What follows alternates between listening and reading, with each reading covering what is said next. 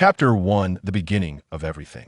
In the year 767 of the AG era, beyond the northern capital, lay a vast mountain range, a realm seldom trodden by human feet. At the entrance of a clandestine research facility, a solitary figure cautiously emerged. Jero, who had once been resolutely confident in his ability to eliminate Sun Wukong to avenge a deep-seated grudge. "Damn it, I never anticipated that Sun Wukong would grow to such an extent," he muttered, a hint of malevolence twisting his aged visage. Casting a wary glance around to ensure his safety, Dr. Jero deftly inputted the door's password and slipped inside. The expansive research institute was eerily silent, its vastness punctuated by a few unknown machines operating autonomously in the corners. Redirecting his gaze, Dr. Jero fixated on the silver-white capsules marked with the numbers 17 and 18. Having narrowly escaped death, he steadied his racing heart, beset by a tumult of emotions. Within those capsules lay the androids he had meticulously crafted to confront Sun Wukong, powered by an inexhaustible energy source. Androids 17 and 18. However, an unforeseen mishap during testing had rendered them disobedient, forcing Dr. Jero to halt their awakening in a state of urgency. But now, time was of the essence. Vegeta and his companions were soon to be upon him, and he could only hope that the androids had repaired themselves autonomously. After a moment of contemplation, Dr. Jero manipulated another machine before stepping forward, using his remaining left hand to activate the switch on the nearest capsule, that of Android 17. With a crisp mechanical sound, the hatch slowly ascended. Hiss!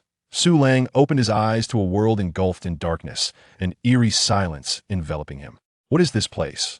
Before he could fully comprehend his surroundings, a torrent of unfamiliar memories erupted within him, akin to a volcano, consuming all in its path.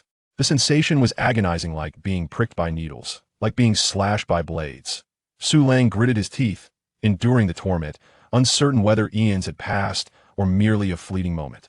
When he opened his eyes again, a blue data panel materialized in his mind. Name: Android 17. Level: 60. Title: None. Tags: Android, Permanent Energy Core, Sibling-like Bond.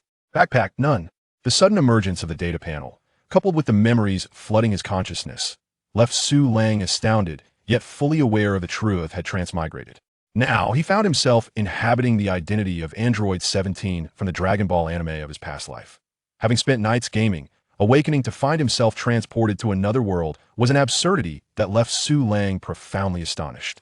Yet the serene appearance of the panel and the sensation of control over his new form unequivocally confirmed the reality of his situation. There was no alternative. Su Lang realized that the key to unraveling these mysteries lay in his survival. Outside, Dr. Jero suppressed his impatience, his gaze fixated on the capsule door that had been ajar for some time, pondering silently. Could it be that it still hasn't been repaired? Why has Android 17 inside remained utterly silent until now? Inside the capsule, Android 17 observed as his hand effortlessly passed through the panel, attempting to manipulate it with his consciousness. Under the control of Unit 17, the content on the panel began to shift. Artificial human. The physique has been transformed into a semi-mechanical, entirely new form of humanity. Attributes: attack, defense, and life will experience a significant enhancement. Perpetual energy core. One of the magnificent inventions by Dr. Jero. Attributes: at the rated output power, the internal energy will approach infinity. Bond of kinship. You share an extraordinary connection with artificial human 18. Attributes: when fighting alongside it, damage output is slightly increased. These descriptions regarding the labels left Unit 17 in contemplation, while the titles and backpack displayed as null, leaving their exact functions unclear. After digesting this information, Unit 17 silently recited in his mind, successfully closing the panel, which then vanished. This anime had nearly fast-forwarded to the exhilarating fight scenes, rendering the story content somewhat indistinct.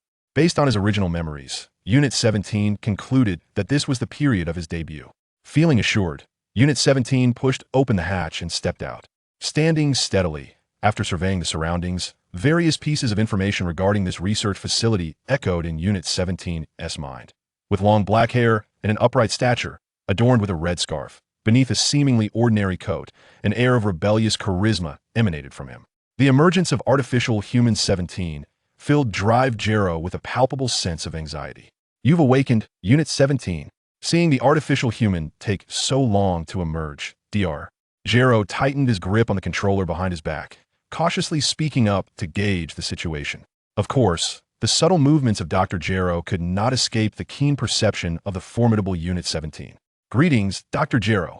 With a slight smile gracing his lips, Unit 17 greeted the visibly anxious scientist. Inwardly, he had already devised methods to eliminate Dr. Gero. Dr. Gero was originally the chief scientist and leader of the Red Ribbon Army on Earth. After Sun Wukong eradicated the Red Ribbon Army during his childhood, Dr. Gero, a survivor, was left with no subordinates, isolated and alone. Thus, he secretly captured a pair of siblings and forcibly transformed them into artificial humans 17 and 18. His aim was to control these artificial beings, to eliminate Sun Wukong, revive the Red Ribbon Army, and conquer the world. As one of the unwilling subjects of Dr. Gero's experiments, Unit 17 harbored deep-seated animosity towards him. During the subsequent training after the transformation, he repeatedly disobeyed orders. Now, as the newly transformed Unit 17, he felt it was his duty to escort Dr. Gero to the underworld to meet the King of Hell. Upon hearing this from Unit 17, Dr. Gero inwardly exhaled a sigh of relief. Ha ha, quite amusing indeed. Dr. Gero surveyed Unit 17 with satisfaction, noting that no unforeseen events had occurred, before turning to activate the adjacent sleeping chamber for Unit 18. With a whir of machinery, the long-anticipated artificial human 18 finally awoke and began her duties. "Hello, Doctor." Before the figure made its appearance, a melodious voice resonated in the air. What followed was a captivating sight.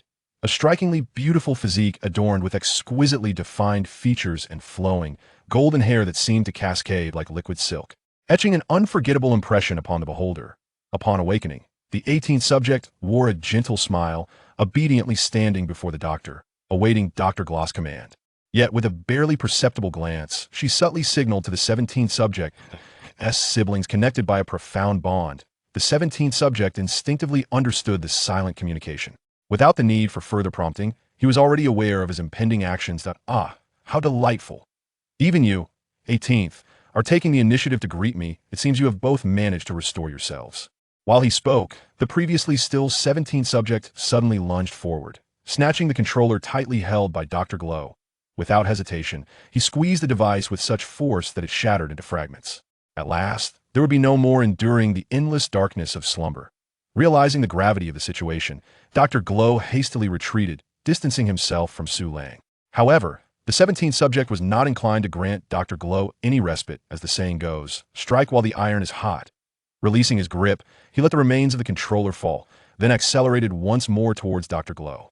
In an instant, Dr. Glow perceived a fleeting shadow before him. With a motion as effortless as brushing aside old newspapers, the 17th subject pierced through Dr. Gloss's chest with ease. Lazily raising his hand, Dr. Glow found himself suspended in midair, his face etched with terror as he gazed upon the arm that had penetrated his torso. Ayu. Chapter 2. Mechanical Beings. Before Dr. Glow could articulate his thoughts, the 17th subject flung him aside as one would discard refuse, sending him crashing violently into the wall.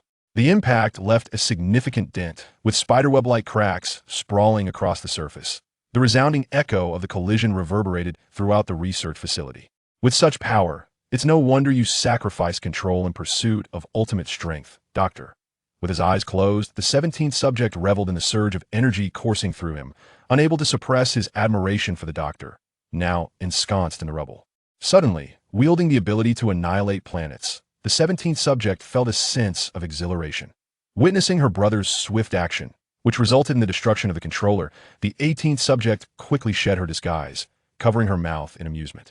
"Oh dear, Doctor, how did it come to this?" Dr. Glow lay helpless amidst the debris, his body trembling with an uncontrollable mix of rage and fear.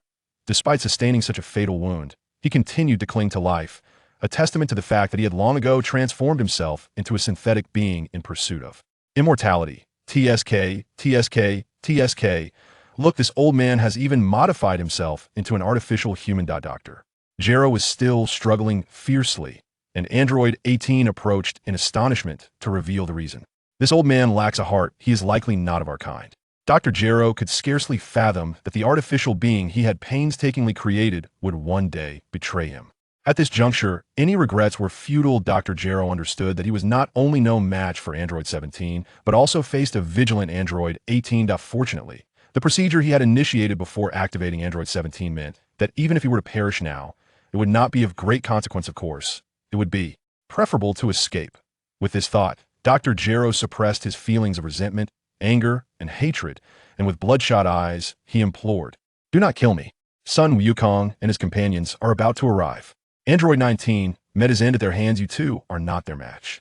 I possess a means to make you even stronger." Upon hearing the name Sun Wukong, a nonchalant expression spread across Android 18's beautiful face, and her gaze towards Dr. Gero turned even more disdainful. "Sun Wukong? It's not merely about having hands. The inability to win reflects your own inadequacies, dragging down the standards of our creations." Casually fiddling with her delicate fingers, Android 18 remarked. Initially, Android 17 harbored some concern, as the invincible image of Sun Wukong from the anime was deeply ingrained in his mind. For a long period, he had been one of his favorite characters. However, upon piercing Dr. Gero's chest, the notification that flashed on the panel dispelled Android 17's fears. "Ding!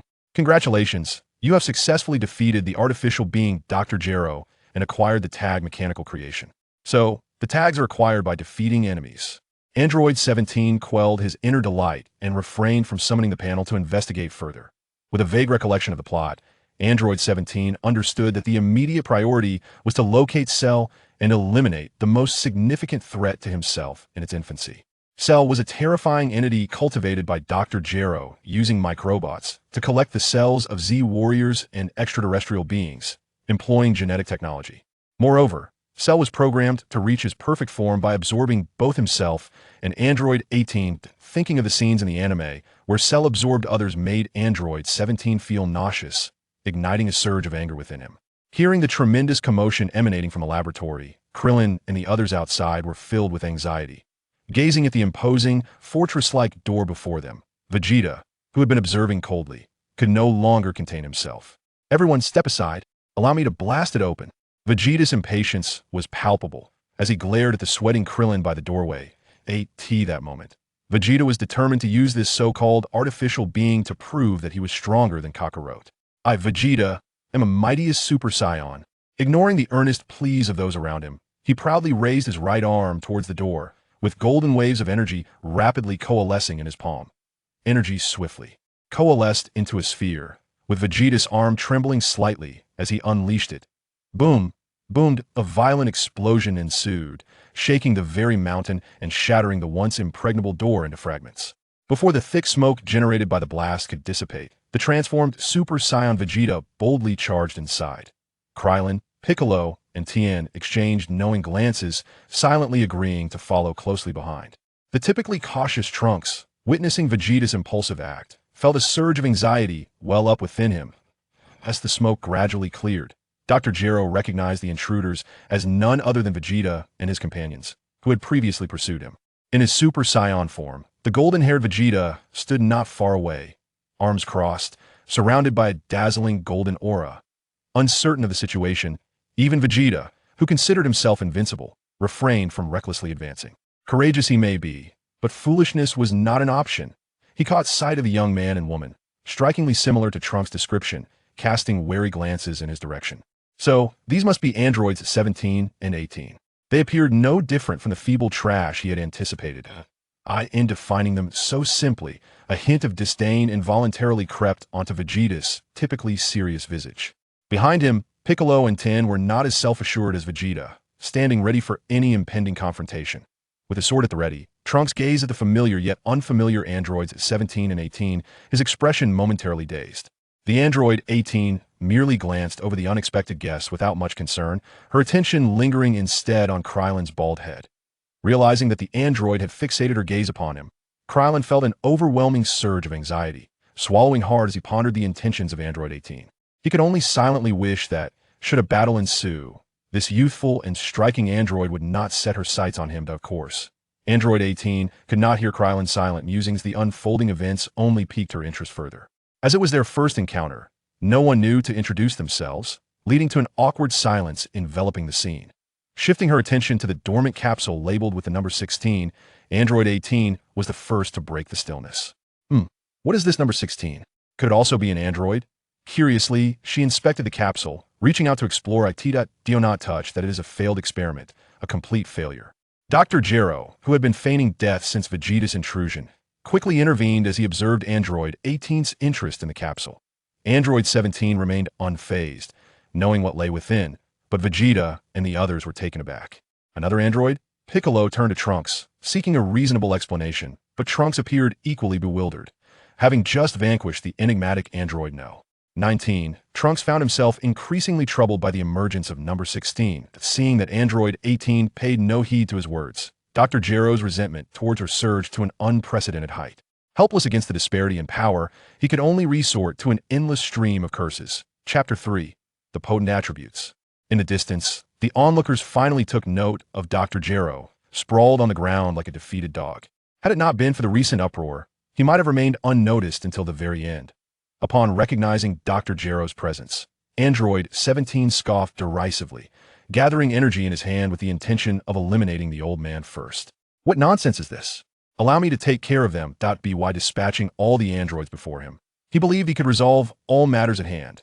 Witnessing the energy in 17's grasp, Vegeta, with a disdainful expression, transformed into a dazzling golden light and, seizing the initiative, unleashed his own energy blast towards Android 17. With a swift motion, numerous golden energy blasts were hurled towards Android 17, followed closely by Trunks. However, the actions of Android 17 to eliminate Drive Gero were not interrupted by the father and son duo of Vegeta. The cold, merciless gaze of Android 17 made it clear to Dr. Gero that there was no escape from his fate today. Yet, his cautious and meticulous nature provided him with a glimmer of hope. He vowed that they would all pay.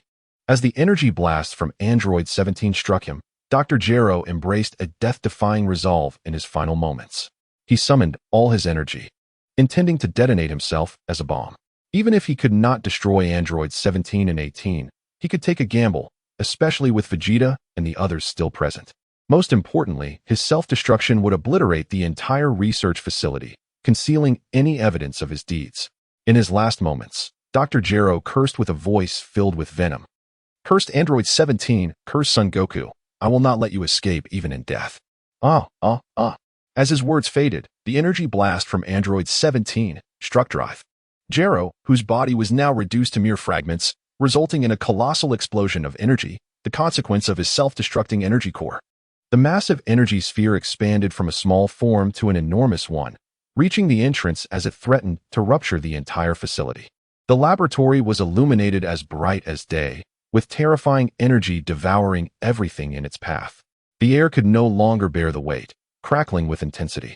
We're going to die? Run. The thought raced through their minds, and with no time to consider confronting the androids, everyone scattered in haste to escape this fatal blow. The immense energy sphere shone like the sun, obliterating all matter before it. The shockwave surged forward, carrying countless debris and dust in its wake. After the mushroom cloud dissipated, the surrounding mountains, within a 100-mile radius of the research facility, lay reduced to rubble. Phew. Is everyone all right? Trunks, as a Super Saiyan, had evacuated swiftly and suffered no significant harm, merely appearing a bit disheveled. The powerful Piccolo also emerged relatively unscathed. Only Krillin stood to the side, grimacing in pain, blood seeping through his tattered clothing, looking utterly wretched. Tien, how are you? Cough. Tien, severely injured by Dr. Gero's self-detonation, was barely able to maintain his form, swaying unsteadily. Quick, eat a senza bean. Seeing Tien's pitiful state, Krillin quickly opened his bag and retrieved a senza bean for Tien to consume. What about the androids? I don't see them escaping, Piccolo remarked as he gazed back towards the facility. No way, after such an explosion, who could withstand it? Krillin recalled the overwhelming blast with lingering fear. As the conversation turned to the androids, Trunks focused, striving to regain his composure. I'm not sure, but they should be nearby. The original location of Dr. Brief's research institute. Now I wonder where he could possibly escape to. With a heavy sigh, Vegeta transformed into a streak of golden lightning and sped away, eager to uncover the whereabouts of the androids. Left behind were Piccolo, Trunks, Tien, and Krillin, who exchanged glances filled with concern. As they gazed in the direction Vegeta had departed, Krillin and Trunks let out a deep sigh. There was no choice. The group obediently transformed into shooting stars in pursuit. Upon the ruins, once the dust settled, Number 17 removed the pale green energy shield. The horrific explosion seemed utterly unrelated to Number 17, who remained unscathed, his hairstyle untouched. In the instant the blast threatened him, he decisively activated his life-saving ability, the energy shield, reminiscent of those in anime. The effect was remarkable. Though he maintained his handsome demeanor, a fierce fire burned within him. He never anticipated that the old fool, Dr. Gero, would resort to self-destruction, causing such a tremendous uproar. The meticulously crafted plan lay in ruins, utterly infuriating. Summoning the interface, number 17 discovered a new tag acquired from defeating Dr. Gero hidden within his backpack. Mechanical creation, a newly formed species entirely transformed by machinery. Attributes, a significant enhancement to life, with slight improvements in attack and defense. When equipped alongside Android, an additional tag, artificial life form, is granted. Would he equip it? Without a doubt. In an instant, a warm wave surged throughout his body, enveloping him in a comforting embrace. Clenching his fists, number 17 estimated his strength had increased by approximately 20. His gaze shifted downward to the tag revealing the artificial life form. Artificial life form, a special entity synthesized through transformation. Attributes, you will be immune to one fatal blow, not yet activated. Gasp. Number 17 inhaled sharply. This tag was remarkably potent. Particularly, the attribute of the artificial life form suggested that he now possessed a sort of resurrection armor. He had not expected such a delightful surprise from the seemingly insignificant Dr. Gero. In the distance, number 18, gazing at her exposed, delicate skin, wore a grim expression, her once exquisite attire now tattered. Damn it! The sleep pod, safeguarded by her deliberate protection, remained entirely unscathed. After all, her current appearance was solely for the sake of this sleep pod. Otherwise, she could have easily sheltered within number 17's energy shield. Did I open the sleep pod? Number 18 inquired, prompting a hurried nod of agreement from number 17, who was still basking in joy. With a slight rustle, a tall figure emerged from the sleep pod, sitting upright and looking around with a dazed expression. Clad in heavy, dark green armor, adorned with the iconic emblem on his chest, and sporting a mohawk hairstyle, his eyes radiated determination.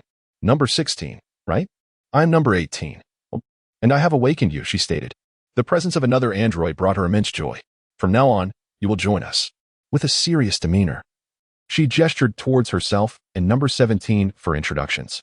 After listening, number 16, his expression cold and indifferent, gazed down at the siblings and uttered a single word. Good.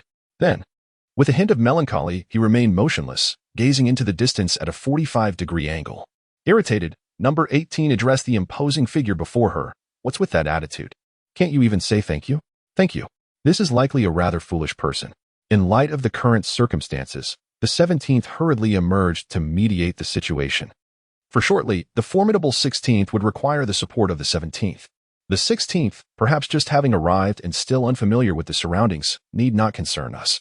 Let us find a place for you to change your attire, shall we? Upon hearing the mention of clothing, the 18th's countenance brightened, and the previous tension dissipated. A golden meteor came to a sudden halt above the trio of androids. At last, I have located you. You are quite adept at concealing yourself. Despite facing the terrifying self-detonation of Dr. Gero head-on, you remain lively and unscathed. This exaggerated display makes it evident to all, save for our illustrious Super Saiyan, Vegeta. The formidable strength of the androids. The individual in question transformed into a Super Saiyan, Vegeta, with golden flames enveloping his entire being, boldly proclaimed to the trio at his feet, "You three, who shall be the first to meet their demise?" Chapter 4. The Assault of Vegeta Amidst the Ruins, number 17. Clutching his head, felt as though 1,000 mythical beasts were trampling through his mind. Reluctant to engage, he found himself plagued by Vegeta, who buzzed around like an incessant fly, much to his annoyance. Beneath the azure sky, number 17 raised an eyebrow, signaling to number 18 to address the situation. However, number 18, preoccupied with thoughts of her outfit for later, showed little inclination to intervene. A sidelong glance at Android 16 confirmed her suspicions. He remained as motionless as a statue. Alas, in critical moments, one must rely on oneself. Noticing the lack of attention directed towards him, Vegeta's expression darkened, his aura becoming increasingly menacing. It was utterly intolerable. I, Prince Vegeta of the Super Saiyans, had never been so disregarded and humiliated. Meanwhile, the others were en route. As desolation swept by, Krillin exclaimed with indignation, "Who would have thought that Dr. Gero would resort to self-destruction?" Thankfully, I was close to the exit and managed to evacuate in time. Otherwise, the outcome could have been dire. Tien remarked bitterly when we entered. He not only collapsed to the ground, but was also pierced through the chest. It appears that betrayal from those two androids ignited his resentment. Trunks hastily relayed his observations. This suggests a more complex situation regarding these androids. We should locate Vegeta first. A chorus of agreement followed. Above them, Vegeta was ablaze with rage. It was the first time since his transformation into a Super Saiyan that he had been looked down upon. How much could one endure? With resolve, he raised his fist, enveloped in a golden cyclone, and struck down fiercely towards number 17's forehead. Die, he bellowed. This strike encapsulated the long-simmering fury of Vegeta. Below, Android 17 was quite disheartened, pondering why he was always the one to be struck. Observing that 17 did not even attempt to evade, a confident smile spread across Vegeta's face. What a ridiculous notion, these artificial beings. Beneath the iron fist of Prince Vegeta, they had but one inevitable fate, destruction. The furious strike landed upon the cheek of number 17, a moment fraught with tension. In the blink of an eye, number 17's form swayed slightly before vanishing entirely. His speed so astounding that even the formidable Super Saiyan Vegeta struggled to react in time. Fortunately, his extensive combat experience prompted him to instinctively adopt a defensive posture and retreat swiftly. In the next heartbeat, the battle-hardened Vegeta sensed a looming threat descending from above. As anticipated, number 17 gazed down upon him from the sky, a cryptic smile gracing his lips. How utterly contemptuous, pushing the boundaries of insolence. The immense energy within him surged, mobilizing and compressing with fervor. Vegeta soon launched a new offensive. The air was filled with the thunderous sound of collisions.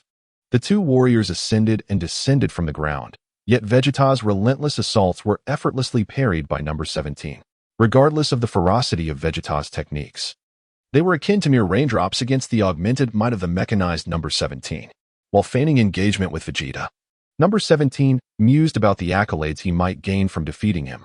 Ultimately, the labels were inconsequential. What mattered was the rare opportunity to triumph over Vegeta without pretense.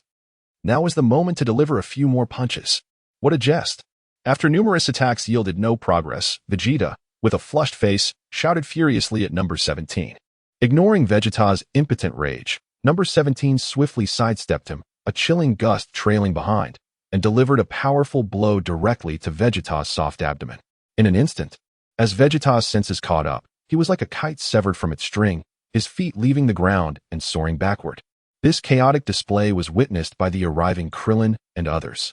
Upon seeing them, Vegeta's expression shifted from pale to flushed. Krillin, Tien, and Piccolo were utterly astounded. The strength of this android appeared to differ significantly from what Trunks had described.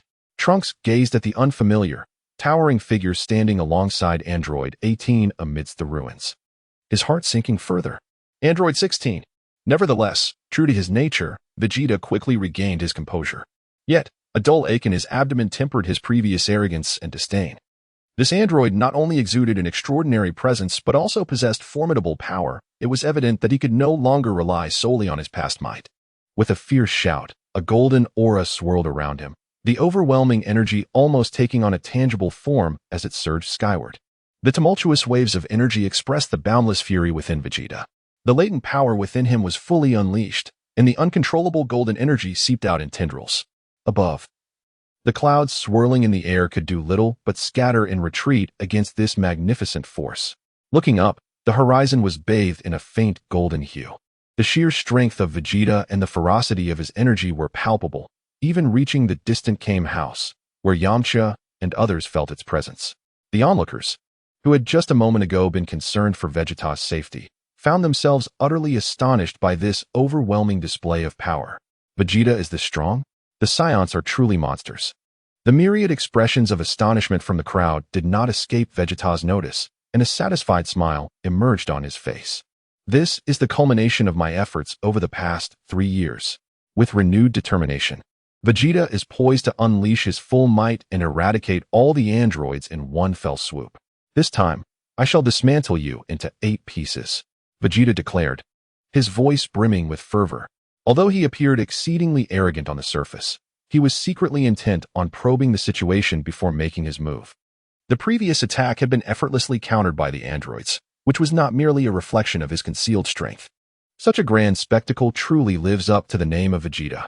Upon finishing his thought, the formidable kick of Android 17 was unleashed towards Vegeta.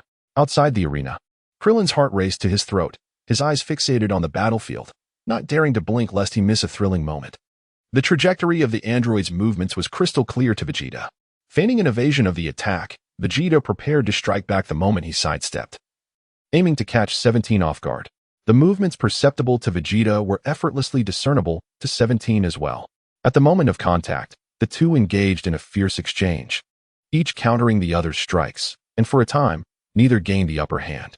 The speed of their assaults was so rapid that an ordinary observer could only perceive fleeting shadows in the air, accompanied by the sharp sounds of their clashes. The attack cast a pall over the surroundings, shrouding everything in darkness and chaos. For several minutes, the sounds of conflict echoed, and with labored breaths and aching muscles, Vegeta resolved to create some distance. He glanced across to his opponent, number 17, who remained unfazed, exuding an air of confidence. The disparity in strength was unmistakable. Chapter 5. When the dust settles, even the formidable Vegeta could not overcome the android, finding himself at a disadvantage, leaving onlookers in a state of shock. The smile that had lingered on the android's lips now pierced Vegeta's heart. Could it be that his adversary had never regarded him as a threat? I am Vegeta, the Super Saiyan. Refusing to accept defeat, Vegeta wildly swung his arms, conjuring energy blasts that materialized in an instant, launching them one after another.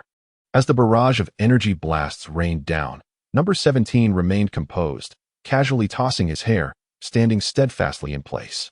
Amidst the ensuing cloud of thick dust that enveloped his figure, Vegeta's expression brightened with hope. Under such an intense and relentless onslaught, Vegeta firmly believed that number 17 would undoubtedly be grievously injured. The continuous thunder of explosions and the billowing clouds of dust allowed the onlookers to once again witness Vegeta's terrifying prowess. As the dust finally settled, Krillin eagerly leaned forward to assess the situation. Within the 100-meter-deep crater created by the bombardment, a shimmering green shield emerged, revealing that number 17 was safe and sound within. In that moment, Vegeta's fervent spirit was extinguished entirely.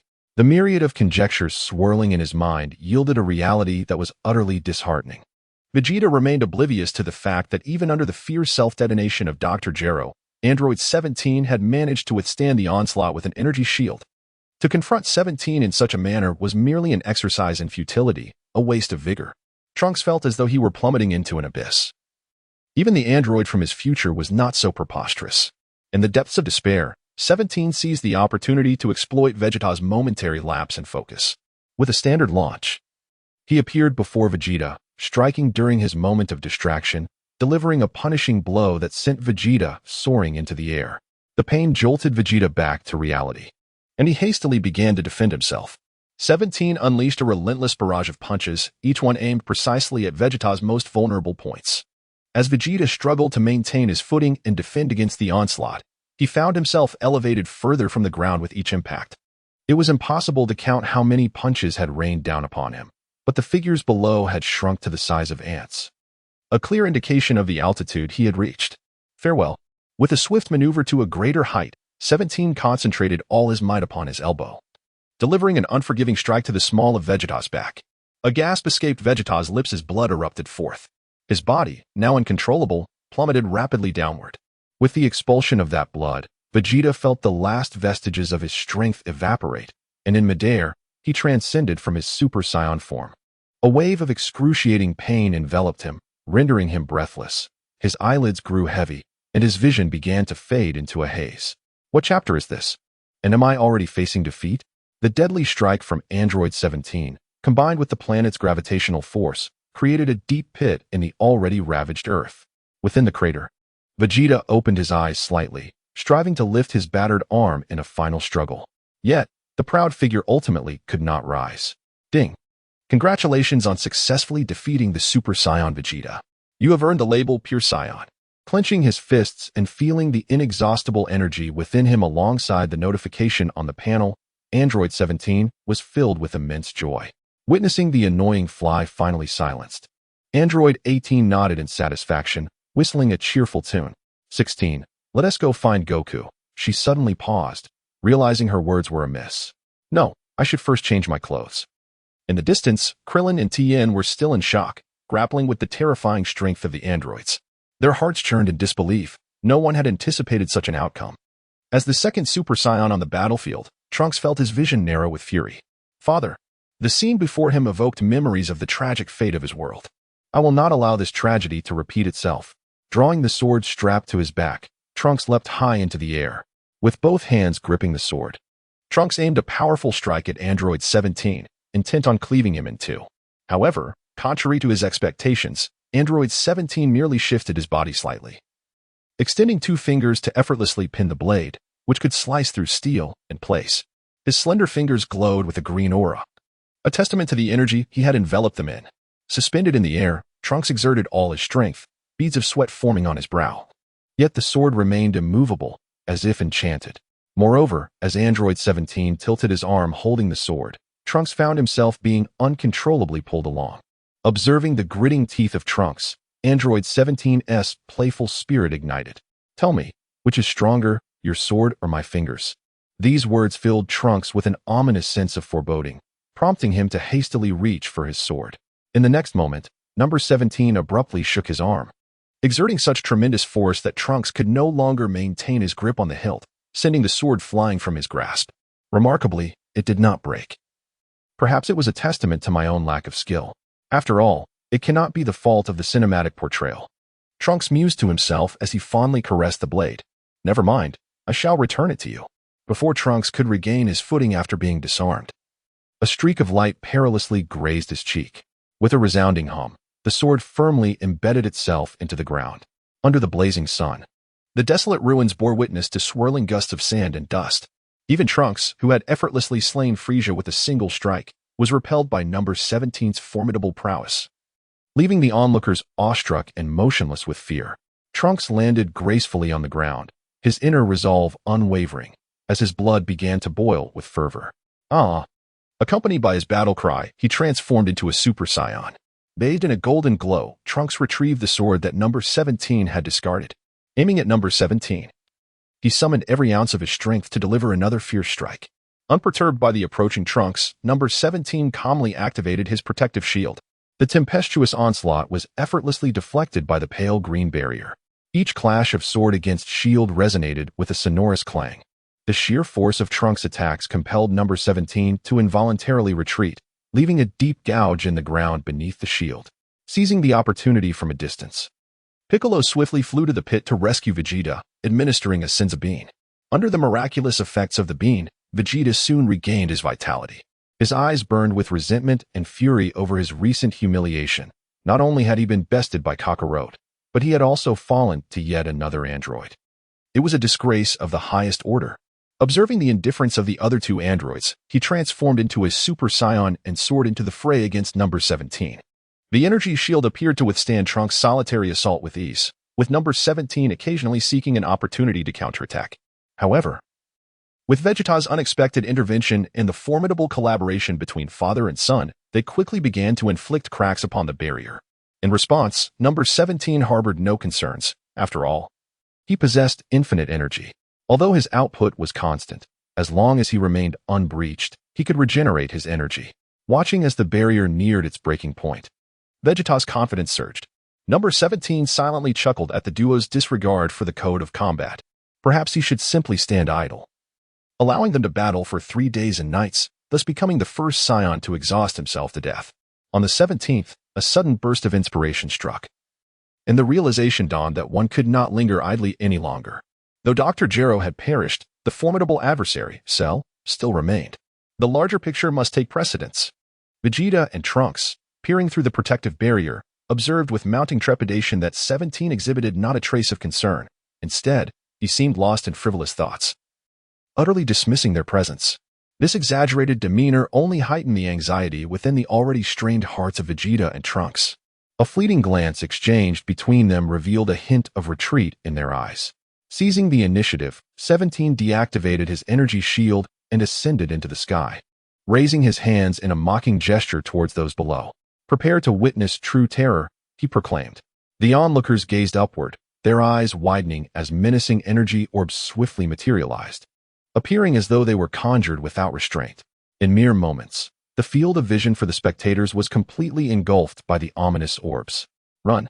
Trunks cried out, sensing the overwhelming peril, and hurriedly retreated. Yet, it was too late. Under 17's command, A barrage of energy orbs erupted like bullets from a machine gun, overwhelming all in their path. Amidst the tempestuous winds and torrential rains, Vegeta found himself utterly helpless against the onslaught, desperately seeking refuge from the relentless barrage. Energy blasts rained down around him and Trunks, resonating with deafening roars that pierced the eardrums, leaving the ground marred with numerous spherical craters. Observing the beleaguered Trunks in his final throes, Number 17 harbored no intent to annihilate them entirely.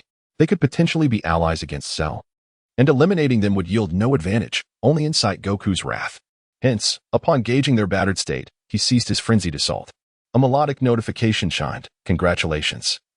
You have successfully defeated Super Saiyan Vegeta, earning the title Royal Bloodline.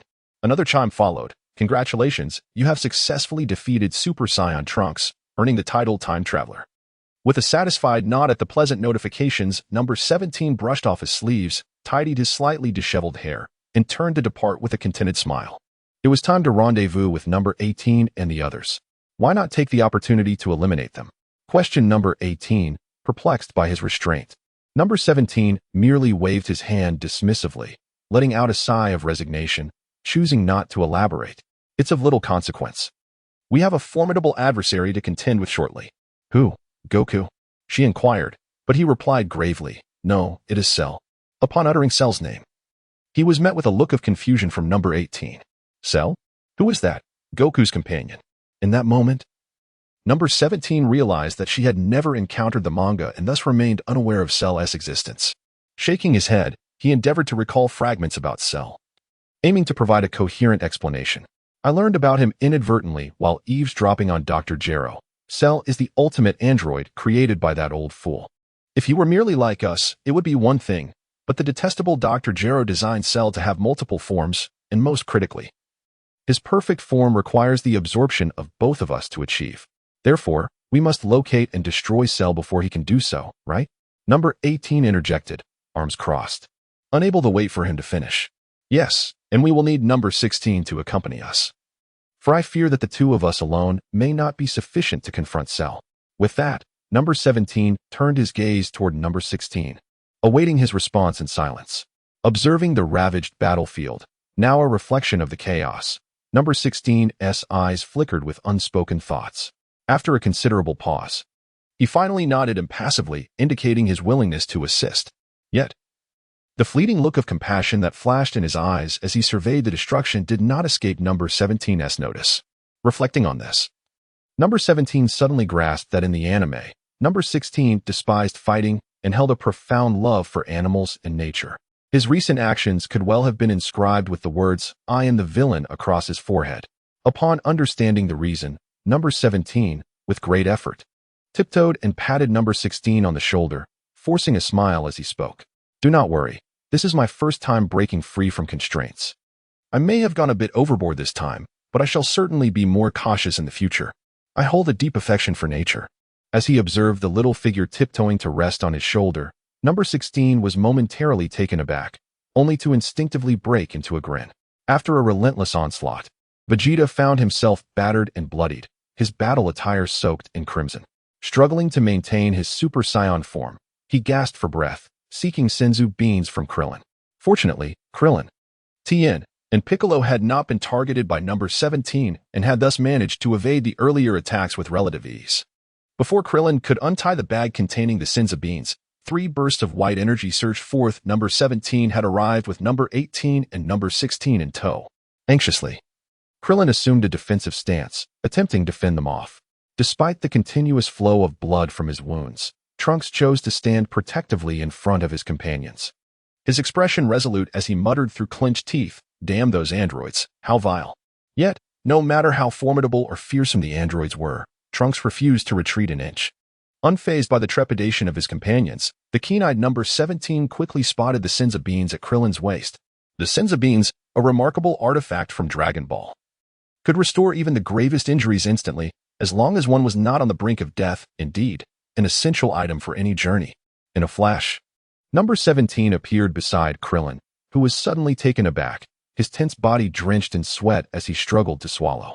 Number 17 swiftly approached Krillin, reaching out to snatch the Senzu beans from his grasp and stowing them away. The onlookers clenched their jaws, fixated on the unfolding scene. while Trunks was firmly held back by Piccolo. "Hey, you can't just take that," Krillin shouted, propelled by an unexpected surge of courage. As soon as the words left his lips, regret washed over him. His mind blanked, and he recalled the moment he had been fatally struck by this merciless android. "You all barged into my home and began attacking without provocation. Is it so unreasonable for me to want the Senzu beans?" With a resigned expression, Number 17 waved the bag of beans, saying, "If I had a worse temper, you'd already be reporting to the afterlife." Alas, what can I say? I am a good person. Chapter 7. The future dimension who said I am a good person? This seemingly light remark echoed in the ears of the group, lingering long after it was spoken. Each individual reacted differently to the statement, yet all were equally taken aback. What does it mean to be a good person? Could it be that, in the end, we were the ones in the wrong? Klin was engulfed in profound frustration, pondering the absurdity of the situation. Vegeta, who had no intention of engaging in conflict, was instantly ignited with fury upon hearing the words of Android 17. His eyes blazed with intensity as he raised his head defiantly, fists clenched, teeth grinding audibly. Were it not for the constraints of his power, Vegeta would have charged forward to engage 17 in a relentless battle. Meanwhile, Trunks, wielding his sword, was both astonished and resolute in his denial. As a warrior from the future, Trunks had witnessed the merciless destruction wrought by the androids. The androids had become a haunting nightmare that he wished to forget. Upon further reflection, Trunks realized that aside from the initial emergence of Android 19 and Drive Jero, the three androids before him seemed to indeed be as they claimed, having committed no egregious acts. Could it be that I was mistaken, or has history been rewritten? In that moment, Trunks found himself ensnared in a web of deep inner conflict. Silence reigned supreme in the atmosphere. Well then, consider yourselves fortunate today. I shall spare your lives, but tell me where Goku is. Otherwise, do not blame me for my ruthless nature. I will ensure each of you meets your demise. The menacing words emanated from 17, who, unsurprisingly, shattered the silence with the assistance of the benevolent 18. In comparison to the elusive Cell, 18 was far more concerned with the immediate presence of Goku. After all, they were all destined to die. 18 was indifferent to the order of events. The individuals lost in contemplation had yet to react. "Give up. We will not betray Goku," declared Krillin, who had immediately leapt to defend from behind Trunks, his voice ringing out defiantly. The astonishing audacity of the relatively weak Krillin to oppose her earned him 18's begrudging respect. "Oh, you little bald one. I didn't see that coming. I hope your resolve is stronger than your physique." Nevertheless, this did not deter 18, whose threatening words flowed forth unabated.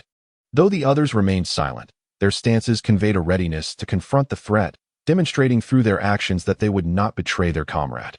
Observing the reactions of these defeated foes, 18 stifled a laugh, covering her mouth. "With the likes of you, I can handle you with a single hand. Fine. I shall eliminate you first, and then leisurely pursue that cowardly Goku." No sooner had she spoken than Trunks' eyes widened in fury, ready to draw his sword. Just as it seemed both sides were poised for a deadly clash, 17 raised his hand, signaling for 18 to cease her provocations and maintain silence.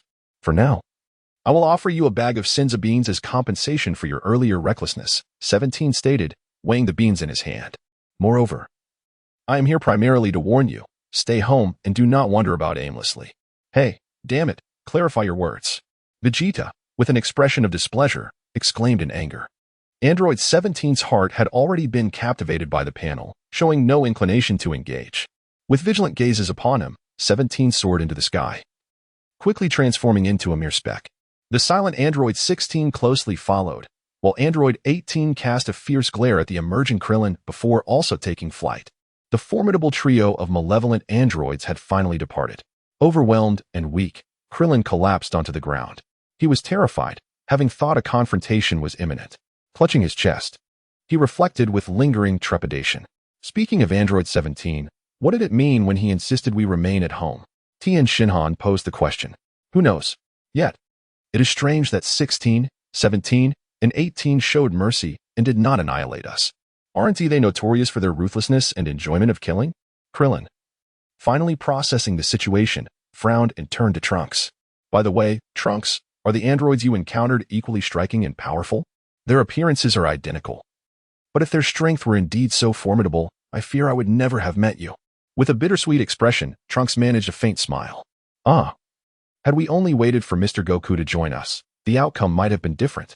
Trunks gazed toward Vegeta, his face shadowed with disappointment. Humph, the silent Vegeta. Upon hearing the name Son Goku let out a heavy snort, his face contorted with inner turmoil. This time, will it be different with him? Impossible. Even I have been defeated. How could Kakarot, a mere low-class warrior, possibly surpass me?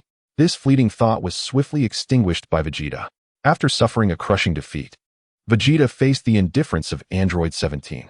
At this moment, his mood was exceedingly irritable, leaving no desire to listen to Krillin and the others' trivial chatter.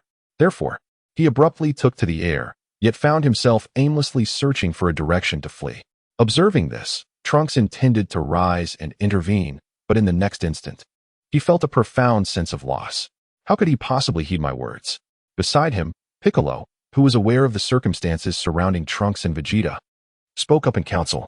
Trunks, you should follow him. After all, Vegeta is your father. This is an opportunity for you to converse with him. Trunks was taken aback. And Krillin and Tien also exclaimed in surprise. In response to their astonished reactions, Piccolo remained composed and simply pointed to his ears, stating calmly, "My hearing is more acute than yours. I knew from your conversation with Goku. You should hurry. We will await your return with Vegeta at Goku's house." All right. Without hesitation, Trunks sprang into action, pursuing his father. Trunks is the son of Vegeta and Bulma. He traveled from the future using a time machine, with the purpose of eradicating the androids encountered earlier. According to Trunks' description, the androids should be exceedingly malevolent, reveling in destruction and murder, yet for some reason, those individuals did not seem to fit that mold. Gazing after the departing Trunks, Piccolo elucidated the situation to Tien and Krillin. A time machine, the future world? It belongs to Vegeta and Bulma. The information conveyed in this passage was so profound that it left the two individuals momentarily speechless. Nodding, Piccolo continued, "In the future world where Trunks resides, we were ruthlessly annihilated by the androids, leaving only Trunks and Bulma to endure the desolation. Ultimately, through Bulma's relentless perseverance, a time machine was developed, granting Trunks the opportunity to traverse to our timeline in hopes of altering the course of this tragic fate.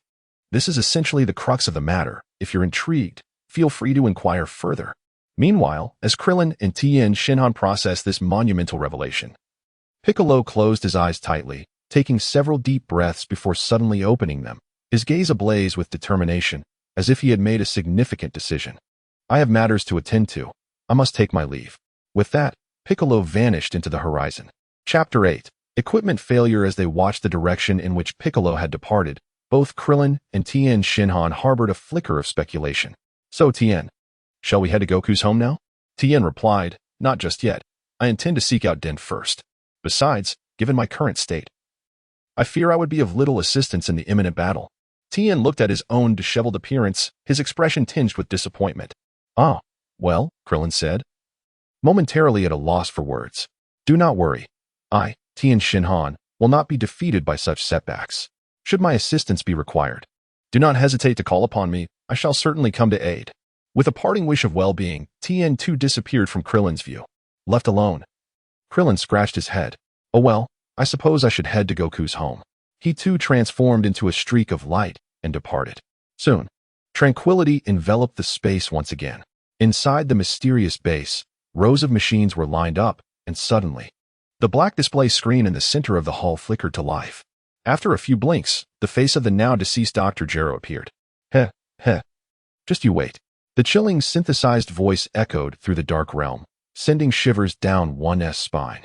Beneath the azure sky, brilliant sunlight streamed through the clouds, casting its warmth upon the earth, while the billowing colorful clouds danced gracefully in the wind.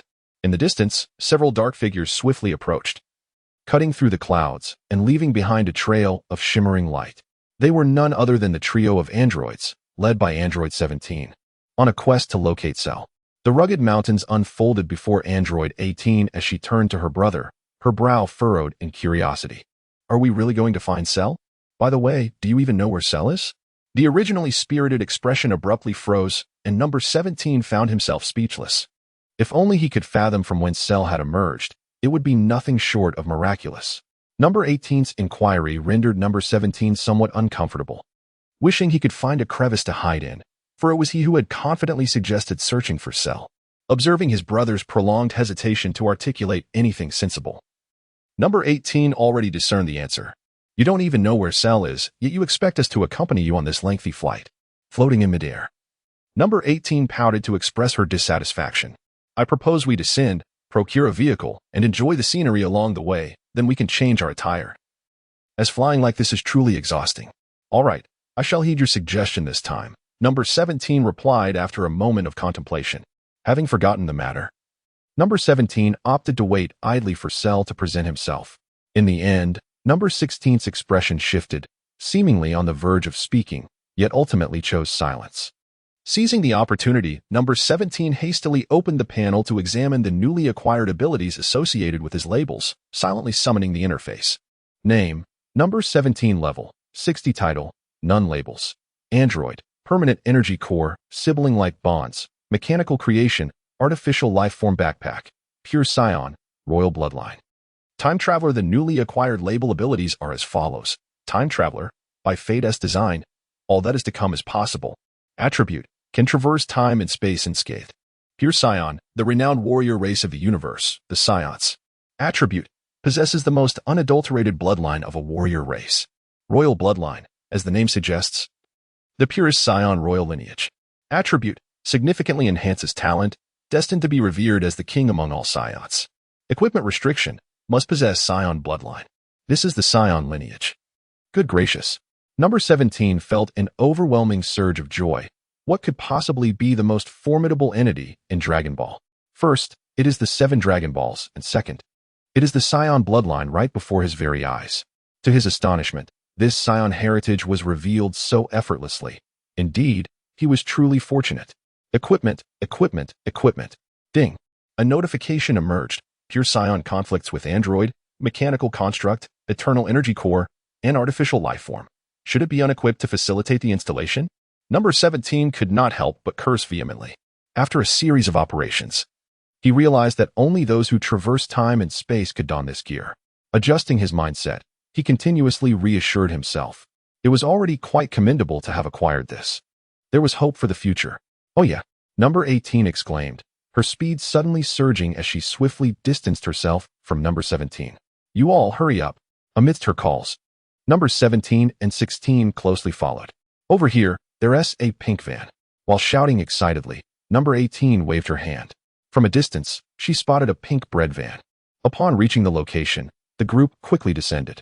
A few vehicles were parked haphazardly by the roadside, with the most striking being the pink van. Bring me a cup of coffee. The usual, no sugar.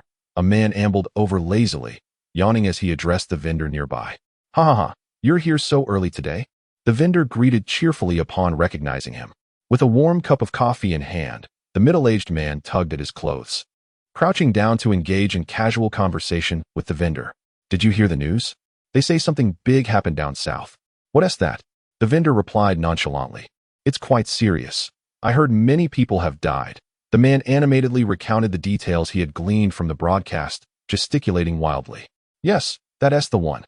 Eyeing the pink van with satisfaction, Number 18 declared. However, upon opening the door and gazing at the pile of junk inside, she furrowed her brow. Everyone, please clear out this rubbish first. It's too cramped, and I doubt you could even sit in there. Hearing this, Number 16 stepped forward, grasping the bottom of the van with one hand and the roof with the other, effortlessly lifting it up and shaking it vigorously to empty the debris. As soon as the van was set down, Number 18 eagerly jumped into the driver's seat. The two who had been calmly sipping coffee and chatting were now left terrified and collapsed on the ground after witnessing Number 16's display of strength. The middle-aged man fell to his knees, crying out in despair, My car, my car? However, due to the imposing figure of Number 16, there was hesitation to intervene. Number 17 subsequently took the passenger seat. Once the rear of the vehicle sank, Number 18 skillfully ignited the engine and set it in motion. The pink van departed under the vacant gaze of the boss. Hey, would you like to hear some music? When Trunks finally located Vegeta, he stood alone atop a mountain, reveling in the caress of the cold wind. Vegeta gazed skyward, coldly shutting his eyes. Kakarot, is he truly stronger than you? Yet, it appears you are not as formidable as I once believed. Bulma's words echoed in Vegeta's mind. Chapter 9, Trunks' speculation. The memories surged vividly. And with a sense of discontent, Vegeta clenched his fists, releasing a series of anguished cries. After venting the pent-up emotions within, Vegeta inhaled deeply, savoring the fresh air. Could it be that a Super Saiyan is not invincible? Otherwise, how could he have been so thoroughly defeated by that android, reduced to this state? Calming himself, Vegeta muttered, seeking answers. I am the Prince of the Saiyans, with the most distinguished and pure lineage. Now that I have become a Super Saiyan, I should undoubtedly be the strongest in the universe. As Vegeta continued to interrogate himself, his body trembled involuntarily due to the emotional turmoil. Beads of sweat trickling down his forehead. Perhaps, because my opponent is an android, this is my limit? The mountains loomed, the northern winds howled, and no one could provide him with answers. No, I am Vegeta. Even if my opponent is 100 times stronger, I shall surpass him. The indomitable will within him blazed fiercely. It is this unwavering determination that has propelled Vegeta to this point. Indeed, I am Vegeta. Kakarot, once I deal with the androids. It will be your turn next, he vowed silently while gazing towards the horizon, observing Vegeta's demeanor from afar. Trunks recalled his mother Bulma's words. Your father is proud and indifferent to all things, rarely revealing his true feelings. Yet beneath his fierce exterior lies a profound sense of protection and pride. It is this quality that draws me to him. Father. Reflecting on these words, Trunks resolved to seize the moment when no one else was around to reveal his identity to Vegeta, and thus he called out to him. As Vegeta, who was calming his emotions atop the mountain, turned to face Trunks, he had already surmised from hearing Piccolo's name that this purple-haired youth was likely his future son. Yet, upon the true confirmation, a different sensation stirred within Vegeta's heart. Fixating on Trunks with a discerning gaze, a flicker of pride flashed in Vegeta's eyes before he turned away, reverting to his customary cold demeanor. What do you want? Trunks observed the myriad of expressions that flitted across Vegeta's face, a wry smile tugging at his lips as he hesitantly spoke. I have come to find you, primarily to establish our identities, and to propose a visit to Mr. Goku's residence to discuss strategies. For a prolonged moment, the only sound that reached Trunks' ears was the howling of the wind.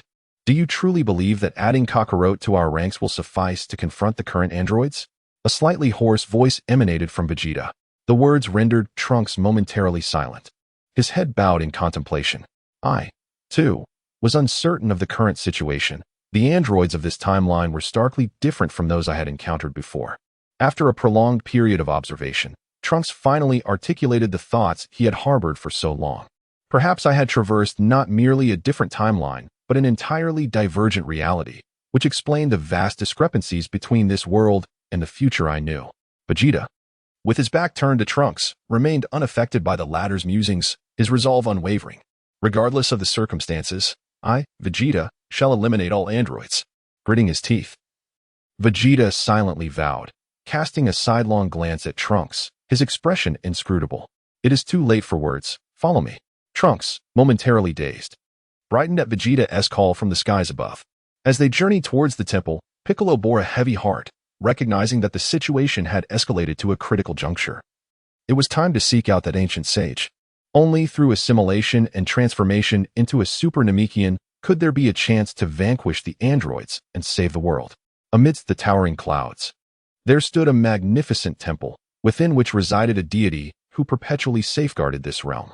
The legendary deity was, in truth, a Namekian from the vast cosmos, who, by a stroke of fate, ascended to divinity and created the Dragon Balls. The once malevolent King Piccolo was but a manifestation of the dark thoughts residing within this deity. Time, relentless and unforgiving as a divine force, had not spared even the celestial being, who now appeared as an ordinary elder. His face etched with wrinkles and his gait unsteady. The deity, grounded and holding a wooden staff, slowly emerged from the depths of the resplendent palace. As the sole attendant of the temple, Popo hurriedly approached, filled with respect, and inquired, Deity, do you require assistance? He has arrived. Before Popo could comprehend the meaning, the weary yet formidable Piccolo landed with an imposing presence. You have come. The appearance of Piccolo, another Namekian, plunged the deity into a moment of deep reflection. I had to come. Piccolo's cloak billowed in the wind as he fixed his intense gaze upon the deity, his tone icy. You are likely aware of everything, thus. We must merge. Only by becoming a Super Namekian can I salvage this situation. The deity, pondering deeply while gently tapping the ground with his staff, was filled with profound emotion. Indeed, it seems the day of the merger between the deity and the Demon King has finally arrived. The conversation between the deity and Piccolo left Popo aghast, prompting him to urgently interject. Deity, If you merge, you will cease to exist, and most importantly, the dragon will vanish as well.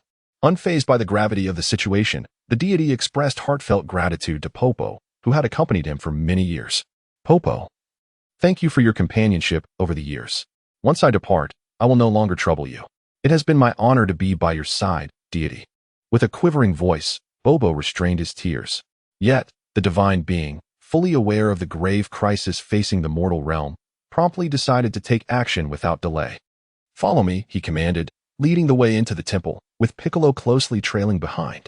Goku's new abode remained nestled upon the picturesque Bowsy Mountain, where the scenery was lush and vibrant, filled with melodious birds and fragrant blossoms.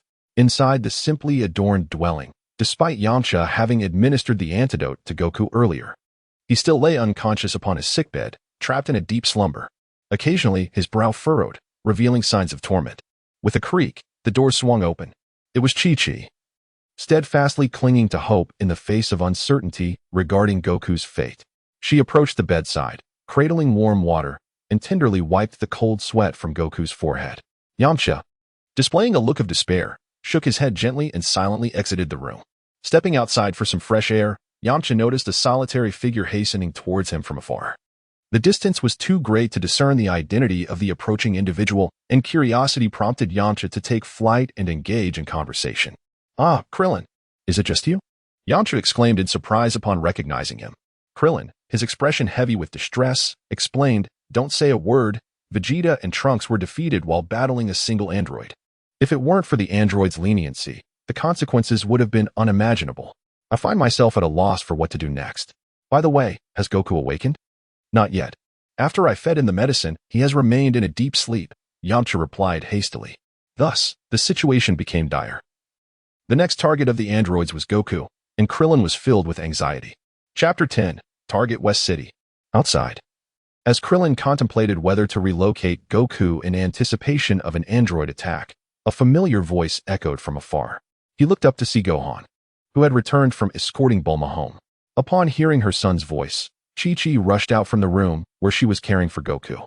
Embracing the newly arrived Gohan, Chi-Chi exclaimed with concern, "My Gohan, you have finally returned." "Oh, I'm fine, Mom," Gohan replied with a smile, scratching his head. Finally breaking free from his restraints, Gohan, with an expression of anticipation, inquired of Krillin about their strategy against the androids. Krillin explained the entire situation in detail, allowing them to grasp the severity of the current crisis. "So what do we do now? Should we follow Uncle Krillin's plan and move Dad?" Gohan asked, touching his little brother's head. After a moment of contemplation, Krillin responded, "Yes, we must relocate Goku while the androids have yet to find us." The group understood the peril involved, and to ensure their safety, Krillin suggested they take a plane for the transfer, as it would help conceal their presence. With unease, they hurriedly lifted the unconscious Goku onto the aircraft, setting aside their agreement with Piccolo and Trunks. On the plane, Krillin, who was in charge, issued commands for full speed towards Master Roshi's island to evade the android's pursuit. As Krillin piloted the aircraft with tense nerves, he was suddenly startled by a phone call. Noting the confused expressions of the others, he reassured them, "It's fine, it's Bulma calling." With a puzzled look at the unconscious Goku, Krillin answered the call. "Hello, Bulma. What is the matter? Where are you now? Is my future son Trunks with you?" Bulma asked urgently. Although Krillin was baffled about Bulma's interest in Trunks, he patiently explained the situation. "Are the androids really that formidable? Even you all have failed?" Bulma's astonished voice came through the line. Once, the tyrant Frieza had been vanquished by Trunks with a single stroke, yet now these mere androids on Earth had brought them to such a dismal defeat. Bulma's conviction regarding the recent mysterious events linked to the androids intensified, prompting her to hastily inform Krillin, "You all should come here first. I will notify Trunks to join us as well." Just as Krillin was about to decline, Bulma interjected, "I have uncovered a significant issue that may pertain to the androids. You must come over first." Upon hearing the reference to the androids, Krillin immediately altered their flight path, redirecting towards Bulma's residence in the western city. Meanwhile, Android 18, joyfully driving her beloved car along the highway, found herself in an exuberant mood, unable to resist humming along to the radio. The splendid scenery whizzed by as the gentle breeze caressed her face, while Android 17, leaning against the window, blissfully closed his eyes in contentment. Once they dealt with Cell alongside Android 16, he would be free of concern. Grateful for Android 16's guidance, they accurately navigated to the bustling metropolis of West City. The Capsule Corporation was also located there, and given that Bulma was a friend of Son Goku, perhaps a visit was in order. Suddenly, Android 16, who had been quietly seated in the back of the car, spoke up. Upon hearing Bulma's name, Android 17's thoughts raised to the brilliant scientist, Dr. Brief's daughter. Known for her exceptional intelligence and ingenuity, she was also the wife of the Saiyan Prince Vegeta and the mother of Trunks. Most importantly, Android 17 recalled the bomb implanted within him by Dr. Gero, and he was particularly struck by Bulma's successful development of a controller through her blueprints, having even managed to repair Android 16's injuries. As for the ultimate outcome depicted in the anime, Android 17 remained oblivious. Such an impressive Bulma. Number 17 certainly wishes to meet her, hoping she can assist in resolving the bomb issue within him. If that proves unfeasible, he could always utilize the Dragon Ball radar to seek Shenron's aid. With clarity of thought, number 17 asserted resolutely, "We must go. This Bulma could help us remove the bomb inside. Yet," he added, "I must change my clothes first." The unwavering number 18, behind the wheel, insisted on her fashion choices, revealing her deep obsession with attire. Faced with his sister, number 17 could only retreat to the passenger seat, avoiding confrontation. As they traversed the bustling commercial district, the myriad shops glimmered brilliantly under the neon lights.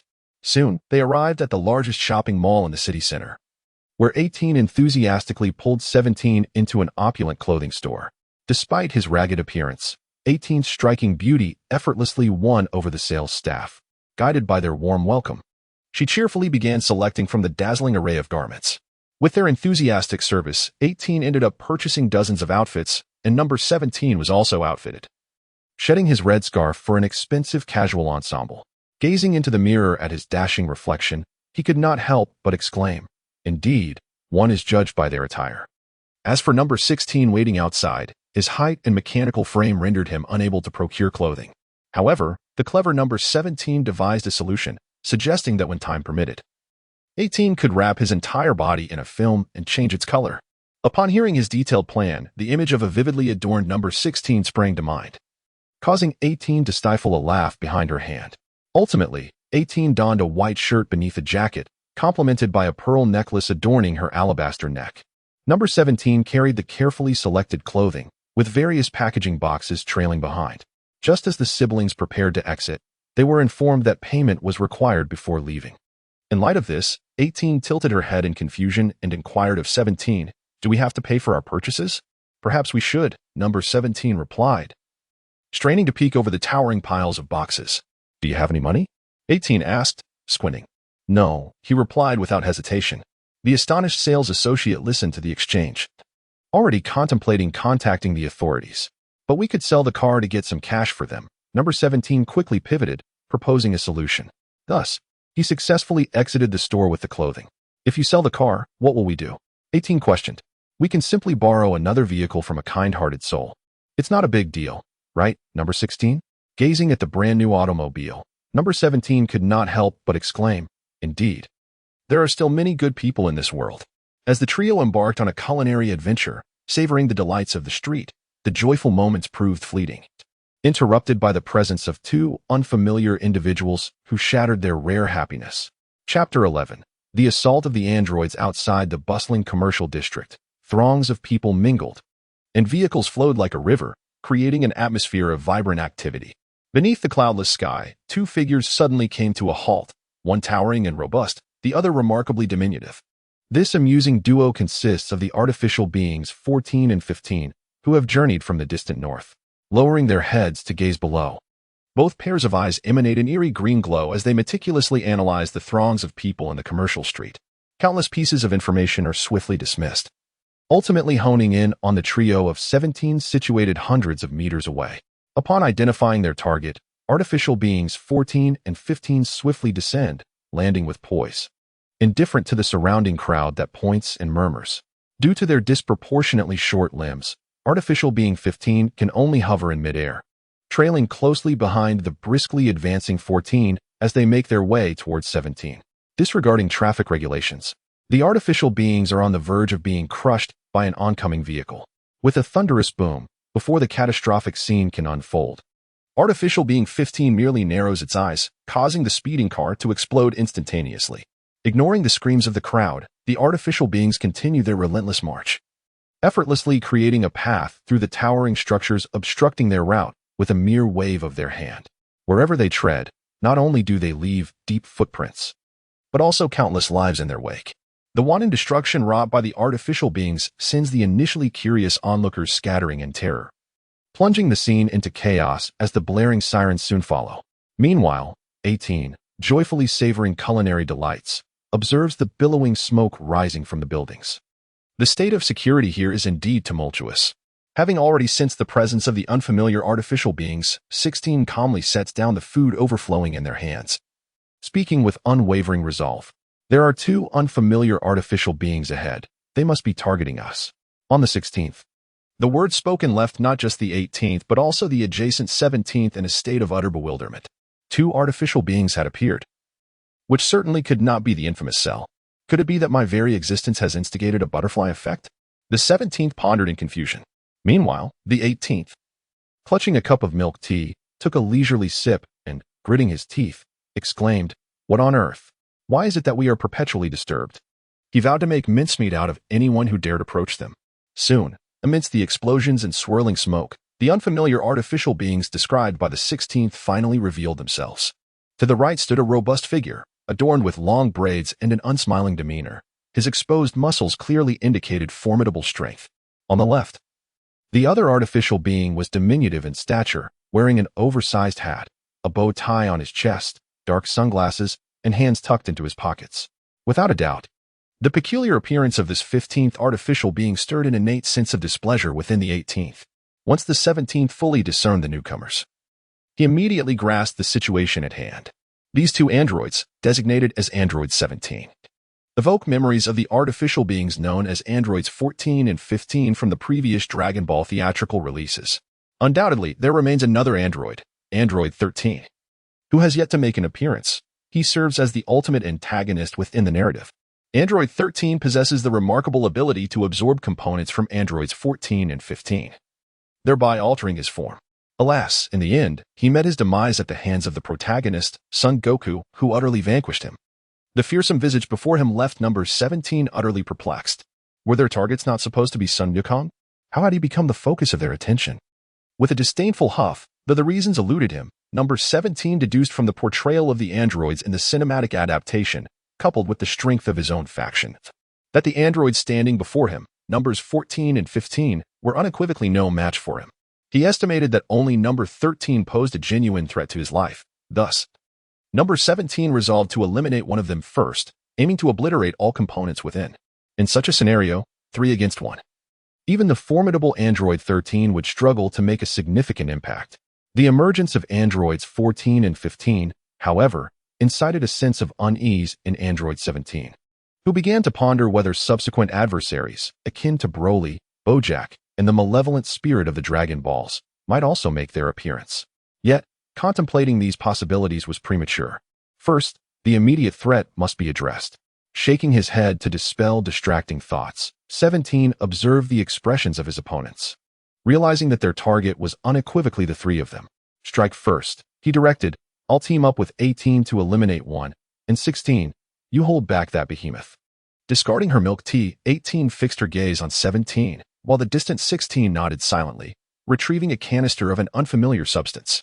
Android 15, after gulping it down, tilted his head back and addressed the towering Android 14. "It's them. I'll handle 17 and 18. You take on 16.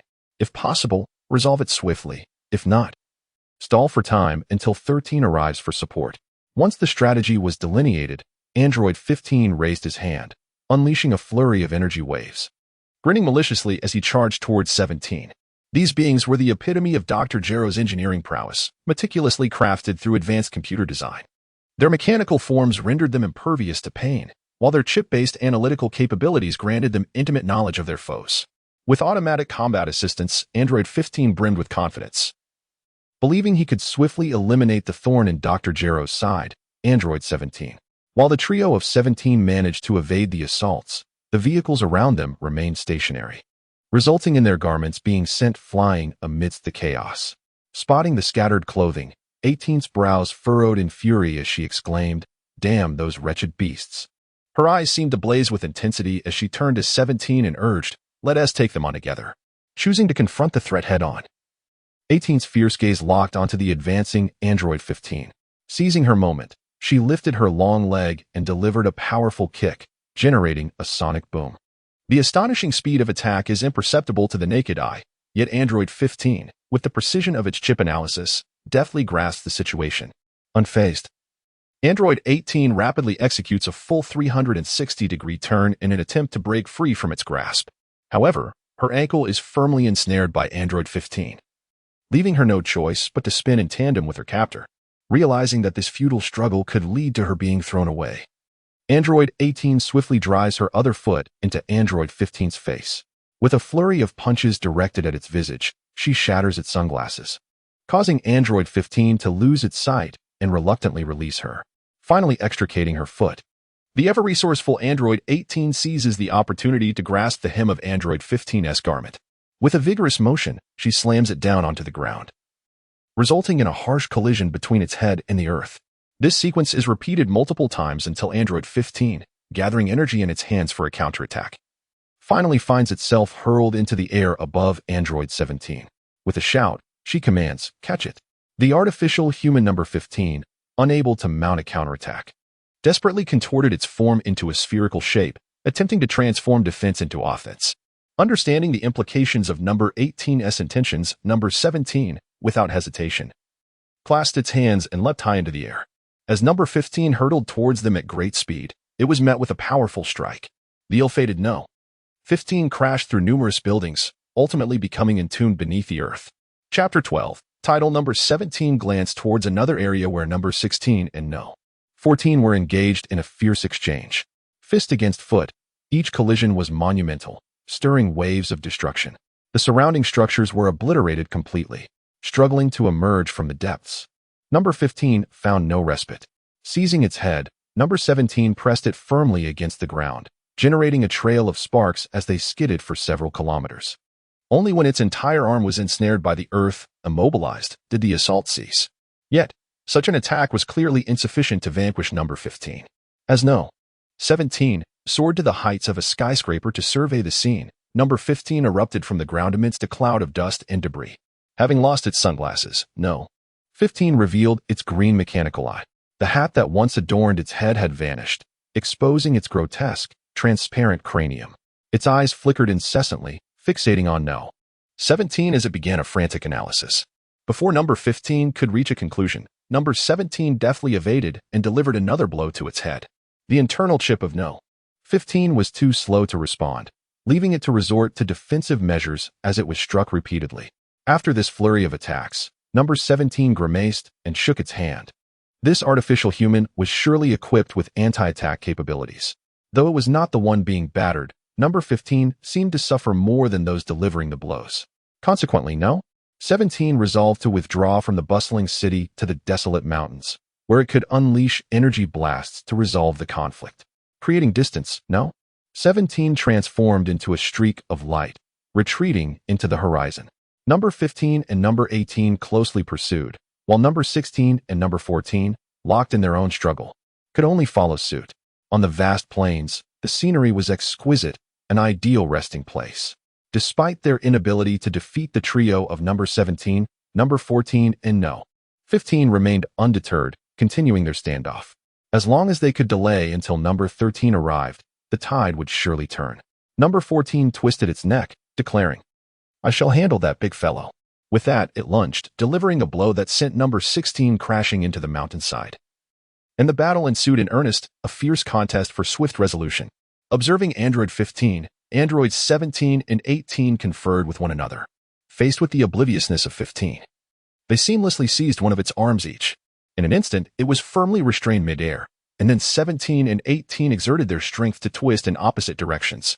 With a resounding crack, the arms of Android 15 were brutally wrenched from its body. Sparks crackled from the severed arm's exposed wires, and upon realizing its loss, Android 15 attempted to flee. Swiftly, 18 rushed in to deliver a final blow. As they gazed upon the battered Android 15, 17 intuitively flew to 18's side.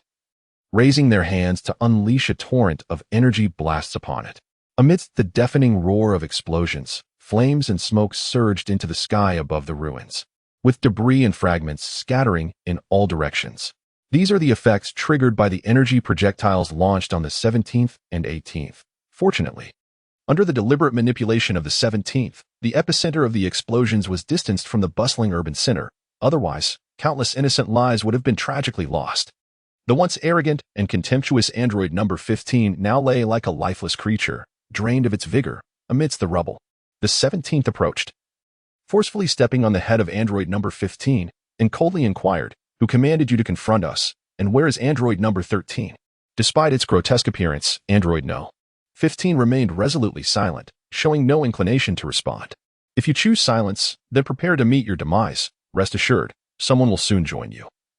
The 17th remarked with a cruel smile, gesturing towards the direction of android number 14. Meanwhile, android number 14, engaged in combat with the 16th, was acutely aware of No. 15's dismal defeat. Without hesitation, and upon receiving an order from Dr. Gregor within the base, number 14 resolved to rescue number 15 at all costs. If that proved impossible, it would secure the vital components housed within its frame. Acting swiftly, android number 14 aimed and unleashed its most potent energy projectile to disrupt the battle with the 16th. Then exerted every ounce of strength to rush towards the 17th. 17th, just wait. I shall soon make you the most resplendent of fireworks, echoed the voice of No. 15 amidst a crackling sound beneath its feet. Such words, reminiscent of the words of Dr. Gero before his self-destruction, echoed in the mind of android 17. Could it be that the old wretch had not perished, but instead had concealed himself, commanding androids 14 and 15 to seek his demise? As a wave of disbelief washed over 17, android 15, lying beneath him like a lifeless corpse, ceased to speak or struggle, suppressing the horrifying conjecture in his mind. 17 raised his arm, intent on obliterating android 15. Suddenly, 15, quietly resting in the deep pit, was enveloped in a blinding white light. A profound sense of impending doom surged from the ground to 17's mind. Good heavens, it's going to explode. Hastily activating his protective shield, 17 dashed towards android 18. In an instant, darkness enveloped the sky, accompanied by flashes of lightning. An extraordinarily brilliant light erupted from the location of android 15, followed by a thunderous explosion that birthed a colossal reddish-brown fireball, hurling debris and dust into the air. The rapidly ascending shockwave propelled the remnants skyward, forming a towering column of dust that intertwined with the fireball, creating a magnificent mushroom cloud. As the dust settled, silence reigned, broken only by the mechanical notification echoing in 17's mind. Ding! Congratulations, you have successfully eliminated android 15 and earned the title of Nightmare. Astonished, 17 pondered the implications of this title. Meanwhile, piloting a craft towards Bulma's residence, Krillin and his companions, upon witnessing the terrifying self-detonation of android 15, found their sole hope resting in the slumbering Goku. Bulma, closest to the explosion, was rendered pale with fright by the unexpected blast. Vegeta and Trunks, returning empty-handed from their excursion to the Capsule Corporation, emerged from Goku's home. "It must be the androids," Trunks exclaimed, his eyes wide with anger. "I sense this unparalleled explosion. Let us go." Ignoring Trunks' words, Vegeta uttered a single word and charged ahead.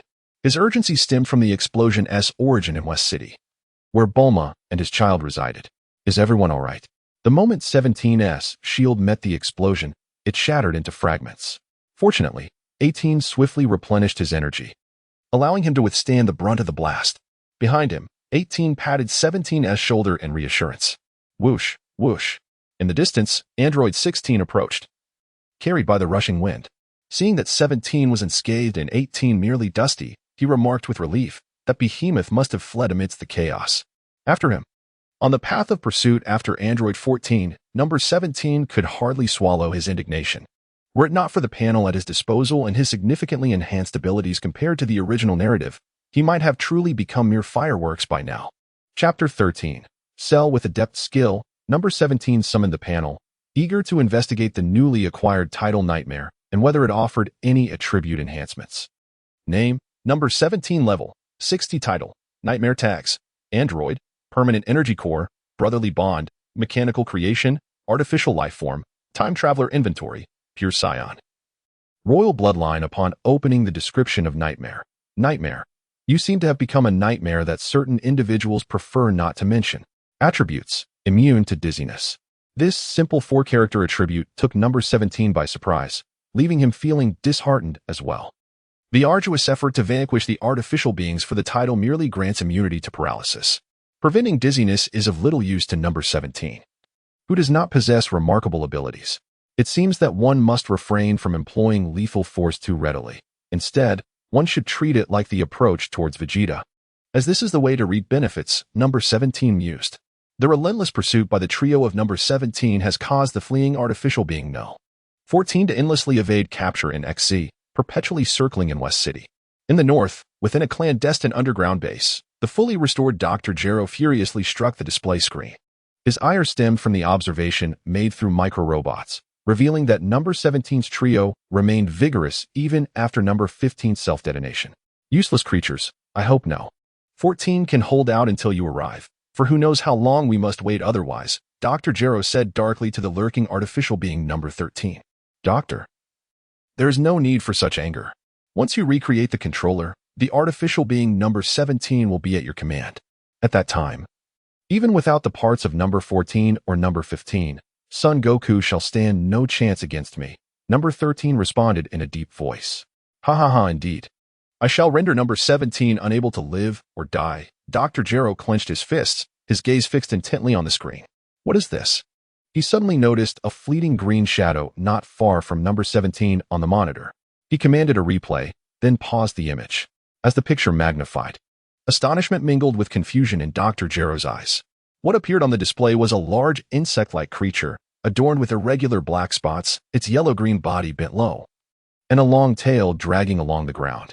Such an unsightly creature is none other than the ultimate life form, cell, cultivated by Dr. Gero through genetic engineering.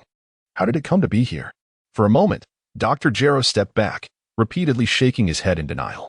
He firmly believed that the cell he had developed was still merely an embryo, prior to awakening subjects 13 and 14. The doctor had even taken special care to inspect the cultivation chamber, fearful that the battle might disrupt the process and delay Cell's birth. Moreover, due to Cell's excessively lengthy development cycle, Dr. Gero had entrusted the computer with autonomous development. So, from where did this version of Cell emerge? Furthermore, judging by its appearance, it seemed intent on ambushing androids 17 and 18 to achieve its perfect form. Most importantly, could this cell be harnessed for my purposes? After the initial shock, Dr. Gero began to ponder these questions. Ultimately, he dispatched a miniature aircraft to establish contact with the mysteriously emerged cell.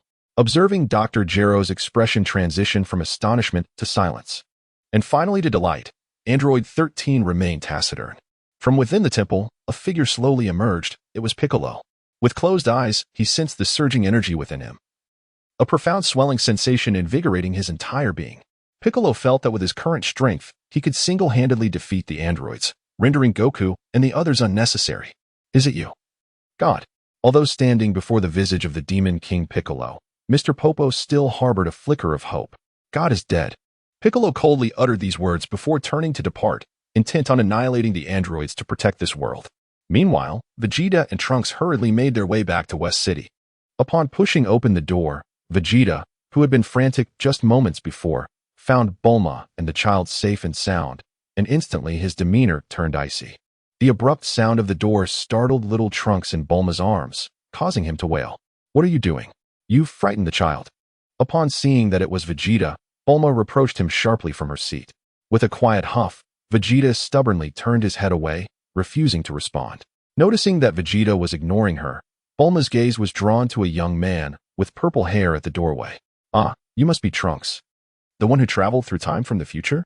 Rising from her seat, a curious Bulma cradled little Trunks, carefully comparing him with Trunks. In this scenario, the bashful Trunks, rendered speechless, flushed with embarrassment as he scratched his head and nodded incessantly. The enthusiastic Bulma seized the opportunity to interrogate Trunks with an array of questions. But just as she felt her resolve wavering, the sound of propellers echoed from outside, signaling the arrival of Krillin and his companions. What was that explosion about? Krillin inquired as he leapt from the aircraft, hastily approaching Vegeta's family for answers. I am uncertain, Trunks began. We did not locate you at Goku's house. As soon as we stepped outside, We sensed the explosion. Realizing it originated in West City, my father and I rushed back in a state of urgency. Trunks, equally perplexed, recounted the events. Bulma, are you aware? Krillin initially presumed that Vegeta and Trunks had once again encountered the androids, leading to the explosion. All I know is that a group of androids wreaked havoc from the city center to the suburbs, and 2 of them resembled the androids Trunks described. Fortunately, the explosion occurred in the outskirts. Otherwise, countless lives would have been lost, Bulma continued. After the explosion, they vanished from West City. They are all androids. Could it be that they are experiencing internal conflict? Krillin recalled the sight of Dr. Gero collapsed on the ground. I dared not approach to ascertain the details. So I lack clarity on the situation, Bulma shrugged, expressing her helplessness. It would be best if they turned against each other, leading to mutual destruction. While we benefit from the chaos, Yamcha remarked with eager anticipation. Now that they have departed, let us set aside discussions about them. I summoned you here regarding matters concerning Trunks, Bulma said, feigning an air of mystery. Or perhaps it pertains to events of the future. My matters? Trunks was taken aback by Bulma's words. Under Bulma's guidance, everyone gathered within her research center, fearing that young Trunks might cause a ruckus. Bulma carefully placed him in a cradle. She then rose and addressed the group. Just moments ago, someone sent me a photograph, and astonishingly, it depicted a time machine. Bulma's revelation startled everyone present. The concept of a time machine was now familiar to all. It was essential for traversing time. And future Trunks had used this very device to arrive in Krillin's timeline.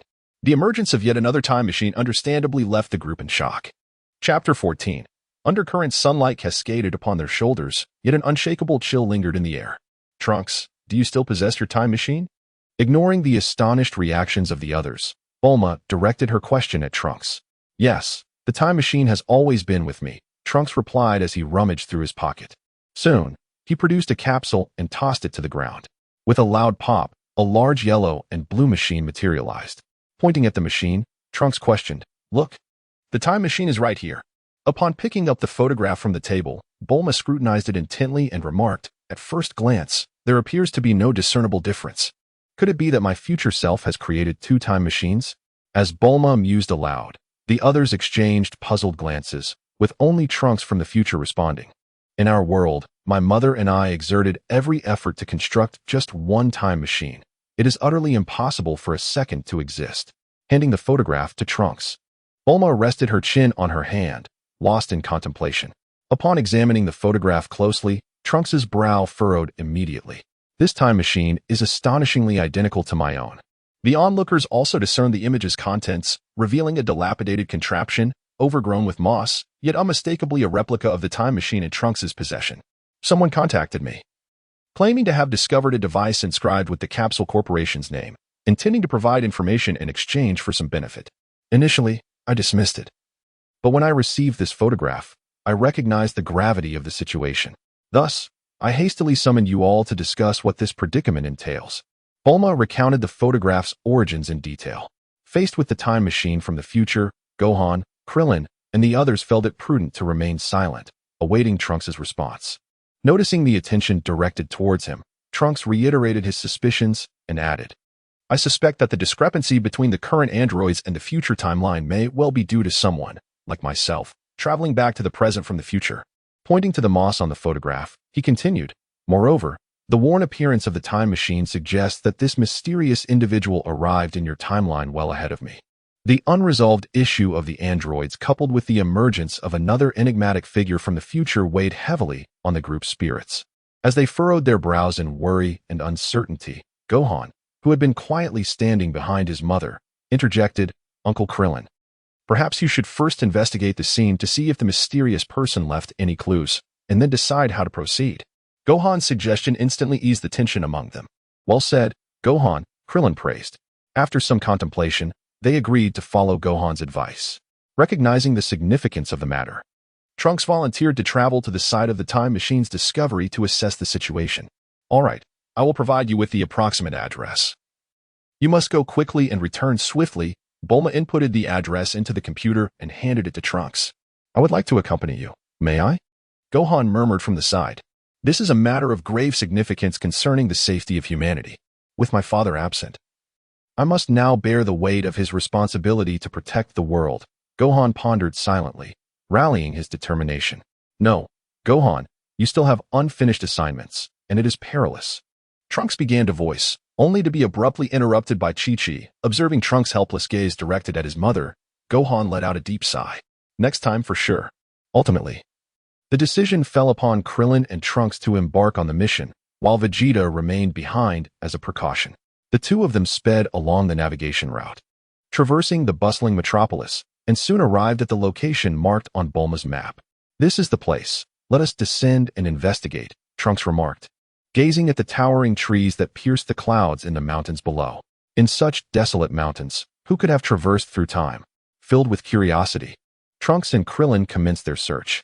Perhaps fortune favored them, for after just a few steps, they stumbled upon a scene that perfectly matched the one in the photograph. However, only the background remained intact. The time machine had mysteriously vanished, leaving behind deep imprints upon the ground. It appears we have arrived too late, Trunks remarked with a composed demeanor. Perhaps it was taken by nearby villagers, Krillin suggested in a bid to console him. Clearly, such psychological comfort failed to persuade Trunks. We should search the vicinity for any additional clues, he asserted, unwilling to concede defeat. Not far away, Krillin, who had initially spotted something suspicious, called out to Trunks. Over here, over here. Amidst the pile of stones, Krillin pointed to a large, grayish-brown exoskeleton on the ground. This appears to be the shed shell of some creature, though its exact identity remained a mystery. After a thorough search of the area yielded no further results, Trunks sighed. It seems there are no more clues. Let us return for now. Thus, Krillin and Trunks made their way home with the scan evidence they gathered. Something has already been taken. I will make a call shortly, Trunks stated, returning empty-handed. In a flurry, Bulma hurriedly dialed a number to inquire. Upon quickly hanging up, she wore an awkward expression and said, I asked, and that person did not take the time machine. This enigmatic figure, rather than taking the time machine at the earliest opportunity, allowed it to be subjected to the elements. Alternatively, he may have been silently observing us all along, patiently waiting for our discovery, only to preempt us and seize the time machine. In the end, he deliberately left behind this empty shell for us to ponder. Such reasoning is fraught with contradictions, leaving everyone utterly perplexed.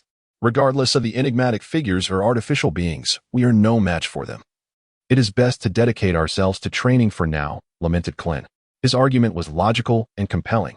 In the distant north, Sheru had already returned to report to Dr. Goro with the time machine.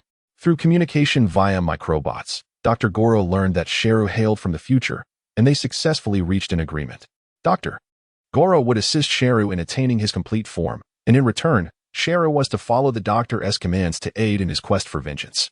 With a mix of anticipation and joy, Dr. Goro inspected the dilapidated time machine before him. Rest assured, the controller will be ready shortly. I shall send number 13 to capture numbers 17 and 18, enabling you to transform into your complete form. Dr. Goro expressed his satisfaction with the time machine Sheru had brought back. Thank you, Doctor, Sheru replied, his head bowed in overwhelming excitement. Doctor, number 17 is exceedingly cunning. Perhaps I should accompany number 13, Sheru cautiously suggested. Do not worry, with my presence, even in the absence of numbers 17 and 18. I can ensure your transformation into your complete form, Dr. Goro assured him, thumping his chest confidently. Indeed, indeed, Sheru quickly nodded in agreement. Chapter 15. The arrival of number 13 at last. Numbers 17 and 18 cornered the artificial being number 14 at the city's edge, where an expanse of ocean lay before it, and a range of mountains stood to the right, with all other paths leading to dead ends. Surrender and kneel in supplication, perhaps. If I am in a good mood, I might spare you, number 18 proclaimed, balancing precariously on the edge of a rooftop. Arms outstretched as he staggered forward before leaping down. Numbers 17 and 16 remained silent, patiently awaiting the dying struggles of the artificial being number 14. Observing the silence of number 14, the disinterested number 18 gazed out at the tumultuous sea, remarking, the scenery here is quite lovely. Dying in this place would be a small mercy for you. In the grip of pivotal components, Android 14 was acutely aware that there was no retreat. Thus, guided by the analysis of its chip, it zeroed in on Android 18, recognizing it as the most vulnerable target. Without further ado, Android 14 gritted its teeth, its muscles swelling as it entered a desperate state of final confrontation. With an indomitable spirit, it unleashed a barrage of energy blasts towards Android 18. Empowered by a surge of strength, Android 14 sent Android 17, who approached to intervene, hurtling away with a single punch, enduring the energy blast fired by Android 16. Android 14 remained resolute in its pursuit of Android 18. However, Android 18 proved to be no ordinary adversary. It grappled with Android 14, throwing both to the ground. Before long, the aftermath of their fierce battle shattered trees and toppled skyscrapers, reducing nearby hills to mere plains. Outnumbered 3-1, Android 14 quickly found itself overwhelmed, pinned down by Androids 18 and 16. As the tide of battle seemed to favor the opposition, Android 17 clasped its hands together, inhaling deeply as it prepared to deliver a final strike against Android 14. Suddenly, a crimson beam shot towards the prostrate Android 14, striking its chest. The beam, slender as a chopstick, evoked an intense sense of peril in Android 17, rivaling the recent self-detonation of Android 15. Caught off guard, Android 14 bore the brunt of the impact, its entire form igniting and glowing. Sensing the imminent danger, Androids 18 and 16 hastily retreated. With a resounding explosion, Android 14 erupted into a dazzling firework, scattering its remnants across the desolate landscape. The source of that scarlet beam was none other than the long-anticipated savior, Android 13. Unfeeling, Android 13 effortlessly summoned 2 chips and 2 energy reactors from the explosion, directing them towards its chest and temples. Upon absorbing the components, no bizarre transformation occurred. Android 13 remained unchanged. It was only when the smoke cleared that Android 18 discerned the appearance of Android 13, a young man with white hair adorned with a cap, his chest exposed to reveal a muscular physique. After this assessment, it was clear he was an exhibitionist. With an air of arrogance, he lowered his arms, maintaining a nonchalant posture with one hand in his pocket as he awaited the demise of Android 14. Android 13 had arrived earlier, merely observing the conflict between Android 14 and the others. Its act of eliminating a teammate left Android 17 and his companions in a state of bewilderment, nearly exposing the hidden presence of Piccolo. Merged with the deity, Piccolo had successfully transformed into a Super Namekian, not only acquiring immense power but also the wisdom of the god. After emerging from the temple and tracking the androids, Piccolo weighed the pros and cons, contemplating whether to aid Android 14 in dealing with Android 17 and his cohorts. The enemy of my enemy is my friend. Piccolo believed that Android 14 would not refuse assistance. Just as he resolved to intervene, Android 13 arrived, compelling Piccolo to remain inactive and revise his strategy. Android 13, unencumbered by the scenario of a 3-on-2 confrontation that Piccolo had envisioned, chose instead to observe the unfolding drama. Contrary to all expectations, Android 13 opted to simply watch the events transpire. Its subsequent actions plunged Piccolo into profound self-doubt, reflecting on the intricate relationships among these androids. Gazing at the self-assured Android 13, Piccolo continued to lurk in the shadows, biding his time. Android 17, the doctor is quite fond of you, he mused. The android no. 13, with one hand casually tucked into his pocket, remarked with a sinister smile at the corner of his mouth. Upon hearing his words, no, 17's heart surged with tumultuous waves. The worst-case scenario he had anticipated had come to fruition.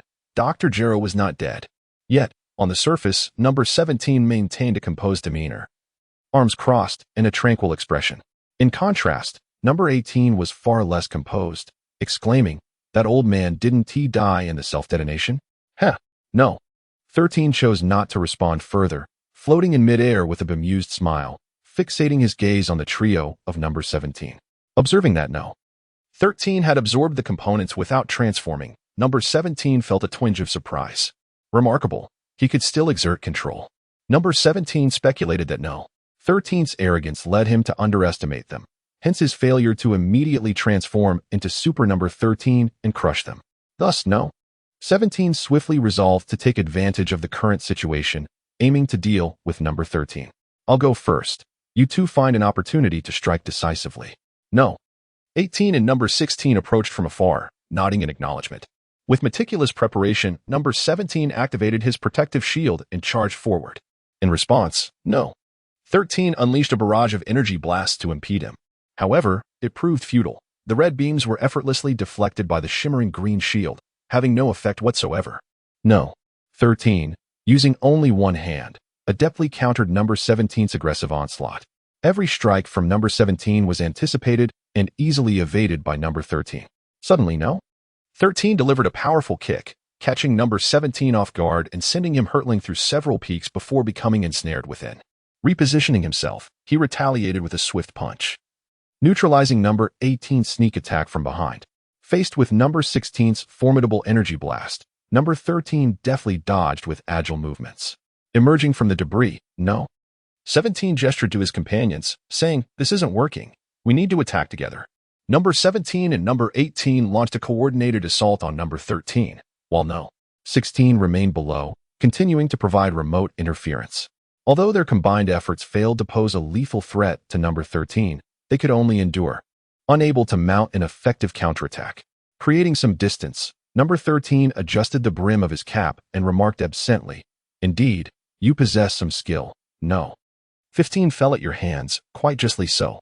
"Naturally, rest assured, you will soon meet him," number 17 replied, flexing his wrist with a fierce gaze. "Ha ha, indeed.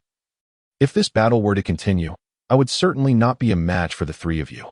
However, that is a scenario that is far from possible." As these words were spoken, the visage of Android 13 betrayed no hint of fear. Instead, a smile began to emerge upon its countenance. Android 17, observing the movements of Android 13, steeled himself for an impending fierce battle that awaited him once transformations commenced. "At this juncture, all I can do is demonstrate to you what it truly means to be Android 13, as he declared, slowly extending his arm from his pocket. Chapter 16. Alive hanging by a thread, the sun gradually descended in the west, casting the remnants of its light upon the azure expanse of the ocean. Android 13 retrieved the controller bestowed upon him by Dr. Gero before his departure. A cold chuckle escaped him as he aimed it at the unsuspecting trio of Android 17 in the distance, pressing the switch with a deliberate motion. Android 13 deliberately created distance, prompting Android 17 to prepare for his transformation, hastily advising Androids 18 and 16 to exercise caution. Just as he sought to prolong this confrontation, Android 17 suddenly sensed a fleeting lapse in consciousness and an overwhelming sensation of weightlessness washing over him. As soon as this wave of dizziness emerged, it was immediately dispelled by the attributes carried by the title of Nightmare. Before the 17th could catch a breath, an overwhelming sense of drowsiness washed over, rendering him lethargic. Such an anomalous display filled the heart of number 17 with sheer terror, causing his hair to stand on end. Beside him, numbers 18 and 16 succumbed to dizziness, the world swirling around them until darkness enveloped their vision, and they fell into a deep slumber, collapsing onto the ground. Ha ha ha. Witnessing the unconscious form of number 16, number 18 crashed hard to the floor, while Android 13, wielding the controller, looked up and laughed maniacally. No matter how formidable, they were still mere puppets in the hands of Dr. Gro. "Oh, how come you are unharmed?" Android 13 expressed his astonishment as he gazed at number 17, who was desperately fighting off the encroaching drowsiness. Unwilling to accept this twist of fate, Android 13 retrieved the controller once more and pressed several buttons in quick succession. In this dire situation, number 17 merely gritted his teeth and persevered, his form swaying precariously, yet he refused to succumb. "What on earth?" Observing number 17 and then glancing at the controller, the astonished android number 13 shouted towards the tenaciously enduring number 17. Seizing the moment of surprise, number 17 hastily descended, lifting number 16 with his right hand and number 18 with his left, sprinting away without a backward glance. Under the influence of the dire predicament, number 17 struggled to maintain his flight. In the distance, android number 13, witnessing this, retracted the controller with a disdainful snort and leisurely pursued him. Burdened by two encumbered companions, number 17 was soon caught up by the nonchalant android number 13. How peculiar. It seemed effective, yet not significantly so, number 13 mused, observing the unsteady form of number 17. Never mind, what does it matter? Now, android number 13 was but a single number 17 away from fulfilling Drive Gero's directive. Dealing with number 17 in such a state was child's play for the formidable android number 13. Spotting an opening, number 13 unleashed a barrage of energy blasts, and upon closing in, delivered a powerful punch to number 17's face.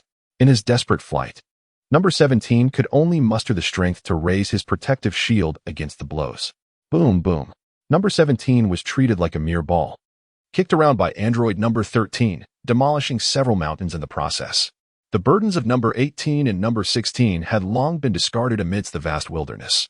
Gazing at the staggering and frantic number 17, android number 13 once again brandished the remote control, snarling, "I refuse to believe that you will survive this time."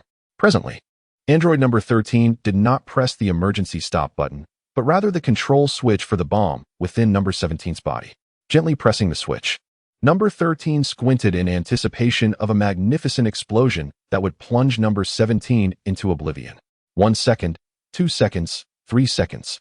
As the anticipated explosion failed to materialize, android number 13, sensing something amiss, hastily pursued. Meanwhile, in a frantic bid for survival, number 17 felt a sudden, excruciating pain in his heart, and before he could adjust, it felt as though his limbs were being torn apart from within. The sudden, excruciating pain caused Subject 17 to lose control, and he plummeted into the depths of the forest below. His mind a chaotic blur, Subject 17 sought refuge in a nearby cave, leaning against the rocky wall. He gasped for breath, striving to regain his composure while contemplating an escape from the clutches of android 13. Summoning his interface, he examined the status of his artificial life form label. Artificial life form, a unique entity synthesized through modification. Attribute, you will be exempt from one fatal injury. This effect is now active. As anticipated, the last 3 words of the label's attribute had changed to reflect its activation. A wave of trepidation washed over Subject 17. Had it not been for the interface, he might have already succumbed to oblivion. Amidst this life and death crisis, he focused on maintaining a calm demeanor through deep breaths. Meanwhile, android 13, consumed by fury, roamed the mountain range where Subject 17 had vanished. Indeed, you are exceptional, 17. Not even the bomb implanted by the doctor could bring about your demise. It's no wonder I was instructed to capture you alive. If you present yourself voluntarily, I might spare your life. Otherwise, should I find you, it will be far more than merely allowing Cell to devour you. Standing atop the mountain, android 13 employed his radar to scan the area while attempting to persuade Subject 17. Hidden within his cave, Subject 17 had begun to recover. Upon hearing the name Cell, a surge of energy coursed through him. Little did he expect that Cell had allied himself with Dr. Gero. It became clear why android 13 had refrained from pressing the detonation button initially. He sought to enable Cell's perfect form. After toying with the situation, android 13 intended to render them dormant before reporting back. However, he had underestimated Subject 17's immunity to control, which forced him to resort to triggering the explosion. As events unfolded, the situation became increasingly clear, with Piccolo stealthily trailing behind, eavesdropping on crucial information. Growing impatient with Subject 17's reluctance to emerge, android 13 descended to the lower mountains, prepared to unleash a barrage of attacks. He intended to raze the area to the ground, leaving no choice for Subject 17 but to reveal himself. Android 13 hurled energy blasts indiscriminately, shaking the very earth beneath them, and thus compelled Subject 17 to appear. "Ah, finally you show yourself," Android 13 sneered as he looked down upon Subject 17. "Will you return with me willingly, or do you prefer to perish here?" Android 13 generously offered Subject 17 2 choices. "What difference does it make to be killed by me or be consumed by that loathsome Cell?" Hunched over, bruised and battered, Subject 17 replied calmly, "I would much rather you accompany 14 and 15. A foolhardy choice indeed." Android number 13 pressed his hands together, and a crimson glow seeped through his fingers. Subsequently, this scarlet energy sphere was hurled towards android number 17. Despite his efforts to raise a protective shield, the moment of collision resulted in it being utterly shattered. Enveloped by the energy sphere, android number 17 was propelled backward, crashing into the mountainside with a thunderous explosion. The blow rendered the already exhausted number 17 to cough up blood, teetering on the brink of death. Approaching swiftly, android number 13 fixed its gaze upon the fallen form of number 17, advancing to grasp its neck with a single hand, hoisting it aloft. Strangled, number 17 struggled to articulate words, gasping intermittently. Unmoved, android number 13 exerted further pressure. As the specter of death loomed, number 17 fought desperately, yearning for the sweet breath of life. Accompanied by the tightening of android number 13's grip, number 17's chest heaved violently, and then darkness enveloped its vision. Chapter 17. The Super Namekian. Beneath the waning light of the setting sun, a chilling breeze swept across the tumultuous battlefield, stirring up clouds of dust. Releasing its hold, android number 13 allowed the lifeless form of number 17 to slip from its grasp, stirring up a faint cloud of ash. "Do not hide, come forth." Android number 13 calmly called out to Piccolo, who was concealed behind the rocks in the distance. The words of android number 13 made Piccolo acutely aware that his presence had been detected. Thus, he emerged slowly from behind a weathered boulder, his white cloak billowing in the wind. "When was it that you discovered my presence?" Piccolo inquired, fixing his gaze upon the white-haired youth before him. Upon recognizing the visitor, the previously indifferent expression of android number 13 transformed, a smirk appearing at the corners of its mouth. "Indeed, it is you, Piccolo," android number 13 declared, promptly uttering Piccolo's name. Momentarily taken aback, Piccolo was astonished that this android, encountering him for the first time, could accurately pronounce his name.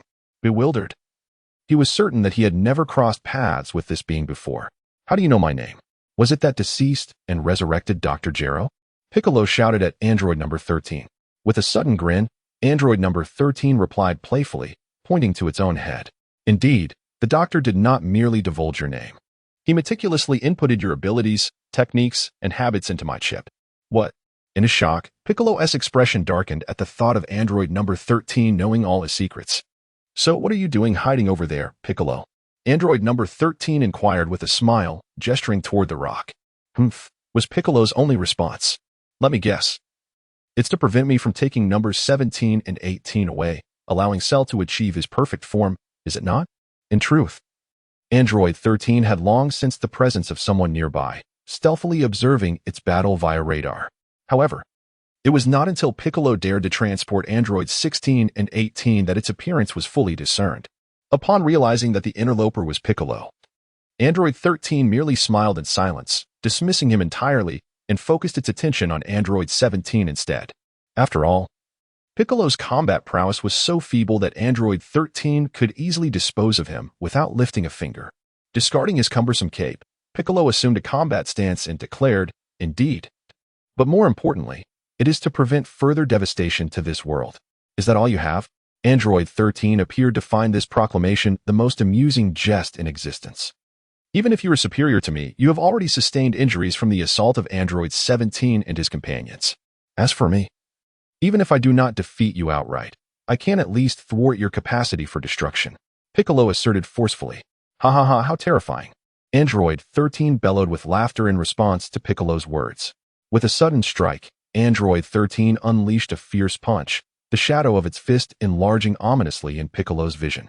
Accompanied by a deafening roar, android 13 was convinced that this blow would extinguish Piccolo's youthful life.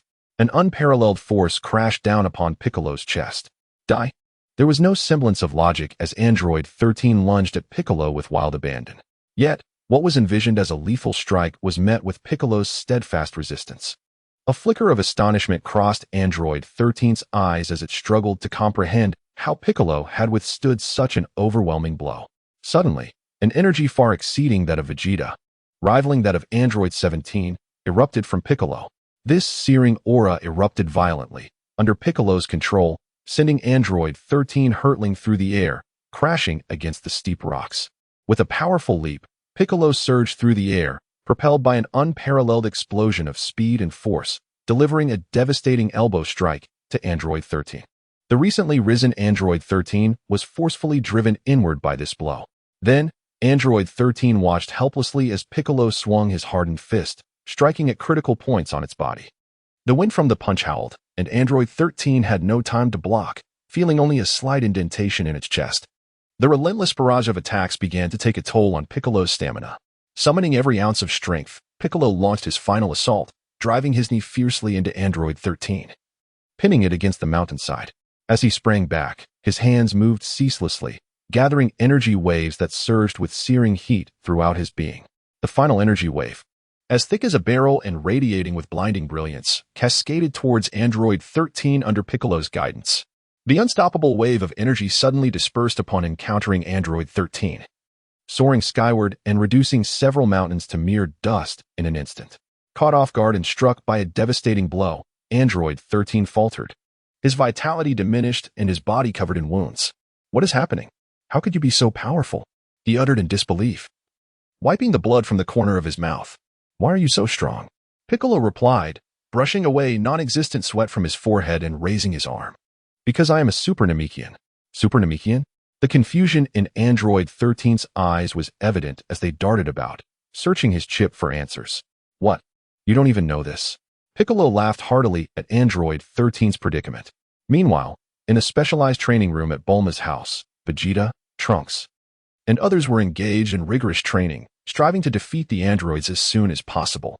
Suddenly, both sensed the tremendous energy emanating from Piccolo. Piccolo's energy, Krillin exclaimed in astonishment. This terrifying aura is beyond even your full power, Vegeta. It seems Piccolo has successfully assimilated with the Kami, Krillin explained. What does assimilation mean? Vegeta inquired, puzzled. Krillin briefly described the unique ability of the Namekians. As he felt the unfathomable energy, Vegeta's eyes widened in disbelief. He had not anticipated that the Namekians possessed such formidable techniques, making his Super Saiyan transformation seem less significant in comparison. Is Android 13 battling Piccolo? Krillin quickly assessed, noticing the absence of energy from the opposing side. We should not delay. Let us go and see. Trunks urged. Agreed. Everyone nodded in consensus. Mom, I finished my homework. Can I go? Gohan asked Chi-Chi, looking eagerly at the group preparing to leave. With a deep sigh, Chi-Chi refrained from stopping him this time, knowing that despite Gohan's earnestness in his studies, he was inherently just like his father. Thus, Vegeta, Trunks, Krillin, Gohan, and Yamcha proceeded together toward the battlefield where Piccolo was engaged. Chapter 18. A desperate struggle. Super Namekian. I truly did not know. However, I'm aware that with your strength, defeating me is still far from attainable, Android 13 said earnestly, arms crossed. Therefore, I suggest you obediently retreat and hand over Androids 16 and 18. After all, I must fulfill the task assigned by the doctor. Acknowledging Piccolo's strength, Android 13 continued. Who exactly is Cell? Desiring to extract information, Piccolo impatiently pressed the android number 13 for answers. The identity of Cell was of little consequence. What truly mattered was that terrifying strike moments ago, which must have surely drained a considerable amount of energy. With no response forthcoming, android number 13, recognizing Piccolo's obstinacy, began to deduce. Piccolo, having been aptly exposed, heightened his awareness. Indeed, that torrential assault had depleted the majority of his stamina. Regrettably, the android number 13, who had withstood his ultimate attack, appeared relatively unscathed. He couldn't help but marvel at the grotesque nature of the creations wrought by Dr. Gero. What monstrous entity could Cell become, after consuming androids 17 and 18 to achieve his perfect form? The thought was too daunting for Piccolo to fathom. Hand over androids 16 and 18, or you shall not see the dawn of tomorrow. Android number 13 issued his final ultimatum to Piccolo. Aware of Cell's existence, Piccolo was resolute in his refusal to surrender androids 16 and 18 to android number 13. It seemed he would have to squander more time before reporting back. With his power fully unleashed, android number 13 fixated on Piccolo's unmoving figure, his eyes gleaming with malevolence. Swish, swish, swish. Android No. 13 unleashed dozens of crimson energy beams towards Piccolo. The earth trembled under the cacophonous explosions as multiple beams erupted simultaneously, forcing Piccolo to evade frantically. Observing Piccolo, who was now desperate and gasping for breath, a sinister grin spread across android number 13's face. With his hands clasped before him, a fiery energy sphere began to form, the horrific power condensing into a tangible orb. SS Deathball. The crimson energy sphere, automatically locked onto by Piccolo, descended with an overwhelming force capable of annihilating entire planets. Facing the impending doom of this destructive projectile, Piccolo found himself with no avenue of escape. He halted, steeling himself to withstand the impending blast. Resolute in his decision, he merged his hands, channeling every vestige of energy he had left to unleash his most formidable attack, the powerful light sphere. Every muscle in his body reached its utmost limits as he relentlessly squeezed every ounce of energy from within himself, solely to counter this devastating blow. With a thunderous roar, the azure light sphere Piccolo conjured collided with the crimson energy sphere of android 13, creating a cacophony of sound. Soon, Piccolo's light sphere was utterly consumed, enveloping him in a shroud of scarlet. A muffled scream echoed as Piccolo, fully aware of his inability to withstand the onslaught, sacrificed his right arm to deflect the deadly blast skyward. The crimson sphere burst into a brilliant display in the atmosphere, resembling a breathtaking fireworks spectacle. In that moment, his right arm, having made contact with the energy sphere, melted away, blood trickling as Piccolo clutched his severed limb in agony. Android 13, utterly astonished. Never imagined that his most potent SS Death Sphere could be repelled by Piccolo. Slowly advancing towards him, Android 13 approached with an air of confidence. Piccolo, gasping for breath, collapsed to the ground, beads of sweat the size of peas cascading down his face. Relishing Piccolo's torment, Android 13 raised his hand, ready to extinguish the last flicker of life. Suddenly, as Android 13 drew near, the seemingly incapacitated Piccolo sprang to life, his sharp palm slicing through the air towards Android 13's neck. Reacting instantly, Android 13 kicked Piccolo away, evading the well-planned ambush. In a desperate struggle, it was time to end this. Android 13 slowly raised both hands, preparing to unleash another SS Death Sphere. Just as the energy coalesced and was about to take form, a figure descended from the heavens. In an instant, the figure appeared before Android 13, delivering a devastating slash. Trunks. Upon recognizing the newcomer, Android 13's eyebrows shot up in surprise. His chip contained no information regarding Trunks. Ignoring Android 13's astonishment, the Super Saiyan Trunks relentlessly attacked, aiming for the weak points with fervent strikes. Android 13 maintained his composure, but retreated reluctantly, wary of the blade in Trunks' grasp. Joining the fray was the Super Vegeta, who added his might to the assault on Android 13. In a whirlwind of flashing blades and soaring energy spheres, the tide of battle turned. Seizing the opportunity while Android 13 was preoccupied, Krillin and the others rushed to Piccolo's side. Emerging from the rubble, Piccolo utilized his Namekian abilities to regenerate his severed arm. Just in time to exclaim, "Quickly, go rescue Android 17. Pikachu, with a pallid complexion, instructed a few individuals. Although somewhat bewildered, Gohan was the first to dash out, bravely retrieving the unconscious number 17. Krillin, you two, go over there and keep an eye on the unconscious android, Pikachu instructed, revealing the locations of androids 18 and 16 to Krillin and Yamcha. In a short while, Gohan returned, carrying the unresponsive number 17 on his back. Check if the Senzu beans are still with him, Pikachu urged. After a thorough search, Gohan triumphantly held up the Senzu bean pouch. Excellent, give me one. Gohan, stay here and guard Android 17, Pikachu commanded before consuming a Senzu bean and joining the battle against Android 13. Yamcha, gazing at the slumbering Android 18, lamented. Such a beautiful girl, and yet she is an android? Krillin recalled 18's menacing demeanor when she had threatened him and remarked, she is the most formidable among these androids. Is that so? Yamcha, uncertain of the situation, felt that the imposing 16 was more intimidating. However, despite acknowledging that these two androids were not exactly virtuous, Krillin, feeling uneasy about their penchant for indiscriminate violence, added, indeed. Thus, Krillin and Yamcha sat beside the androids, their eyes fixed intently on the battle between Pikachu and the others. Confronted by the united front of Trunks and his companions, Android 13 found himself in a position of passive defense. Huh!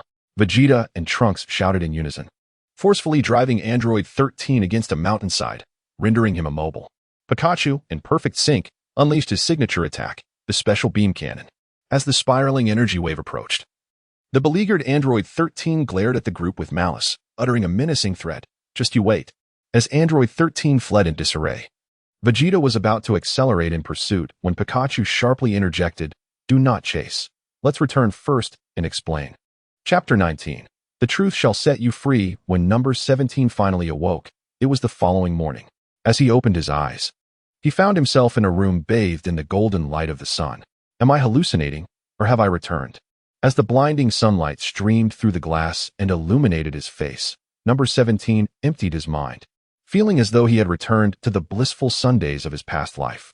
Before he could savor the moment, Gohan burst through the door, and upon seeing number 17 awake, rushed out to shout, the android is awake. Soon, the spacious room was filled with people. The first to enter was the calm and composed Piccolo, followed closely by the disdainful Vegeta and the anxious future Trunks. Then came the curious Yamcha, accompanied by Krillin and the oblivious Gohan. Lastly, yawning, Bulma entered, cradling the peacefully sleeping baby Trunks. Everyone was present except for Chi-Chi, who was still tending to Goku. Number 17 silently recited the names in his mind. He opened his mouth to speak, but was at a loss for words, considering that he had severely beaten 4 of them just the day before. How awkward. Android 17? The usually composed Piccolo tentatively inquired. 17 sat up in bed, nodded silently. Who exactly is Cell? Piccolo asked, pressing his palms against the bed as he locked eyes with 17. Cell is a creature created by Dr. Gero, who harvested your cells along with those of extraterrestrial beings and nurtured them through genetic technology. To evolve into his perfect form, he requires a substantial amount of life energy. Thus, the computer determined that Cell would need to absorb both me and Android 18, 17 explained at a measured pace. Upon hearing this introduction to Cell, Vegeta instantly lost his composure. You mean that monster was cultivated using my cells? Vegeta exclaimed, his face contorted with anger. Not just yours, it should include everyone present. 17 corrected him. This is outrageous. The cells of a proud Saiyan prince being used for research. Vegeta clenched his fists in indignation. But that is impossible. Are we all blind? How could an ordinary man like Dr. Gero collect our cells? Krillin at the door raised the collective question in everyone's mind. Gazing out the window, 17 sighed and continued. He utilized microscopic robots resembling bees to gather them, mostly from the blood you left behind during your battles. With 17's explanation, a heavy silence fell over the group. If Cell needs to absorb him to achieve his perfect form, why don't we just kill him now? Yamcha suggested, pointing at 17. 17, with a face full of exasperation, ignored Yamcha. Vegeta and Trunks recalled the scene from yesterday when 17 had brutally overpowered them, creating an awkward atmosphere. To alleviate the discomfort, 17 decided to share his tragic backstory. Android 18 and I were once a pair of human siblings, but we were unfortunate enough to be captured by Dr. Gero, 17 recalled with deep resentment. Then, Dr. Gero forcibly installed permanent energy cores within us, transforming us into androids and compelling us to commit atrocities. As we are not mere mechanical creations, both I and number 18 possess the ability to defy Dr. Gero's commands. Ultimately, to exert control over us, Dr. Gero installed emergency hibernation devices within us, along with bombs potent enough to cause our demise. Number 17 vividly recounted the circumstances of that time. Thus, upon my recent emergence, I swiftly incapacitated Dr. Gero. Regrettably, that decrepit old man miraculously returned to life. Had he not, these events might not have transpired. After a deep sigh, number 17 continued, pondering the nature of number 16 and the total number of androids created by Dr. Gero. After processing number 17's revelations, Piccolo resumed his inquiries directed at number 17. Casting a glance at the still forms of numbers 16 and 18, number 17 hastily defended them. As for number 16, Dr. Gero deemed him a complete failure, he explained. The failure referred to by Dr. Gero is simply the inability to obey his orders. In truth, both numbers 18 and 16 are benevolent beings who cherish nature. Regarding the total number of androids created by Dr. Gero, let me enumerate. Number 17 raised his fingers with a serious expression. Dr. Gero has always represented us by numbers, so I shall recount from the lowest to the highest. Android number 13, the white-haired youth from yesterday, was followed by number 14. A tall figure who was slain by number 13, and number 15, who succumbed to self-destruction under Dr. Gero's control. Next is number 16, and then myself, number 17, followed by my sister, number 18. Number 19 has already been dealt with by you, and number 20 is Drive Gero himself. Thus, only Cell remains. And this is all I know. Beyond this, I am uncertain. Having finished his enumeration, number 17 shrugged. In other words, there are currently 3 androids left. Cell, number 13. And Dr. Gero, correct? Number 17 nodded in agreement and inquired, do you have any further questions? The group exchanged glances, unable to recall any, and collectively shook their heads. Did Dr. Gero create so many androids solely to eliminate my father? Gohan ventured, peering from the crowd to address number 17. Gazing at Gohan, the first to transform into a Super Saiyan 2 and defeat Cell, one could see the innocence still etched upon his face, oblivious to the chaos that had unfolded. One could only speculate whether Gohan could still triumph over Cell, given the current narrative's upheaval. Amidst these thoughts, number 17 suddenly chuckled, remarking that the sky could fall. Yet it was of no concern to him, as the protagonists would bear the burden. He then leisurely responded to Gohan's inquiry, I am uncertain. Regardless, Dr. Gero's previous command to us was to eliminate Goku. However, I suspect that the list now includes myself, as well as numbers 18 and 16. Upon hearing the self-deprecating remarks of Android 17, Krillin, while feeling sympathy, could not help but smile. Having successfully taken advantage of the situation, the androids were now allies. It would not be long before the resurrected Dr. Gero would arrive with Android 13 and Cell. Merely facing Android 13 would require the combined efforts of myself, Android 18, and Android 16 to barely contain him. The collective strength of you all would likely struggle against even me and Android 18, let alone contend with Cell. Therefore, you must promptly devise a strategy to enhance your abilities, lest you become a hindrance to me. Detecting the disdain in Android 17's words, the Group S smiles faded, particularly Vegeta and Trunks, who felt an immense pressure. The father and son duo silently returned to the training room, embarking on an intense training regimen. You and Androids 18 and 16 will stay here for now, Piccolo instructed. Very well, Android 17 nodded, indifferent to the lodging arrangement since Vegeta's household was affluent. However, Android 17 intended to seize this opportunity to solicit Bulma's assistance in removing the control devices implanted within himself, Android 18 and Android 16. Chapter 20. The Disabler in the Room. As Android 17 observed Piccolo preparing to lead everyone away, he quickly interjected with his request. Please, wait a moment. Android 17 threw off the covers and hastily got out of bed. What is it? Piccolo asked, eyeing him with suspicion at the sight of Android 17's anxious demeanor. Could it be that he was having second thoughts? Android 17 turned to Bulma, who was cradling baby Trunks, and earnestly pleaded. I would like to ask Miss Bulma for assistance in examining the control devices within our bodies to see if they can be removed. Currently, besides myself, they have both succumbed to Dr. Gero's control and entered a state of dormancy. If they cannot be awakened, I fear I will be unable to handle Android 13 alone. Android 17 articulated the dire consequences of failing to awaken Androids 18 and 16, ensuring that everyone understood the gravity of the situation. Gohan, upon poking the slumbering Androids 18 and 16, exclaimed, so they aren't merely asleep. Regardless of the expressions on their faces, Android 17 bent down and earnestly addressed Bulma. I beg of you, Miss Bulma, how did you know to come to me? Bulma, still holding baby Trunks, approached to assess the condition of Androids 18 and 16. Haha. The heiress of the Capsule Corporation, Bulma, not only is she young, beautiful, and wealthy, but also a brilliant scientist. Your accomplishments are well known to me. With a broad smile, Android 17 showered her with compliments. Covering her mouth, Bulma chuckled softly, her gaze toward Android 17 softening considerably. She understood that even without flattery, for the greater good, she would lend her assistance.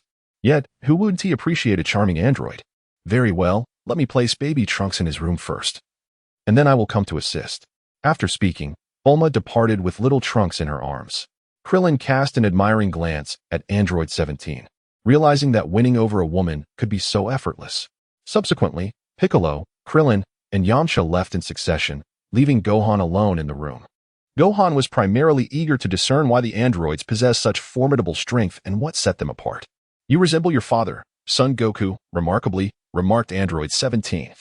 Observing Gohan dressed in Piccolo's attire. Is that so? Haha, Gohan replied sheepishly, scratching his head in response to 17's compliment. Can you transform into a Super Saiyan now? Android 17, nearly forgetting the context, sought to gauge Gohan's power, considering he was pivotal in defeating Cell. I can't transform into a Super Saiyan yet, so I often hold everyone back, Gohan confessed with a look of remorse. I see. I've heard that Super Saiyans achieve their transformation through anger. You might want to give it a try, Android 17 suggested kindly, recognizing that in this chaotic narrative, the sooner Gohan became a Super Saiyan, the greater the chances of defeating Cell. Thus, one can leisurely indulge in distractions behind their back. I am uncertain, for my father never imparted such knowledge to me. On the 17th, while engaging in casual conversation with Gohan, Bulma hurriedly returned. Following Bulma to the bedside of Android 18, Android 17 dared not even breathe, watching as Bulma meticulously examined the girl. With a grave expression, Bulma then proceeded to the bedside of Android 16 for further assessment. Indeed, the creations of Dr. Gero are astonishing. After grasping the situation, Bulma exclaimed, if you all hadn't told me she was an android, I would never have believed it. Among the three of you, only that large fellow is evidently mechanical. As Bulma's inquisitive gaze shifted towards him, Android 17 quickly shook his head and said, Miss Bulma, do you have a way to extract the control devices? It's difficult. First, you and Gohan must bring them to my laboratory, she replied. Observing Bulma's departing figure, Android 17 and Gohan hurriedly lifted Android 18 and followed closely behind. Within the opulent villa, They navigated through its halls, eventually arriving at Bulma's laboratory. The spacious and brightly lit lab was filled with an array of experimental apparatus, leaving Android 17 quite dazzled. Place them on the table, Bulma instructed, pointing to a machine. Complying obediently, Android 17 and Gohan followed her command. As Bulma entered her research mode, her demeanor became markedly more serious, diligently operating the machinery. Bored, Android 17 and Gohan could only discuss the myriad devices surrounding them. After some time, Bulma pushed back her chair, weariness etched on her face as she addressed Android 17, saying, "I am powerless against the control devices installed by Dr. Gero." With a sigh, she continued, "Even with that large one, I wouldn't dare to dismantle anything without the schematics." Android 17 was taken aback, realizing that Bulma would need the blueprints to assist in removing the control devices from within. "What shall we do now?" Initially, I had hoped to rely on number 17, who suddenly fell into deep contemplation. "Do not fret. I have a plan that will surely extract the control devices from within you." Observing number 17's dejected expression, Bulma spoke with unwavering determination. Before number 17 could inquire about the plan, Bulma approached with the Dragon Ball detector in hand. Ding, ding, it is the Dragon Balls. Bulma activated the detector and directed it towards number 17, stating, "Gather the 7 Dragon Balls and summon the Eternal Dragon to assist you. It will undoubtedly work." "Huh? What is this? Where are the Dragon Balls?" Bulma exclaimed, her panic rising as she gazed at the dim screen. Sensing the cause, number 17 explained, "Do you not realize that Piccolo and the Supreme Kai have merged? With the Supreme Kai gone, the Dragon Balls have completely vanished." "What? Does that mean my plan is in ruins?" Bulma exclaimed furiously. "What plan, Aunt Bulma?" Gohan inquired, looking at the irate Bulma. "You, child, should not concern yourself with adult matters." Bulma patted Gohan's head, urging him not to be a nuisance. "Well, it seems there is no other way." With a shrug, Bulma addressed number 17. Since Bulma has stated it, number 17 could not press her further. Just as number 17 and Gohan were about to leave, they suddenly turned back. "Miss Bulma, I have another hypothesis. I wonder if it might work." "Oh, do tell." Still upset with Piccolo, Bulma sat on a chair and spoke to number 17. "Here's the thing. Since we cannot extract the control devices without the schematics, could we awaken them first? Then, could you, Miss Bulma, create a device that emits a shielding signal? That way, we could wear it, and during battle, we would not fear Dr. Gero's control." Awakening number 18 and 16 was merely a spontaneous idea from number 17. After all, if they are merely in slumber, they should be awakenable, right? As for the shielding device, it was a precautionary measure for himself. Although he could resist dizziness, the ensuing drowsiness was another matter. Regarding the explosive device, having been used once, number 17 did not believe another bomb remained within him. Thus, with the shielding device, he would no longer fear the resurrected Dr. Gero. Chapter 21 Experience 1. After hearing number 17's bold hypothesis, Bulma rested her chin on her hand, contemplating earnestly. "Your idea is feasible, but it will require me to execute it step by step through experimentation." Internally elated, number 17's face was alight with excitement as he expressed his gratitude to Bulma once more. "Do not be in such a rush to thank me. I cannot guarantee a 100 success in awakening them. Let us first focus on creating the simple shielding device. In the event of a sudden attack by Dr. Gero, it would be prudent for you to assist, for I fear that Dr. Gero might, in a fit of rage, activate the bombs implanted within you." Without completing her thoughts on the subsequent consequences, Bulma began to usher Android 17 and Gohan out, insisting that they not disturb her research. Once outside, Android 17 and Gohan exchanged glances. "Aunt Bulma is usually quite amiable," remarked the naive and kind-hearted Gohan, defending her. With a sheepish smile, 17, having nothing else to occupy his time, suggested that Gohan lead him on a tour of the expansive villa. "Are you hungry? Shall we go get something to eat?" he inquired before they set off, realizing it had already been a day and a night since he had eaten. Although androids do not require sustenance, 17 was eager to sample the culinary delights from the Dragon Ball universe. It is well known that even the god of destruction applauds the cuisine at Bulma's home. Patting his empty stomach, Gohan wholeheartedly agreed with 17's sentiment. Under Gohan's guidance, 17 ravaged the dining hall of Bulma's residence. "Oh, you must try this." After indulging in a plethora of unknown delicacies, 17 turned to Gohan, who was eyeing his own round belly, and asked, "What shall we do next? What time is it?" Gohan instinctively raised his gaze to the clock adorning the wall, and upon seeing the hour, exclaimed, "Oh no, I can't stay with you. I still have homework to finish, and my mother will surely scold me."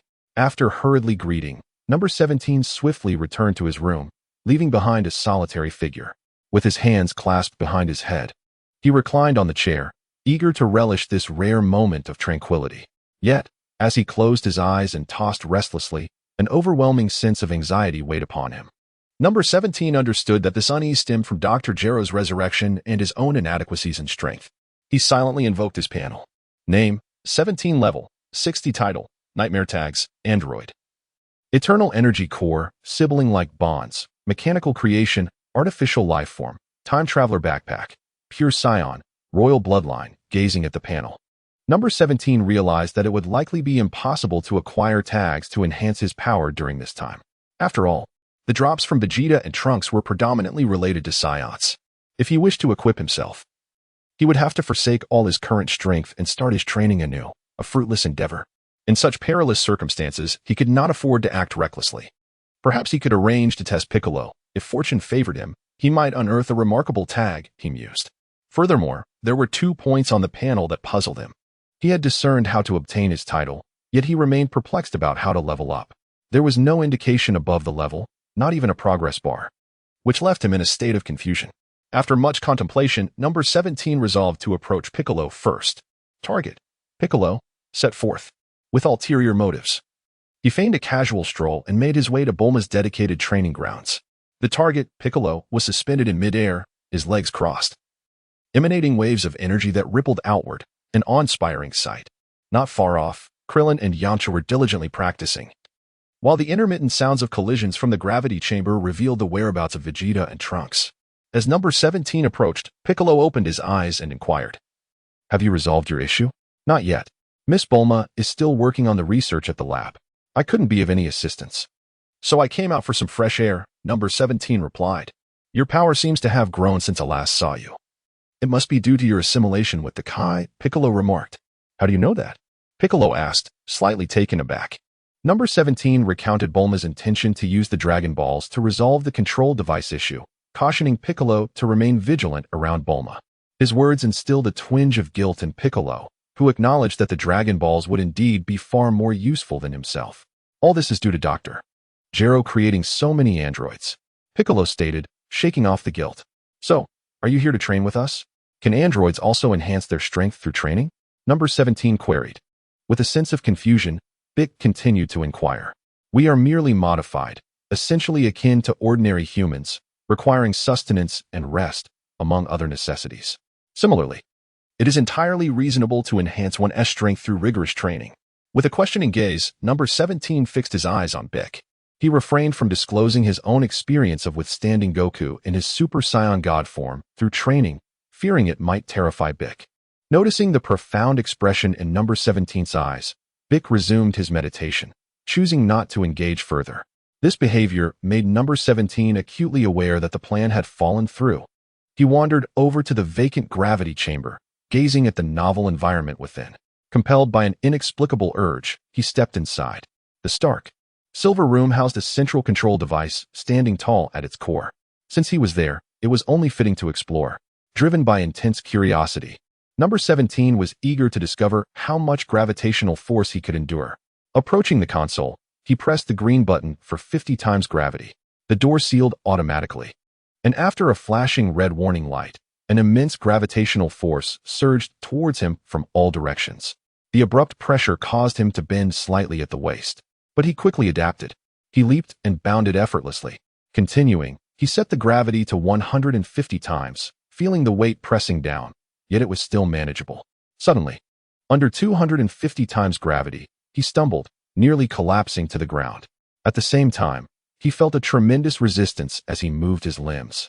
Gazing apprehensively at the red button for 350 times, he hesitated, fearing embarrassment should he falter. It was prudent to become accustomed to 250 times gravity before increasing further. He reassured himself.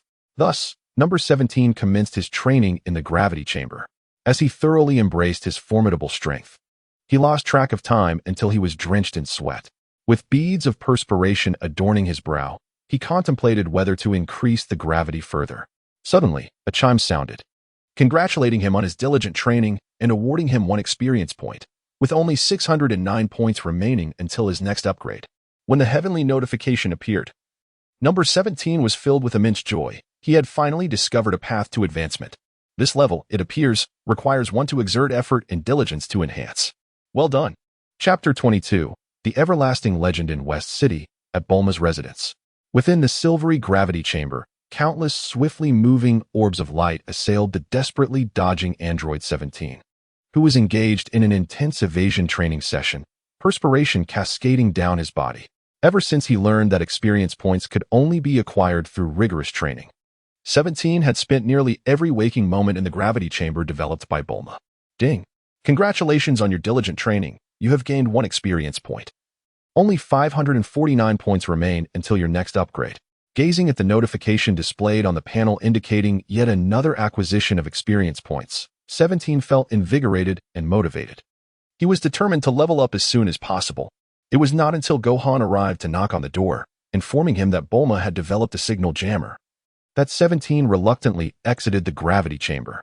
Upon returning to Bulma's lab with Gohan, they found androids 16 and 18 still ensconced in slumber. You've arrived just in time. Come over and take a look at this, Bulma said, glancing at the approaching 17 as she retrieved a silver bracelet from her drawer. Accepting the weighty bracelet, 17 adorned his wrist, finding the weight acceptable, though he felt somewhat unaccustomed to wearing something new. This bracelet not only serves to block signals, but also possesses functions for internet access and phone calls. You can explore its features on your own, she explained. While the bracelet was crafted from a special metal, its ability to withstand the fierce battles they engaged in remained uncertain. Nevertheless, she advised him to exercise caution. After imparting her warnings about the bracelet, Bulma returned her focus to the awakening experiments of androids 16 and 18. 17 nodded earnestly, promising to take good care of the bracelet. A weight had finally lifted from his heart, while Gohan behind him eyed the bracelet with envy, persistently pleading with Bulma to create one for him as well. With a sense of resignation, Bulma could only agree hurriedly. Filled with joy, Gohan and 17 bid farewell to Bulma and departed the lab. Soon, I shall possess an even cooler bracelet than yours, Gohan expressed eagerly on their way. Has your father awakened yet? Recently, the silence from Dr. Gero filled 17 with apprehension. After all, the absence of his activity suggested he was plotting something grander. Thus, 17 fervently hoped Goku would awaken soon, for facing Dr. Gero's schemes would be far less daunting with him around. Yes, my dad was still mumbling in his sleep this morning. He should wake up any moment now, Gohan replied, a blissful smile illuminating his face at the thought of his father's impending recovery. As long as his father was there, he believed they could vanquish all the despicable androids and restore tranquility. Gohan thought to himself, indeed, that would be the best outcome. On the 17th, there was a sense of joy for Gohan. Although it was nearly noon, 17 was determined to return and continue his training. Just as he bid farewell to Gohan, a figure suddenly appeared before him. Before 17 could ascertain the identity of this newcomer, Gohan exclaimed excitedly, Dad. With a hearty laugh, Goku reassured Gohan, it's all right. Kneeling down, he affectionately patted Gohan's head. It was at this moment that 17 recognized the visitor as none other than the protagonist of the Dragon Ball anime, Son Goku. Indeed, beneath the familiar hairstyle lay an unchanging visage, his orange martial arts gi always paired with a blue undershirt and blue wristbands. After calming Gohan, Goku rose and took a moment to scrutinize 17.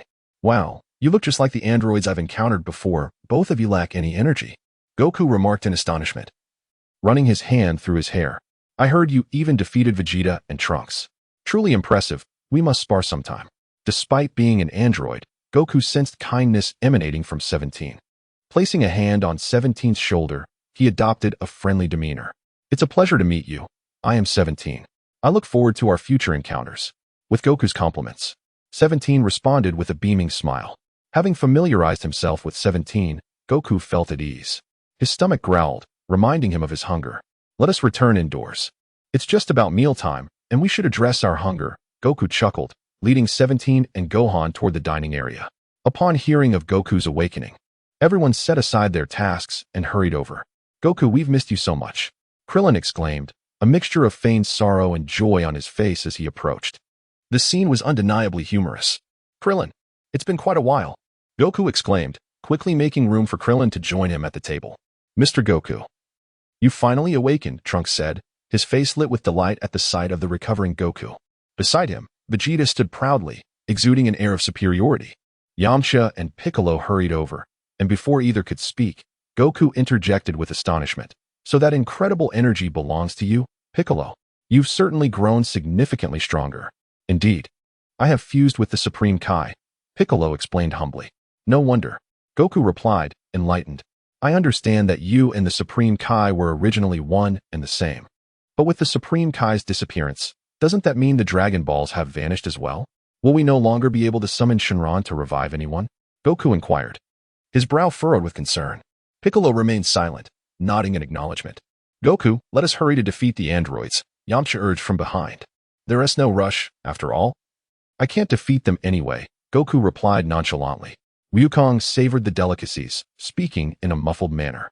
Upon hearing his response, the crowd was astounded. Wukong had never even encountered his adversaries, yet he had conceded defeat. If even Vegeta and Trunks could not contend with the androids, surely I am no match for them either, he explained after finishing his meal. Vegeta's expression softened slightly upon hearing Wukong's words. Yamcha and Krillin were horrified by Wukong's remarks. If even Wukong cannot handle them, must we face a fate akin to that of the future timeline? Sensing the concerns of Krillin and the others, Wukong hastily reassured them. Fear not. Although we cannot currently defeat the androids, it does not signify that I am incapable of overcoming them. With Wukong's words, the group finally felt a sense of relief. Let us first enjoy our meal, and then we shall discuss the matter of the androids. At Wukong's suggestion, the others reluctantly partook of the meal. Once they were thoroughly satisfied, Wukong turned to inquire about the specifics of his unconsciousness from number 17. Number 17 diligently recounted the entire sequence of events to Wukong. So, you mean to say that the resurrected Dr. Gero, along with Android 13 and Cell, remain unaddressed? The group nodded in unison.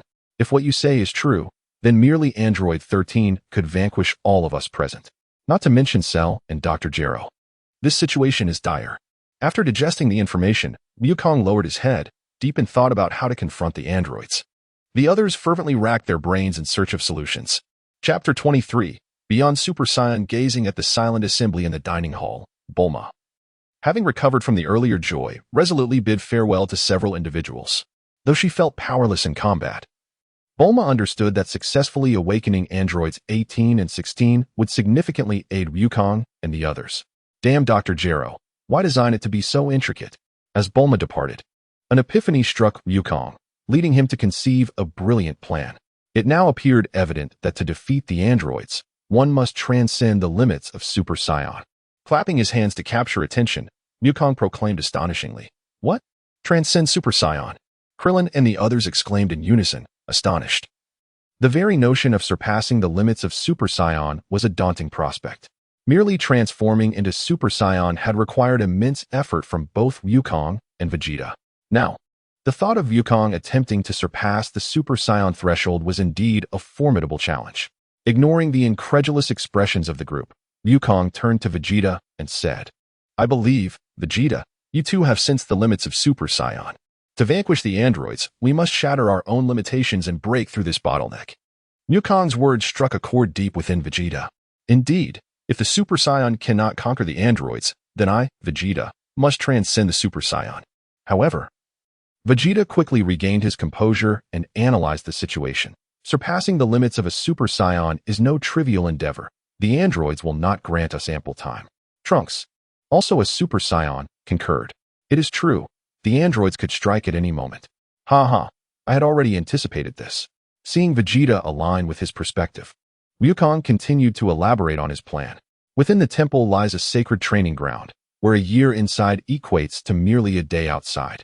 Thus, even if we fail to surpass the Super Saiyan, we will undoubtedly make significant progress over the span of a year. Wukong's face radiated confidence as he addressed Vegeta's inquiries. A year equals a day? Vegeta had not fathomed the existence of such a miraculous training venue. Wukong, are you referring to the hyperbolic time chamber? Piccolo immediately connected the dots regarding the chamber within the temple. Precisely, Wukong stood up, his demeanor turning serious. But Wukong, have you forgotten that you could barely last a month when you entered as a child? Piccolo darkened his expression, recalling Wukong's childhood experience. Ha ha ha, fear not. Even if I cannot endure, I am certain Vegeta will persevere. After all, that place is perfectly suited to him. Wukong winked, raising an eyebrow at Vegeta. What is so peculiar about it? Trunks inquired. You'll find out once you step inside. Piccolo refrained from directly answering Trunks' question. Wukong, your determination remains unwavering. Wukong's spirited demeanor reminded Krillin of their shared childhood experiences. Yamcha, too, wore a contemplative expression. Vegeta gritted his teeth, memories of being humiliated by the androids flooding his mind. This time, I shall surpass the limits of Super Saiyan before Kakarot does, Vegeta resolutely vowed within himself. Very well, but I must enter for training first. With his goals firmly set, Vegeta articulated his own request. All right, no problem. You and Trunks can enter first, while I will join Gohan later, Goku readily arranged. Ah, I will train together with him? Trunks stammered in surprise. Indeed, during this year, you must learn to get along well with Vegeta, Goku encouraged, patting Trunks on the shoulder. What? Gohan is going in too. Goku's plan caught Piccolo off guard. Yes, I want Gohan to master the transformation into Super Saiyan. This way, our chances of victory will increase, Goku stated with firm conviction, gazing intently at the innocent Gohan. Gohan, are you afraid? Goku inquired with a loving gaze. Not at all. I want to protect my home bravely, just like Dad. Gohan exclaimed enthusiastically. Gohan's response filled Goku with great satisfaction. However, Goku still needed to seek Chi-Chi's approval. In Chi-Chi's room, where she accompanied Gohan, Goku placed his hands on Chi-Chi's shoulders, his eyes reflecting affection. Chi-Chi, please agree to let Gohan train with me this time. I promise it will be the last. Goku said, a hint of pleading in his voice. Sigh, what can I do if I disagree? Chi-Chi sighed deeply, gazing into Goku's sincere eyes. But let me make it clear, this is the last time. After we resolve this crisis, Gohan must focus on his studies. You must also return to work and earn money, Chi-Chi said, holding Goku close, reluctant to part. Rest assured, I will bring Gohan back safely. Goku vowed earnestly, assuring Chi-Chi. Truly, they are a family. Krillin outside expressed envy. Once Goku's family moment concluded, Android 17 spoke up. May I also train in the hyperbolic time chamber? Android 17 wished to seize this opportunity to enhance his strength through rigorous training. Only with formidable power can one traverse further into the unfolding narrative, qualifying to seek the answers to their innermost questions. Of course, that's not a problem. The stronger you are, the more advantageous it is for us, Goku remarked, surprised that 17 could also enhance his capabilities through training. However, you need to ask Vegeta and Trunks if they agree to have you train alongside them. Goku pointed out the key individuals. With a faint smile, 17 turned to Vegeta and Trunks. With me as their sparring partner, they will only progress faster. Right, Vegeta, Trunks? Vegeta let out a cold snort. As long as it was not Son Goku, he could accept it. Indeed, as number 17 had stated, with him as a sparring partner, their strength would surely rise significantly. Upon witnessing the androids 17 and 18 in this timeline, it became evident that they were far more benevolent than their counterparts from the future. Thus, Trunks harbored no objections. Time is of the essence. I shall escort you to the room of spirit and time, Goku declared, pleased to see both Vegeta and Trunks in agreement with number 17's inclusion. Now, Gohan, Piccolo, Krillin, and Yamcha, please remain here while I make a brief visit. Goku gestured for them to touch him, preparing to employ instant transmission to transport the three of them. With a swift motion, Goku, along with number 17 and the others, vanished from sight. Chapter 24. The Room of Spirit and Time as the scenery shifted before his eyes. Number 17 soon realized he had been brought by Goku to a magnificent palace. Above the clouds, distant wisps danced gracefully in the wind. This is the temple, Goku announced, pointing towards the grand entrance, addressing Trunks and the others. Please wait here. I shall seek out Mr. Popo. Goku gazed at the empty expanse outside the temple and explained to number 17 and the others. Whenever I came here before, Mr. Popo would always be tending to the garden. Why is he not around this time? Mr. Popo. Mr. Popo. With a sense of urgency, Goku called out to the temple, attempting to draw attention. Inside the temple, since the departure of the Supreme Kai, Mr. Popo had remained inside his quarters, never venturing out. Only upon hearing Goku's summons did he step outside. Upon recognizing the familiar figure of Goku, Mr. Popo greeted him. Goku, what brings you here? Mr. Popo. We wish to borrow the room of spirit and time for training, Goku replied softly, presenting number 17 to him. Goku felt a wave of joy at the sight of his old acquaintance. During his childhood training here, Mr. Popo had provided him with invaluable guidance. Gazing at number 17's face, Mr. Popo instantly comprehended the situation and sighed. Even Piccolo and the Supreme Kai have met with failure. It turned out that since the Supreme Kai's departure, Mr. Popo had taken it upon himself to observe the affairs of the mortal realm. Thus, he was well informed about recent events. Indeed, it is because the androids are exceedingly powerful. Hence, I wish to utilize the last precious moments in the room of spirit and time to make a final effort, Goku earnestly stated before Mr. Popo. Follow me then. Knowing that he was unable to resolve the issues of the mortal realm, Bobo's only recourse was to lead Goku and the others to the hyperbolic time chamber. Along the way, Bobo imparted important information regarding the chamber's peculiarities. This extraordinary space, situated within the temple, operates under a drastically different temporal flow compared to the outside world, and is fully equipped with food and water. However, due to the thin air, oppressive heat, and gravity that is tenfold that of normal conditions, the vast emptiness within poses a significant challenge. Those with fragile wills may easily succumb to illusions, leading to more dire consequences. Even a young Goku could scarcely endure a month within. Bobo solemnly cautioned the group that if they ever felt overwhelmed, they must exit immediately.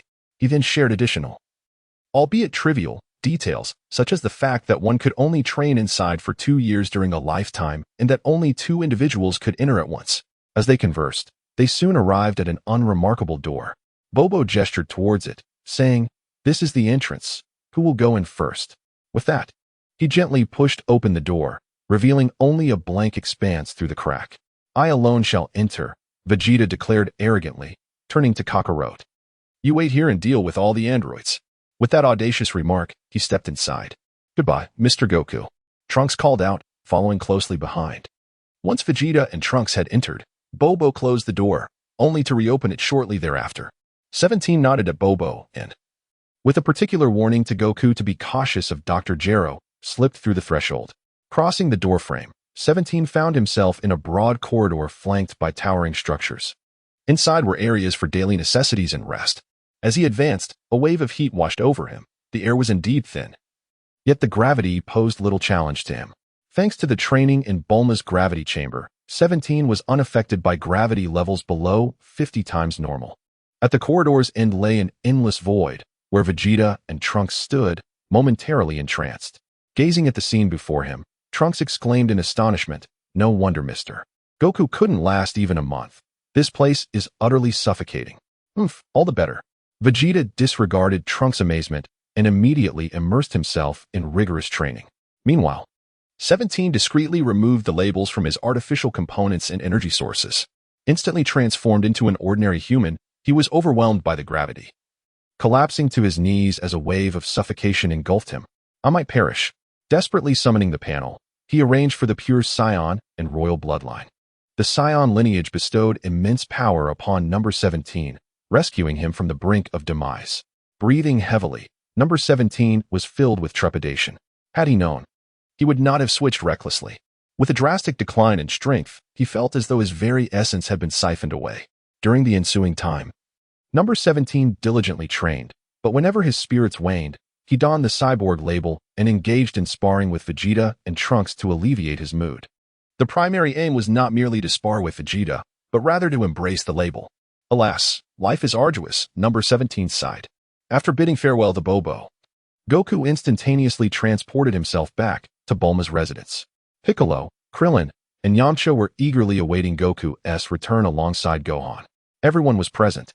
Upon his return, Goku felt a tinge of embarrassment seeing them all waiting. "What should we do now?" Krillin inquired, his voice laced with confusion. "I'm not certain. We can only wait for Dr. Gero and his associates to make their appearance," Goku lamented, expressing his thoughts with resignation. "By the way, here is something for you." Krillin handed Goku a pouch containing senza beans from his waist. "There are a few senza beans in here. Please take good care of them."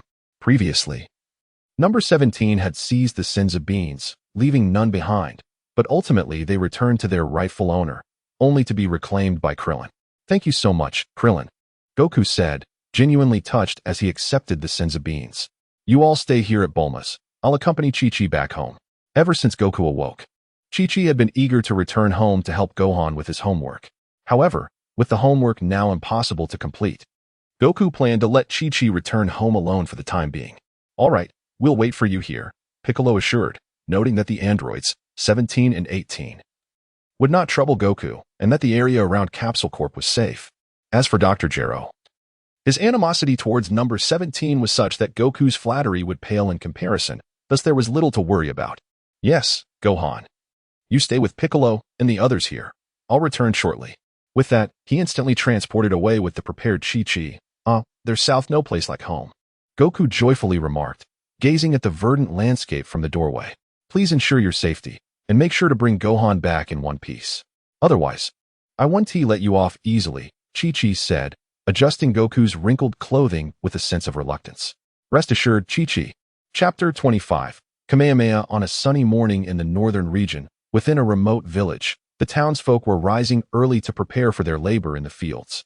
A middle-aged man was driving a tractor. Leisurely smoking a cigarette, he ambled toward his own fields. Nearby, the farmlands were bustling with diligent figures, squinting at the blinding sunlight. The middle-aged man muttered under his breath about the oppressive sun. Adjusting his hat, he prepared to toil in the fields. Unbeknownst to anyone, a slender-tailed green creature flew in from afar. It was Cell, just hatched from its egg, initially intending to stealthily ambush and consume Android 17. However, due to its feeble power, it was fortuitously observed by Dr. Gero via microbots. Thus, Cell and Dr. Gero formed an unholy alliance, commencing their collaboration. Dr. Gero instructed Cell to retrieve the time machine, while sending Android 13, equipped with a controller, to locate Androids 16, 17, and 18. Just as Android 13 was about to succeed, an unexpected intervention by Piccolo thwarted their plans. After a few days of confinement in Dr. Gero's secret base, Cell could no longer contain its impatience and escaped stealthily. It decided to absorb human bioenergy to augment its strength before independently hunting down Androids 17 and 18, believing that once it achieved its perfect form, no one could stand against it. After flying for an extended period, Cell pinpointed a remote town and, upon landing, boldly approached the humans engaged in their agricultural tasks. The middle-aged man, squinting against the sun, suddenly caught sight of a green figure approaching him. Thinking it a mere illusion, he rubbed his eyes vigorously, only to find the grotesque creature looming before him. Help!" he screamed, terrified by Cell's hideous visage, causing him to stumble and fall in panic, desperately trying to crawl away. Unfortunately, his legs betrayed him, leaving him weak and helpless on the ground. Amidst his cries of despair, Cell mercilessly pierced him with its tail, draining him completely, leaving only a pile of clothes behind. Gazing at the fleeing crowd, Cell rasped, "Who shall be next?" The anguished cries mingled with the sounds of gunfire as the entire town fell victim to Cell's malevolence. Soon, a haunting silence enveloped the once vibrant town. But this meager bioenergy could not satiate Cell's hunger. It soared toward a more distant city, spotting new prey as it descended into a bustling urban center, unleashing a massacre. Cell attracted the military's wrath, but the tanks and firearms of humanity appeared as mere toys in the face of its power. Sensing the surge of evil, Goku, at Bulma's home, immediately teleported with Piccolo to the scene. Upon arrival, they beheld Cell, insect-like, raising a little girl with its tail, preparing to absorb her bioenergy. Witnessing this, Goku shouted, "You fiend! Stop this at once." I thought I sensed something." "So it's Son Goku and Piccolo. How foolish of you to come here to seek your doom." Upon recognizing the approaching figure, Cell did not flee. Instead, he mockingly laughed without haste. Observing Cell's tail tightening, Goku swiftly dashed forward, forcefully stomping on Cell's tail. In agony, Cell released his grip and retreated, narrowly avoiding Goku's airborne kick. Goku delivered another kick, catching the falling little girl, and safely returned to his original position. He entrusted her to Piccolo, urging him to swiftly escort her and the onlookers away. "This is Cell. He possesses the cells of us all, so proceed with caution," Piccolo quietly warned Goku, instantly recognizing the ultimate life form before him. "Damn you, Son Goku. I shall send you to hell this very moment." Cell, having absorbed numerous cells, regarded everyone else with indifference, save for a modicum of wariness towards androids 17 and 18. Now that Goku had willingly walked into his demise, Cell was more than willing to absorb him first before devouring 17 and 18. A tremendous aura erupted from Cell, radiating a devastating wave of energy in all directions. Instantly, the sounds of shattering glass, flying debris, and the screams of the crowd filled the air, with barely visible afterimages. A single powerful punch sent Goku flying. As he spun through the air, he crashed through several skyscrapers before finally stabilizing. Goku shook his head, dislodging the rubble caught in his hair. Not giving Goku a moment to recover, Cell approached, seizing him from the wreckage.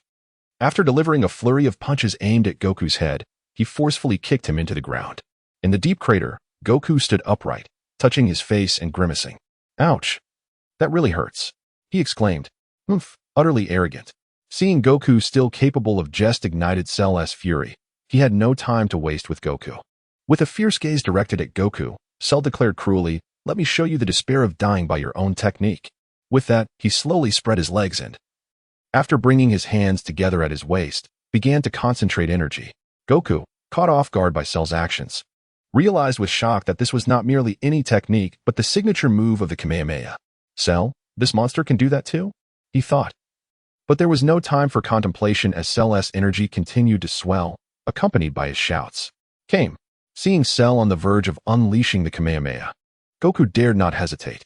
Instantly transforming into a Super Saiyan, he unleashed an aura rivaling Cell's. Bringing his hands together, he prepared to counter with his own Kamehameha. Ready for a clash. Came. Both sides invoked the same technique, shouting the same name. What? The power of two Gokus. Master Roshi struggled to rise from the ground, panic evident in his voice as he addressed Tien. "Do you sense it? There are two identical auras of Goku." Tien replied. "Indeed, it seems Goku has awakened, and the other must surely be the work of the androids." Without hesitation, he summoned Kaiatsu and prepared to head to the scene of the incident. Watching Tien's departing figure, Master Roshi removed his sunglasses, gritted his teeth, and resolutely followed suit. In Bulma's laboratory, upon detecting the two identical auras of Goku, Krillin and Yamcha were rendered speechless. The intensity of these auras suggested that Goku was in grave danger. Gohan closed his eyes, straining to sense the situation. Krillin and Yamcha dared not leave recklessly. They remained behind to prevent Dr. Gero from launching a surprise attack, hoping to alert Goku with their energy signals, enabling him to return swiftly with instant transmission. Krillin silently worried for Goku, encouraging him in his heart. "Hang in there, Goku."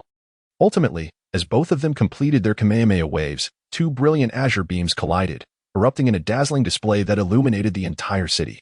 Chapter 26. King Kai Fist. The terrifying waves of energy crashed violently against one another, shattering streets and sending countless debris flying.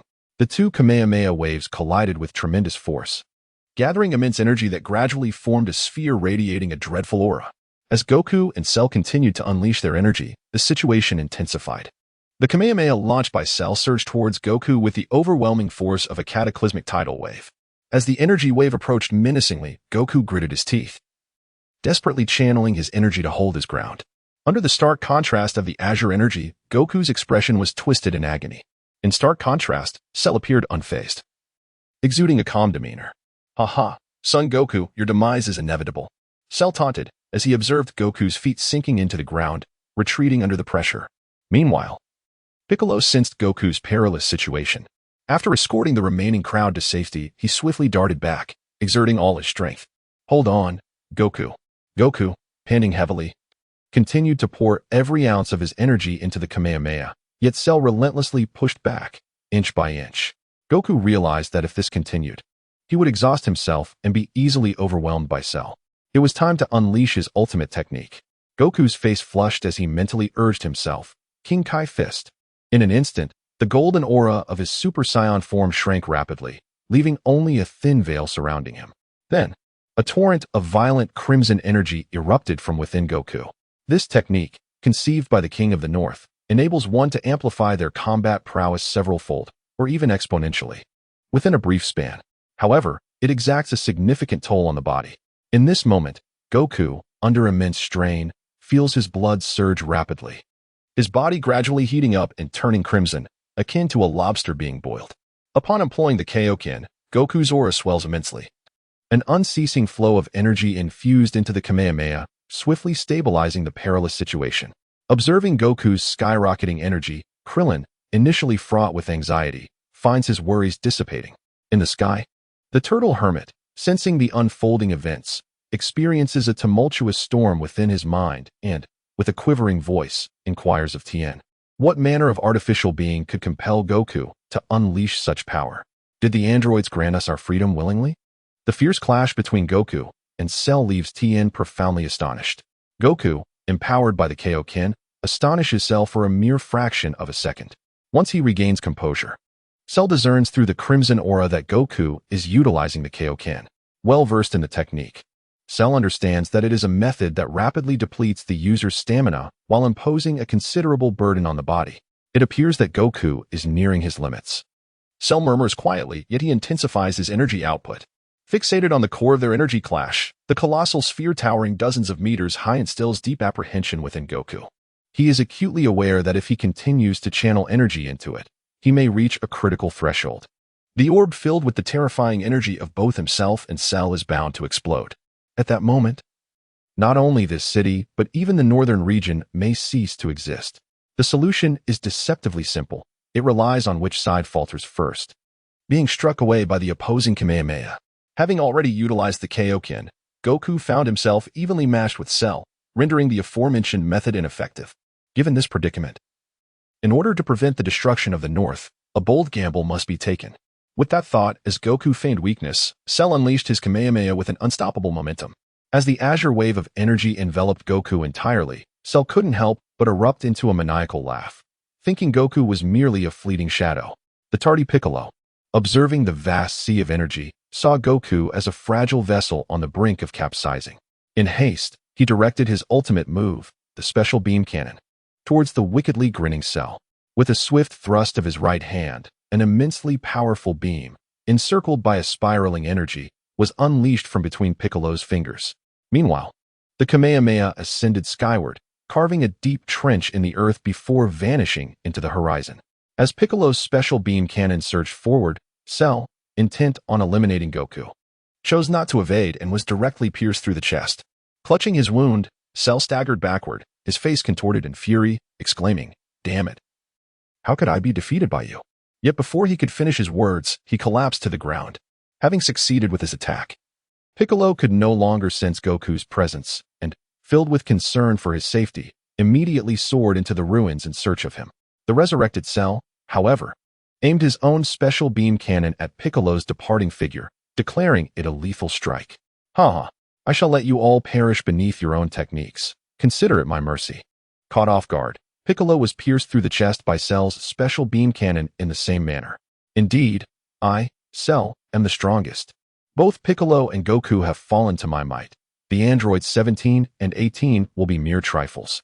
As Cell reveled in his fantasies of cosmic domination, he remained oblivious to the sudden emergence of Goku behind him. Kamehameha. Witnessing the cunning feigned death of Cell, Goku, utilizing instant transmission, miraculously escaped from peril.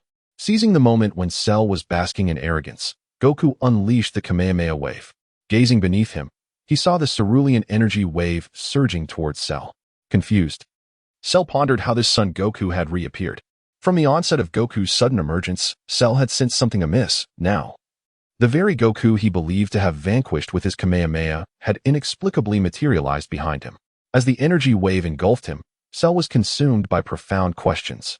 With Goku ceasing his energy output, the sky gradually cleared.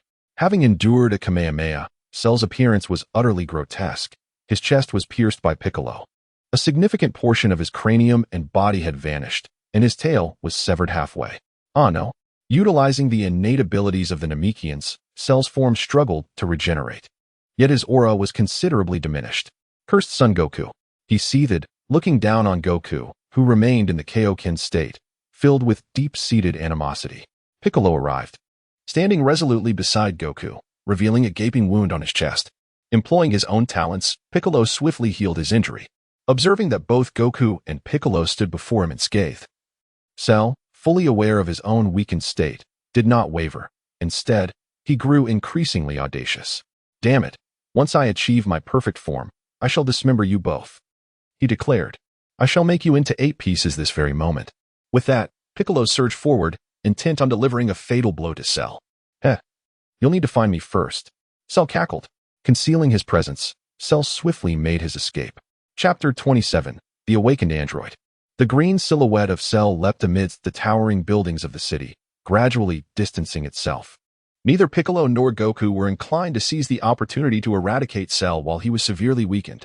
Both were acutely aware that, with Vegeta and Trunks absent, any reckless approach would be perilously foolhardy.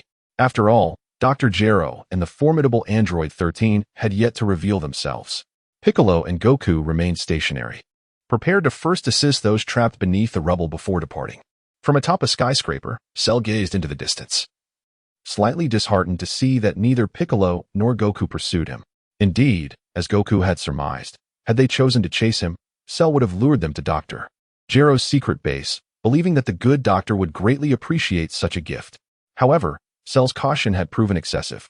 Now gravely injured, he contemplated returning to Dr. Gero's hidden laboratory. Haunted by the elusive nature of Goku, Cell found himself perplexed by how the warrior could appear so suddenly. Until he unraveled this mystery, he resolved not to venture out in search of biological energy. Most importantly, he noted that in this timeline, Piccolo's strength might very well rival that of the future Android 17. Even if he reached his second transformation, he could not afford to underestimate his adversary.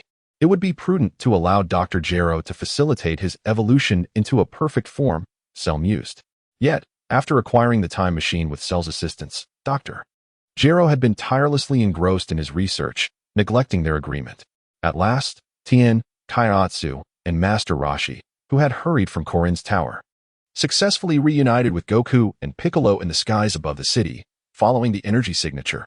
"Goku, you have finally awakened," Tien exclaimed joyfully upon seeing Goku in person after their swift flight. "Tien, Kaiatsu, Master Roshi, what brings you here?" Goku was astonished by their sudden appearance. "We sensed your terrifying energy alongside that of the androids, and hastily made our way from Korin's tower, hoping to assist in any way we could," Tien explained earnestly. "Indeed, we feared our own power might be insufficient to be of help," Kaiatsu added, somewhat sheepishly. "How could that be?" "Just your presence brings me immense joy," Goku replied, deeply touched by the sincerity reflected in Tien and Kaiatsu's expressions. "Goku, where is the android?" Master Roshi anxiously scanned the surroundings. "Do not worry, Master Roshi. The android has been driven away by Piccolo and me. That's a relief. I have faith that you will defeat all your foes, Goku," Master Roshi said with an air of nonchalance. "Well, if even you, old man, have come, it certainly must be a cause for concern." Goku scratched his head, feeling somewhat embarrassed. After a moment of hesitation, he proceeded to lead the three of them to Bulma's residence. "Where are Goku, Vegeta, and Trunks?" Tien Shinhan inquired, voicing his curiosity.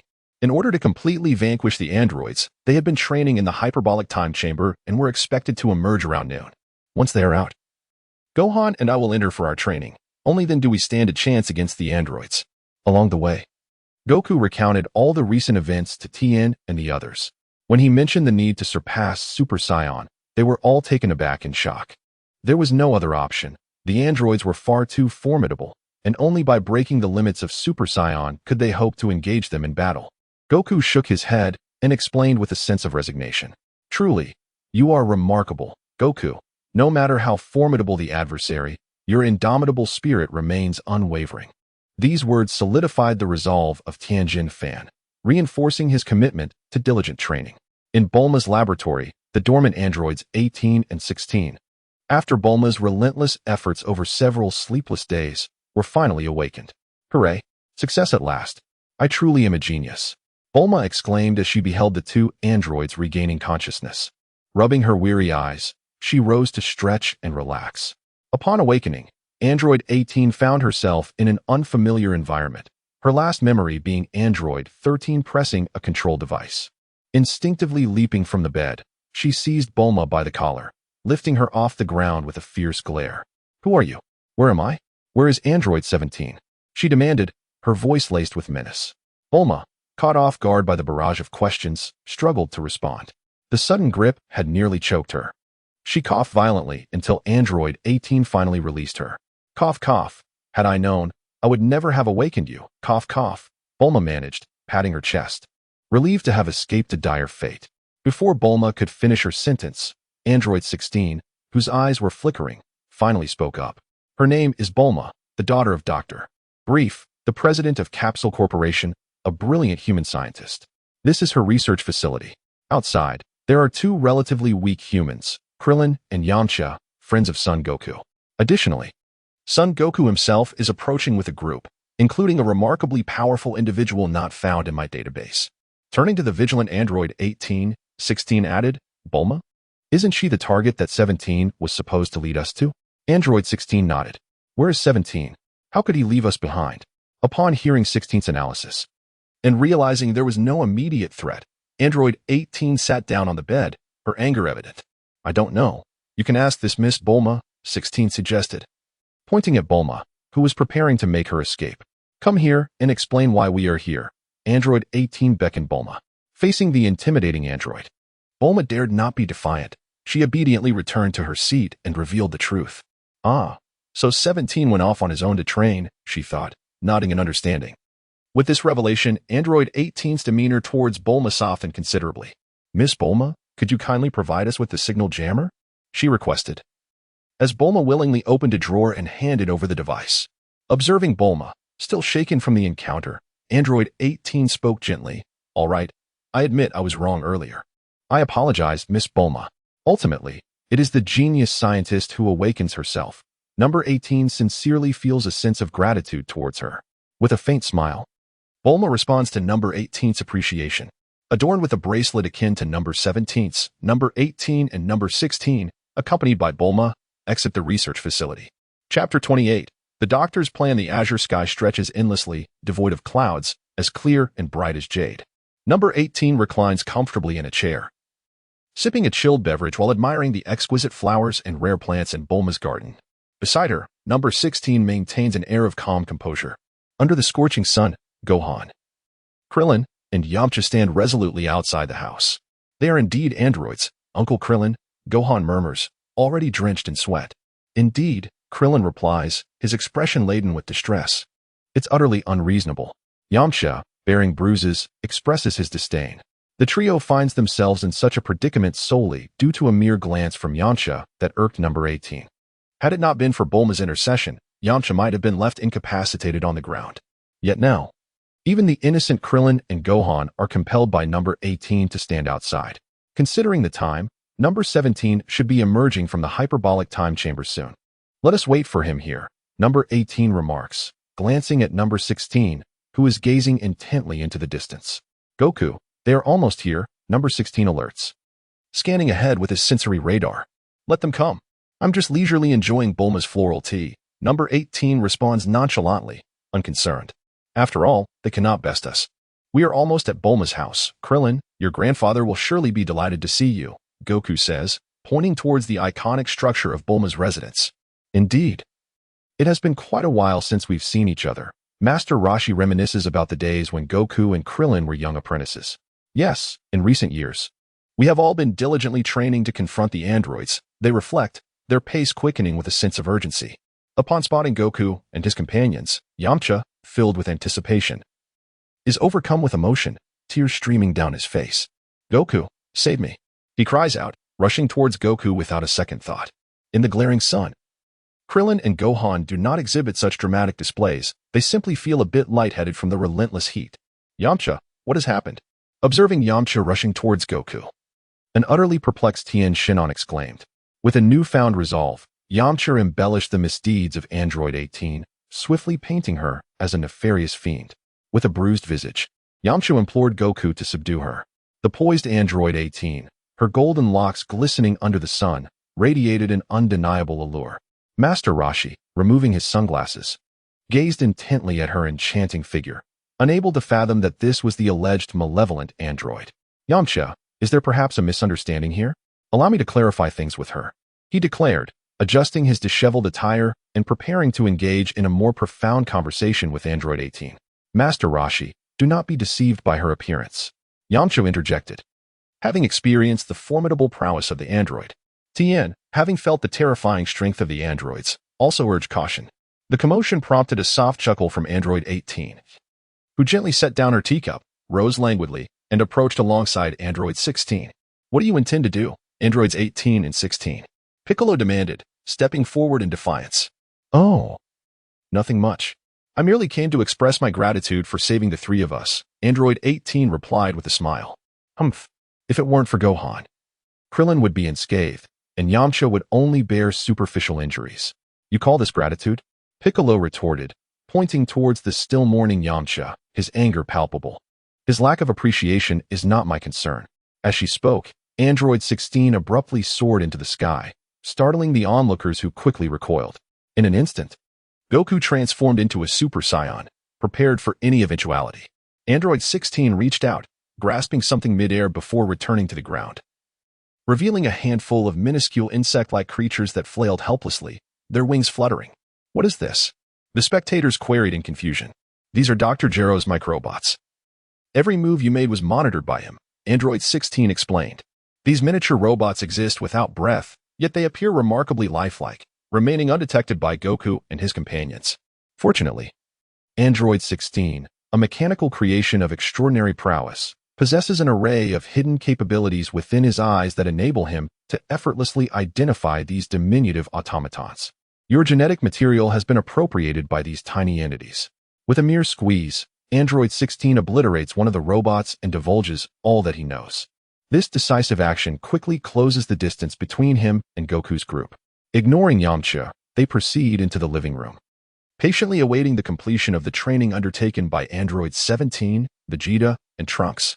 In the northern mysterious base, as Android 16 exerts his strength to crush the robot, the surveillance feed instantaneously turns black. Cursed be Android 16 and cursed be Goku. Such incompetence. Frustrated by the revelation and destruction of his miniature robots, Dr. Gero unleashes his fury upon the silent Android 13. He had entrusted Android 13 with the controller capable of determining the fates of the three androids. Yet the outcome was not only a failure to retrieve them, but also the loss of androids 14 and 15. In Dr. Gero's mind, as long as Android 13 could eliminate Android 17 and the others using the controller, the remaining Goku and his ilk would be no match for him alone.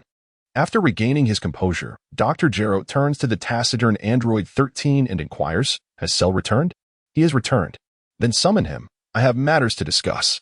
Since acquiring the time machine, Dr. Gero has tirelessly devoted himself to research, benefiting from the fact that as an android, he requires neither food nor sleep. However, even with such advantages, the brilliant Dr. Gero finds himself at a loss when confronted with the complexities of the time machine from the future. He understands that, in the short term, he cannot produce anything of value. Yet, during a recent surveillance of Goku and the others, he fortuitously learned of the existence of the hyperbolic time chamber, igniting a spark of inspiration within him. What Dr. Gero lacks most is time. If only he were granted sufficient time, he firmly believes he could unravel the secrets of the time machine and conquer the vastness of the universe. However, the urgency of the situation looms large, as the training of Android 17 and Vegeta in the hyperbolic time chamber poses a dire threat to him, particularly concerning the androids he himself created, 16, 17, and 18. With Bulma having resolved the issue of the controller, Android 13 alone cannot contend with the three. Unless he transforms into Super Android 13, a scenario Dr. Gero is unwilling to entertain. Thus, he plans to clandestinely enter the hyperbolic time chamber to develop androids that can replace 17 and 18, allowing Cell to evolve into his perfect form and thereby eliminate all obstacles. Chapter 29, a surge in power within the temple, inside the hyperbolic time chamber. Once more, Vegeta, who had just been propelled away by Android 17's kick, shouted defiantly. Regaining his composure, Vegeta instantly transformed into a Super Saiyan, radiating a dazzling golden aura as he launched another assault on 17. In this void of space, countless energy blasts danced wildly, with both Vegeta and 17 wielding their destructive techniques at will. Soon, the two formidable opponents clashed their arms together with tremendous force. They engaged in a fierce struggle, their immense energies creating tumultuous waves. Gradually, 17 began to falter under Vegeta's relentless pressure. In a state of retreat, 17, battered by Vegeta's storm of attacks, held on for a brief moment before conceding defeat. Enough, he gasped, drenched in sweat, gesturing for a halt. What's the rush? We've barely begun, Vegeta replied, his spirit undeterred and full of enthusiasm. Perhaps you should train with Trunks instead, 17 retorted, his body aching with fatigue. Trunks, who had been watching the battle with keen interest, found himself unwittingly caught in the crossfire of their banter. Since entering the hyperbolic time chamber, Vegeta had sought out 17 for daily sparring sessions. Initially, 17 could easily dispatch him with a single blow, but over time, Vegeta's strength had markedly increased. 17's predicament was indeed dire. He could only lament that Saiyans were truly formidable beings. Vegeta had transformed from being effortlessly defeated by 17 to now being nearly evenly matched, signifying an immense enhancement in his capabilities. He was confident that if he unveiled his true trump card, 17 would stand no chance against him. With a terrifying surge in power, Vegeta was resolute in his belief that he had transcended the limits of Super Saiyan. He aspired to become the strongest being in the universe. Just wait, Kakarot. Once I have dealt with the androids, I will surely challenge you to a decisive battle. Vegeta's heart remained steadfast in his initial vow. After an extended period of interaction, the three individuals became well acquainted, and the memories of past conflicts faded into oblivion. Over the course of a year, Vegeta and Trunks came to understand that number 17 is a composed and disciplined android. However, one perplexing aspect remained for Vegeta and Trunks: the inconsistency in number 17's strength, which fluctuated between formidable and feeble. Additionally, there was an enigmatic quality to his demeanor. But both Vegeta and Trunks chose not to delve into the secrets that each person harbors. Overall, number 17 successfully earned the respect of Vegeta and Trunks, proving himself to be a trustworthy ally. In return, number 17's perception of Vegeta and Trunks became much clearer, transcending the confines of their former existence in the animated series. Observing the fierce battle between the father and son duo, number 17 wisely positioned himself aside, taking the time to reflect on the progress he had made during the year spent in the hyperbolic time chamber. As it stood, number 17 now bore 7 distinctive tags: Pure Saiyan, Royal Bloodline, Battle-Hardened, Desperate Future, Super Saiyan, Genius, and the Will of the Entrusted. Throughout the year, he acquired 5 tags from his experiences with Vegeta and Trunks. The newly obtained tags are described as follows: Genius. Your innate intelligence is such that you are deserving of the title. Attribute. Experience points are doubled through training. Fortunately, this tag was acquired. Otherwise, according to number 17's calculations, he would have only managed to level up 15 times over the span of a year. Super Saiyan, a legendary warrior who appears only once every 1,000 years. Attribute. Mastery of the transformation into a Super Saiyan. This is precisely where Vegeta and Trunks find themselves astonished by the enigmatic aura of Android 17.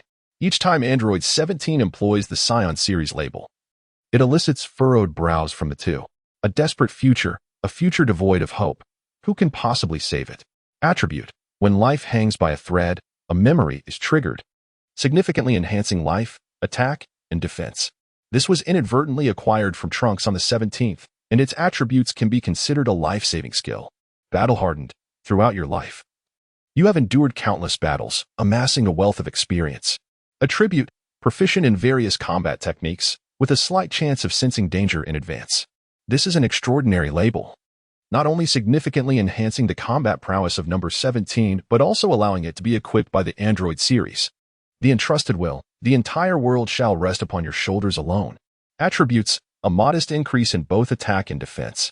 Similarly, it can also be equipped by the Android series. Experiments have revealed that as long as Vegeta and others elevate their strength once more after defeating number 17, they are certain to acquire the label again. Utilizing the aforementioned label, in conjunction with the Saiyan bloodline and a year of rigorous training, number 17 can endure, albeit briefly, in Vegeta's Super Saiyan form. Do not underestimate this fleeting moment. This transformation is akin to Android 17 evolving from an ordinary Saiyan to a being capable of dominating the universe, much like Frieza, within the span of a year. If we consider the Android saga, Android 17 would undoubtedly find himself in an invincible position against Vegeta. However, what disappoints him the most is the nature of his level advancement. Initially, 17 devoted himself to rigorous training solely to elevate his level, anticipating a delightful surprise. Regrettably, that moment of ascension did not yield any substantial enhancement. Gradually, he came to understand that the significance of leveling lies in the ability to equip an additional tag for every 10 levels gained. Presently, at level 82, he can equip 8 tags, an increase of 2 compared to before. It can only be said that without obtaining formidable tags, the elevation of levels feels inconsequential. Returning to the data updated post the Android saga, the details are as follows. Name: Android 17 level, 82 title, Nightmare tags, Android, Eternal Energy Reactor, Sibling Bond, Mechanical Creation. Artificial life form, battle-hardened, despairing future, entrusted will backpack. Pure Saiyan, royal bloodline, Super Saiyan, genius. Time traveler Android 17 keenly senses his unparalleled power, prompting a flurry of thoughts. As he prepares to venture outside, he wonders whether androids 18 and 16 have been awakened by Bulma, and whether Dr. Gero has launched any attacks on Goku and the others. Given his current strength, he ponders whether he possesses the capability to contend with Cell. The closer he gets to stepping out, the more his heart fills with concern. Meanwhile, Vegeta, demonstrating superior skill, secures a decisive victory. Exhausted from his bout with Vegeta, Trunks approaches 17 and sits down, inquiring, "What are you thinking about?" Observing 17, Trunks reflects on the former nightmare that once haunted him. With his growing strength, Trunks has entirely overcome his inner fears. Once all matters are settled outside, he vows to personally eradicate androids 17 and 18 from the future world. As they prepare to step outside, 17 responds, "Do not worry. With Mr. Goku around, everything will be fine. Let us hope so." Chapter 30. Absolute Domination. Greetings, esteemed viewers. Welcome to our live broadcast. In light of the recent terror attacks across various regions, the king has dispatched troops to intervene in the investigation. I firmly believe that the perpetrators will soon be apprehended. Inside the television screen, a poised female host, microphone in hand, eloquently discusses the devastation wrought by the androids on the city behind her. "Do not look at me. I did not instigate any destruction. It was all 14 and 15's doing." As Goku and the others cast suspicious glances her way, Android 18 shakes her head in fervent defense. "We haven't said anything. Why are you so anxious?" Piccolo retorts. "You humph." With a contemptuous scoff, Android 18 refused to stoop to the level of Piccolo. Truth be told, it was not her fault. If blame were to be assigned, it should fall upon Dr. Gero, for without him, the existence of androids would never have come to pass. Upon reflection, one could consider that Android 18 and her companions were indeed victims. Observing the adorably indignant expression on 18's face, Krillin, in a moment of spontaneity, articulated this thought. The small, bald Krillin's words elicited a gesture of agreement from Master Roshi, prompting Android 18 on the sofa to regard him with newfound respect. Now, let us turn our attention to the opinion of the young man clad in a beige vest regarding this incident. The camera shifted to reveal that the young man was none other than Android 13, who, donning a cap, flashed a wicked grin at the lens.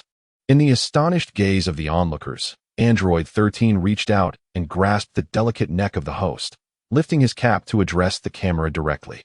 "I do not know whether you, Son Goku, are watching, but I must convey this message clearly. If you do not arrive within 10 minutes, every one of you here shall meet a grim fate."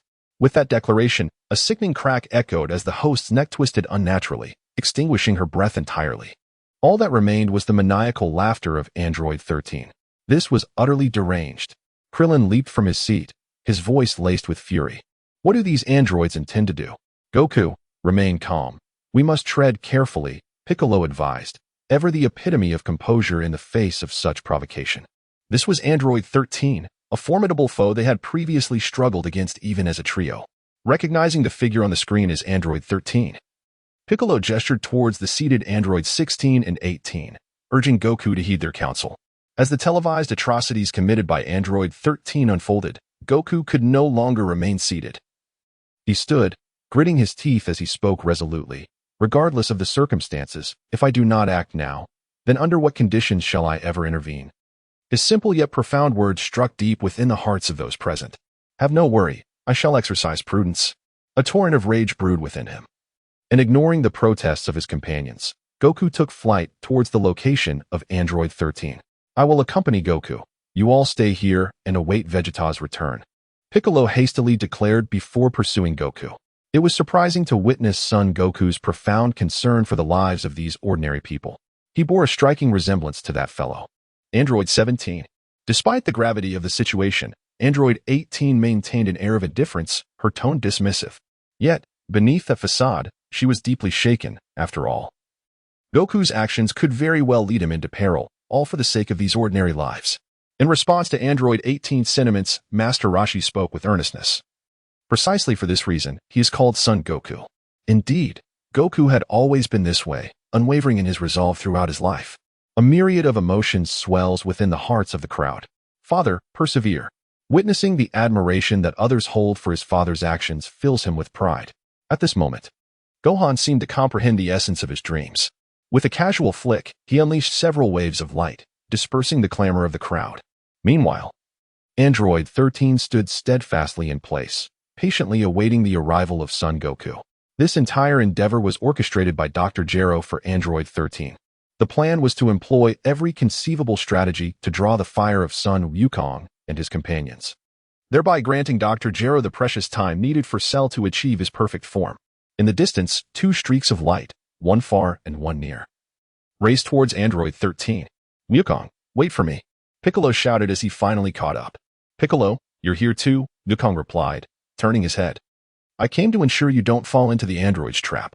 At least someone would be there to support you." Piccolo masked his true thoughts. "Fear not.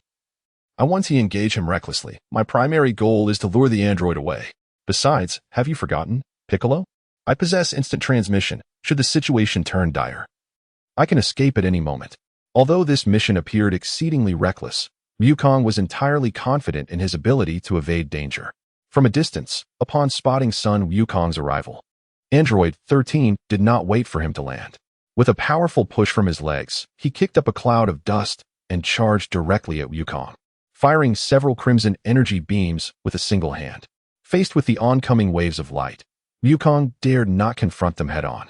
His intent was to lead the android away from the city to prevent unnecessary destruction. As the aggressive android advanced, Wukong transformed into a Super Saiyan, dodging left and right. In a series of agile maneuvers, he steered Android 13 away from the bustling city and into the desolate wilderness. Believing Wukong was attempting to flee, Android 13 accelerated his speed, preparing to launch an assault. Having personally experienced the terrifying power of Android 13, Piccolo urgently warned Wukong. He unleashed a barrage of energy blasts, attempting to impede Android 13's advance. With precision, Android 13 countered several of Piccolo's attacks, resulting in a thunderous clash as their energy blasts collided in the sky. Suddenly appearing before Wukong, Android 13's emergence triggered Wukong's instinctive sense of danger, prompting him to retreat hastily. With a smirk of disdain, Android 13 lifted his right foot and delivered a crushing kick to Wukong's chest. The ferocity of Android 13's strike caught Wukong off guard, akin to his own instant transmission. The dreadful strength of Android 13 was far beyond Wukong's expectations. The impact sent Wukong staggering backward through the air. Before he could recover, Android 13 seized him by the collar and unleashed a flurry of punches to his head, culminating in a devastating elbow strike that sent him crashing to the ground. Lying incapacitated in a deep pit, Wukong had no time to catch his breath before Android 13, descending from above with the force of thunder, landed heavily upon him.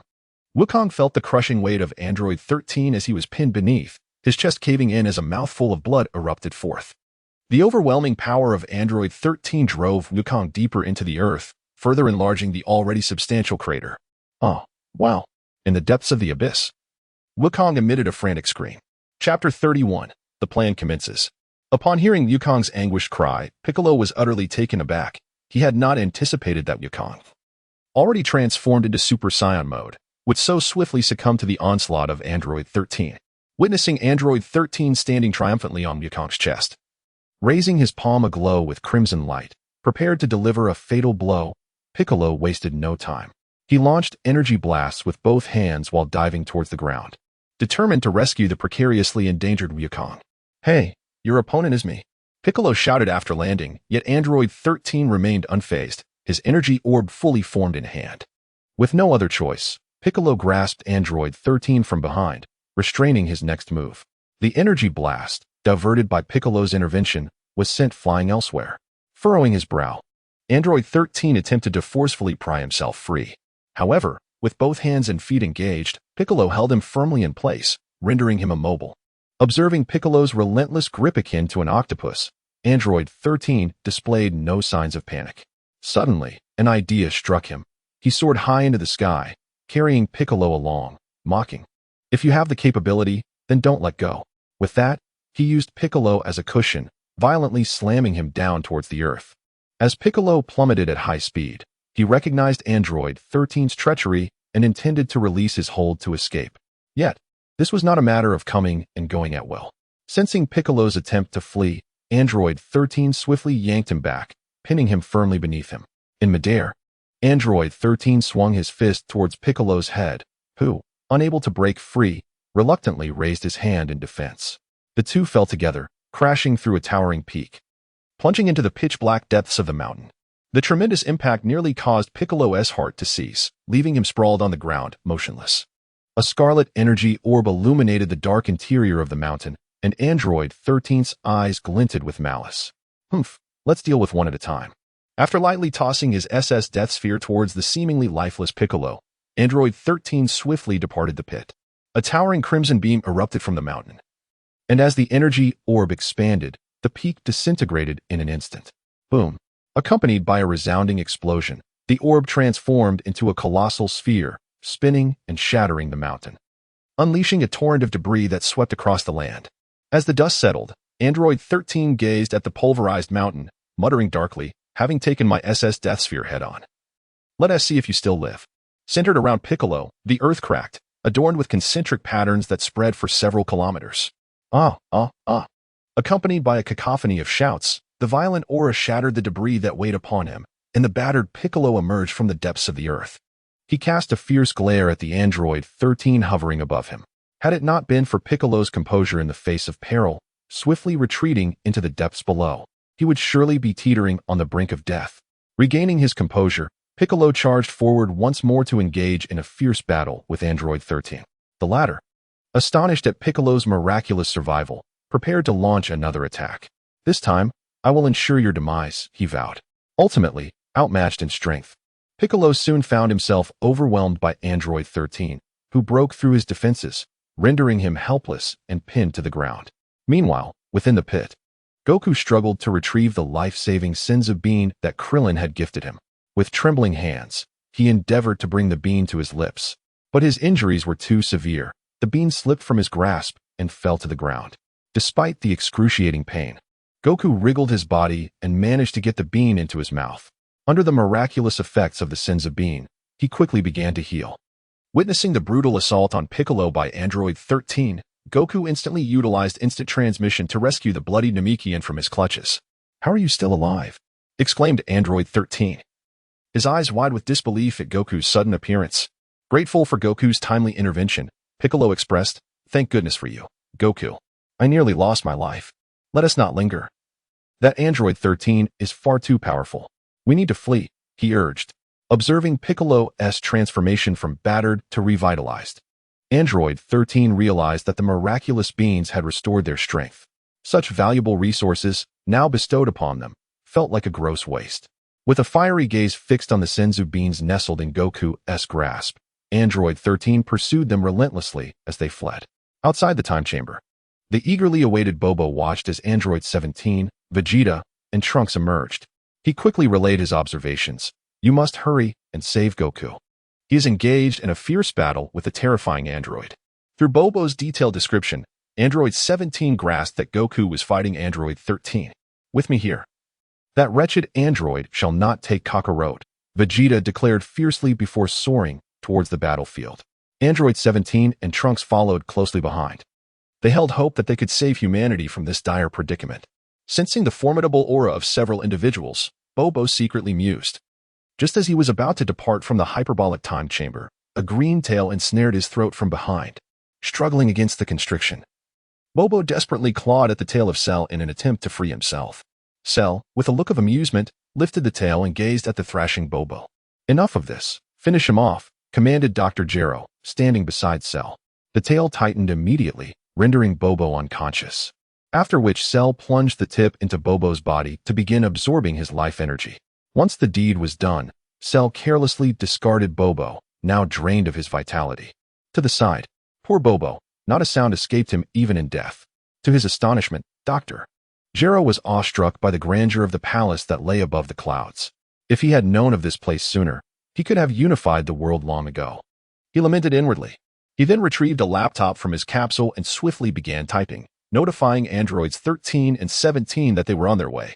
"We can initiate the plan," he declared resolutely, stroking the mysteriously glowing hyperbolic time chamber. "Let us proceed. Our success hinges on this moment." Cell obediently followed Dr. Gero as they entered the chamber. Chapter 32. The Mysterious Base from a Distance. three streaks of light chased each other through the undulating mountains. A scene of chaos as Goku and Piccolo were relentlessly pursued by Android 13. Finally, Vegeta and the others emerged from the hyperbolic time chamber. Sensing the presence of Vegeta and his companions, Goku, while hurriedly dodging Android 13's energy blasts, turned to Piccolo and said, "They are rushing towards us." With joy, Piccolo responded, "Hang on a moment, they will be here shortly." Thus, under the deliberate guidance of Goku and Piccolo, Android 13 was swiftly closing in on Vegeta and his companions.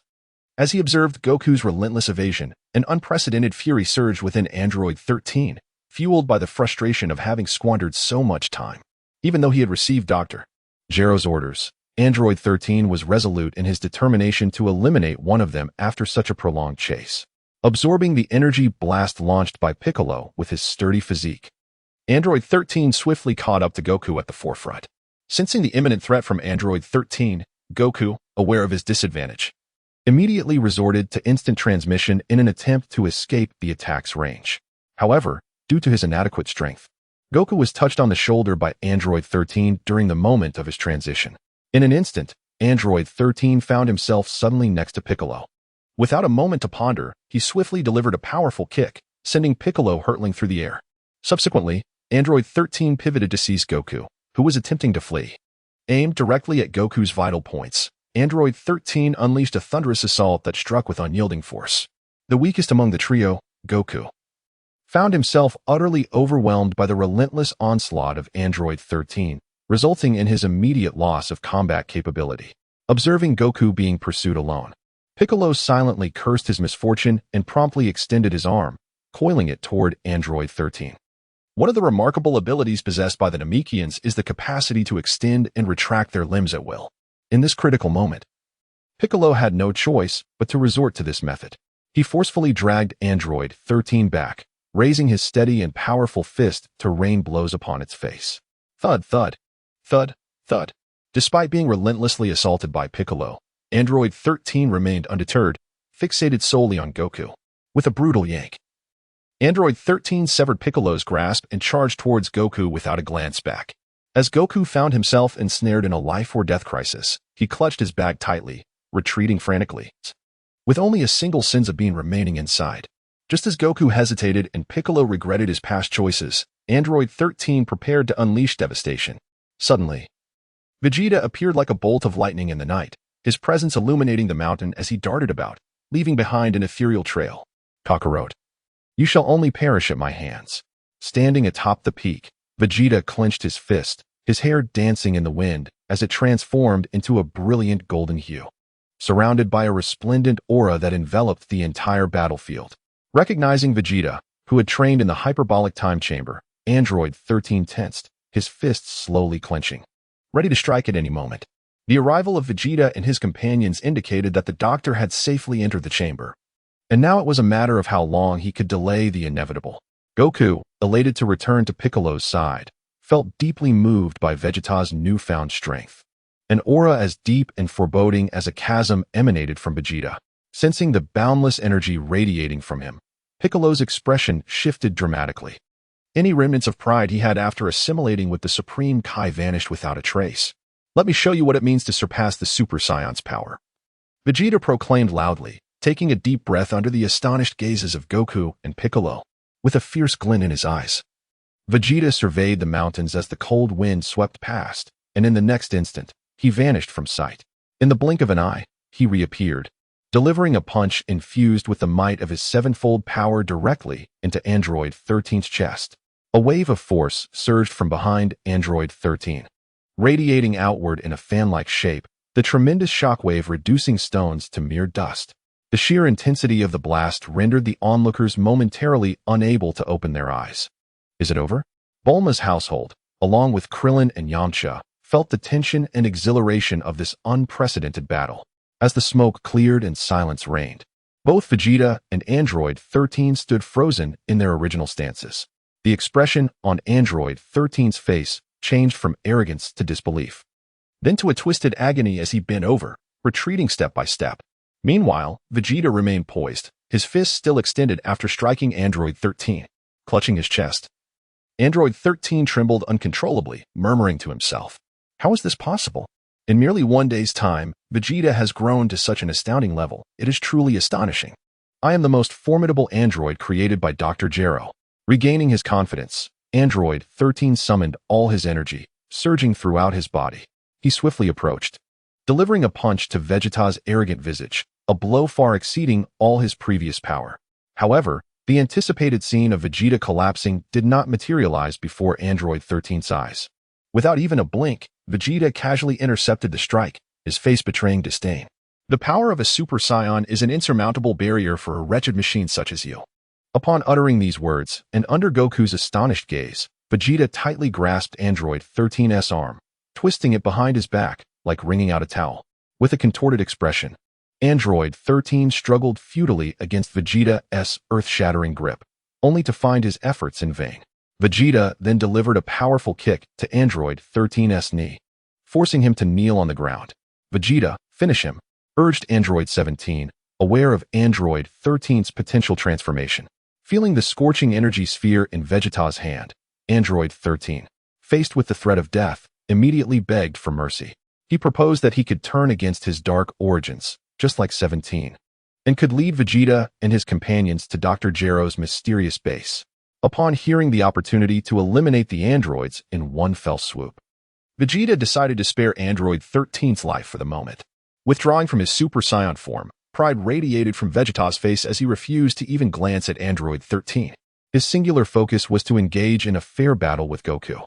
At this juncture, while he refrained from eliminating Android 13, 17 harbored suspicions about the sudden surrender. Nevertheless, he resolved to find the old fool, Dr. Gero, first. Thus, with an eagerness to eradicate the androids, the group followed Android 13 to the enigmatic northern base. Chapter 33. The trap. The scorching sun relentlessly baked the earth, enveloping everything in oppressive heat, which stirred feelings of unease. Under Android 13's guidance, 17, Vegeta, and the others traversed mountains and seas, ultimately arriving above Dr. Gero's northern base. As they gazed down, they beheld an expanse of endless mountain ranges. According to Android 13, the base was nestled within a hidden valley. They obediently followed Android 13, weaving through the dense jungle. In the tranquil, silent forest, the only sounds were the group's breaths and the crunch of broken branches beneath their feet. Looking up at the lush primordial forest, flanked by steep cliffs, 17 sensed an underlying disquiet. Flying alongside the leading Android 13, 17 cautiously inquired, "How much longer until we reach Dr. Gero's base?" Soon, they arrived at the entrance. The android number 13, halted by number 17, calmly declared, "No need to rush. Number 17, let that damned doctor linger a bit longer."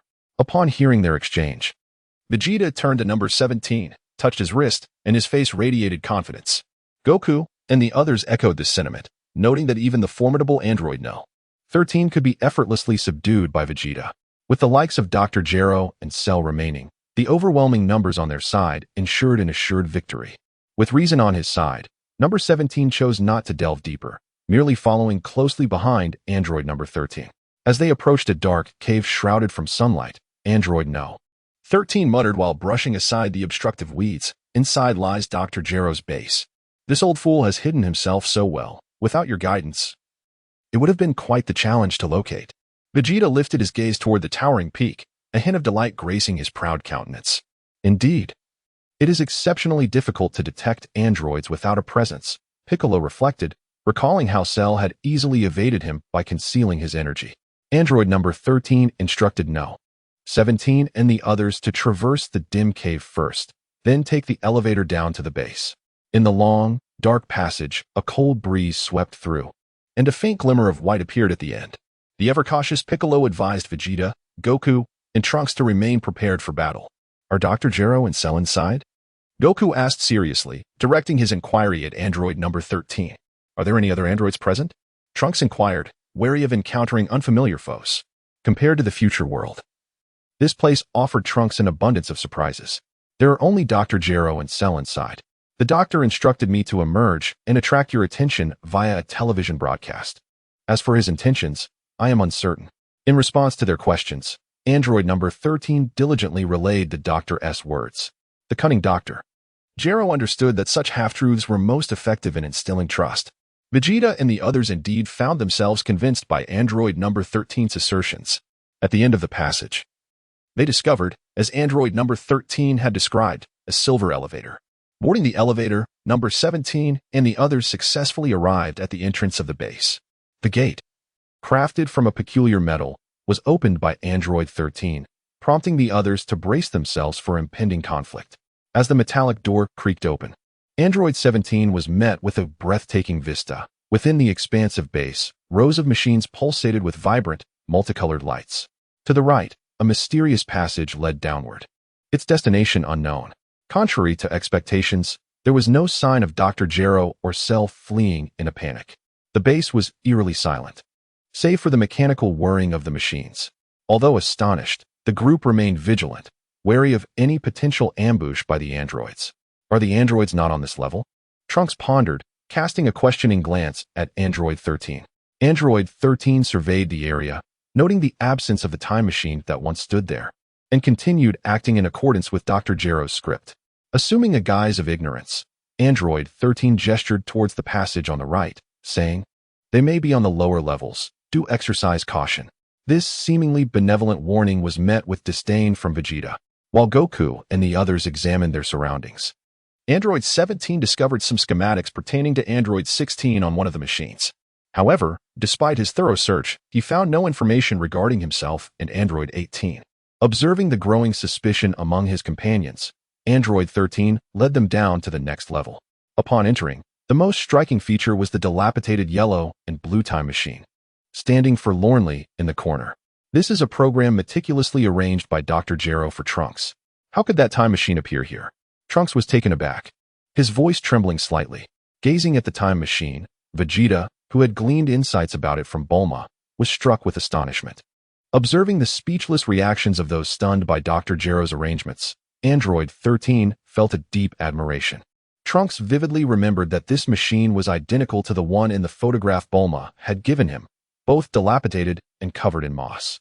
Moreover, the fact that he and Krillin had sought it only to see it taken away indicated that Dr. Gero had acquired it just a few days prior. A flash of insight struck Trunks as he dashed forward, intending to enter the time machine for a thorough examination. Wait, this is a trap. The thoughts racing through his mind made it clear to Android 17 that the collaboration between Cell and Dr. Gero would undoubtedly reveal the time machine's purpose. Could a time machine capable of traversing the fabric of time and space be discovered so effortlessly? The absence of Dr. Gero and Cell only serves to validate Android 17's suspicions. Upon realizing Android 17 had uncovered Drive Gero's scheme, Android 13 remained unfazed, fully aware that his mission had reached its conclusion. With swift agility, he turned and darted deeper into the base, all the while mocking his pursuers. "You think you can eliminate the Doctor? Such delusions. You shall meet your demise here." His thunderous laughter echoed throughout the facility. The wretched android. As Android 13 made his escape, Vegeta, incensed at having been outwitted, gritted his teeth. "After him," he commanded, transforming into a Super Saiyan as he fixed his gaze on the retreating Android 13. A golden aura erupted within the corridor as the relentless Vegeta pursued his foe. Unperturbed, Android 13 followed the path laid out by Dr. Gero. Reaching a prearranged location, he acquired the remote control, a cold smirk creeping across his face.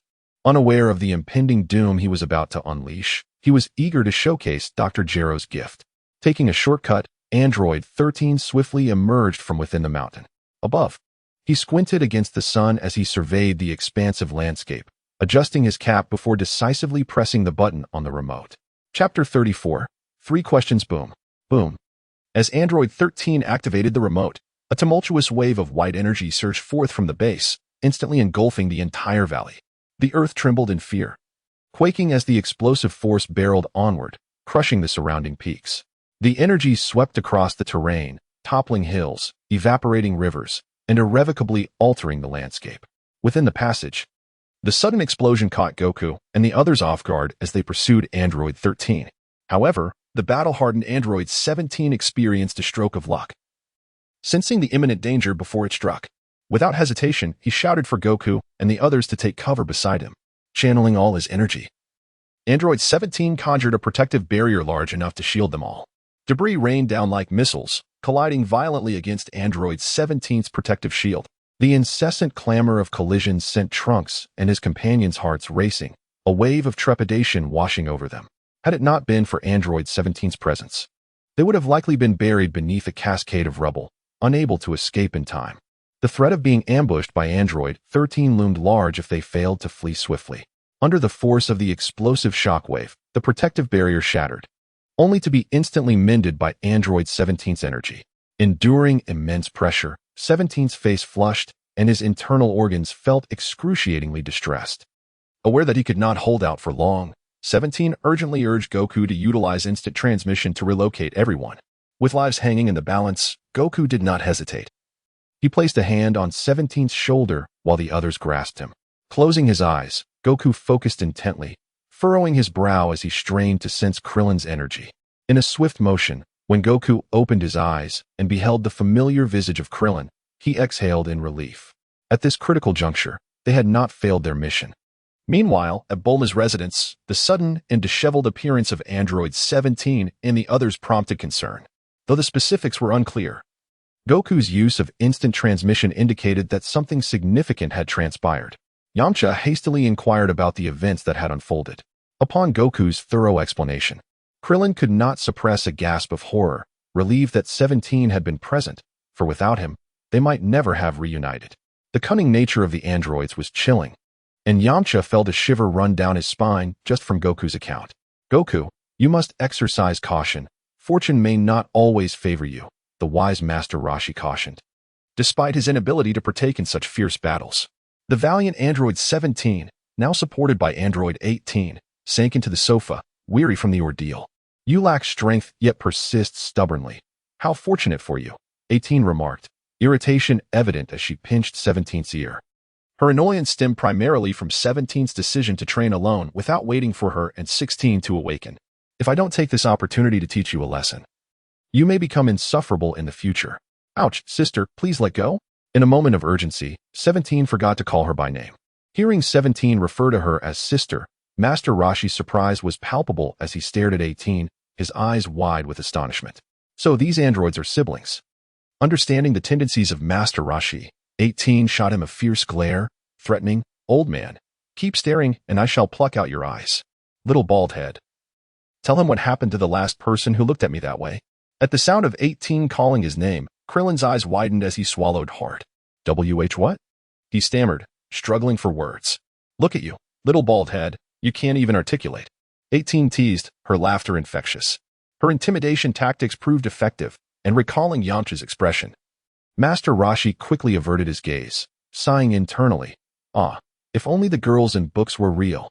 Ignoring the verbal altercations between the 18th and Krillin, Bick, with a profound awareness of the gravity of the current situation, articulated 3 critical questions. Firstly, where have Dr. Gero and Android 13 vanished to? Secondly, what is to be done about Android 13?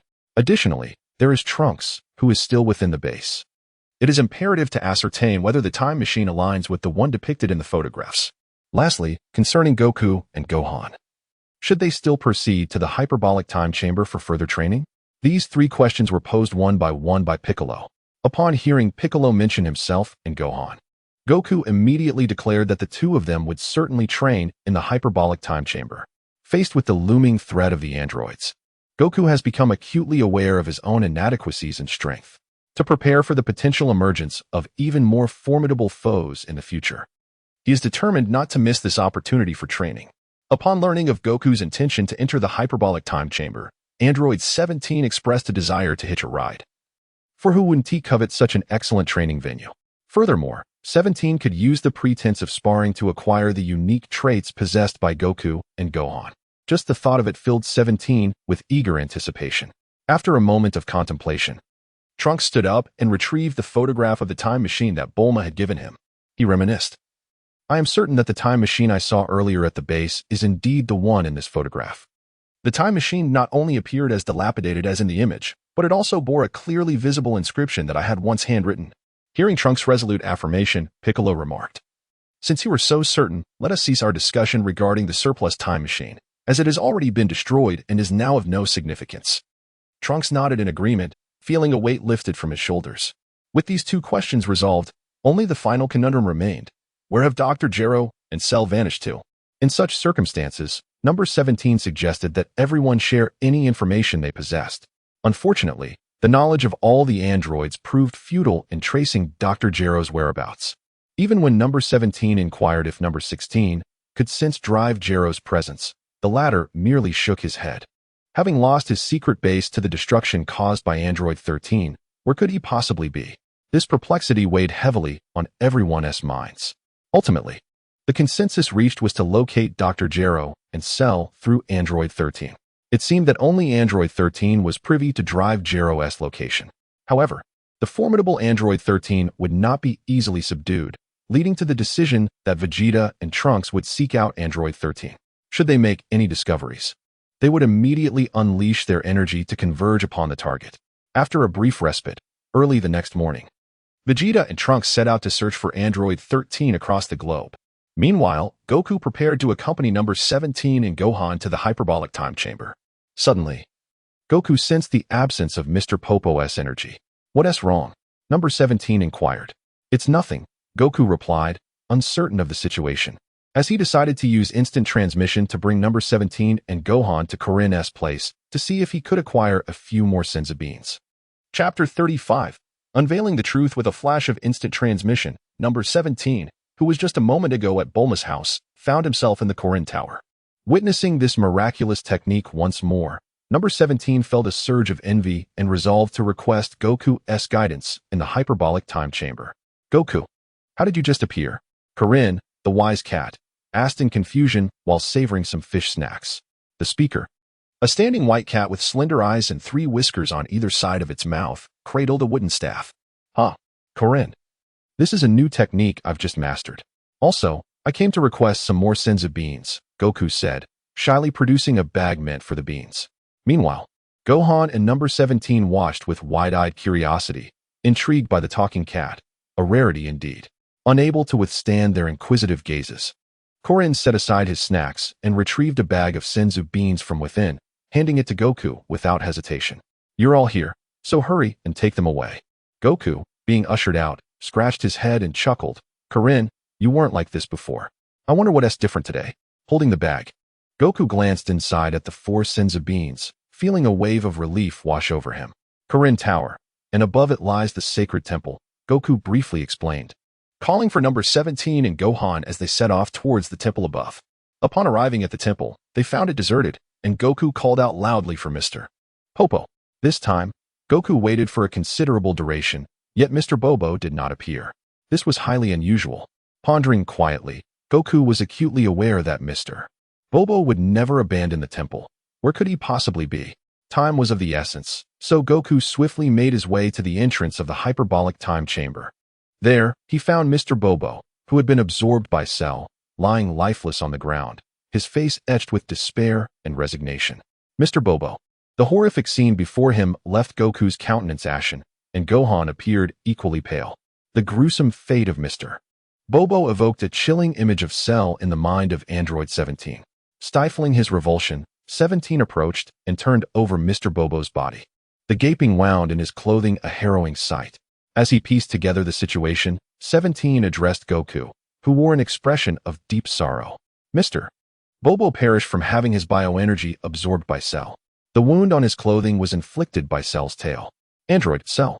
The realization of Mr. Bobo's demise ignited a fiery rage within Goku. "But where are they now? I'm uncertain, but since Mr. Bobo was slain at the entrance, I surmise they are targeting." Upon witnessing the gruesome death of Bobo, 17 was suddenly flooded with numerous thoughts.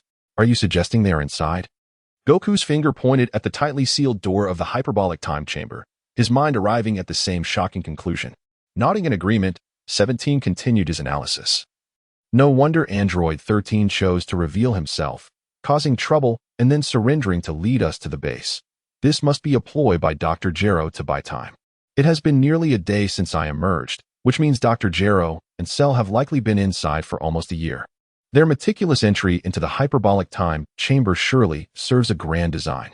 We must thwart them. Although unsure of Dr. Gero's schemes, 17 understood that if they waited for the two to emerge voluntarily, it would undoubtedly herald a significant crisis. After absorbing 17's analysis, Goku composed himself and stated, I will go and relocate Vegeta and the others. Then we will enter together. Gohan, stay here with 17 and wait for my return. As Goku prepared to embark on his quest to seek out Vegeta, he had just raised his hand when a colossal crimson energy sphere suddenly emerged, obscuring the sun and the view of those nearby, its enormity evident. The descending energy orb, a fierce assault from the heavens, was none other than the signature move of Android 13, the SS Death Ball. Upon pressing the controller, Android 13 swiftly made his way into the hyperbolic time chamber, completing a series of arrangements orchestrated by Dr. Gero. He then lay in wait outside the temple, anticipating the return of Dr. Gero and Cell, while also preparing to thwart any unwelcome intruders. As Dr. Gero had surmised, Goku and his companions indeed returned once more. Overhearing Android 17's analysis and Goku's intention to utilize instant transmission to evacuate his allies, Android 13, who had been lurking in the shadows, recognized that his moment had arrived. The air trembled as the crimson light surged forth, powerful waves of energy compelling all to retreat. In a critical instant, Goku managed to use instant transmission to whisk Gohan away, leaving Android 17 to face the onslaught alone within the temple. Before his training in the hyperbolic time chamber, Android 17 would have undoubtedly shunned the brunt of Android 13's energy sphere. However, now he stepped forward, arms outstretched to embrace the orb. In an astonishing display before Android 13's disbelieving gaze, he lifted the energy sphere high into the air. Subsequently, with all his might, Android 17 drove his knee into the sphere, propelling it back toward Android 13. The sight of his own ultimate technique being repelled by Android 17 left Android 13 in utter shock and disbelief. The unexpected outcome left Android 13 wide-eyed, striving to control his energy blast, determined to fight to the bitter end.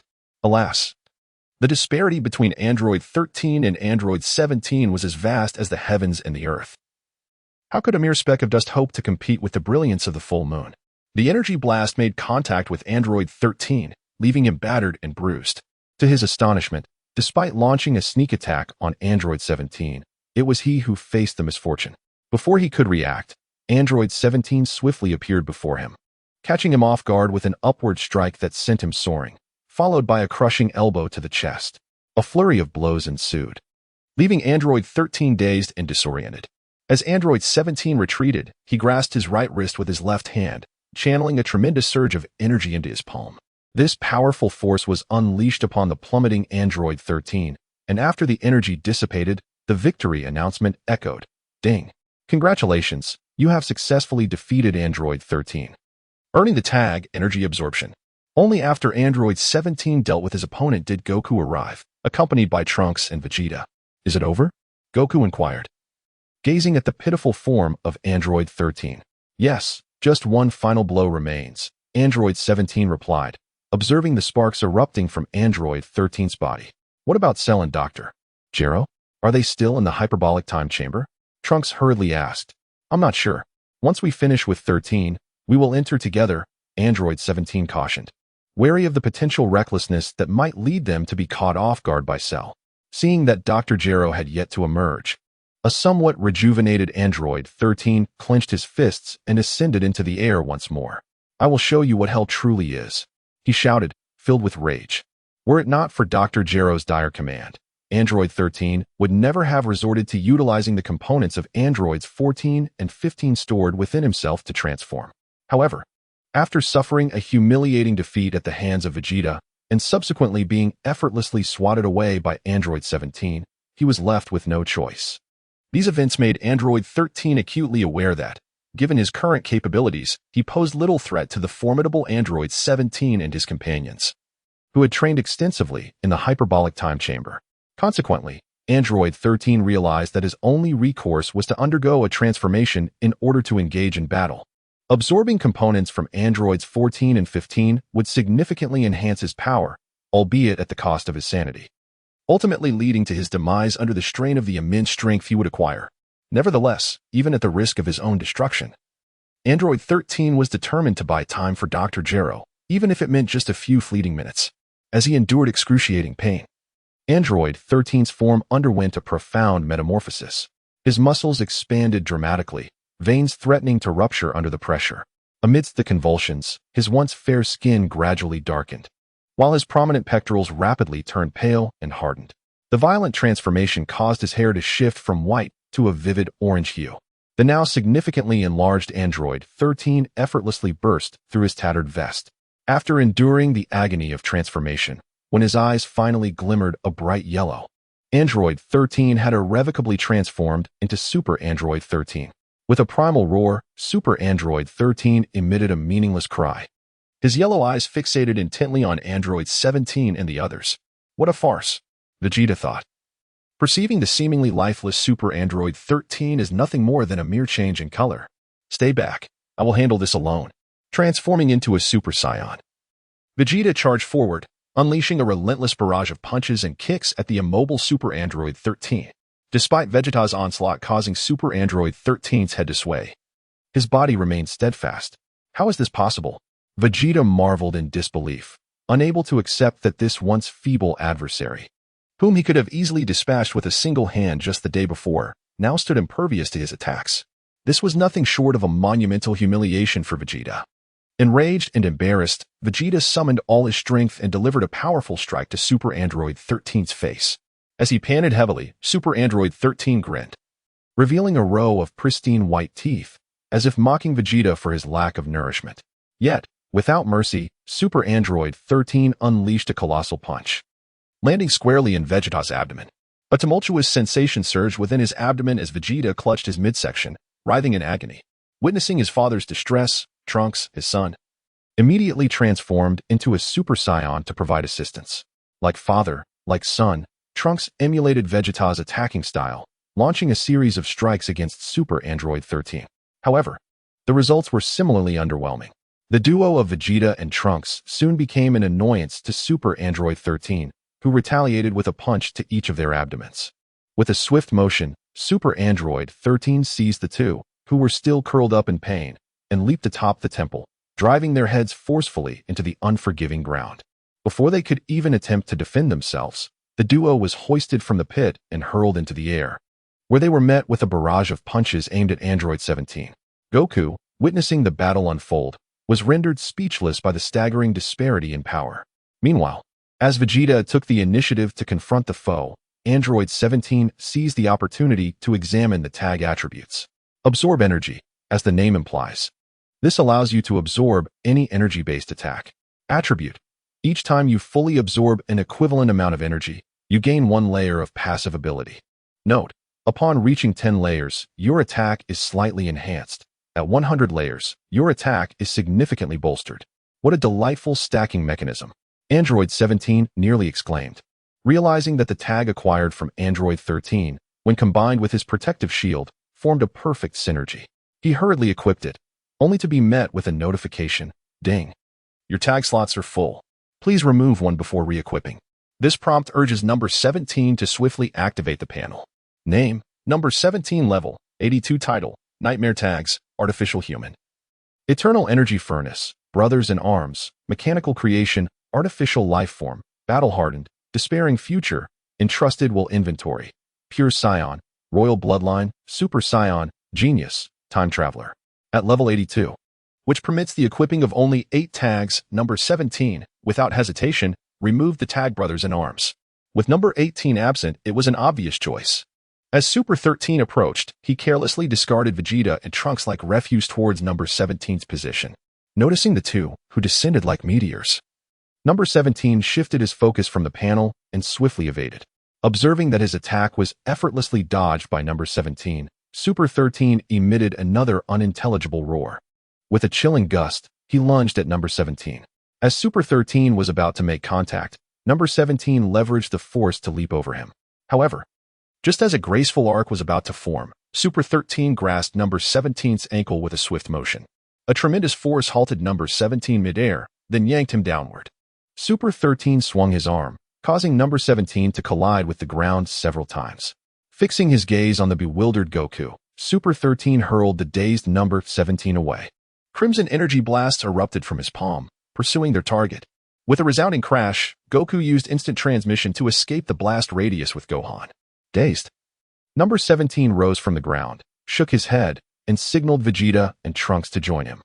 The three had developed an unspoken bond during their year in the hyperbolic time chamber. taking the lead. Number 17 activated a protective shield and charged towards Super 13 to draw fire. Seeing Number 17 being mercilessly battered by Super 13, Vegeta and Trunks exchanged glances and rushed forward, unleashing a furious barrage upon their foe. Meanwhile, within the protective shield, Number 17 mentally counted his passive layers. Humph.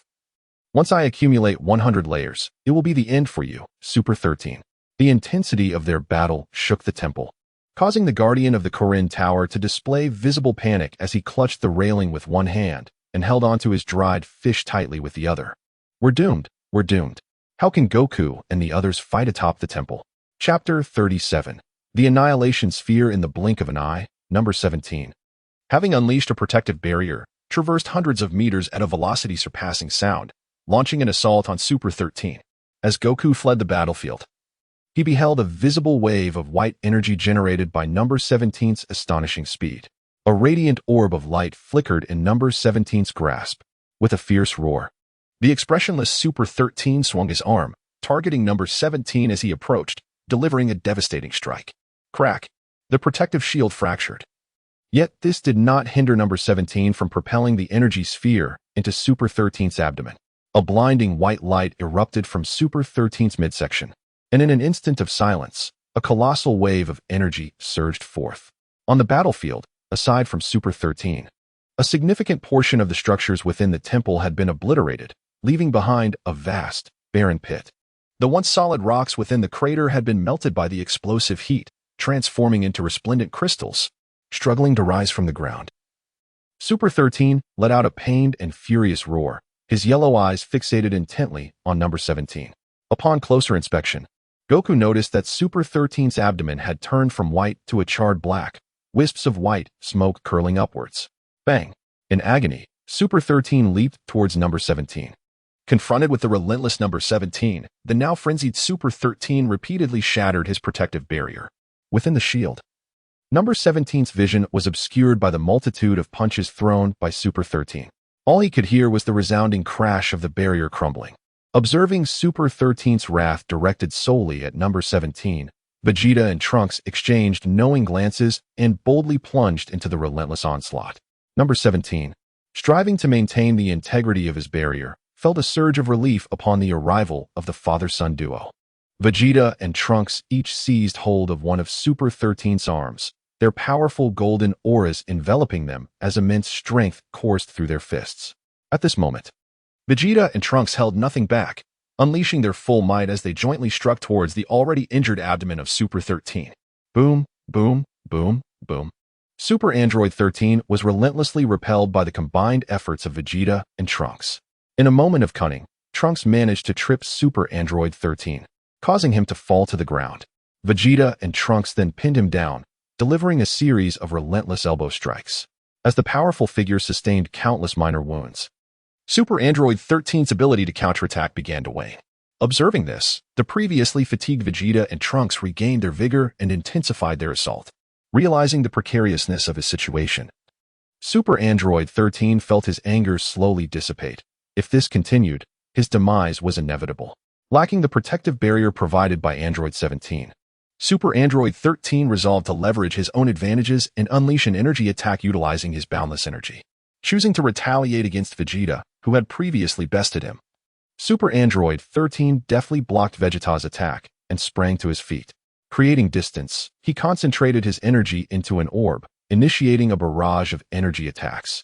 Meanwhile, Android 17 finally had the opportunity to activate his panel, discovering he had yet to reach level 100 and needed to exert more effort. Vegeta, unprotected, suffered under Super Android 13's energy blast, which struck him with devastating effect. Seizing the opportunity, Super Android 13 swiftly unleashed a series of blows upon Vegeta, who soon found himself forced to retreat. Vegeta's withdrawal left Trunks vulnerable, unable to effectively restrain Super Android 13 on his own, and he soon found himself subjected to the same treatment as Vegeta, as Trunks was relentlessly hammered against the temple by Super Android 13. A momentary respite for Vegeta allowed him to launch an energy attack in support. A rain of colossal energy orbs, controlled by Vegeta, bombarded Super Android 13. The injured Super Android 13 abandoned his pursuit of Trunks and ascended above them. With his hands clasped before his chest, he concentrated deeply, gathering energy to create an SS Death Ball. This orb was aimed at Android 17, Vegeta, and Trunks. As Super Android 13 transformed, the power of this SS Death Ball became even more terrifying, being thrice the size of previous versions and effortlessly overshadowing the blazing sun. The energy orb, now unleashed, possessed the capability to obliterate planets with ease. As it hurtled towards Android 17, the crimson energy crackled in the air, threatening to ignite the very atmosphere. Taking a deep breath, Android 17 summoned his protective barrier to intercept the energy orb. He aimed to utilize Super Android 13's Death Ball to complete his passive at level 100. A scorching wave of heat washed over him. This was the first time he had absorbed such immense and ferocious energy, and he felt as if he were being seared by fire, his body swelling uncomfortably. It was evident that he had surpassed his limits, yet there was no turning back. He had to endure or risk being consumed by the energy orb. Ignoring Android 17's desperate struggle, Super Android 13 coalesced another SS Death Ball and hurled it towards Vegeta and Trunks. The massive orb, measuring several meters across, shrank gradually as Android 17 exerted all his strength to absorb it, ultimately vanishing. Racked with pain, Android 17 endured the agony, his facial muscles trembling uncontrollably. Having accumulated a staggering 100 layers of passivity, the scene unfolds with Vegeta and Trunks uniting their strength to confront a deadly energy sphere. The father and son duo find themselves not only sinking into the ground, but also being forced backward, clearly unable to endure for much longer. Observing 17 absorbing his own lethal energy sphere, Super Android 13 feels a tremor of uncertainty within. He ponders the mystery of how the doctor managed to create 17. Once more, he gathers the deadly energy sphere, unwilling to believe that 17 could absorb it again. Gasping for breath, 17 brings his arms together, channeling all his energy with utmost caution into the palm of his hand, forming a sphere of energy the size of a walnut. Subsequently, within this diminutive orb, 17 fervently pours in energy, striving to compress it further, ultimately maintaining its size to that of a basketball. The energy sphere, ablaze with a pale blue flame, is a remarkable technique independently developed by number 17 within the confines of the hyperbolic time chamber. The principle behind it lies in energy compressed to its utmost limits, which, upon contact with an object, triggers a violent reaction that generates extreme heat, thereby forcibly melting the opponent. Number 17 refers to this creation as the annihilation sphere. Its potency is entirely contingent upon the amount of energy infused. For number 17, who possesses an inexhaustible energy source, a single sphere could potentially melt an entire galaxy, provided he can maintain stability for a sufficient duration. Everyone, stand back. Number 17 shouted at Vegeta and Trunks, struggling to control the state of the annihilation sphere. He estimated that the temperature produced by the sphere upon contact with an object would reach at least hundreds of millions of degrees. Such terrifyingly extreme temperatures are sufficient to vaporize an ordinary person in an instant. Can the mighty Super 13 withstand this onslaught? Chapter 38. The Demon King Beneath the Blazing Sun. A white aura enveloped number 17, while visible currents swirled around a pale blue annihilation sphere, charging towards Super 13. In Trunks' eyes, the world was divided into two realms. Above, the crimson energy orbs of Super 13 flickered with electric intensity. Below, number 17's blazing blue fireball roared with ferocity. The Death Sphere, once fully coalesced, radiated a resplendent light, morphing under Super 13's command into a scarlet specter that plummeted to the ground like a shooting star. In stark contrast to the imposing Death Sphere, number 17's annihilation ball barely exceeded 1 meter, and soon, the two orbs of vastly different sizes collided. Upon contact, the anticipated cataclysmic explosion envisioned by Goku failed to materialize. Instead, the annihilation sphere met Super 13's death orb like a red-hot branding iron striking an ice block, producing a jarring noise as it gradually melted away. Number 17's energy ball was engulfed. Gohan, captivated by the fierce battle of Super 13, pointed towards the heavens. Just as he had articulated, the sky now was dominated by a sea of crimson, the blue annihilation sphere having vanished completely. Do not despair. Have faith in number 17, Goku urged, his expression grave, beads of sweat forming on his brow, as this battle held the fate of all in its balance. No sooner had he spoken than a glimmer of blue light emerged from the periphery of the Death Sphere. It was number 17's annihilation sphere. piercing through the death orb with unyielding force, surging forward towards Super 13 with relentless momentum. Such an absurd outcome was met with disbelief from Super 13, whose face contorted in rage as he once again summoned the SS Death Sphere. However, just as this lethal orb began to take form, the Annihilation Sphere from number 17 arrived before Super 13. Enveloped in despair, Super 13 let out a desperate roar, launching his final energy blast in a futile attempt to fight back. Ultimately, it proved to be in vain, as the blue Annihilation Sphere instantaneously ignited Super 13's flesh and propelled him away from the Earth, soaring into the cosmos, accompanied by a deafening explosion resonating through the atmosphere. A notification chimed. Ding. Congratulations, you have successfully defeated Super 13 and earned the title of Demon King. Seeing the flickering lights in the sky, everyone finally breathed a sigh of relief. While number 17 effortlessly absorbed the penetrated Death Sphere, thanks to his protective shield. Meanwhile, with Super 13 no longer in control, Vegeta and Trunks managed to redirect the Death Sphere, sending it soaring into the atmosphere. Goku, alongside Gohan, flew over to the exhausted group. Wonderful. Even the mightiest Super 13 has been vanquished by us. If we unite to defeat the remaining Dr. Gero and Cell, the world will be safe once more, Goku exclaimed, beaming with joy. As for the once majestic temple, it was conveniently overlooked by everyone. As the end of the android crisis loomed, Trunks envisioned a future where he would travel back in time using the time machine to rescue everyone. Wait, I'll be the first to go. I want those androids to witness the wrath of Vegeta, he declared, his face marred by dried blood, rendering him a picture of brutal determination. Breathless? Number 17 sensed that the situation was not as straightforward as it appeared. Dr. Gero and Cell had been sequestered in the hyperbolic time chamber for an extended period, and their failure to assist Super 13 in this critical moment suggested they were not merely playing house. Suddenly, a thought flickered in number 17's mind, only to be instinctively dismissed. While the others took a moment to recuperate, number 17 reviewed his new title, Demon King, a figure that every righteous individual dreams of vanquishing. Attributes: significantly enhances intimidation against foes and slightly boosts attack power. Upon acquiring this attribute, number 17 swiftly cast aside the nightmare and donned the mantle of the Dark Lord. Feeling a surge of power, number 17 gained newfound confidence for the impending battle. A quarter of an hour later, Goku handed a Senzu bean to Trunks, advising him, "Hold on to this bean and be cautious once inside. My instincts sense that this will not be straightforward." Yes, rest assured, Mr. Goku, victory shall surely be ours." Trunks solemnly accepted the Senzu bean. "Let's go?"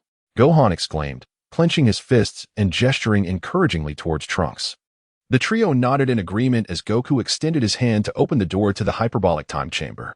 Number 17 activated his protective shield and was the first to step inside, followed closely by the transformed Super Saiyans, Vegeta and Trunks. As soon as they entered the chamber, Trunks felt an ominous and chilling aura emanating from ahead. "Is that Cell?" His expression grew grave as he turned to number 17 and Vegeta. "Let us venture forth and ascertain the truth," Vegeta remarked, displaying a calm demeanor. For he considered this aura only slightly more formidable than that of the recent Super Android 13. If need be, we can always conquer it again. Meanwhile, number 17 recognized that this malevolent presence could undoubtedly be attributed to Cell.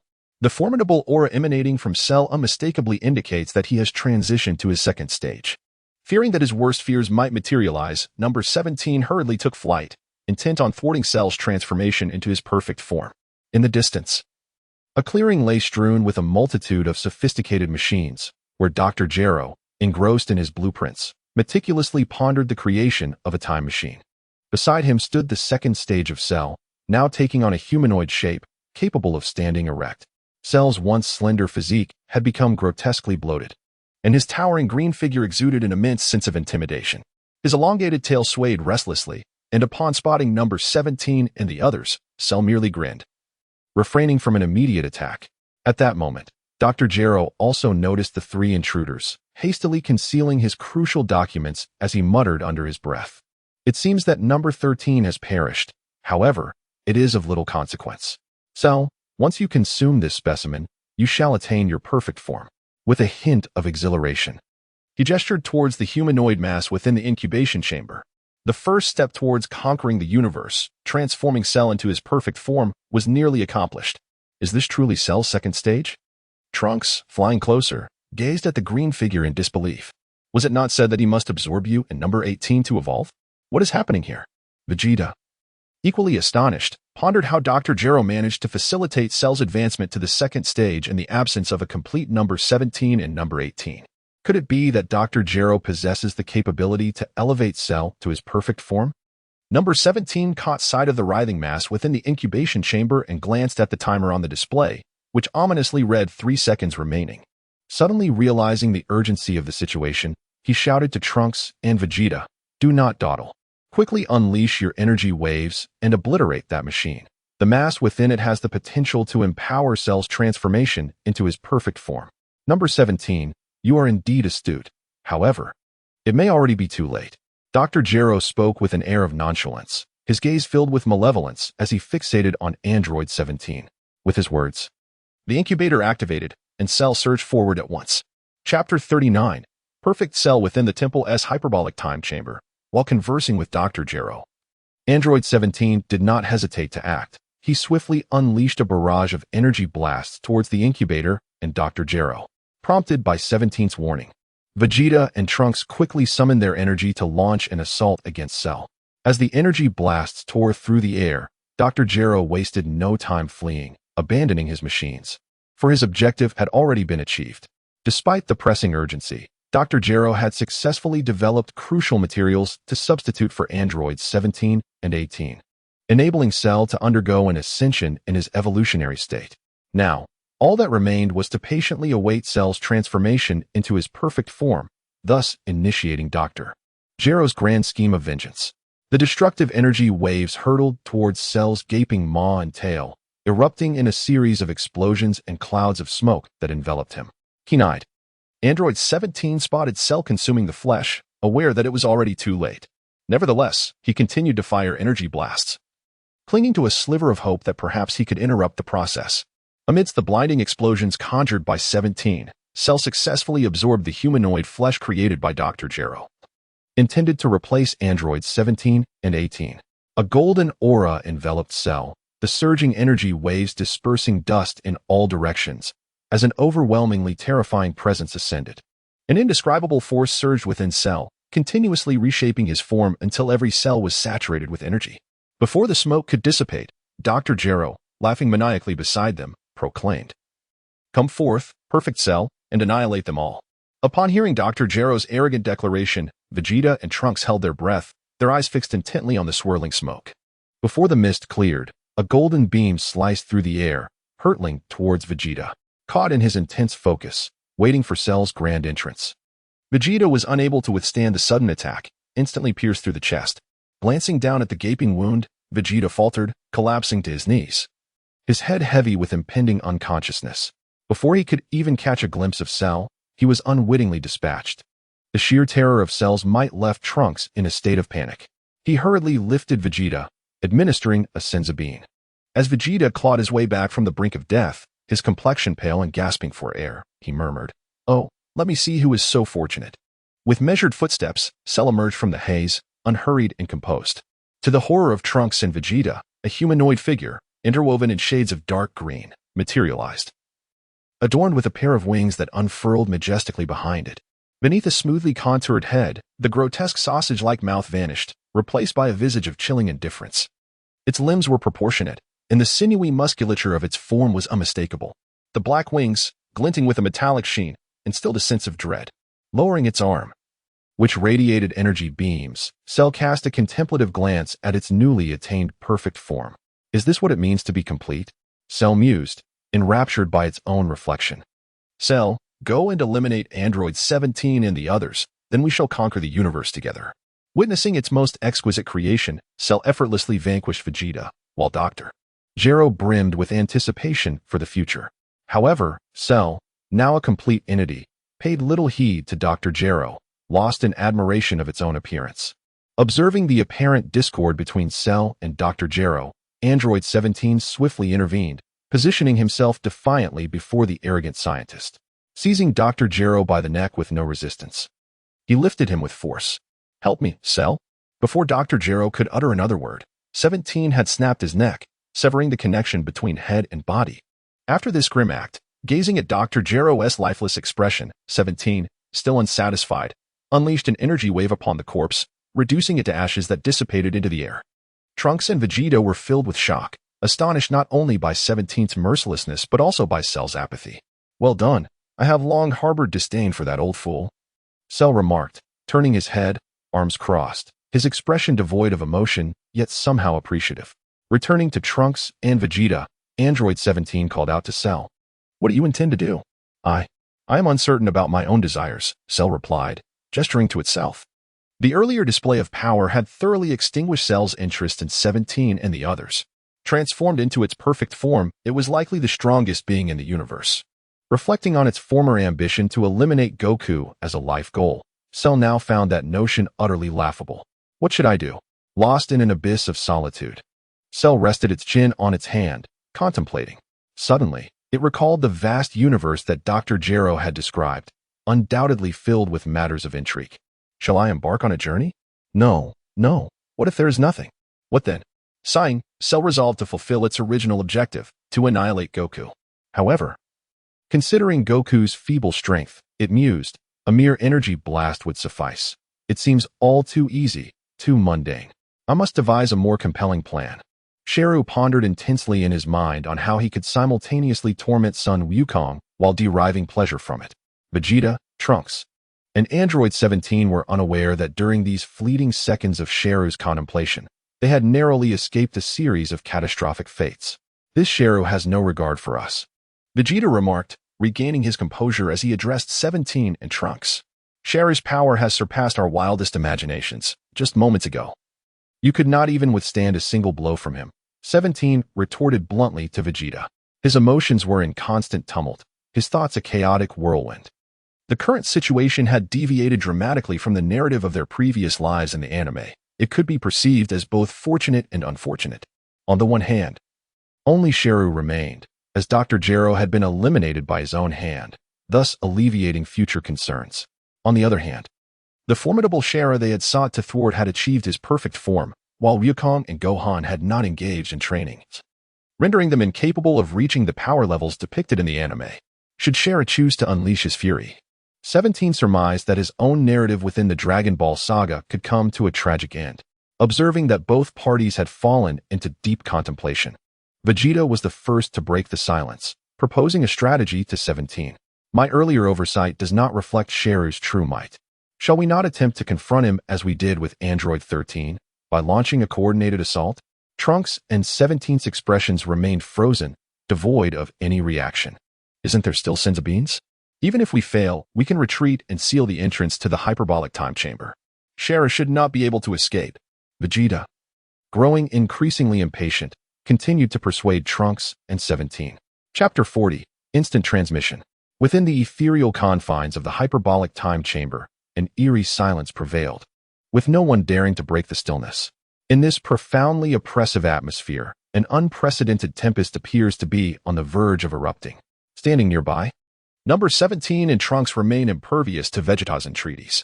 This infuriated Vegeta. "Since it is so, I shall demonstrate it to you all. This wretched Cell is not invincible. And I, Vegeta, am not merely a name without substance." As the eager Vegeta locked eyes with Cell's chilling gaze, the fervor within him swiftly diminished. It seemed Cell could discern the thoughts swirling in Vegeta's mind. He approached with a poised demeanor.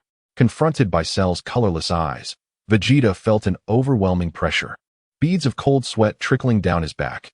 Trunks and Android 17, noticing Cell's relentless advance, were uncertain of their next move.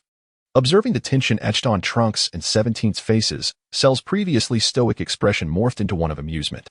"Rest assured, I have no intention of ending your lives just yet. Such a swift conclusion would be far too tedious," he murmured, placing a hand on Vegeta's shoulder. Without further regard for Vegeta's impotent rage, Cell turned and strode toward the exit. "This is outrageous." Watching Cell's disdainful indifference, a seething anger ignited the pride nestled deep within Vegeta's soul. Unable to endure any longer, he unleashed his golden aura, piercing through the void with unrestrained fury. With arms spread wide, Vegeta released his energy, a tempest of power surging within him. Gritting his teeth as his visage contorted, he endeavored to consolidate the rampant energy. As his hands converged, a brilliant golden energy sphere materialized, crackling with arcs of lightning. Gazing at the vast power he had summoned, Vegeta boldly proclaimed, "You wretched creature, I am the Super Saiyan Vegeta." With a final, resplendent burst, he unleashed a golden energy wave that engulfed Cell in its entirety. Vegeta's muscles strained under the immense force, his hands trembling slightly from the exertion.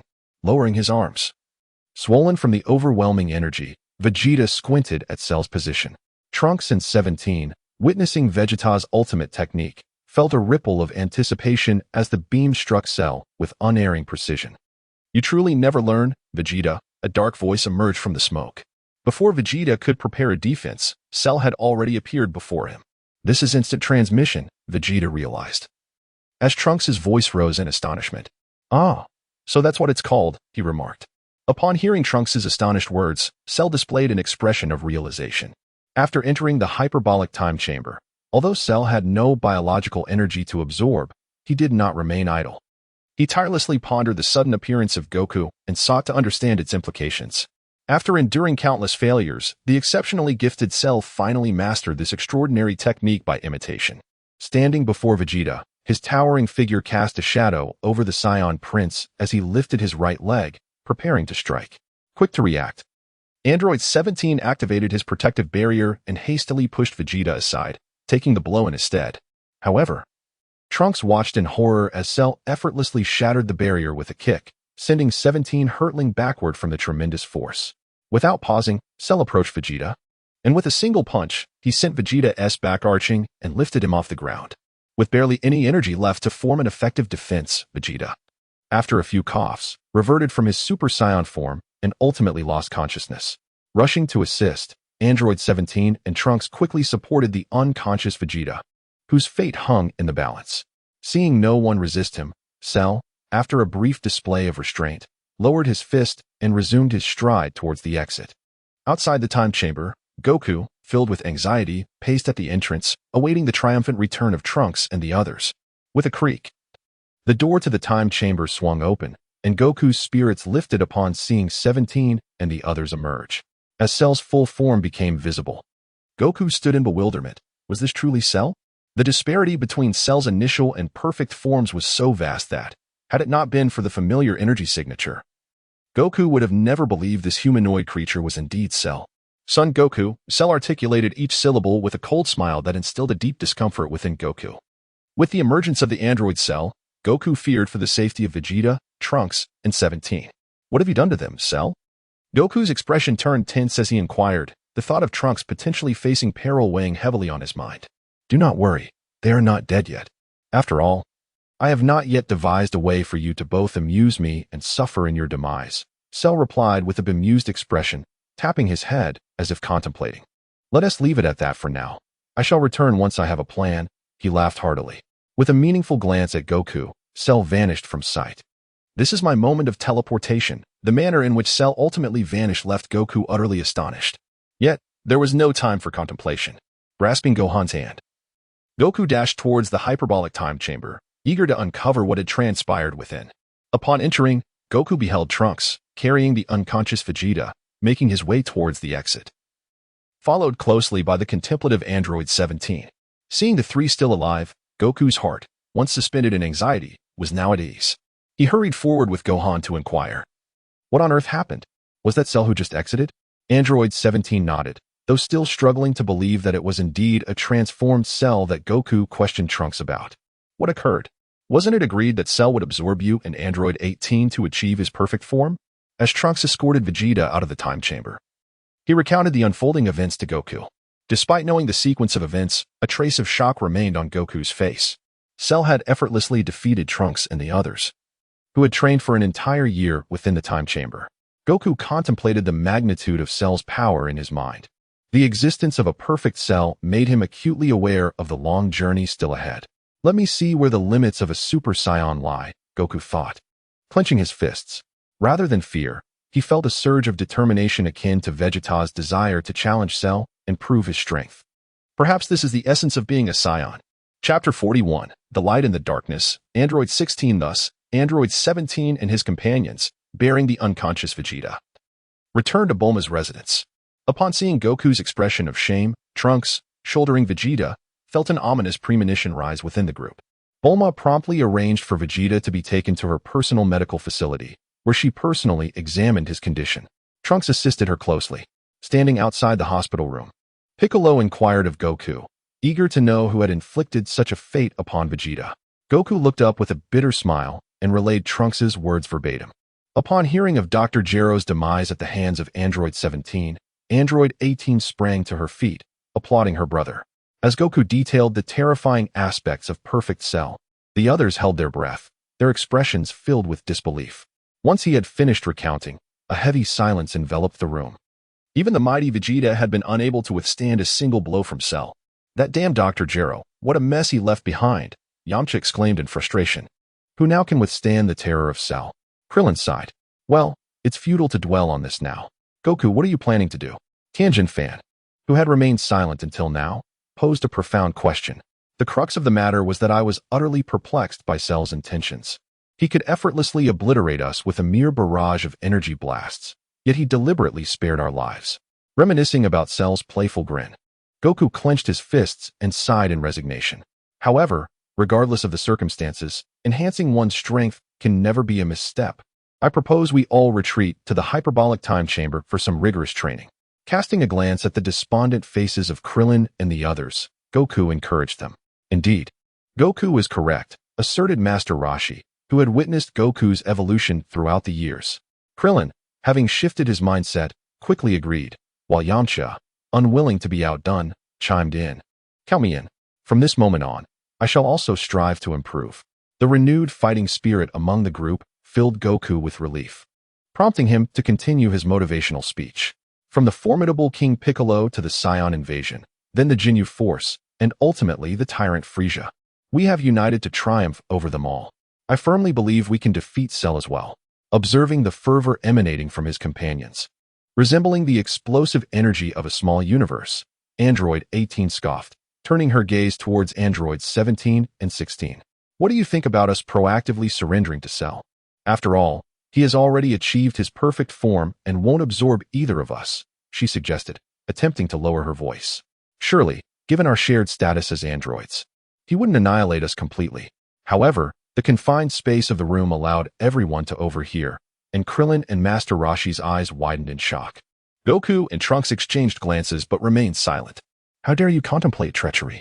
Just wait until we deal with you, Yamcha shouted, while keeping a watchful eye on Goku and Trunks. Noticing their lack of response, Yamcha's voice gradually faded away. This notion left number 17 in a state of perplexity. The creator of Cell, Dr. Gero, remained unconcerned, allowing me to resolve matters with ease. Do you believe Cell possesses emotions and would accommodate us? Number 17's retort rendered number 18 speechless. Nearby, Goku, Trunks, and Piccolo nodded in agreement upon hearing number 17's words. However, the typically taciturn number 16, after listening to number 18's plan, revealed a startling secret. I was primarily created by Dr. Gero for two reasons. The first was to prevent your betrayal against him. Number 16's revelation caused number 18 to desperately cover her mouth, stifling her laughter. Everyone turned their gaze toward number 16. To prevent our betrayal, and yet you joined us. How amusing, number 16, remarked number 18, attempting to compose herself. However, I was later deemed a failure by Dr. Gero, permanently sealed away, and subsequently released by you all. So I certainly would not repay kindness with malice. Number 16 patiently and earnestly addressed number 18's concerns, continuing, the second point is that Dr. Gero, to avert Cell's potential treachery, specifically installed a bomb within me capable of annihilating Cell. The astonishing words of number 16 left number 18 momentarily speechless. Number 17 was also taken aback, knowing only that number 16 was stronger than the first stage of Cell. As for the bomb designed to combat Cell, that detail had completely slipped his mind. Upon hearing this revelation, Goku and the others were filled with joy, realizing that with number 16 present, Cell posed no threat. However, the bomb was merely a rough estimate by Dr. Gero, so without specific information about Cell, I cannot ascertain its efficacy. Number 16 continued to divulge the secrets he had harbored in his heart. After absorbing his complete statement, everyone's expression shifted to one of concern. The inability to guarantee success was troubling. Nonetheless, having something is better than nothing. Number 17 turned to the typically silent number 16, contemplating before speaking. However, number 16. Once the bomb is detonated, you will cease to exist, correct? Yes, indeed. However, you must copy my memories in advance. This way, even without this body, I can continue to exist. Being a mechanical creation, number 16 remarked without concern, as long as my memories remain, I can inhabit any new vessel, which can be regarded as a form of immortality. Hearing number 17's words, number 18, who had felt sorrow for him, was momentarily stunned by number 16's statement. Next time, you two should finish your thoughts in one breath. Number 18 exclaimed angrily, pointing at number 17 and number 16. Since you, number 16, have expressed this so clearly, can we not enhance the bomb within you to ensure Cell meets his demise without a trace? Knowing that number 16 can survive in this manner, Goku inquired with a sense of cautious optimism.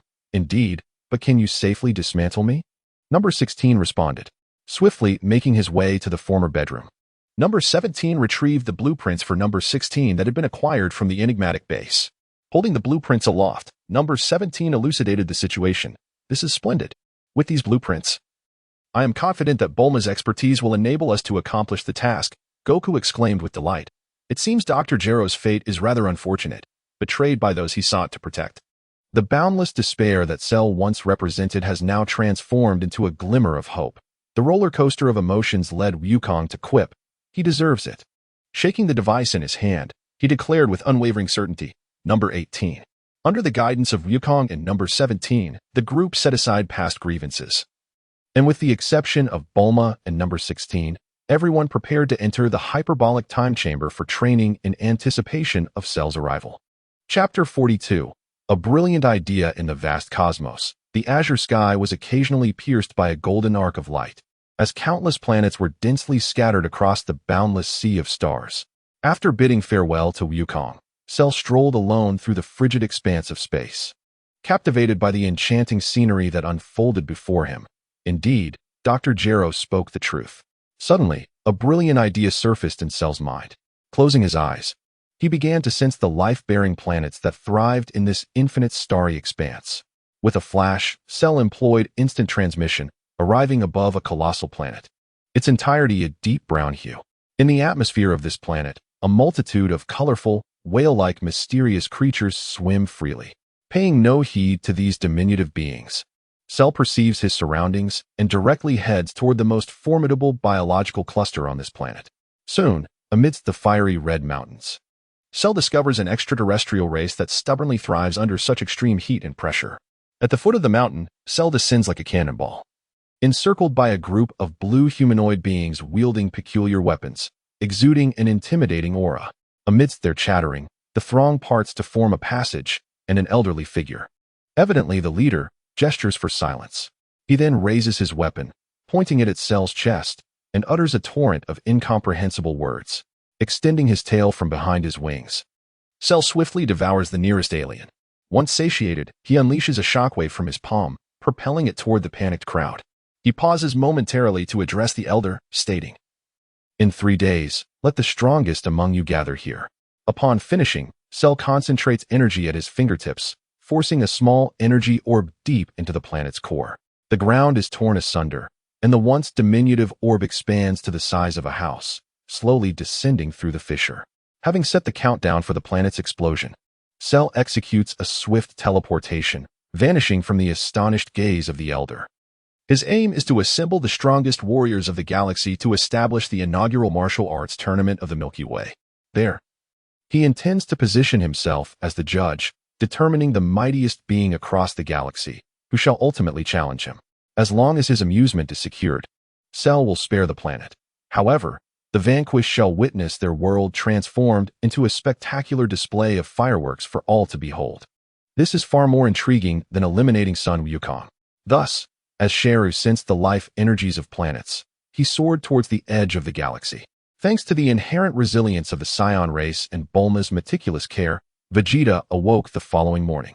Bulma and Android 16 remained at home, engrossed in studying the bomb issue, while Wukong led a group to the hyperbolic time chamber within the temple for training. The once majestic temple now lay in ruins, with only a small portion intact, the rest obliterated by the chaos of battle. With his forehead in his hand, Piccolo, green-faced and indignant, vociferously reprimanded Wukong. How could you allow the temple to be devastated in such a manner? Piccolo, this is not our fault. It is entirely the doing of Android 13, who wreaked havoc while fighting Vegeta, casting energy blasts indiscriminately, Wukong vociferously explained, seeking validation from Trunks. Trunks, unable to speak as he nodded towards Piccolo, entered the time chamber alongside Vegeta. Observing this, Android 17 called out, 18, let us join them. When met with silence, he turned back to pull the reluctant 18 inside. Upon her entrance, Master Roshi hastily abandoned Wukong and the others to follow 17 into the time chamber.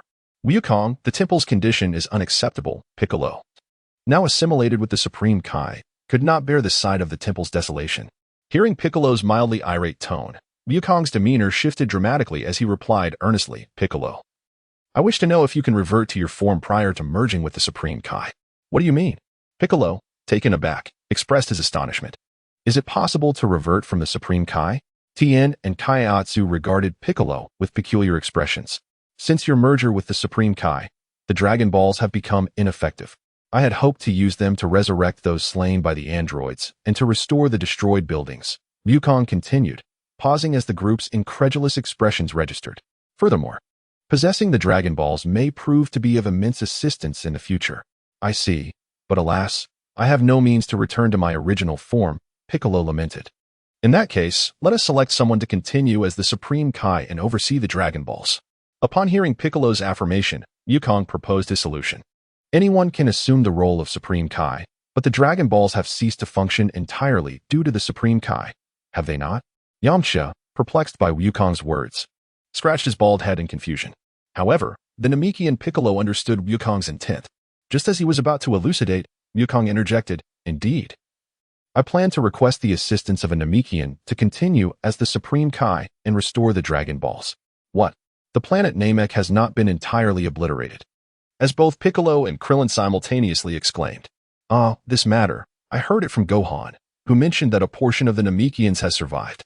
Lowering his gaze towards Gohan, he continued, If possible, I wish to find a Namekian among them to serve as the guardian. In that case, the Dragon Balls would be resurrected. Grasping Gohan's hand, Goku expressed the thoughts that resided deep within his heart. What a splendid idea. However, Goku, amidst the vast cosmos, how do you intend to locate the Namekian? Krillin has raised a crucial point. Krillin, have you forgotten that I possess the ability to instantaneously teleport? As long as I can sense an aura akin to Piccolo's, I can transport myself there in an instant. With the power of teleportation at my disposal, Goku nonchalantly declared, Then I shall set forth immediately. Lest the night be long and dreams abound. You all should suppress your energy.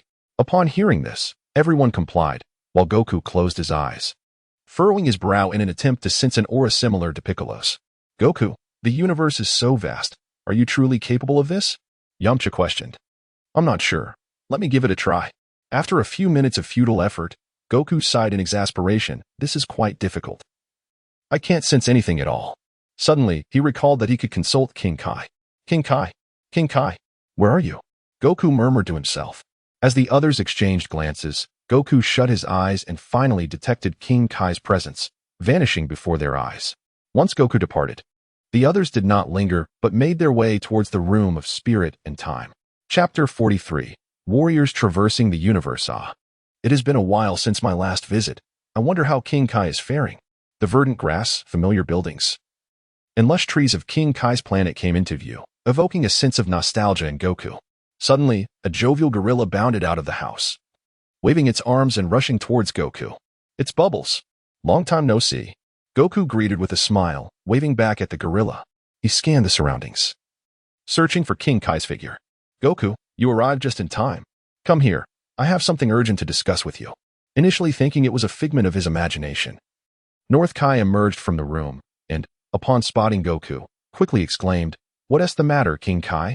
I too have come seeking your assistance. Goku, perplexed by North Kai's urgency, was left bewildered.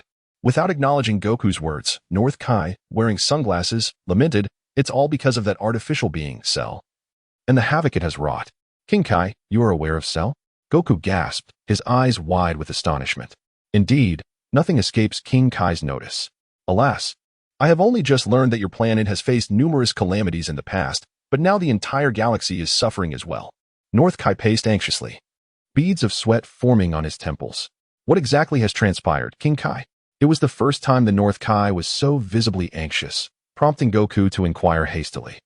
The malevolent cell was rampaging through the galaxy, searching for planets teeming with life, unleashing a massacre, and then using the resulting explosions to threaten the native inhabitants, demanding that the strongest among them participate in a martial arts tournament 3 days hence.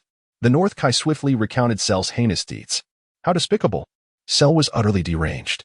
Goku felt an overwhelming anger rise within him upon realizing that his actions had imperiled the entire galaxy.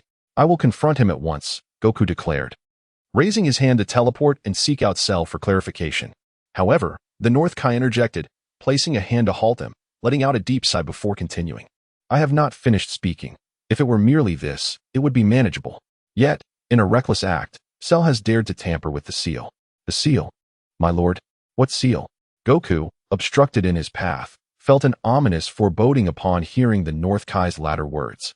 Long ago, there existed a vicious criminal who wreaked havoc across the universe. He led his minions in a bid to annihilate the 4 great galaxies. Fortunately, the other 3 Kais and I managed to seal him and his henchmen away on a desolate planet at the edge of the galaxy. Thus, Cell has breached the seal you Kais established and unleashed this fiend. Goku, suddenly enlightened, comprehended the gravity of the situation. Indeed, in his quest to seek out the galaxy's strongest warriors, Cell had shattered the seal and freed that villain, Bojack, the mightiest of the Heller race. The North Kai, having concluded his tale, wore a troubled expression. Now, Cell and Bojack were locked in a fierce battle, and it remained uncertain who would emerge victorious. Turning to the dazed Goku, the North Kai delivered another shocking revelation. Regardless, Goku, it is imperative that you address these troubles, he urged with a grave demeanor. My lord, is Bojack truly formidable? Goku, having processed all the information, posed the critical question. What do you think? The North Kai replied. Even with the 4 of us working together, we could barely manage to seal him.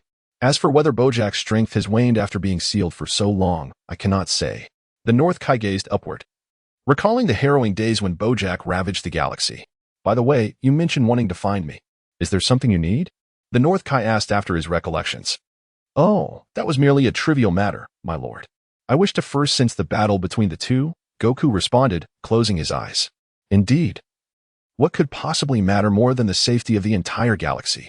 At the galaxy's edge, on a desolate planet far removed from the sun, the atmosphere was frigid and shrouded in darkness. In such a dire ecological environment, the survival of any organism seems utterly impossible. At this very moment, Salu is on this planet, engaged in a fierce battle against 5 formidable extraterrestrial beings. Drawn by their elusive auras, Salu inadvertently breached a seal upon arriving at this location. A conflict erupted between the 2 opposing factions over a trivial disagreement. Facing Salu in a direct confrontation is the leader of the group, a towering figure clad in a dark headscarf. Despite his appearance as a cosmic pirate, he possesses an extraordinary aura. He is none other than Bojack, the most powerful warrior of the Hylie clan, a marauder who roams the cosmos. With thunderous clashes resounding, Salu and Bojack collide, igniting an intense melee. The terrifying strength of both combatants unleashes tremendous force, causing the desolate planet to tremble with each impact. As their leader engages in battle with the enigmatic creature, Bojack's 4 subordinates seek opportunities to launch surprise attacks on Salu. On King Kai's planet, both Goku and North Kai remain utterly focused, their nerves taut, lest they miss any detail of this cataclysmic confrontation.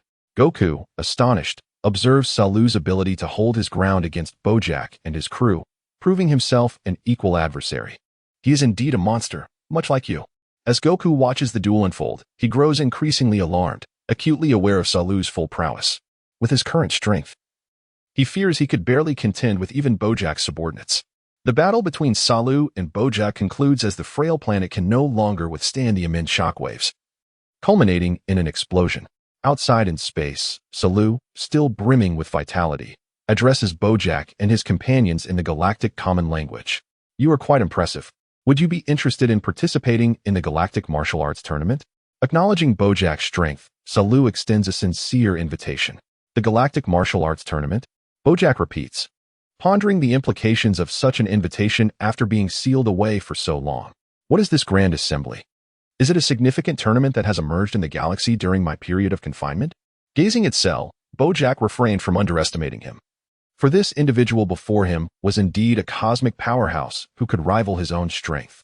Although his abilities had diminished due to the seal, his capacity to withstand the onslaught of 5 adversaries was not inconsequential compared to his peak form. Cautiously, Bojack inquired about the specifics of the tournament from Cell, discovering that it was a competition established by Cell to gather all the formidable beings of the galaxy. Immediately intrigued, he asked Cell about the time and location. Before departing with his subordinates, once outside, Bojack felt the need to stretch his muscles.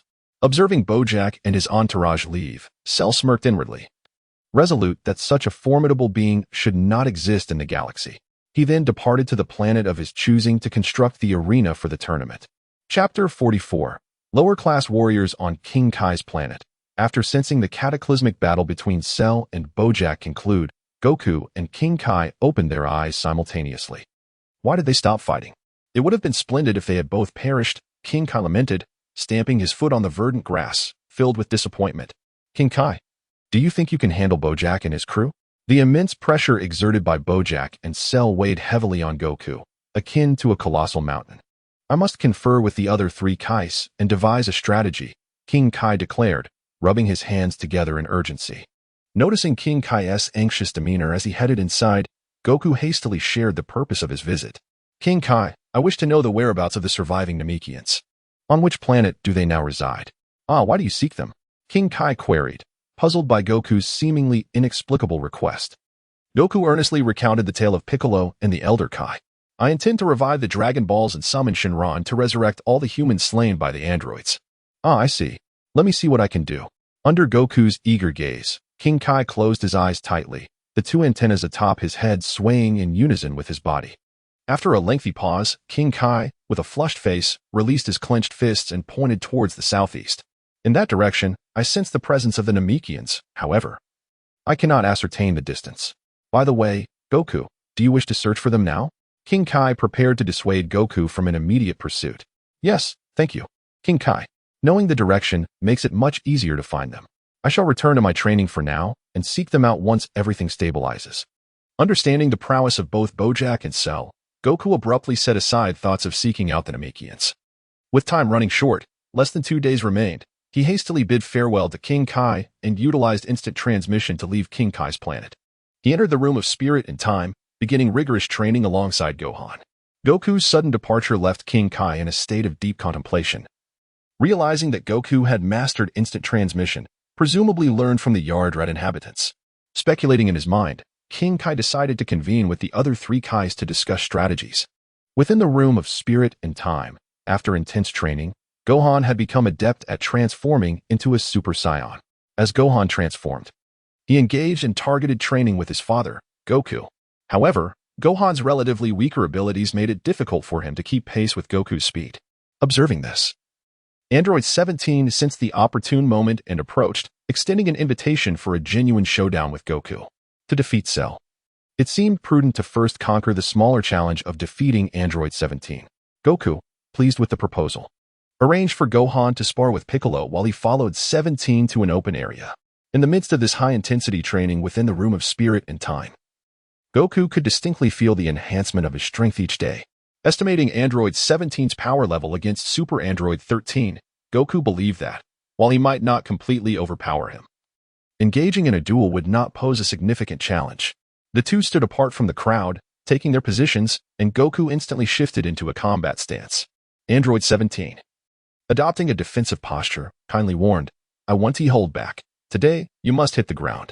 This declaration stemmed from the fact that if an enemy surrendered, his panel would not recognize it, resulting in no rewards. Thus, the fate of Vegeta had been quite unfortunate. Goku took a deep breath, refraining from speech, merely acknowledging with a sound before transforming into a Super Saiyan. A resplendent golden aura erupted from him, causing his loose martial arts uniform to sway gently. As everyone sensed the formidable energy emanating from Goku, they instinctively paused their training to observe. With a mighty shout, Goku, already poised for battle, unleashed a tremendous force aimed directly at 17's head. The brilliant aura of the Super Saiyan tinged Goku's fist in shimmering gold, momentarily dazzling 17. The clash of the high-speed battle between Goku and 17 transformed them into 2 streaks of light, one gold and one white, continuously colliding in the air. Go for it, 17. With an expression of exhilaration, Android 18 enthusiastically cheered for her brother, raising her voice to encourage him. Beside her, Yamcha and Krillin joined in, rallying around Gohan. As the trio took turns fervently supporting Goku. Casting a sidelong glance at this bothersome trio, Android 18 fell silent, crossing her arms and gazing upward at the battle.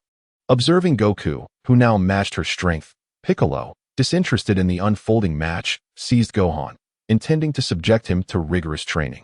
Uncle Piccolo, may I please watch my father's match first? Trunks silently mourned for Gohan for 3 seconds before returning his focus to the contest. The more he watched, the more astonished he became at Goku's remarkable enhancement in strength. In such a brief span, his prowess has already surpassed that of Piccolo, truly a terrifying feat.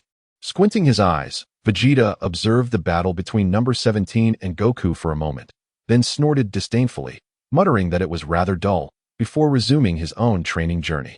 Indeed, number 17 is remarkably formidable. The disparity between the separated number 17 and Goku is vast.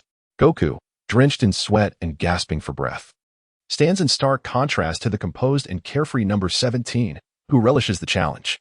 Only by engaging in combat does Goku grasp the unfathomable depths of number 17's strength. Realizing that he is currently no match for him, it is time to conclude this. Having toyed with Goku until now, number 17 has no intention of prolonging the charade. Swiftly positioning himself before Goku, number 17 dispatches him to the ground with just 3 moves.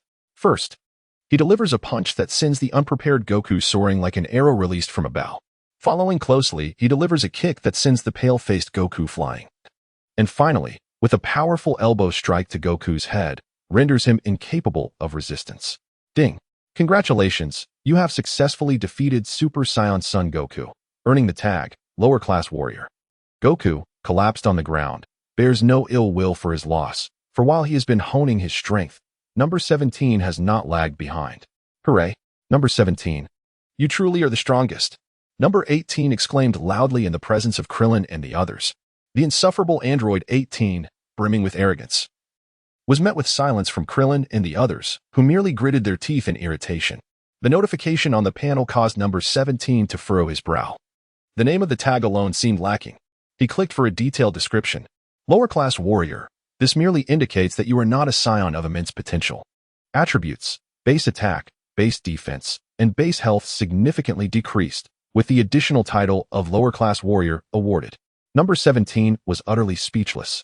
After finally seizing the opportunity to defeat Goku, this is what he receives? Realizing the gravity of the situation, number 17 hurried over to assist Goku before Krillin could reach him, offering a flurry of concerned inquiries. The presence of number 17 stirred a subtle feeling within Goku, prompting a shift in his perception. Chapter 45. The ultimate life form within the confines of the hyperbolic time chamber, time flowed like a gentle stream, ultimately merging into an expansive ocean, creating a soft cascade of droplets. Presently, only number 17, the sons of Vegeta, and the sons of Goku remained within the chamber. The relentless high temperatures and oppressive atmosphere proved unbearable for Yamcha and the others.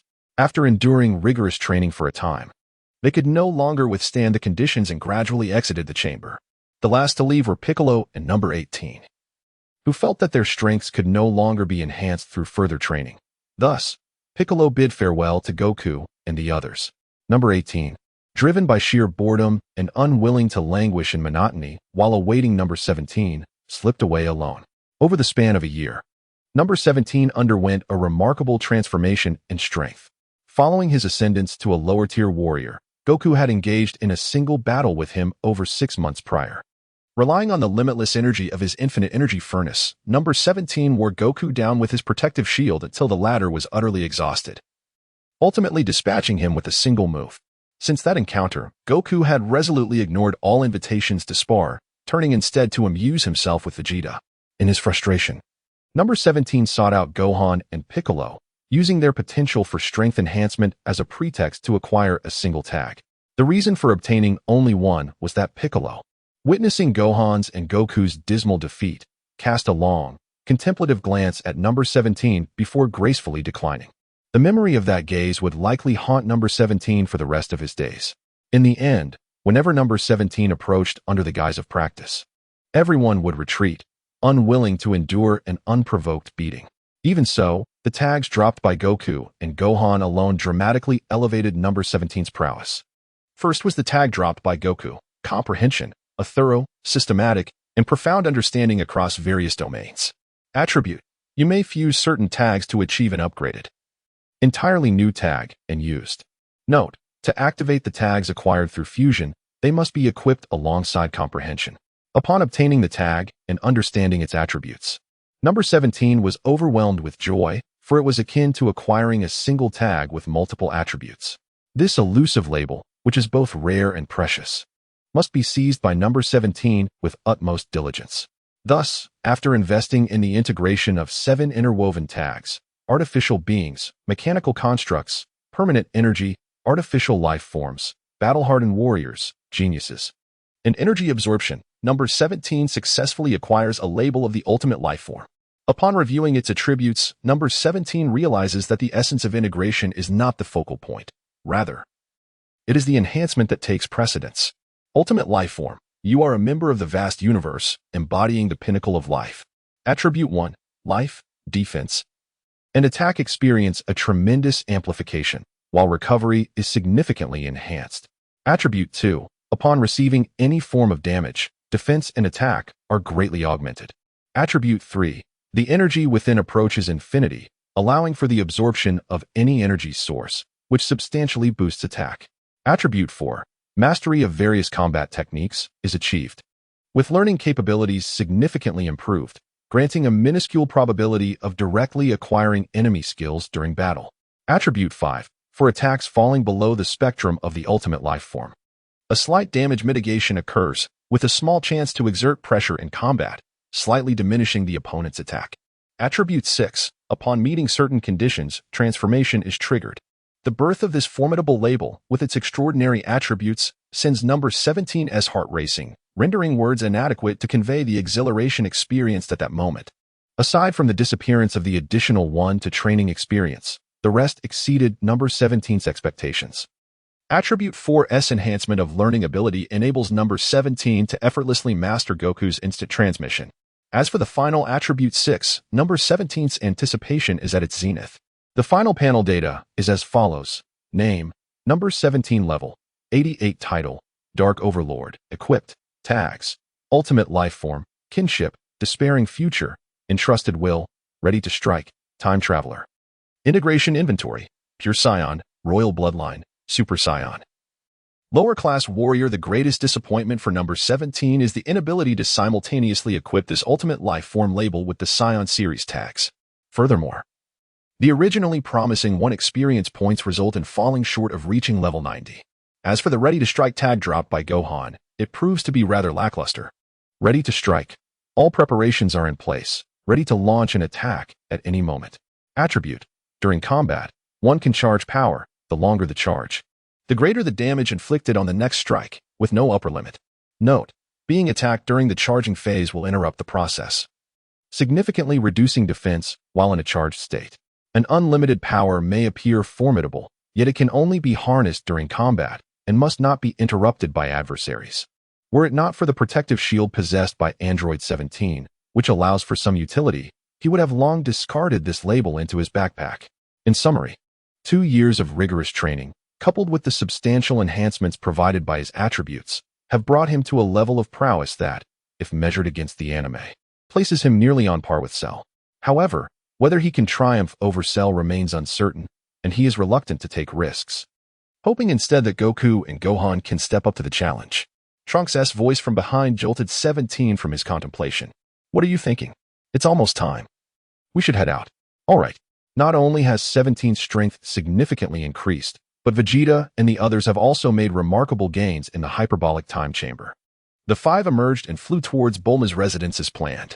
Along the way, Goku recounted the clash between Cell and Bojack on King Kai's planet to Vegeta, Trunks, and 17. What? There exists another being in the universe as powerful as Cell? Trunks halted abruptly upon hearing this news, and Vegeta's expression gradually solidified, his brow furrowing. Within a year, Gohan, with his long hair, simply gazed up at Goku in silence. He has faith in his father, believing that no challenge could ever overwhelm him. Sensing Gohan's gaze, Goku looked down to meet his eyes, harboring high expectations for him as well. I initially withheld this from you to prevent any burdens during your training, Goku reassured. Rest assured, if King Kai could seal Bojack once, he can certainly do so again. Goku's optimism regarding North Kai was evident. Let us hope so, Trunks replied, his expression slightly improving. The unexpected intrusion of Bojack had caused 17 to deliver a harsh reprimand to Cell, which left him increasingly anxious, with Cell exerting all his strength. The prospect of Bojack joining the fray rendered even divine intervention seemingly futile. He pondered whether he could escape using instant transmission, knowing that Cell could also employ the same technique. Upon arriving at Bulma's home, there remained just under half a day before Cell's 3-day rendezvous. Goku, weary, took Gohan to the Capsule Corporation for a brief respite and to lighten the mood. Meanwhile, 17 and the others quietly awaited the commencement of the Galactic Martial Arts Tournament. Chapter 46. Everything is ready at the Capsule Corporation. Goku led Gohan back home, where the transformation of Gohan in the hyperbolic time chamber nearly rendered Chi-Chi unrecognizable. Inside, as she helped Gohan trim his unruly long hair, Chi-Chi chattered on. Where have you been, Gohan? How did your hair grow so long all of a sudden? You look so much sturdier, and it seems you've grown taller as well. Gohan pondered how to respond to his mother, contemplating whether he should mention the surreal experiences of the hyperbolic time chamber. Chi-Chi, let's not dwell on it. Gohan, and I need to head out shortly. Replacing his tattered martial arts attire, Goku, now brimming with vitality, addressed Chi-Chi, inquiring if the villains had yet been vanquished. Upon hearing that they would soon venture out again, Chi-Chi's face clouded with concern. Fear not, Chi-Chi, soon all will be resolved, Goku reassured her with unwavering determination in his gaze. Chi-Chi couldn't help but fret about Goten's studies, lamenting to herself how much he had fallen behind. Goten, aren't you going to change into some new clothes? The freshly groomed Goten, noticing his own worn attire, nodded with a smile. Yes, I will change right away. After bidding farewell to Chi-Chi, Goku, now clad in new garments, and Goten embarked on their journey once more. At Bulma's residence, a towering figure suddenly materialized before Krillin and the others. Goku, you startled me. I thought it was Cell. Krillin, mistaking the instantaneously appeared Goku for an impending assault from Cell, stood up in mild reproach. Ha ha ha. Krillin, there's no need to be afraid, Goku chuckled, pointing at him. Oh. Goku remains the same, able to face even the direst of situations with a smile. Krillin and Yamcha exchanged glances, reflecting on this. Hearing the commotion, Vegeta and Trunks, clad in battle attire, emerged from their quarters with serious expressions. Oh, it's Goten, Trunks exclaimed joyfully. Vegeta merely cast a glance, arms crossed, remaining silent. The group gathered in the backyard engaged in casual conversation when androids 17, 18, and 16 accompanied Bulma from the research facility. Android 16 had just had his memories copied, and the dwindling space within him was filled with powerful explosives by Bulma. Once everyone was present, Goku recounted the details of the Cell games, concealing the matter of Bojack. He continued, according to Lord Kai, Cell demands that each planet send forth their strongest warrior to participate in the tournament. It is likely that Cell will require all of us to mobilize. Reflecting on Cell's smile as he departed, Goku speculated, what I mean is, once we arrive, let's observe first and seek opportunities to ally with extraterrestrial beings against Cell. As they contemplated participating in a competition against the mightiest warriors from across the galaxy, Yamcha was still in shock at the prospect of battling aliens, while Krillin immediately stepped forward to support Goku. I concur with Goku's notion, the more allies we have, the greater our chances of defeating Cell. Upon hearing Krillin's sentiments, the others nodded in agreement. Noticing the consensus, Piccolo glanced at Android 17 and inquired about the magnitude of the self-destruct mechanism within Android 16. During this period, Bulma, exhausted from her relentless efforts, glared at Piccolo and retorted, it wouldn't be a problem to blow you up. Piccolo, taken aback by her response, was left speechless. Bulma, having released her pent-up frustration, softened her demeanor and continued, I truly do not understand. The bomb I am working with can obliterate the entire northern region. Additionally, Android 16 harbors a formidable detonation device within him. Coupled with his energy core, it would be entirely feasible to annihilate a planet. Upon hearing the prospect of planetary destruction, Krillin's face lit up with anticipation. What do you think, Android 16? Bulma redirected the question to him. Taking up the conversation, Android 16 replied with a steady tone. A being like Cell cannot be vanquished by my self-destruction. He would merely sustain severe injuries at most. It will ultimately be up to you to deal with him. While my self-detonation may not be lethal to Cell, it could indeed result in the demise of several of you. So be sure to take refuge within 17's protective barrier. Android 16 pointed towards the less formidable fighters, Krillin, Yamcha, Tien, Kaiatsu, and Master Roshi. Hearing 16's words, the group, which had held on to a glimmer of hope, was forced to confront the harsh reality. Very well, as long as you can injure Cell, our chances of victory will significantly increase. Having personally experienced Cell's terrifying power, Goku was quite content with such an outcome. He turned to Gohan and inquired, "Are you afraid?" "With that around, I'm not scared." In the heart of the galaxy, on a desolate planet, Cell wore a satisfied expression. The vast arena, stretching for several kilometers, was crafted by Cell himself. The area was divided into 11 distinct sections, as Cell planned to utilize the smaller arenas to eliminate the weaker contestants and select the 10 strongest fighters for one-on-one battles against himself. Gazing at the barren grounds, Cell felt that something was amiss. After pondering for a moment, he recalled the martial arts tournament in which Goku participated. It was the absence of an audience. A martial arts competition involving the entire galaxy could not proceed without spectators. Thus, Cell manipulated the massive stones on the ground with his hands, launching energy waves from his fingertips to sculpt them into his desired shapes. Ultimately, he surrounded the arena, nodding in satisfaction, reminding himself to bring along some spectators when the time came for the contestants to arrive. As another thought crossed his mind, Cell spread his arms wide, unfurling the wings behind him to reveal the tail concealed beneath. With a serious expression, he concentrated, causing the tip of his tail to enlarge. Suddenly, with a series of sharp sounds, 7 miniaturized versions of Cell were expelled from his body. The newly emerged mini-cells joyfully surrounded their creator, emitting a chorus of eerie laughter. These 7 little beings elicited a rare smile from the otherwise cold visage of Cell, for he was no longer a solitary entity. Upon encountering that group once more, he was resolute that, with the assistance of these diminutive cells, he would ensure their utter annihilation. "You wait here, I shall return shortly," he commanded before vanishing in an instant, heading to welcome the contestants. In the arena, what began as a sparse gathering of silent individuals soon transformed into a bustling crowd, filled with an array of peculiar humanoid creatures, creating a cacophony of noise. The 7 small cells, following Cell's orders, maintained order in the venue and directed the attendees to their respective seats. As the throng swelled, some individuals began to harbor improper thoughts, plotting rebellion in Cell's absence, eager to sneak away. However, they were swiftly met with the ruthless onslaught of the smaller cells, whose merciless actions left cold corpses strewn upon the ground. Restoring order to the scene, Cell surveyed the assembled contestants and spectators. It was time to fetch Goku and the others. Chapter 47, the opening sensing Goku's presence.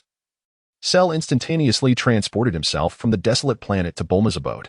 Upon witnessing androids 16, 17, and 18 gathered with Goku, Cell paused, taken aback. His primary targets were merely Goku and Vegeta, yet since the 3 androids had arrived, he might as well take them along, perhaps as a gesture of gratitude to Dr. Gero for granting him his perfect form. Standing nearby, Cell mused upon this thought. The first sight of Cell was markedly different from the calm demeanor exhibited by Android 18. His green exterior adorned with black spots was so fearsome that Yamcha felt an overwhelming sense of helplessness rise within him. "Is this Cell?" Krillin swallowed hard, observing the poised Goku, and found his answer. The arrival of Cell made it clear that the moment of life and death had arrived. "Now that everyone is present, let us depart," Cell stated coldly, his hands raised in a gesture of instant transmission. The entire galactic martial arts tournament was merely awaiting the arrival of Goku and his companions. As Cell's chilling voice echoed in his ears, Vegeta approached Cell after bidding farewell to Bulma. Krillin and Yamcha exchanged glances, and just as they mustered the courage to follow, Cell's disdainful expression dissuaded them. "Krillin, Yamcha, Tien, Kaiatsu, and Master Roshi, your strengths are far too feeble. I cannot be bothered to kill you. I shall spare your lives, so remain here quietly." Cell's words left Krillin and the others blushing with embarrassment, wishing for a place to hide. "Krillin, you need not follow. I feel reassured knowing you will stay behind. Wait here at Bulma's until we return," Goku encouraged, patting Krillin on the shoulder. Yes, Goku, you must do your best." Thus, Sheru, accompanied by Sun Wukong and his entourage, arrived in grand fashion at the meticulously arranged arena. Number 17 raised his gaze to behold the vast expanse of gray and white stretching for miles, encircled by towering spectator stands, apart from the dim sky. There existed no other egress. At this moment, the arena was populated by hundreds of formidable cosmic warriors, scattered throughout the grounds. Each one epitomized the pinnacle of strength from their respective planets, yet under the vigilant watch of the 7 diminutive Sheriffs, they stood obediently in silence, refraining from provoking any disturbances. The spectator stands, however, erupted with a cacophony of voices. These diverse and eccentrically dressed extraterrestrial beings were brought forth with considerable effort from Shera's home planet. An array of alien life forms filled the stands, offering a remarkable spectacle for numbers 17 and 18.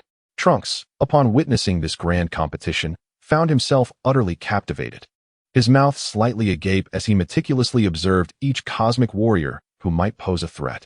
Apart from the unshakable confidence of Vegeta and the ever-impassive number 16, the rest were not dissimilar to Trunks in demeanor. The diminutive Sharu, who was maintaining order in the arena, noticed Sharu's return and promptly flew over, wearing a sycophantic expression as he sought to take credit for their efforts. The emergence of these diminutive cell manifestations left Piccolo in a state of disbelief. The terrifying aura emanating from the small cell was astonishingly more potent than that of his current self. Fortunately, Krillin and the others had not arrived, for their fate would have been dire. Beside Vegeta, Trunks, no longer composed, pointed at the menacing little cells and inquired about their nature. Goku, equally perturbed by the extraordinary strength of these 7 little cells, shook his head, indicating his own uncertainty. What monstrous entities were these, swirling around Cell's feet? Android 18 leaned closer to Android 17 and whispered, "These are the little cells, spawned by Cell through his tail, likely utilizing the cells of the Namekians." Drawing upon his fragmented memories, Android 17 revealed the truth. With a pallor of dread, Piccolo, amidst the shock of Goku and the others, began to surmise that Cell had used his own cells to produce these small abominations. Dismissing 17's remarks with contempt, Vegeta's focus remained solely on Cell. "Ha ha ha, splendid." After dispatching the little cells, Cell regained his usual demeanor and turned to Goku and the others, stating, "Your collective strength is among the rarest in the entire galaxy. I hope you can endure until the end, allowing me the pleasure of eliminating you myself." In his mind, Cell counted the names: Android 17, 18, 16, Goku, Vegeta, Trunks, Gohan, and Piccolo. Then, soaring into the sky above the arena, Cell crossed his arms, exuding an overwhelming pressure that rendered the venue silent. "Ladies and gentlemen, welcome to the first martial arts tournament of the galaxy. I am Cell, and some of you may not have heard of me, but that will soon change. From this day forth, my legend shall echo throughout the galaxy." Gazing proudly at the extraterrestrial beings he had filled the audience with, Cell spoke with unwavering confidence. "Competitors from various planets, behold the 10 small arenas. Your objective is to withstand the assaults from other warriors. The last 10 standing will be granted safe passage home, and I will reclaim the energy from your planets. To those who fall, as long as you can escape the pursuit of these little fiends, you may leave at your discretion. For the rest of you watching the match, once the tournament concludes, I kindly ask you to spread the word about this galactic martial arts tournament." Exploited by Cell, the warriors of the universe were threatened by the explosion of planets. Upon hearing Cell's words and gazing at the grinning visage of the little Cell, the warriors, unable to choose otherwise in the arena, began to flex their muscles and stir with excitement. Compared to the terrifying prowess they had experienced from the little Cell, the warriors unanimously agreed that defeating the other contestants would be a far more manageable task, and moreover, it presented a splendid opportunity to make a name for themselves throughout the galaxy. As Cell boldly proclaimed the rules of the tournament, Goku turned to Vegeta, Trunks, and Piccolo, stating, "Among all these contestants, I can vaguely sense a few powerful extraterrestrial warriors. If we encounter them, we should attempt to ally ourselves, but if we find ourselves outmatched, we must flee without hesitation." Goku's expression was grave as he issued his warning. "Indeed, Goku, you must exercise caution as well," Piccolo responded earnestly, having readjusted his mindset. "Number 16, your task is simply to find an opportunity to lure Cell into revealing himself. Once everything concludes, I shall use the Dragon Balls to revive them all." Goku added with conviction. In the sky, Cell, having discerned that everyone understood his intent, declared with a booming voice, "The Galactic Martial Arts Tournament officially commences now." Not only did the audience react, But the previously scattered extraterrestrial warriors on the battlefield also emanated formidable auras, their gazes sharp and alert, on guard against potential assaults. Naturally, some, believing themselves invincible, chose to seize the stage with audacity. Chapter 48, The Great Melee. Upon grasping the rules of the tournament set forth by Cell, the warriors of the universe unleashed an unparalleled aura, attempting to warn the oblivious contenders around them. The arena shimmered with vibrant hues, dazzling number 17. Unfortunately, the competitors' levels were nearly on par with one another, rendering such warnings rather ineffectual, save for a few formidable individuals who stood out. The extraterrestrial beings in the audience, reassured of their safety, erupted in a cacophony of support for their favored contestants after a single voice initiated the fervor. Cell surveyed the unfolding scene below with satisfaction, pondering whether the top 10 would ignite his interest in battle. Amidst the clamor of various strange languages, Vegeta and Trunks, under Goku's guidance, stealthily retreated to the edge of the arena. Goku aimed to diminish his presence, conserving his strength for a surprise attack on Cell. Number 17, observing Goku's tactics, mirrored his approach, alongside numbers 16 and 18, as they concealed themselves in a corner of the battlefield, biding their time for the opportune moment to strike. Boom, boom, boom. The resounding sounds of flesh colliding echoed relentlessly, and soon, some were struck down in a single blow, while others found themselves desperately fending off multiple attackers. Number 17 even observed a bold contender attempting to stealthily ascend to the audience stands, hoping to evade the chaos by blending in with the spectators.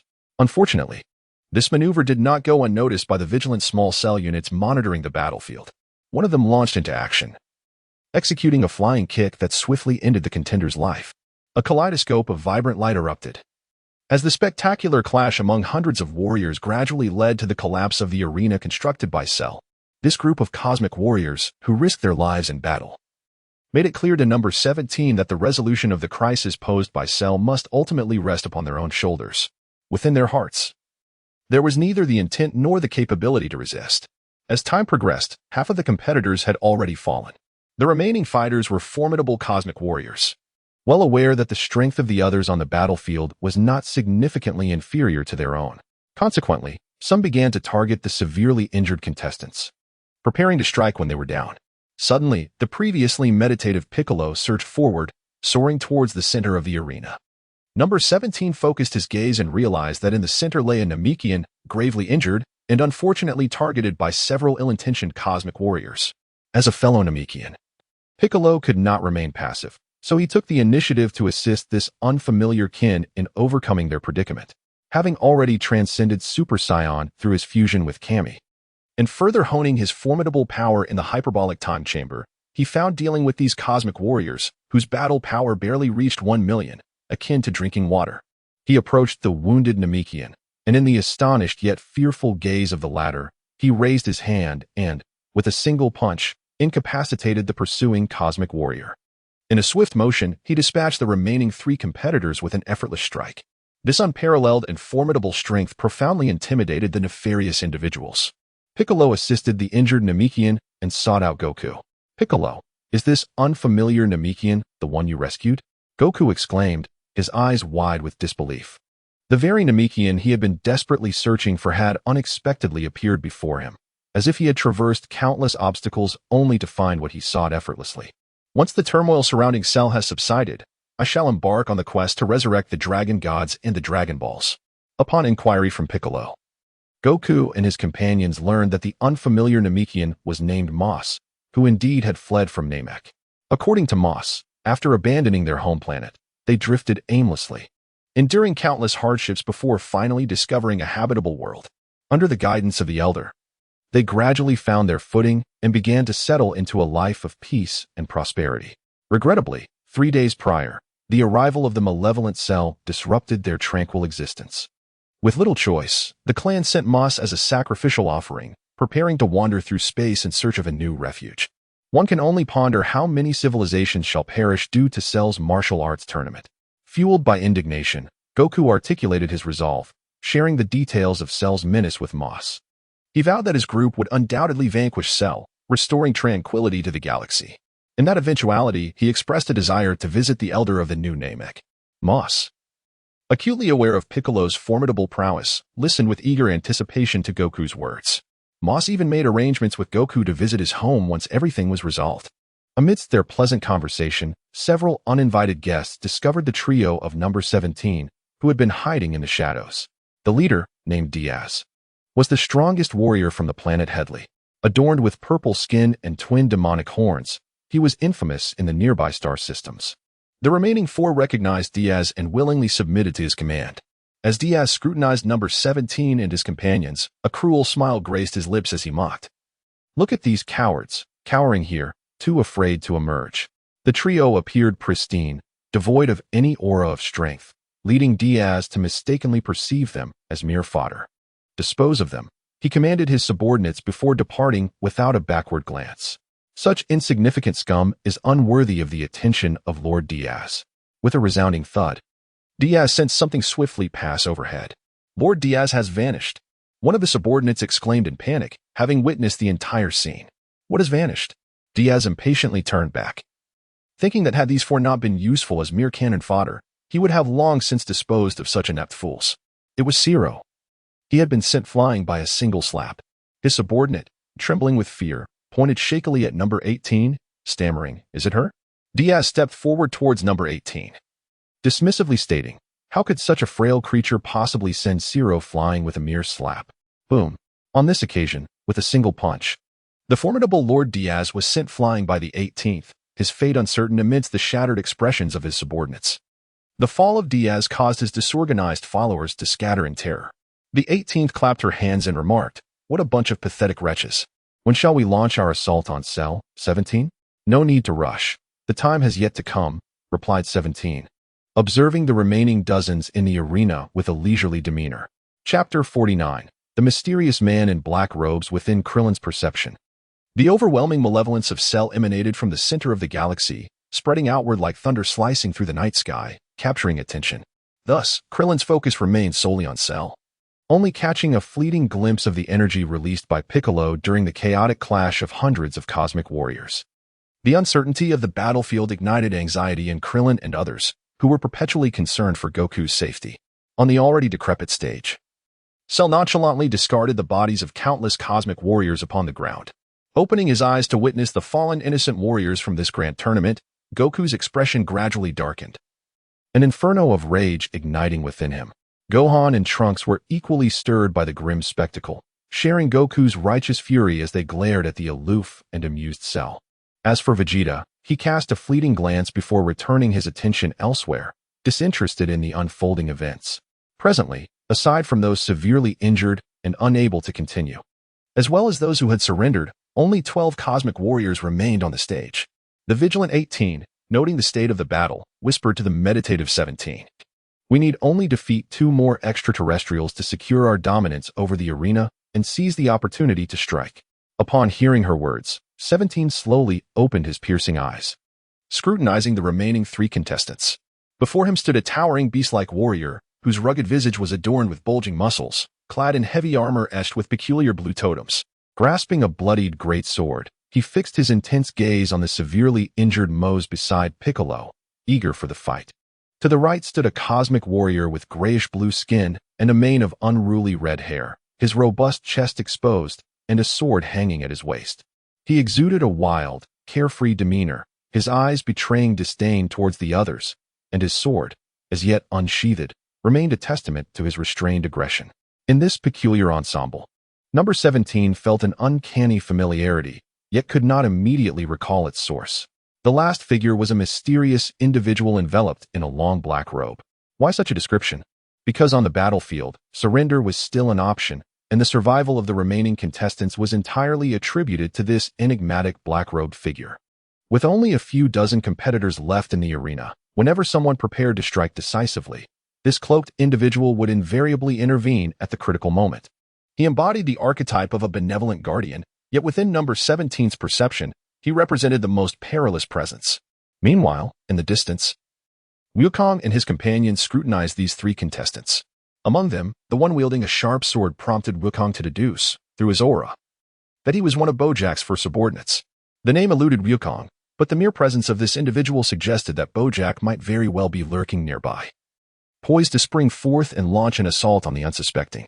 Alarm bells rang in Wukong's mind as he relayed this information to Vegeta and Trunks. Trunks, his expression shifting dramatically, hastily began to sense any disturbances from the audience platform, yet found nothing of note. Wukong, relying solely on his perceptive abilities, had identified Bojack's subordinate, while Cell had already encountered the individual known as Goku. Once Cell ceased to detect Bojack and his three accomplices, he allowed Goku to frolic on the stage, knowing that ultimately the top 10 would meet their demise. The Beastman Soto, a legendary warrior from the Tahati Star, had risen from an obscure beginning through countless brutal skirmishes to become the sovereign of the entire star system. 3 days prior, during a planetary inspection, Soto was confronted by Cell, who, with a single hand, introduced him to the essence of despair. Reluctantly, Soto had come to this martial arts tournament, realizing that defeating just 2 more opponents would grant him a chance to escape from the clutches of fate. According to Cell's arrangement, once Soto stepped onto the stage, he could return unscathed to continue his reign as the overlord of his star system. The energy bombs Cell had deployed on the planet were of little concern to Soto. Among the remaining 11 contestants, Soto had already selected his targets, the Namekian Moth and Piccolo. He held no absolute confidence in overcoming the mysterious black-robed figure, the sword-wielding youth, or their group of 4. Yet, if he could eliminate these 2 Namekians, he would be 1 step closer to returning home. With a great sword in hand, Soto mused to himself. Observing that none dared to act recklessly, Soto recognized that his opportunity had arrived. In an instant, he charged forth, wielding his great sword, breaching Piccolo's defenses to confront Moth. Everything transpired with astonishing swiftness, leaving Wukong and his companions momentarily bewildered. Soto deftly feigned an attack to divert Piccolo's attention. Just as Soto aimed to strike at Moss's chest, an unforeseen force surged from his waist, propelling him uncontrollably towards the spectator's platform. It was number 17. Employing instant transmission at a critical moment to seize Moss and retreat, delivering a kick that sent Soto flying. Moss, who had resigned himself to his fate, was suddenly jolted back to awareness, his eyes alight with gratitude as he gazed at number 17. Piccolo, realizing he had been outwitted, widened his eyes in surprise upon witnessing number 17's intervention to save Moss. He had not anticipated such assistance from number 17. Even the typically unyielding Cell displayed a rare expression of astonishment. Number 17 could also teleport. Soto, sent crashing by number 17's kick, spat blood and wiped the crimson from the corner of his mouth. He cast a deep glance at number 17, feeling not anger but a strange sense of relief. Grateful that he had not targeted number 17 and his companions, for otherwise, he might have already been on the path to the underworld. Meanwhile, an enraged Piccolo transformed into a streak of light, dashing towards Soto. With a cruel smile, he grasped Soto by the throat, intent on crushing him. Blurred vision engulfed Soto as he dropped his great sword, wishing to concede, yet the grip on his neck rendered him speechless. The beastly Soto, having relished his brief reprieve, now faced imminent demise. Piccolo, grant me a favor and release him, rasped a voice from the cloaked figure. Who are you? How do you know my name? Piccolo's vigilance surged upon hearing the figure accurately utter his name. Wukong, hastening to the scene, also caught the figure's words, his mind swirling in confusion. This cloaked individual, who seemed to recognize Piccolo, must also know him and his companions. Why disguise themselves so thoroughly? Who could they possibly be? As if ignoring Piccolo's inquiry, the figure beneath the cloak revealed a flash of red light in their eyes. In an instant, Piccolo was swept away by an overwhelming wave of energy, crashing violently to the ground. Piccolo! Wukong exclaimed, rushing to assist him. I am fine, Wukong, but this individual is decidedly unusual. I know. Chapter 50. The battle approaches. Upon hearing Wukong mention Piccolo's name, Trunks and Gohan, who had rushed over, immediately surrounded the cloaked figure. The black-cloaked individual had not anticipated such a formidable response from Wukong and his allies, now realizing that he stood alone against their significantly enhanced powers. It was prudent to retreat, especially considering that the 3 were likely Wukong's companions, compounded by the formidable presence of Cell. The Milky Way becomes increasingly intriguing. Having analyzed the formidable powers of Wukong and his companions alongside Cell, the figure in the black robe has mentally prepared to evade confrontation. In a moment, I shall concede alongside this contestant and withdraw, he declared, pointing to Soto on the ground while addressing Cell in the sky. Oh, are you certain? Cell narrowed his eyes, scrutinizing the enigmatic figure in the black robe, curious about his intentions in rescuing so many contestants. This piqued Shalu's curiosity, as he was on the verge of unveiling the true identity concealed beneath the black cloak. Yet, a silent chuckle escaped him as Shalu, "Oh Shalu, what is there to fear from a mere gathering of rotten fish and decayed shrimp?" Moreover, they were still attempting to escape the relentless pursuit of the little Shalus.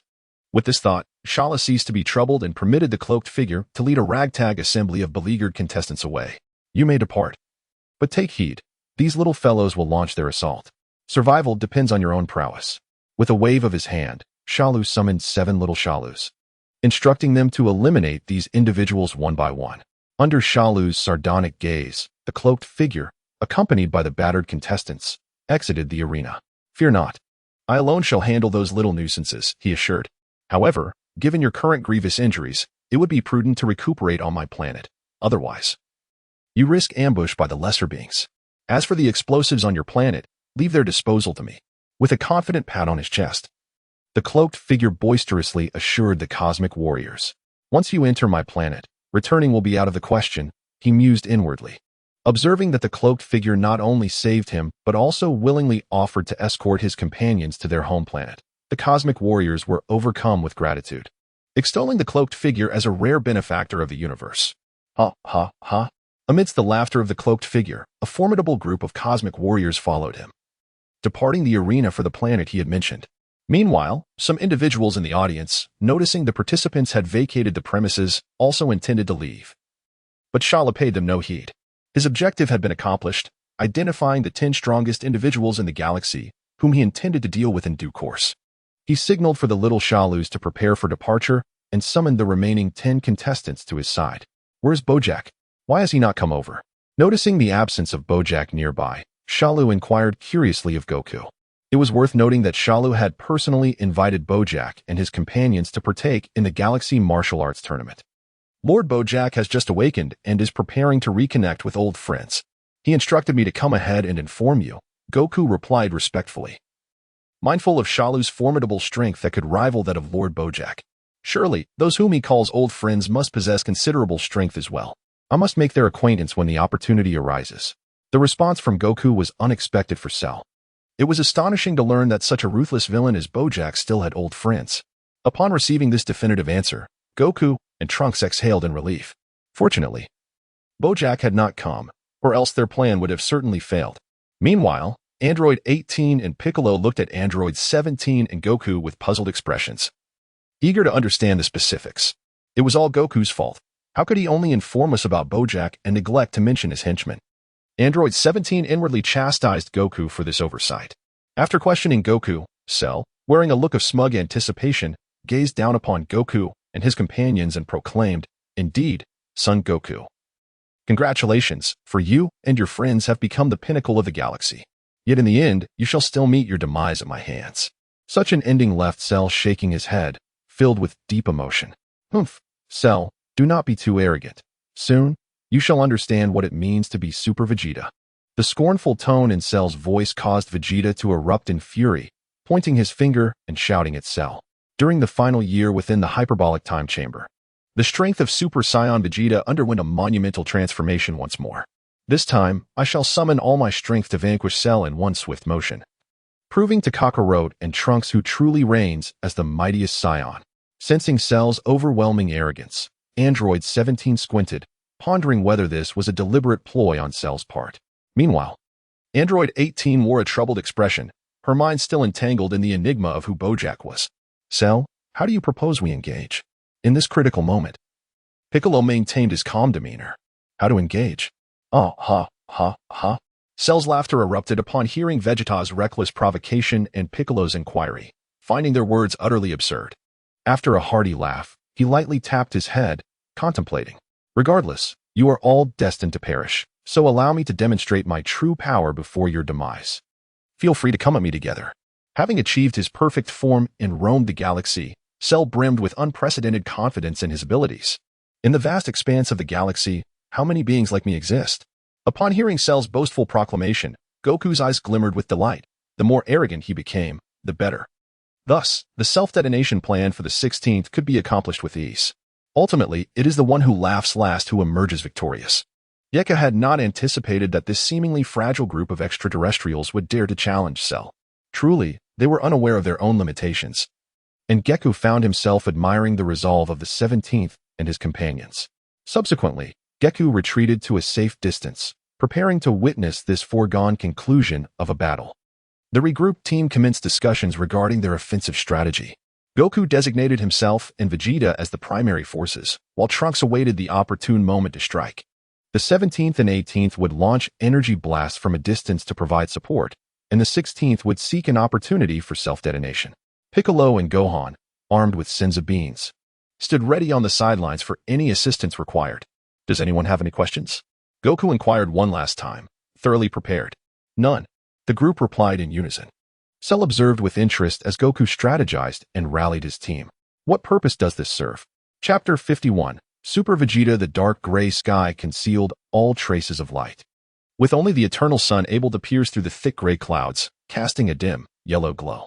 Cell had constructed the arena from the most common gray-white boulders of this desolate planet, now severely damaged from battle. This battlefield, littered with corpses and rubble, was unworthy of the name Cell. Contemplating this, Cell waved his hands, causing all debris to levitate before hurling it towards the empty spectator stands. In an instant, the vast arena was cleared, and the gust of wind emanating from Cell swept towards the 17th and his allies. The wind rustled their garments, and sensing the ominous aura, Goku and the others tightened their fists. On the arena, transformed into Super Saiyans, Goku, Vegeta, and Trunks formed a pincer movement, encircling Cell at the center. The tremendous shift in power from their transformations caused Gekko's pupils to constrict in surprise. Though he had yet to witness the specifics of the 17th and his companion's condition from afar, surviving among hundreds of competitors thus far suggested that their strength was certainly formidable. Initially expecting merely a showcase by Cell, it now appeared that the outcome of this confrontation remained uncertain. With a serious expression but unyielding resolve, the 17th had already activated his shield, standing guard beside the 16th and 18th. After clearing the arena, Cell crossed his arms and rolled his neck, taking note of the prepared warriors. Let the game begin. Surrounded by a golden aura reminiscent of Wukong, the energy immediately swelled several times under Cell's control, crackling as it surged towards the heavens. The terrifying aura emitted by Cell was oppressively heavy, saturating the entire planet. Upon sensing the explosive energy emanating from Wukong and his companions, Krillin understood that the fateful battle had finally arrived. Subsequently, Cell's overwhelming presence, far surpassing that of Wukong and his allies, engulfed the entire galaxy, causing Yamcha and others to break into a cold sweat on Wukong's behalf. Cell's mere aura exerted immense pressure on Piccolo, who noticed Gohan remaining calm beside him. Internally, Piccolo couldn't help but mock himself. Piccolo, how is it that you are even outdone by Gohan? He gently placed a hand on Gohan's shoulder, choosing silence. Fully unleashing his aura, Cell's gaze swept arrogantly, uncertain of whom to select as his first target. When his eyes met Vegeta's once more, Cell was surprised to find no trace of fear in his opponent's expression. A spark ignited in Cell's eyes. It's you, Vegeta. Let me see how much of my strength you can withstand after your training in the hyperbolic time chamber. Vegeta had long harbored disdain for Cell, who perpetually looked down on others with a smirk. As their gazes collided, sparks flew. Now transformed into a Super Saiyan, Vegeta stepped forward, his golden aura swirling around him with each shout. The ground trembled under the force of this intense energy wave, and the arena beneath Vegeta, once a solid slab of stone, shattered under the pressure. Tiny fragments of rock were lifted into the air by the surging energy. In Goku's eyes, Vegeta, enveloped in the golden aura, underwent a remarkable transformation. The once normally sized Vegeta had expanded significantly within the energy as his muscles bulged against his battle suit. Ultimately, feeling discomfort from his entire body swelling, Vegeta bent slightly at the waist, standing upon the arena. This is Vegeta within the hyperbolic time chamber, transcending the limits of Super Saiyan to cultivate a new form, which he dubbed Super Vegeta. The members of the Heller clan, particularly Goku, have been utterly astounded, having believed that Super Saiyan represented the pinnacle of their power, only to discover that strength could ascend to even greater heights. Placing his hand upon the hilt of his sword, Goku realizes, merely from the aura emanating from Vegeta, that he is by no means a match for him. The magnificent aura evoked profound emotions within Goku, who could not help but admire Vegeta. Indeed, his power had surpassed his own. Simultaneously, Goku felt a deep sense of satisfaction. For Vegeta's increasing strength only enhanced their chances of triumph in this fierce contest. Without uttering a single word, Vegeta, enveloped in a radiant golden flame, exuded an expressionless visage that concealed a tempest of lethal intent directed at Cell. With a resounding crash, Vegeta vanished from his original position, shattering the arena beneath him, transforming into a bolt of lightning that pierced through Cell's oceanic pressure. His fist, aglow with golden brilliance, disrupted the air, creating a conical vortex as he surged towards Cell with unstoppable force. This is a strike from Vegeta, executed with all his might. He believes that even a planet, after enduring this blow, would undoubtedly be reduced to mere fragments, obliterated in the process. Amidst the eager gazes of onlookers, Cell, who does not flinch, raises his hand in response to the oncoming Vegeta with a punch of his own. Boom. The two collide in midair, their golden auras instantly enveloping their forms, while the resulting shockwaves sweep away everything in their vicinity. After a moment of stalemate, Vegeta fixes his gaze on Cell, a meaningful smile curling at the corner of his lips. In Cell's astonished eyes, his own golden aura begins to falter and crumble. With a fierce shout, Vegeta, now with a grim expression, sends Cell crashing to the ground with a single punch. Vegeta's formidable fist strikes Cell's soft face, driving the latter's upper body into the stone-constructed arena. With Cell's head buried underground, Vegeta stands atop him, relentlessly pounding his soft body until Cell is entirely entombed within. The sturdy arena gradually sinks into a massive pit under Vegeta's relentless assault. It seems that his arduous training in the hyperbolic time chamber has yielded significant progress. As he observes Cell, whom he has pinned to the ground, Vegeta contemplates that this alone is insufficient to erase the humiliation Cell has inflicted upon him. Still unsated, Vegeta ascends into the air, wildly hurling energy blasts into the pit. Aware of Vegeta's heightened prowess, Android 17 understands that this alone will not suffice to defeat Cell. He turns to call upon Android 18, who is still astonished by Vegeta's strength. The siblings spread their arms wide, unleashing a barrage of attacks upon Cell in the depths of the pit. Although Vegeta has achieved such notable success with a single strike, neither Goku nor Trunks display smiles on their faces. They both realize that such an assault alone is utterly insufficient to vanquish Cell. Similarly aware of the situation, Android 16 remains motionless in a corner, diligently seeking an opportunity. Indeed, amidst the continuous explosions, Cell, enveloped in a golden aura, soars into the sky and swiftly appears before Vegeta. Instantly, a palpable killing intent surges toward Vegeta, 17, and 18, as Cell, now covered in dust, raises his eyelids and speaks. Quite amusing, isn't it? Chapter 52. Slightly outmatched, his chilling words cause the temperature around Vegeta to plummet, the air itself laden with a sense of frost. Anger etches itself onto Cell's face. He cannot tolerate that Vegeta has grown this strong through training. Although he did not unleash his full power moments ago, Vegeta's ability to withstand Cell's onslaught is a testament to the formidable nature of this form. To have been brought down by someone he regarded as an insect is intolerable for Cell. With one hand clenched into a fist, without a hint of hesitation, all of Cell's strength erupts forth, his icy gaze fixed upon Vegeta. Unforgivable. I shall torment each of you to the brink of death. In that very moment, with a fierce rush of air, Cell sent Vegeta soaring through the sky with a single blow. Vegeta, his pupils constricted to pinpricks, was merely a step behind Cell, and the overwhelming force struck his jaw, inducing a brief bout of dizziness as he was propelled backward. Cell let out a disdainful snort, vanishing from sight before the eyes of the onlookers. This was dire for Vegeta. 17, keenly aware of Cell's swift approach towards the falling Saiyan, felt a pang of dread. Raising his hand, he prepared to teleport in order to provide assistance. Clearly, Cell had the advantage of speed. He had already positioned himself along Vegeta's descent path, ready to strike. With no frills or embellishments, it was sheer power and velocity that instilled such confidence in Cell. Calculating his next move, Cell smirked and unleashed an upward strike, his phantom-like form flashing before 17's eyes, merging all his might and swiftness. A profound impact resonated through Cell's fist. Vegeta, who had endured Cell's punch head-on, felt a tearing sensation radiate from his abdomen into every fiber of his being. Once again, he attempted to close the gap, suspended in midair, racked with excruciating pain. Gathering energy within his palm, Cell silently contemplated. This would be the final strike. However, 17 was not about to let that happen. Sensing Vegeta's aura, he traversed space and, in an instant, stood before him. 17 swiftly enveloped Vegeta within a protective barrier. Then inhaled deeply, raising both hands to concentrate a powerful energy blast, ready to clash with Cell. A dazzling light erupted as the ensuing explosion unleashed shockwaves that reverberated through the air, causing it to crackle with energy. Amidst the spectators' hopeful gazes, the verdant protective shield descended, dissipating into shimmering particles, revealing a safe and unscathed 17 in Vegeta. True to his prowess, 17 had first rescued Moose and now saved Vegeta.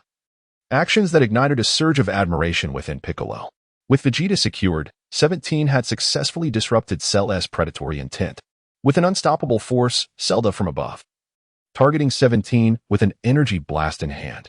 At this moment, both Wukong and Trunks arrived, intent on intercepting Cell midair. Cell, preoccupied solely with Android 17 and Vegeta. Since the obstruction posed by Wukong and Trunks, immediately he concealed a golden energy sphere in each of his hands. As Wukong and Trunks launched a coordinated assault, Wukong landed a punch that knocked Cell's head askew, while Trunks delivered a kick to his chest, causing Cell to lean forward. Given Cell's formidable strength, would he truly be so easily struck? All of this was orchestrated by Cell. Just as Goku and Trunks believed their attack had succeeded, Cell concealed an energy sphere in his hand and forcefully inserted it into their chests. The golden energy orb, expanding with a gust, carried Goku and Trunks away into the distance, followed swiftly by the sound of a resounding explosion that reached the ears of the spectators. The shockwave from the blast sent Goku and Trunks crashing uncontrollably into the stands. This scene unfolded as anticipated by Goku, given the current circumstances. Unless those few individuals unleash some extraordinary power, it is merely a matter of time before Sharu eliminates them. After effortlessly dispatching the bothersome nuisances, Sharu turned his back and made a beeline for number 17. In the arena, only number 17 and Vegeta could ignite Sharu's combat fervor. Locking eyes with the seemingly unperturbed Vegeta, number 17 activated his protective shield and boldly advanced. He yearned to ascertain the extent of the disparity between himself, who had trained for 2 years in the hyperbolic time chamber while possessing a formidable panel, and Sharu, mobilizing every ounce of his strength. Even the shield grew denser and emitted an emerald-like luster. Confronted by the terrifying Sharu, number 17 unleashed his full potential. The shield shattered repeatedly, and as no 17 was flung about, he felt as if he were being kicked like a ball by Sharu. Frustrated and out of options, no 17 decisively dispelled the shield and engaged Sharu in a direct clash. Boom, boom, boom.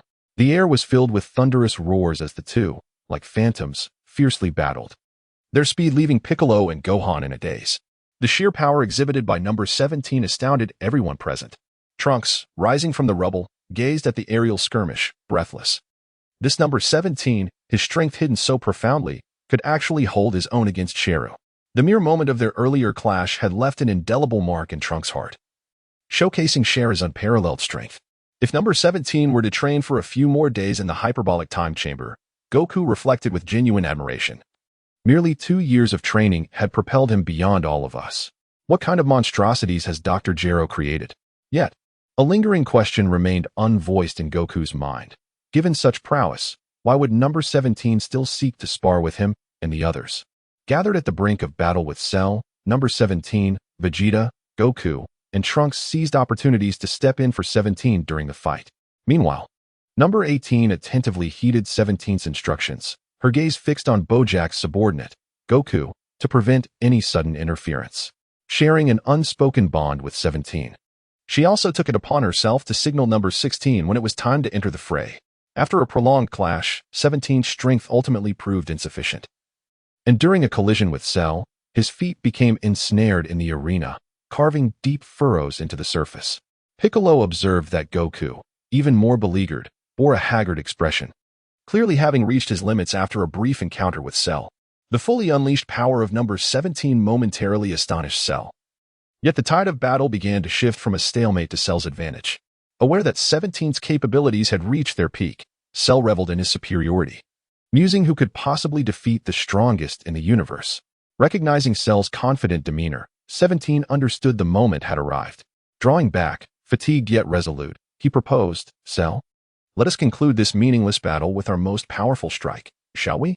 Those present sensed the implication of 17's request, hinting that it was time for number 16 to make his entrance. Chapter 53, A desperate struggle. Oh, are you so eager to be reduced to ashes? Cell responded, momentarily taken aback by 17's words. As Cell paused his assault, Goku maintained a facade of calm, inwardly rejoicing at what seemed to be a ruse. Cell shrugged, his eyes scanning the arena with a predatory glint before his expression darkened, stating, "That would be too lenient. I promised to annihilate you one by one." Cell's merciless gaze sent a shiver down Goku's spine, prompting him to curse inwardly, "Damn Cell, is he considering me next?" Fearful that Cell might become addicted to the thrill of the hunt and inadvertently take him down, Goku fidgeted anxiously in the audience, silently praying, "Lord Bojack, please hurry." The disruption of his calculated strategy left 17's once clear thoughts in disarray. This Cell, it does not adhere to the predetermined outline. Not only the 17th, but also Goku, Vegeta, and Trunks were left in a state of bewilderment. Suddenly, the emotionless voice of Cell echoed in everyone's ears. "Let us begin with you." These 6 simple words are more terrifying than a malevolent specter, sending shivers down one's spine. In Trunks' line of sight, the green-black figure of Cell looms like a devil from the depths of hell, grinning wickedly as it lunges toward him, trapped by the ferocity of Cell's presence.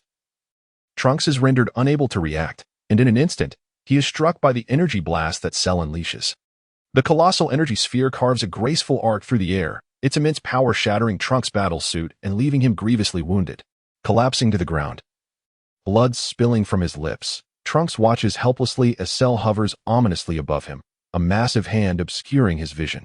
Cell firmly grasps Trunks' head with one hand, pressing it against the arena floor as he streaks toward his next target, Vegeta. Witnessing the tragic fate of Trunks in Cell's grip, Vegeta, as his father, cannot stand idly by. Radiating a golden brilliance, he bursts forth in an instant, ascending to intercept Cell's trajectory. Disdain is evident in Cell's demeanor, and anticipating Vegeta's intentions, he flings the unconscious Trunks aside while simultaneously launching an energy blast. The energy sphere quickly closes in on Trunks, expertly controlled by Cell, preventing it from detonating, yet still surging toward Vegeta with formidable force. Aware of Cell's treachery and sensing the latent power within the blast, a profound sense of danger ignites within Vegeta's mind. Cursing under his breath, he kicks Trunks away, seizing the fleeting opportunity to unleash an energy blast of his own in retaliation. However, the proximity to the explosion leaves Vegeta in a state of disarray. Cell's maneuvering casts a shadow of concern over Android 17 and Goku. With both Vegeta and Trunks rendered incapable of fighting, only Android 17 and Goku remain as contenders in the arena. Understanding that he cannot defeat Cell alone, Goku places his hopes on Androids 16 and 17. He believes that if 16 can inflict severe damage on Cell, then with 17's strength and infinite energy, the tide can surely be turned. Android 17 shifts his gaze, first toward Goku, then to 16, silently signaling for Goku to join 16 and await further instructions. Holding his breath and concentrating all his power, the now-calm 17 devises a plan to halt Cell. With a resonating hum, he conjures a colossal energy sphere that engulfs half the sky. With all his strength, Android 17 hurls it toward the rapidly advancing Cell.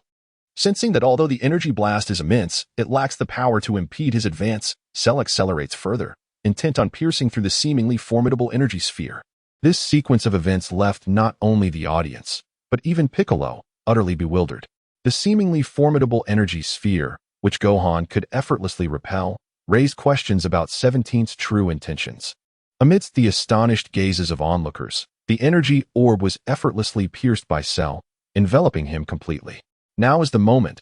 Goku, teleport and bring 16 over. As Cell entered this deadly trap, a flicker of joy crossed 17's face, marking a significant step towards the success of their plan. Responding swiftly to 17's command, Goku, having already locked onto Cell's energy signature, teleported alongside 16 to his side. Confounded within the energy orb, Cell felt a surge of delight upon witnessing Goku and 16 approach him, seemingly inviting doom. He immediately unleashed his energy, intending to seize Goku, but in the next instant, Goku vanished without a trace through teleportation.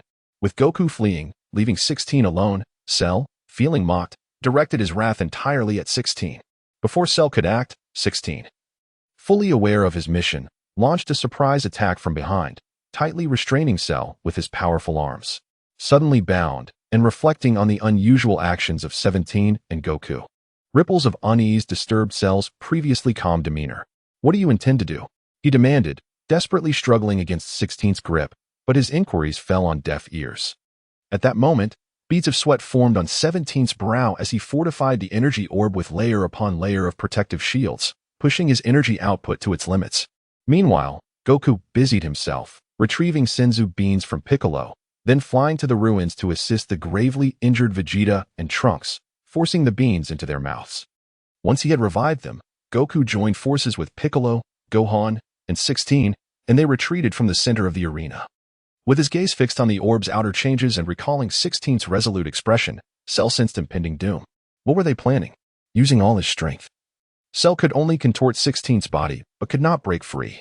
Do not waste your efforts. You shall turn to ashes alongside me, 16's fervent voice echoed in Cell's ears. Ignoring 16's words, Cell focused on sensing Goku's energy outside, intending to escape through teleportation. However, just as he closed his eyes, Cell's expression shifted dramatically, within 17's energy sphere. His senses were disrupted, leaving him unable to perceive any energy signatures outside. Without a detectable energy source, Cell could not utilize teleportation. This also explains why, on the 17th, the energy orb was released prematurely. As thoughts raced through his mind, he gazed at the multi-layered green protective shield encasing the energy orb. Cell soared into the sky with Android 16, attempting to breach the energy orb. However, what had previously been effortlessly traversed now appeared indestructible, encased in its protective barrier. Feeling disoriented, after numerous futile attempts, Cell promptly altered his strategy, hoisting Android 16 with all his might, plummeting from the heights onto the solid shield. The force of the impact against the energy barrier sent a tremendous shockwave through the already glowing Android 16, causing it to emit a crackling sound. Yet, Android 16 remained steadfastly secured on Cell's back. Chapter 54. Self-destruction. After Goku instantaneously teleported to meet Gohan, Piccolo, and Android 18, he urgently commanded, Piccolo, take Android 18 and Gohan and retreat at once. Goku recalled vividly that Android 16 had explicitly stated the catastrophic power his self-destruction could unleash, capable of obliterating an entire planet with ease. At such a close distance, the likes of Piccolo and his companions would undoubtedly be unable to withstand the self-detonation of Android 16. And what about you, father?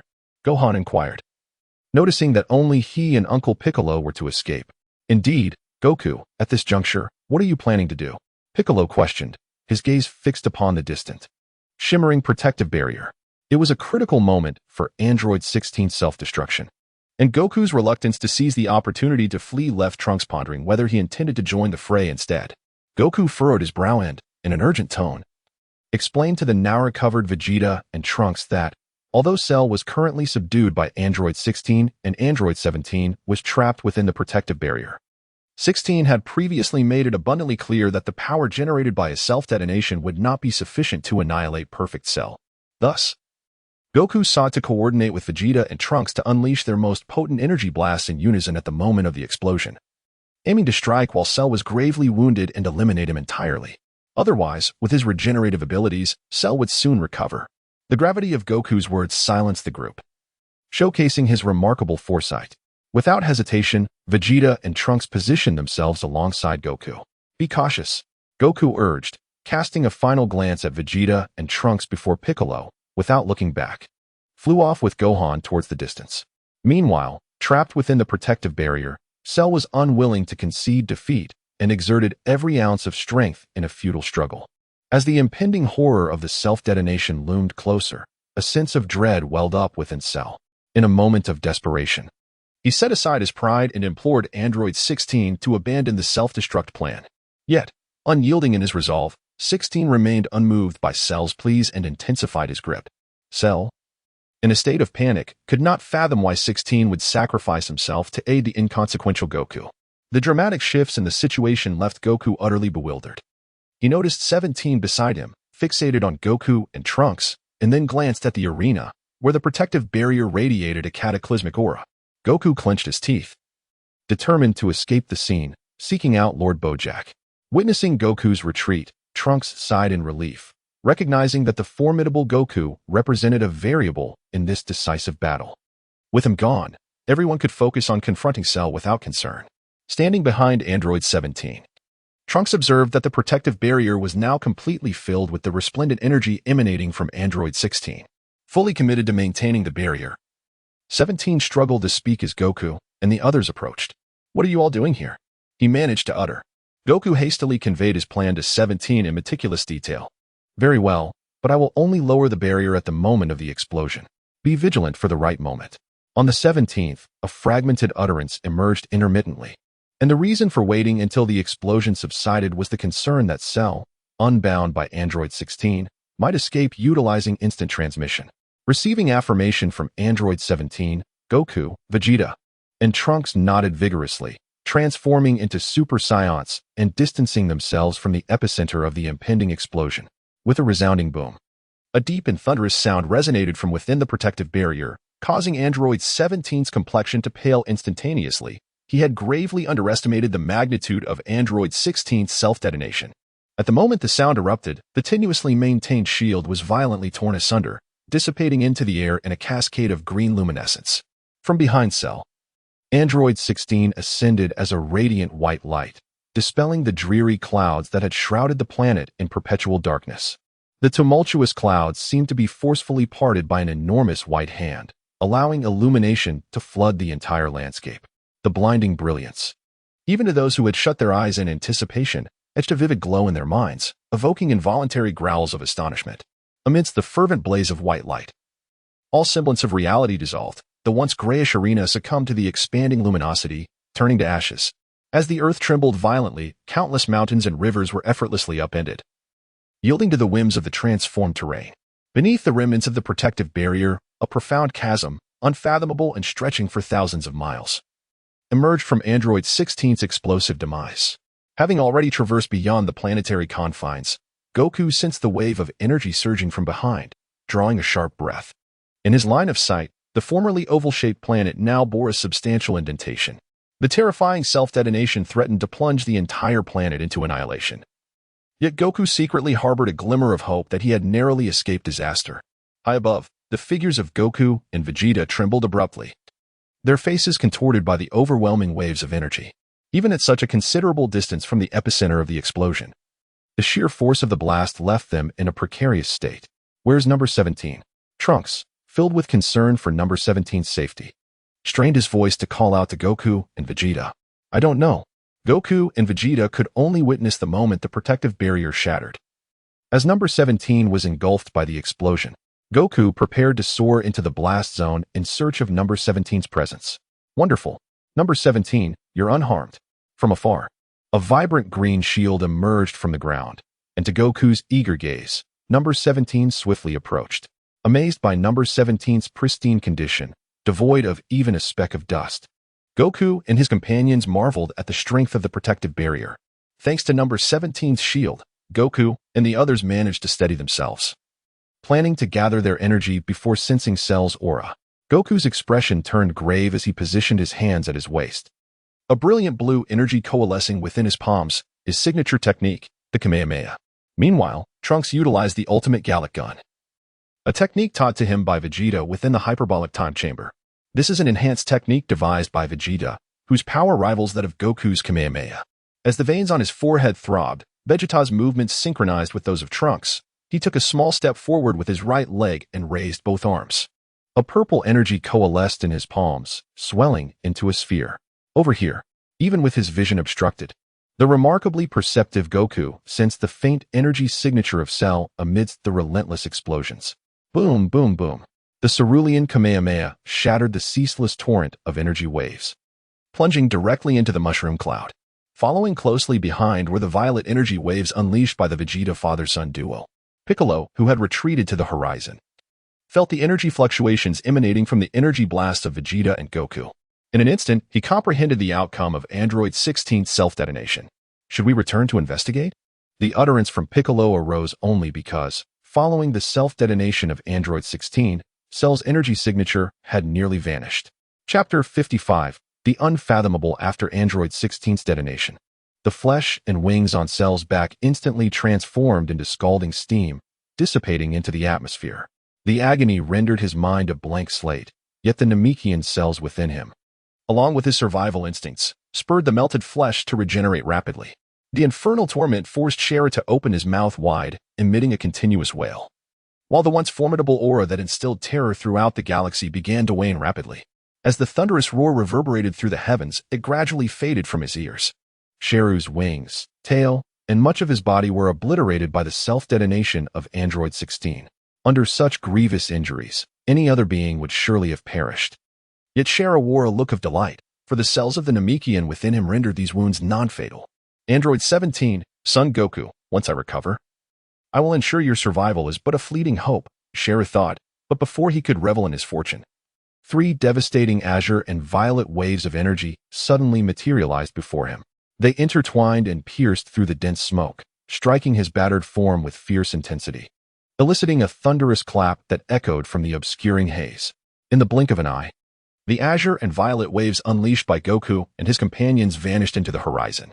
Did we succeed? Trunks inquired, uncertainty lacing his voice as he sensed no remnants of Sheru's energy. I don't know. I can only hope, Goku replied. His voice strained as the recent Kamehameha had drained him of all his strength. He retrieved a pouch of Senza beans, finding 4 remaining, and handed 3 to Vegeta and Trunks as a precaution. With the boundless energy provided by the beans, Android 17's endurance was notably greater, despite the fierce battle. He was only slightly fatigued in the mind. You all stay here and remain vigilant. I will go inside to assess the situation and return promptly. Realizing that Cell might be deliberately concealing his energy, Number 17 swiftly dashed into the swirling dust. Following the self-destruction of Number 16 and the combined might of Goku and Vegeta, Cell, just as Number 17 had surmised, was not yet fully vanquished. Suspended in midair, with half of his head remaining, Cell writhed in agony, exerting every ounce of strength to restore his former self. After a strenuous search, Number 17's eyes sparkled with determination as he accelerated into a dive, aiming a powerful punch at the portion of Cell that had managed to regenerate slightly. Upon witnessing Number 17's approach, Cell could hardly remain suspended in the air. Filled with venomous curses, he hastily attempted to flee. With his speed significantly diminished, Cell was quickly overtaken by Number 17, whose fist, accompanied by a thunderous sonic boom, struck heavily against Cell's head. A large portion of Cell's grotesque visage caved in, and he felt a resounding throb within his skull. Noticing that Cell had yet to fall, Number 17 reappeared, channeling all his might for another devastating blow. Cell's newly formed flesh was easily shattered by Number 17's relentless assault, purple blood gushing forth. Recognizing the effectiveness of his attack, Number 17 continued to strike, preventing Cell from healing his wounds. With Cell's power significantly diminished and only half of his body remaining, he was utterly defenseless, stumbling through the air, devoid of a throat. Cell could emit no sound, his eyes brimming with profound hatred towards Number 17. Bringing his hands together, Number 17 unleashed a fierce wave of light, sending Cell flying out of the dust cloud. Meanwhile, after waiting patiently, Goku had yet to make his move when Vegeta seized Cell's mangled form in midair and mercilessly hurled him to the ground. Yet this was insufficient. The air resonated with a violent cacophony as Vegeta concentrated his energy, subsequently unleashing it towards the flung figure of Cell. Amidst the thunderous roar, the unyielding earth was shattered by Cell's impact, sending debris soaring and causing a web-like fissure to extend over hundreds of meters. The ensuing wave of light struck Cell with unerring accuracy, emanating a searing brilliance. Despite being ravaged by Vegeta's energy wave, the disfigured Cell clung to life with resolute tenacity. The formidable vitality of the being before them left both Goku and Trunks in a state of astonishment. You're still alive, Vegeta declared, rising to leap into the deep pit. With his left hand firmly pressing down on Cell's neck, he raised his right fist and unleashed a furious barrage upon Cell's head. Did you ever expect this, Cell? Today is your day of reckoning. I will make you aware of what it truly means to be Super Vegeta. As Vegeta swung his fists, he roared, releasing the pent-up rage that had long resided within him. The earth trembled with each of Vegeta's frenzied strikes, sending countless fragments of stone and dust soaring into the air, while the ground beneath Cell's body caved in once more, fissures spreading outward. The sight of Vegeta mercilessly pummeling Cell instilled a sense of dread in Goku, who began to reconsider the respect he had previously held for Vegeta. Meanwhile, Trunks was left speechless, realizing that this version of his father was quite different from the one he knew. The descending Android 17 was equally taken aback. Was this truly the Vegeta he recognized? Piccolo, Gohan, and Android 18, who had just arrived, stared in bewilderment at Vegeta's brutal onslaught. At that moment, Vegeta had already delivered countless blows, rendering both combatants nearly invisible beneath the surface of the earth. Cell's body bore the marks of Vegeta's ferocity, yet the Saiyan, lost in his own fury, failed to notice that Cell had taken advantage of this opportunity to heal significantly.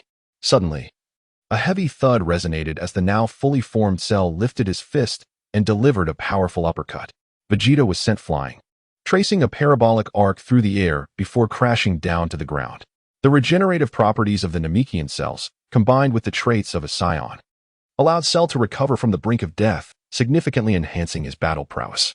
What had once been a creature on the verge of demise suddenly felt a miraculous surge of warmth within. With this newfound energy, Cell's injuries healed rapidly.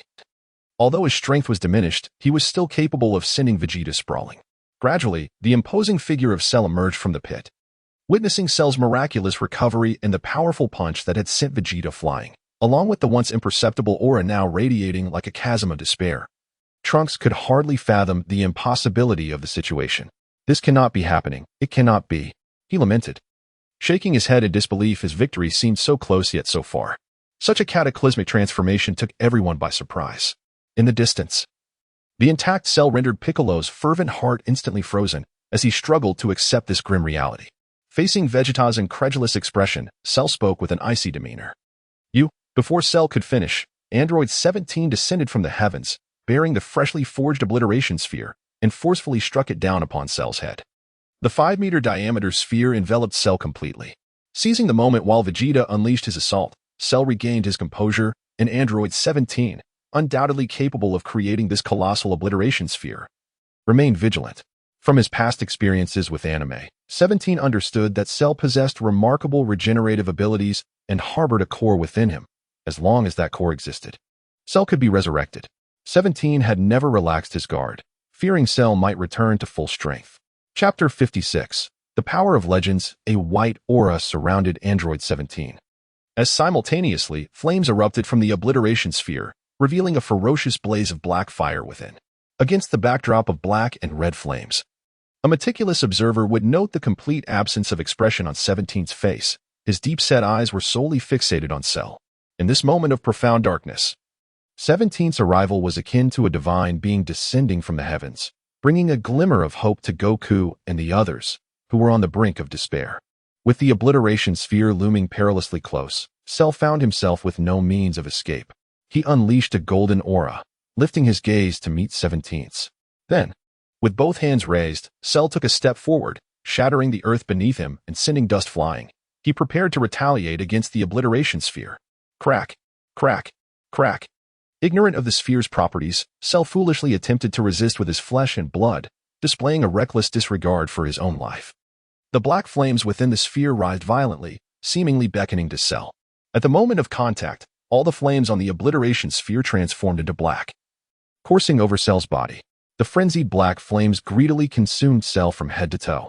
In an atmosphere where even the air seemed to ignite, Cell wailed in agony, while 17 appeared impervious to the cries, pushing the obliteration sphere forward with increasing force. Feeling the relentless pressure emanating from 17, Cell's initial plan to push back was utterly derailed. He watched helplessly as his body began to burn away inch by inch, starting from his arm. No, no, no.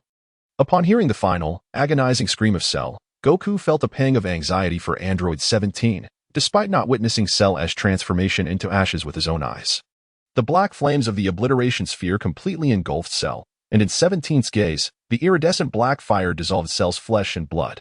On the surface of the earth, shockwaves rippled outward, melting rocks and churning the soil, while the intense heat transformed the deep pit into a colorful glass-like dome. Ding! Congratulations! You have successfully slain Perfect Cell and earned the title of Legendary Power. Ultimately, prompted by the notification, 17 absorbed the immense energy remaining from the obliteration sphere. After the energy was absorbed, the black flames, deprived of further sustenance, quickly extinguished. Witnessing Cell turn to ashes, Trunks felt the tension in his body dissipate. Collapsing onto the ground, exhausted in both body and spirit, Goku and Vegeta mirrored this action, sprawling on the ground, fully relaxed as they inhaled the acrid air. With complete trust in the panel, 17 sat down abruptly and began to examine his title for defeating Cell. Legendary Power, The stories that have unfolded within you have become legend and will be eternally sung throughout the vast cosmos. Attributes. Unlocks after directly or indirectly saving the universe from 3 crises. 13. Originally intending to recline like Goku, 17 suddenly straightened up. What does this mean? The introduction left the 17th android utterly dumbfounded, his mind clouded in confusion. Author, do you comprehend the profound impact such a dismissive introduction has on the 17th? Who toiled tirelessly to vanquish Cell? From a distance, the 18th android, witnessing the once vibrant 17th suddenly become despondent, rushed over, fearing something grave had transpired. She hurriedly supported the 17th, whose body had succumbed to frustration, gently patting his face with concern. What's wrong, 17? Upon hearing the 18th's anxious inquiry, the 17th inhaled deeply, striving to regain his composure, and replied in a soothing tone, I'm fine, just a bit fatigued. With the 18th's assistance, Goku and the others also regained their spirits and approached the 17th. With eyes brimming with gratitude, Trunks spoke aloud. Thank you immensely. There's no need for thanks. Your gratitude should be directed towards the 16th. Without his self-sacrifice and the combined efforts of you 3, I would never have defeated Cell, the 17th interjected earnestly, waving his hand to interrupt Trunks. Yes, I will ask Bulma to revive him. Goku concurred with the 17th's sentiment. Once he is resurrected, he surely won't possess such formidable power, correct? The 18th inquired, tilting her head towards the 17th. I am uncertain. Perhaps we should consult Miss Bulma for her plans. He replied. Despite the 17th's words, Trunks persisted in bowing down to express his gratitude. Observing this gesture, Goku and Piccolo felt compelled to show their appreciation as well. Considering that the crisis brought forth by Dr. Gero had predominantly been quelled by the 17th's extraordinary strength, the earlier misunderstandings now seemed trivial in retrospect. After Goku, Gohan, and Piccolo sincerely expressed their thanks to the 17th, Vegeta, standing behind them, coldly interjected, 17, you two have nowhere to stay, right? Once we return, I will have Bulma arrange accommodations for you.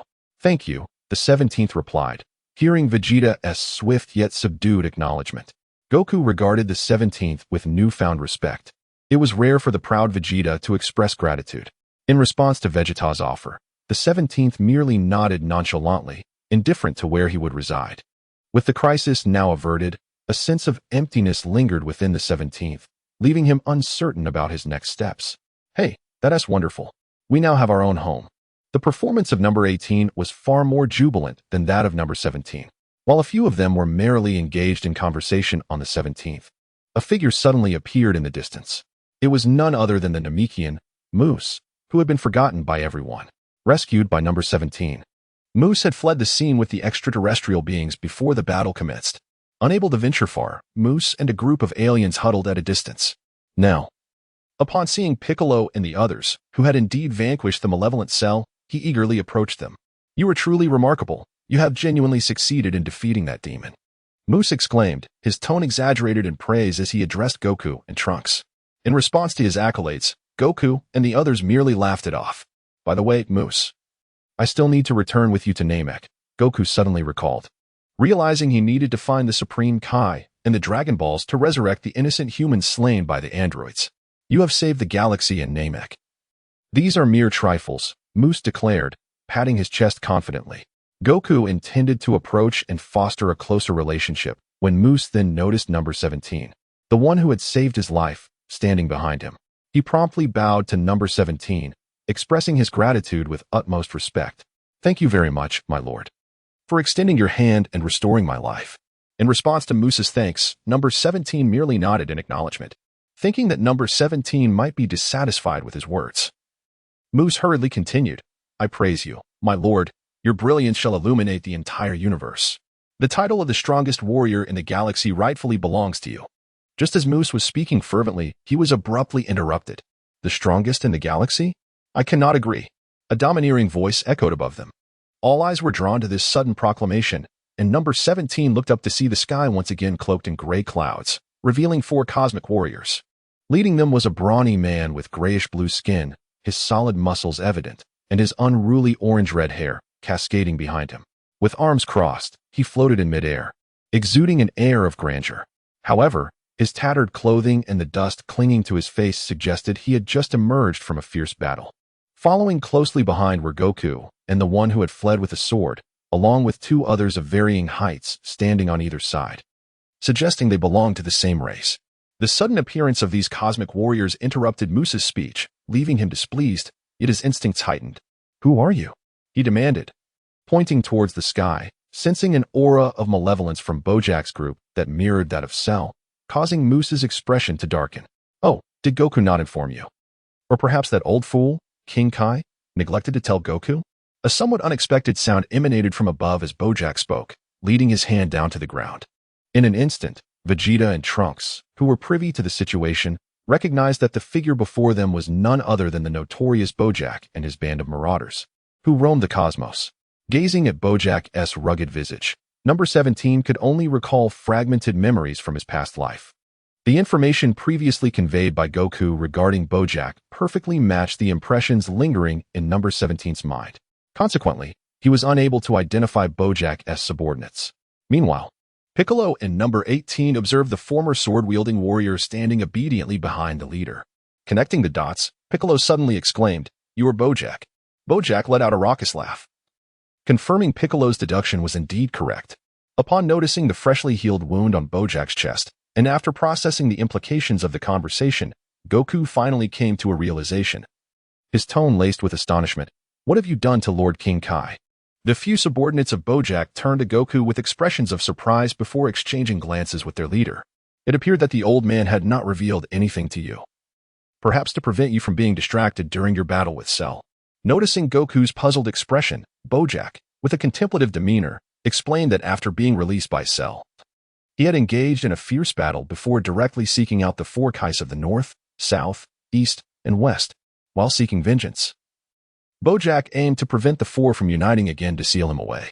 Naturally, being in the North Galaxy, Bojack's first move was to locate the North Kai for assistance. After an intense confrontation, the North Kai, before his demise, specifically mentioned to Bojack that a warrior named Goku would avenge him. Intrigued by the unfolding events, Bojack hastened to witness the martial arts tournament hosted by Goku and Cell in the galaxy. Alas, arriving late, I missed the most thrilling battle, only grasping the essence through Goku's commentary. Hidden in the shadows, upon hearing Moro's praises of number 17 as the universe's strongest warrior, Bojack could no longer restrain himself and chose to reveal his presence. After all, it was through the sacrifice of one for a self-destructive blow that they had severely wounded Cell, ultimately seizing the opportunity to vanquish him.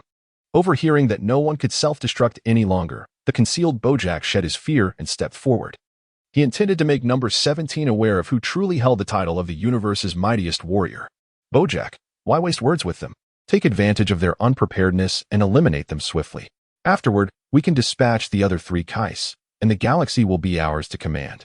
With a sword in hand, Goku cast a fierce glare at the already intolerable Piccolo and Moro, then obsequiously offered his counsel to Bojack. Goku's words illuminated the reality for number 17.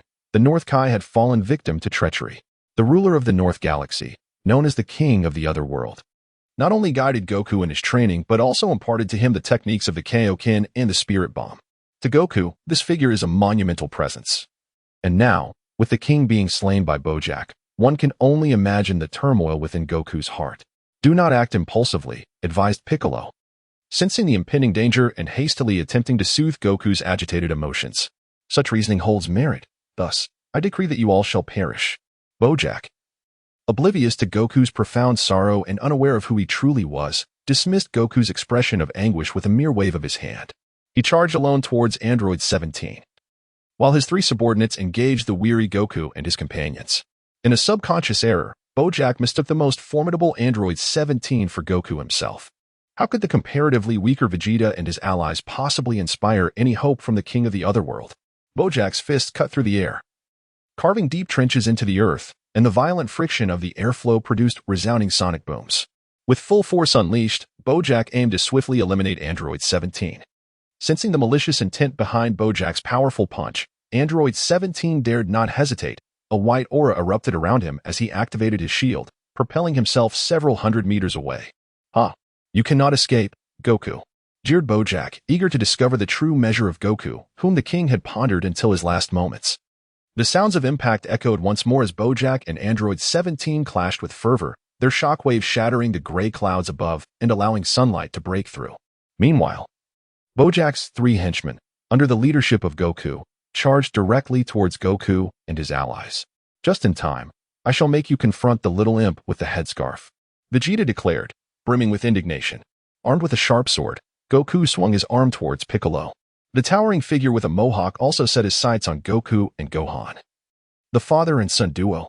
Suppressing his inner fury, Goku realized that, given his current condition, he would be unable to defeat Bojack's subordinates. Grabbing Gohan, Goku shouted in urgency. Vegeta, do not go.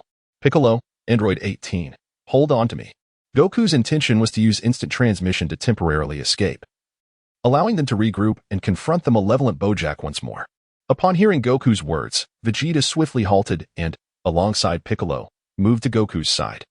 Seeing that everyone had made contact with him, Goku called out to the distant Android 17, who was entangled with Bojack, "We shall depart now. Hurry over." Goku had faith that, given Android 17's formidable strength, even if he could not defeat Bojack, he would surely manage to escape using instant transmission. Upon hearing Goku's words, Number 17 deftly evaded a powerful strike from Bojack, creating some distance before glancing back. Goku had already gathered everyone in anticipation of Bojack's next move. Resting his palm against his forehead, preparing to activate instant transmission to return to Bulma's home. Chapter 58, Life and Death Crisis. Bojack, having ceased his assault, exhibited no surprise akin to that of number 17. Instead, he wore an expression of calm, as if he had foreseen these developments. Goku, it seems your little companion intends to abandon you. Bojack's scornful remarks left number 17 exasperated. When did I become Goku? Hey, Bojack, my name is number 17. Fixing Bojack with a serious gaze, number 17 sought to rectify the significant error he had made. You are not Goku. At this moment, Bojack was taken aback. According to Goku's description, the individual before him was pitted against Sheru, even capable of vanquishing him. Regardless of whether he was Goku or not, Bojack thought. You all shall descend to accompany that old fellow, North Kai. Who Goku was no longer concerned Bojack. He summoned all his strength and resumed his fierce battle with Android 17. Below, Goku committed the essence of Bojack's subordinates to memory, intending to locate them at any time in the future. Suddenly, numerous concealed violet strands ensnared Goku, rendering him immobile as these tendrils pulled him apart from Vegeta and the others. Observing that Goku was not only interrupted in his instant transmission, but also forcibly separated from his companions, the last of Bojack's subordinates emerged from the shadows. With fiery orange, wavy hair cascading over her shoulders, and an expression of indifference, the final subordinate of Bojack turned out to be a petite and delicate woman. The violet strands entwining Goku originated from her outstretched hand. This is the unique supernatural ability of the Heller clan, which allows them to emit a violet beam that forms a barrier, thereby binding and sealing the powers of their adversaries. The more one struggles, the more their strength is confined. This sudden transformation caused Gohan's pupils to constrict, leaving him frozen in place, at a loss for what to do. In this moment, even the 17th was momentarily stunned, allowing Bojack to seize the opportunity and deliver a brutal assault upon him. At this critical juncture, Bojack's subordinates had already arrived. Yet Piccolo reacted swiftly, yanking Gohan aside just in time to evade the towering red energy blast. Witnessing Goku being effortlessly subdued, Vegeta displayed a look of dissatisfaction. Knowing a battle was inevitable, confronted by the solidified red energy sphere, he unleashed a golden energy wave to counter it. Surging through the explosive zone, Vegeta advanced above the diminutive foe, shouting with fervor, "Die!" As he approached Bojack's minion, now within a mere 10 meters, a glimmer flickered in Vegeta's eyes. The golden energy in his hand coalesced into a vortex. Sensing the overwhelming power coursing through him, Vegeta's muscles contracted as he thrust downward. Peter, adorned with a headscarf, merely turned to face Vegeta, steadfast and unwavering. He channeled all his energy into his right hand, targeting the incoming energy blast with a decisive strike. What? Through the energy. Seeing Peter's audacious act, Vegeta's eyes widened in disbelief. Boom. With no extravagant techniques, Peter delivered a single, powerful blow that shattered Vegeta's energy sphere, the force remaining undiminished as it sent Vegeta hurtling backward like a cannonball, crashing to the ground with a thunderous sound. In the crater, Vegeta, covered in mud and grime, quickly rose, letting out a furious roar as he charged again at Peter. Meanwhile, Piccolo and Gohan were being relentlessly pursued by the formidable Goku, darting about in chaos. Shall I dismember you, or merely split you in two? Mused Goku, stroking his blade with a conflicted expression, noticing the dire situation of Piccolo and Gohan. Number 18 rushed from afar. Together, the three managed to barely withstand Goku's onslaught.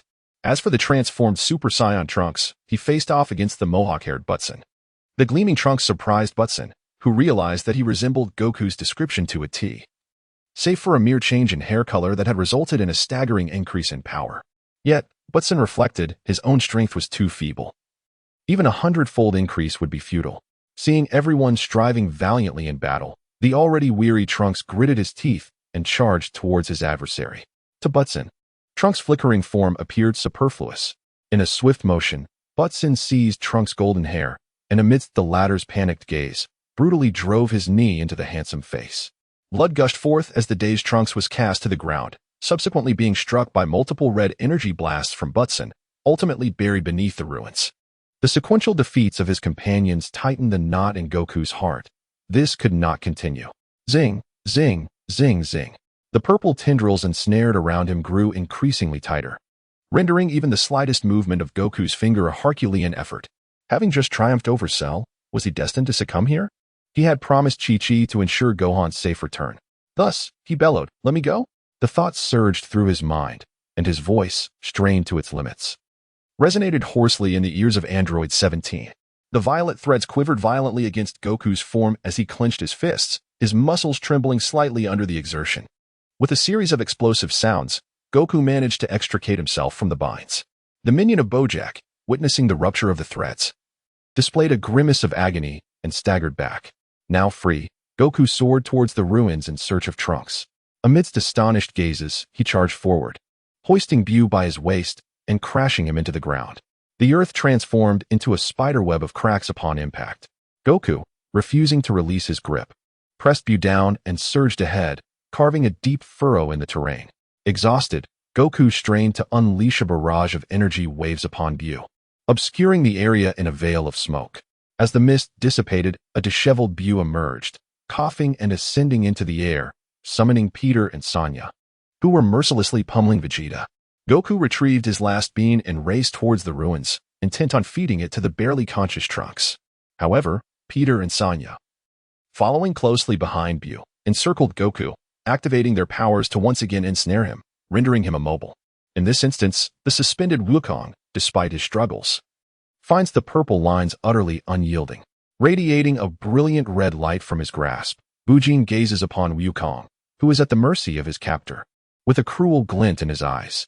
Observing this tense situation, Piccolo, Gohan, and Vegeta exert every ounce of their strength, racing towards Wukong. Meanwhile, the ever-watchful Android 17 immediately raises his hand, intending to utilize instant transmission to rescue Wukong. However, Bojack is unwilling to grant such an opportunity. He shatters the protective shield and sends Android 17 hurtling away. With keen interest, Bujin observes the desperate efforts of those rushing to assist. He certainly will not foolishly await their aid. In the midst of their despairing gazes, Bujin locks eyes with Wukong, a smile creeping across his face as he raises his arm to unleash a barrage of energy blasts. Chapter 59. A gruesome scene confronted with the relentless onslaught of energy blasts from Bujin. Wukong, ensnared by telekinetic control, finds himself immobilized in midair, despite his utmost efforts. The energy blasts, glowing with a crimson hue, rained down upon the restrained Wukong with merciless precision. Boom, boom, boom. Wukong's expression contorts in agony as he endures the full force of these energy blasts. His orange martial arts uniform has been reduced to mere tattered remnants, with blood cascading down his body from the myriad of wounds. As the smoke dissipates, Bujin coldly regards the battered Wukong, tightening his right fist, poised to deliver a fatal blow.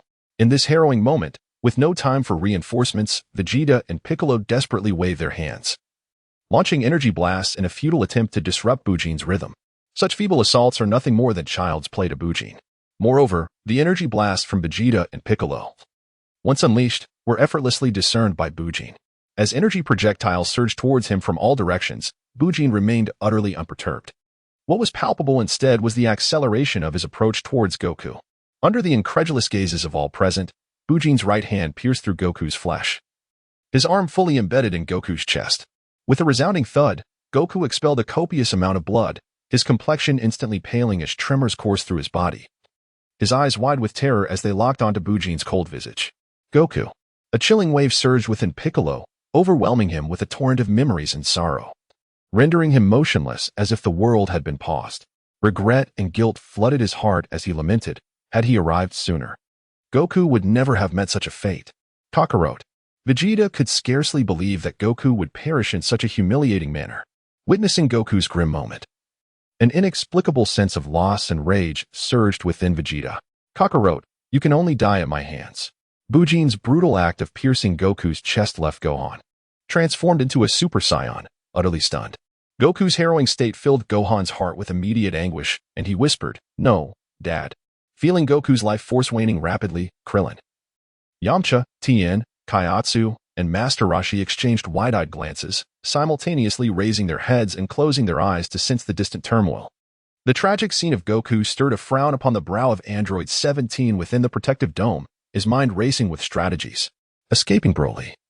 17 hastened towards the ruins where the last Sins of Being remained, a potential salvation for Goku. Ha ha ha, don't think you can escape. Observing the urgent demeanor of 17, Broly laughed maniacally, having learned from Goku that 17 and the others possessed techniques for instantaneous escape. Thus, from the outset, Broly had instructed his subordinate Sanya to remain concealed, sabotaging Goku's instant transmission at a critical moment, leading to the current predicament. Cough, cough, cough. In midair, Goku weakly emitted a series of coughs. You're still alive? Bujin, withdrawing his hand, glared at the gaping wound on Goku's chest with evident displeasure. Grasping Goku's throat, barely clinging to life, Bujin squinted, as if he could already hear the crisp sound of Goku's bones shattering. With his eyes gradually losing their vitality, Goku fixed his gaze on Gohan, who was rushing towards him once more. Despite several attempts to speak, the grip on his throat, coupled with the relentless torrent of blood surging from his mouth, rendered him voiceless. Crack, crack. Under the constricted grasp of Bujin, Wukong's head tilted, and he succumbed to the embrace of death, his body and spirit profoundly shattered, left Gohan in a state of utter desolation as he collapsed to the ground. Wukong echoed fivefold. Within Bulma's abode, unable to contain the tumultuous emotions brewing within, the gathered individuals erupted into cries. Upon hearing their frantic calls for Wukong, a bewildered Bulma emerged from her room. What are you shouting about? What has happened to Wukong? Krillin staggered back, his pallor ashen. Wukong's energy has completely vanished. Understanding the implications of such a loss, Bulma nearly crumpled to the floor, leaning against the sofa. She mustered her strength to shout at Krillin, "What about Vegeta and Trunks? Are they all right?" Trunks, Vegeta, Gohan, and Piccolo still possess their energy, only Wukong has disappeared. Krillin stammered, drenched in sweat. Could it be that you misperceived? Bulma clung to a glimmer of hope upon hearing Krillin's response. We all sensed Wukong's energy disappearing simultaneously. It must be true. Quickly, everyone, close your eyes and focus. Yamcha attempted to explain but was abruptly interrupted by Bulma's furious outburst. Bujin turned his gaze, observing the transformed expressions of the onlookers, and then glanced at the lifeless Wukong in his grasp with a look of pity. Such a pity. Do not worry. They shall soon join you. The situation has evolved to an unexpected climax. In his attempt to rescue Trunks, Goku tragically meets his demise on this desolate planet. With the Dragon Ball still a distant 100,000 miles away, Android 17, sensing the absence of Goku's presence, momentarily loses his focus. The invincible Goku, who triumphed over Frieza and defeated Majin Buu, is now absurdly slain by a wretch like Bujin. In the distance, Goku, indifferent to the fate of the seemingly lifeless Android 18 in the pit, raises his sword, setting his sights on his next target, the kneeling Gohan. Oblivious to the approaching Goku, Gohan, having accepted the grim reality, merely wishes to catch one last glimpse of his father. Stumbling, Gohan rises and races towards Bujin. Peter and Sanya dispel the barrier, catching sight of the dazed Piccolo and Vegeta. They exchange knowing smiles, preparing to eliminate them with renewed vigor. With the purple restraints gone, Goku collapses to the ground, the cold wind carrying a faint scent of blood. Seizing this opportunity, Android 17 engages in several confrontations with Bojack, successfully acquiring the Dragon Balls and feeding them to the unconscious Trunks. Then, Android 17, accompanied by Bojack, swiftly moves to ambush Goku. In a flash, Android 17 appears above Goku and delivers a powerful kick, knocking the sword from his grasp. In the midst of Goku's bewilderment, Android 17 retaliates with a flurry of heavy punches, sending Goku crashing to the ground. Just as Android 17 regains his footing, Bojack, relentless in his pursuit, knocks him down, stirring up a cloud of dust.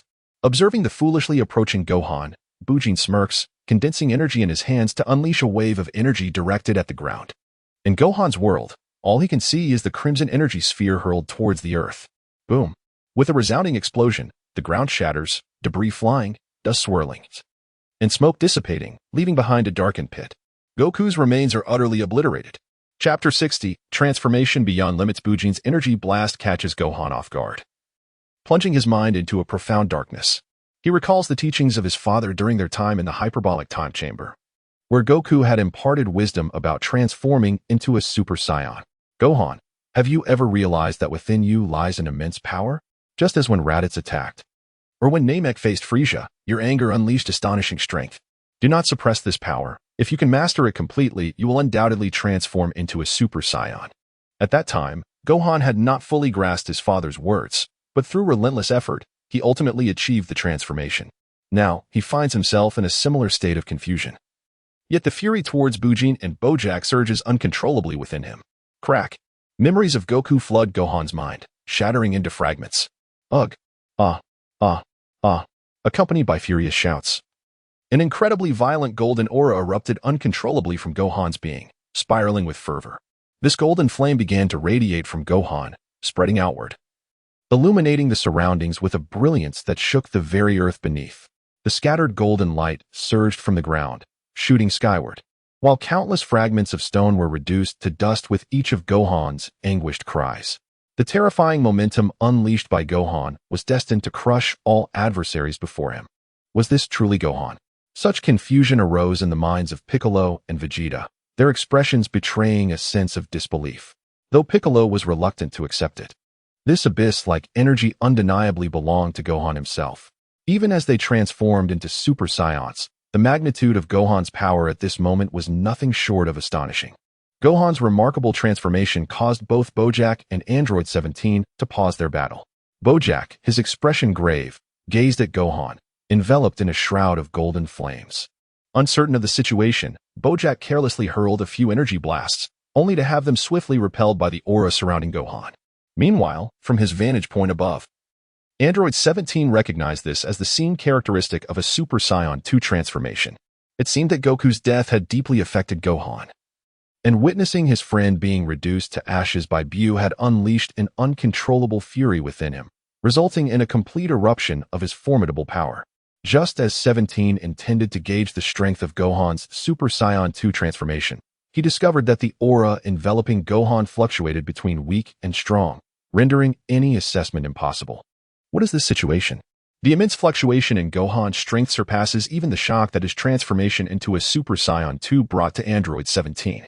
This phenomenon has not gone unnoticed by the long-dimmed Piccolo, as well as Vegeta and Trunks. I understand now. The latent energy within him is far too immense for Gohan to fully harness at his current level of power. Piccolo observed with a serious expression as he swiftly analyzed the situation. How could this be possible? Vegeta gritted his teeth, his voice laced with jealousy towards Gohan. That brat from Kakarot's family, how could he be so powerful? This is nothing but a dream. Infuriated by Gohan's display, Vegeta's mind began to frantically deny this reality. Meanwhile, Trunks was consumed by profound regret over his own inadequacies, feeling that his weakness had led to Goku's sacrifice. Krillin and the others were taken aback by Gohan's overwhelming aura, erupting into a chorus of exclamations. What is happening now? Krillin shouted, prompting Bulma to anxiously grab his shoulders and shake him vigorously. It's Gohan. His energy, for some unknown reason, is escalating uncontrollably. It now envelopes the entire galaxy. Krillin managed to articulate despite being disoriented from Bulma's fervent shaking. What nonsense are you sensing? Gohan's energy covering the entire Milky Way? To Bulma, Krillin's words sounded utterly absurd. The golden aura that dispelled the gray clouds gradually came under Gohan's control as he retracted all the special effects into his being, his energy stabilizing. Finally, before Android 17 appeared Gohan in his iconic orange martial arts GI, surrounded by a swirling golden aura, with strands of lightning dancing about him. Unlike the previous Super Saiyan forms, Gohan's golden hair now stood upright, save for a single lock that fell across his forehead. His emerald eyes reflecting an indifference towards everything around him. The earth-shattering transformation evoked in Piccolo a sense of disbelief, as if this were not the same Gohan he once knew. The formidable aura radiating from Gohan rendered Bujin unable to meet his gaze, prompting him to hurriedly retreat to Bojack's side, alongside his three subordinates. Similarly, Piccolo and the others swiftly returned to Gohan, and both parties, having found their anchor, immediately confronted one another. "Gohan, you?" Piccolo's expression shifted subtly as he inquired. "Let me deal with these scoundrels first. We can talk later," Gohan replied, his demeanor transformed, addressing Piccolo with a chilling detachment. "You little brat, how could you possibly defeat Lord Bojack?"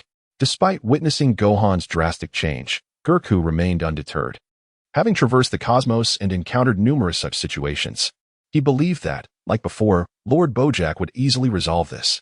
With a thunderous crack, Gohan shattered the ground, his form vanishing in an instant, though a lingering afterimage remained, refusing to dissipate. Hearing the sound of the earth fracturing, Goku fixated on Gohan's phantom, only to be startled by a whooshing sound emanating before him. "What?" As Goku realized Gohan's presence, he prepared to retreat, but the figure flickered behind him. Gohan leapt into the air, twisting his body as his right leg struck fiercely toward Goku. In haste, Goku turned and swung his sword, only to be met with Gohan's form passing effortlessly through him. His eyes widened in disbelief. "It's an afterimage." With a resounding thud, Goku was struck from behind, his sword caught effortlessly by Gohan. As Goku, still reeling from the kick, struggled to regain his footing, Gohan materialized behind him, a profound sense of lethal danger overwhelming him. Just as he contemplated fleeing again, Gohan's fist connected with Goku, sending the sword flying from his grip. Bent over, Goku's eyes bulged as he gasped, his mouth opening in an exaggerated manner, expelling an indistinct liquid along with shattered innards. He stumbled back 7 steps before collapsing to the ground amidst the astonished gazes of both allies and foes, evidently vanquished by Gohan's singular blow. The terrifying display of Gohan's combat prowess left all present breathless. Number 17 surmised that only Bojack and himself could withstand such a punch, lamenting the uncertainty of Gohan's true strength. In the ensuing silence, Gohan advanced step by step toward Bojack and the remaining 3 subordinates, devoid of any emotion. "Now, it is your turn," he stated coldly. Chapter 61. Revenge and Retribution. Gohan's emerald eyes gleamed with merciless intent, instilling a sense of dread in Sanya and Peter, causing them to feel a chill run down their spines. Observing the panic-stricken expressions of his subordinates, Bojack, the leader, promptly admonished Peter, Bujin, Sanya. The look in Bojack's eyes, filled with an indignant disappointment, instantly transformed his demeanor into one of seriousness, compelling the 3 who understood his intent to act without hesitation. They surged forth from Bojack's side, encircling the resplendent Gohan, raising their arms to unleash purple beams that ensnared him tightly. Bojack, of course, was not idle. He concentrated cerulean energy in both hands, merging it into a colossal energy sphere. Within the azure orb, irregular black lines danced, a testament to Bojack's extreme compression of energy. Sanya and Peter recognized it at once as Bojack's renowned signature technique, the planetary destruction sphere. Countless cosmic warriors had succumbed to this formidable attack, including even the North Kai. Bujin was confident that the diminutive adversary, whose powers he had forcibly suppressed, would be obliterated under Bojack's ultimate move. Observing Gohan, bound by the same purple tendrils that had ensnared Goku, and sensing Gohan's energy waning significantly, Piccolo prepared to intervene, only to be astounded in the next moment. Despite a hint of restraint, Gohan did not furrow his brow. With a gentle tremor, the golden aura surrounding him effortlessly severed the purple restraints. In the blink of an eye, Bojack in the heavens bellowed as he descended the cerulean energy sphere. In this critical moment, Gohan remained unperturbed. As the energy blast approached him, he vanished from the sight of those present. Boom, boom. Amidst the violent explosion, Gohan left behind a trail of flickering lightning in the air, which persisted for several seconds before the shockwave generated by the blast finally dissipated. Such astonishing speed left even Vegeta astounded, and it instilled a sense of trepidation in Bojack, the very one who had launched the energy blast. Bojack's evident terror led Android 17 to realize that Gohan was destined for victory in this battle. He could now ponder whether he should seize the opportunity to claim a kill. He wondered if vanquishing Bojack would elicit a revulsion akin to that associated with Cell's title. Amidst the cataclysmic sounds of the explosion, Gohan's distinct footsteps echoed from afar, drawing closer to Peter's ears, reminiscent of the call of death itself. Having evaded even Bojack's planet-shattering attack, who could possibly impede Gohan's advance? Gohan's cold gaze swept over the remaining individuals, finally resting on Peter, who stood closest to him. He uttered a single word. Die. Bang. Bang. In an instant, terror washed over Peter's face. As he looked down to find Gohan having pierced through his body, his eyes glazed over, and his breath began to fade. Casting aside Bujin's lifeless form, Gohan continued his relentless march towards Sanya, overwhelmed by fear. Sanya found herself devoid of any courage to escape. Without hesitation, Gohan struck decisively. Observing that only Bujin remained in the distance, Bojack felt no anger. Rather, he lamented the prolonged sealing by King Kai, which had diminished his strength. Otherwise, he would have relished a true confrontation with this young warrior, far more exhilarating than conquering the universe. However, given the circumstances, he resolved that if he were to meet his demise, he would take someone down with him. Bojack's thoughts were filled with malice. With a fierce shout, Bojack unleashed a surge of azure energy from within, tearing through his tattered clothing and revealing bulging muscles. As his power escalated, his hair transformed from orange-red to blood-red. Father, I shall avenge you shortly. Gohan watched as Bojack's last remnant of clothing was obliterated, offering himself a moment of solace. You are formidable, little boy. I cannot defeat you. Yet, those behind you, Bojack boasted defiantly, even as death loomed over him. In response to Bojack's threat, Gohan's expression darkened. Rising to his feet, he wielded his palm like a blade and swung it toward Bojack's shoulder. Boom. With a single strike, Gohan severed Bojack's right arm, which flew directly before Bujin. Clutching his dislocated shoulder, Bojack could not help but wail in agony, having failed to comprehend Gohan's movement before losing an arm. This left Bojack, traversing the cosmos, in a state of profound disbelief. Regardless of the torrent of blood that surged forth, it surged towards Piccolo. Even in the face of death, Bojack was determined to take someone down with him. But Gohan was unwilling to grant him that opportunity. With a swift advance, he transformed into a bolt of lightning, pursuing Bojack in the air, and delivered a devastating kick that sent Bojack crashing to the ground.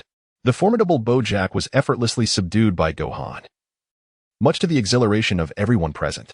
If Goku were to witness Gohan unleashing such incredible power, he would surely be left in awe. Pondering this thought, Piccolo, the scene before him, rendered Buu, who stood at a distance, unable to believe his own eyes, prompting a frantic desire to flee from this planet. It was not so simple for Buu, who had been saved for last by Gohan, to escape now. Crack! Crack! Gohan remained unfazed as he disabled Bojack's limbs and pursued Buu, the murderer of his father. Observing Bojack's inability to resist, number 17 and Piccolo immediately took to the skies, prepared to rid the galaxy of this menace. You were no match for the formidable Gohan before you, and Buu, unable to accept this reality, displayed a frantic demeanor, teetering on the brink of collapse. Driven by the instinct for survival, Buu retreated incessantly, for that was all he could do. As Gohan drew nearer, a terrifying sense of pressure caused Buu to collapse to the ground. Lifting Buu, a flicker of confusion crossed Gohan's icy gaze, momentarily leaving him uncertain about how to confront his father's killer. With such a vast disparity in strength, he could easily crush Buu, but would that not be too merciful? As Gohan pondered, he applied more force. Buu's expression froze, his breath quickened, blood trickling from the corner of his mouth, ultimately succumbing weakly in Gohan's grasp. Casting aside the lifeless body, Gohan unleashed an energy blast, and with a resounding explosion, Buu was obliterated in midair. Having avenged his father's death, Gohan's eyes were vacant. Standing in a daze, looking up as if lost in thought, number 17 and Piccolo finally reached Bojack, raising their hands to coalesce energy, prepared to eliminate Bojack and bring an end to this ordeal. Beep, beep, beep. An irresistible force pushed number 17 and Piccolo away from Bojack, followed by a tremendous explosion. Reacting swiftly, number 17 activated a protective shield and pulled Piccolo to safety. Above them, a uniquely shaped spacecraft pierced the sky, descending steadily onto Bojack's head. Not far away, number 17 and Piccolo, unharmed, immediately grasped that it had been the source of the earlier disturbance. Under the watchful gaze of number 17, Piccolo, Vegeta, and Trunks, the hatch slowly opened, and a chilling mechanical voice emanated from within the mysterious vessel. It seemed that it was not yet too late. Chapter 62, Metal Kawila Click, Click. Alongside number 17, the others pondered in their minds, who walks with such distinctive sound effects. Only Vegeta's expression shifted. Although the sound was somewhat different, it was unmistakable. for it heralded the approach of the most malevolent of races. Having served under the cosmic tyrant Frieza for many years, Vegeta was thoroughly familiar with such footsteps. Amidst the crowd's rapt attention, the mysterious figure in the black cloak from the martial arts tournament hosted by Cell leisurely emerged. "It is you. Who are you really?" Faced with an unexpected revelation, Vegeta stood forth, his expression one of astonishment as he pressed for answers. "Ah, it seems that after the demise of that filthy monkey, Goku, no one remembers me anymore." Metallic Quila cast aside the cloak that concealed his form, his voice resonating with a chilling mechanical timbre, tinged with a hint of disappointment. "Quila, were you not obliterated by Goku's Kamehameha, sent soaring into the heart of the sun?" Beneath the dark robe emerged a being forged entirely of metal, bearing a striking resemblance to the cosmic tyrant Frieza. Upon recognizing the figure, Piccolo's mind was flooded with memories. It was a short time after Goku's return from Namek that Frieza's brother, the very Quila before him, had sought trouble with his minions. He was subsequently vanquished by Super Saiyan Goku, a battle during which Vegeta had been absent, leaving him unaware of Quila's identity. Although their appearances were similar, Quila's original flesh and blood had been transformed into metal, and he had previously masqueraded as a mysterious figure in a black cloak during the martial arts tournament, concealing his true identity. After leading the cosmic warriors away, he had now returned, leaving his intentions shrouded in mystery. Quila's series of maneuvers instilled a sense of vigilance in Piccolo, who swiftly relayed all the information he possessed to Android 17, Vegeta, and Trunks. Quila, the brother of Frieza? This revelation truly astonished Vegeta and Trunks, while the words of Piccolo prompted Android 17 to unearth some rudimentary information about Quila from the recesses of his memory. How simple it was. Frieza's brother had been vanquished by Goku. As the conversation unfolded, a battalion of formidable mech warriors emerged from the spacecraft, each towering and exuding an aura of menace, their movements synchronized with chilling precision.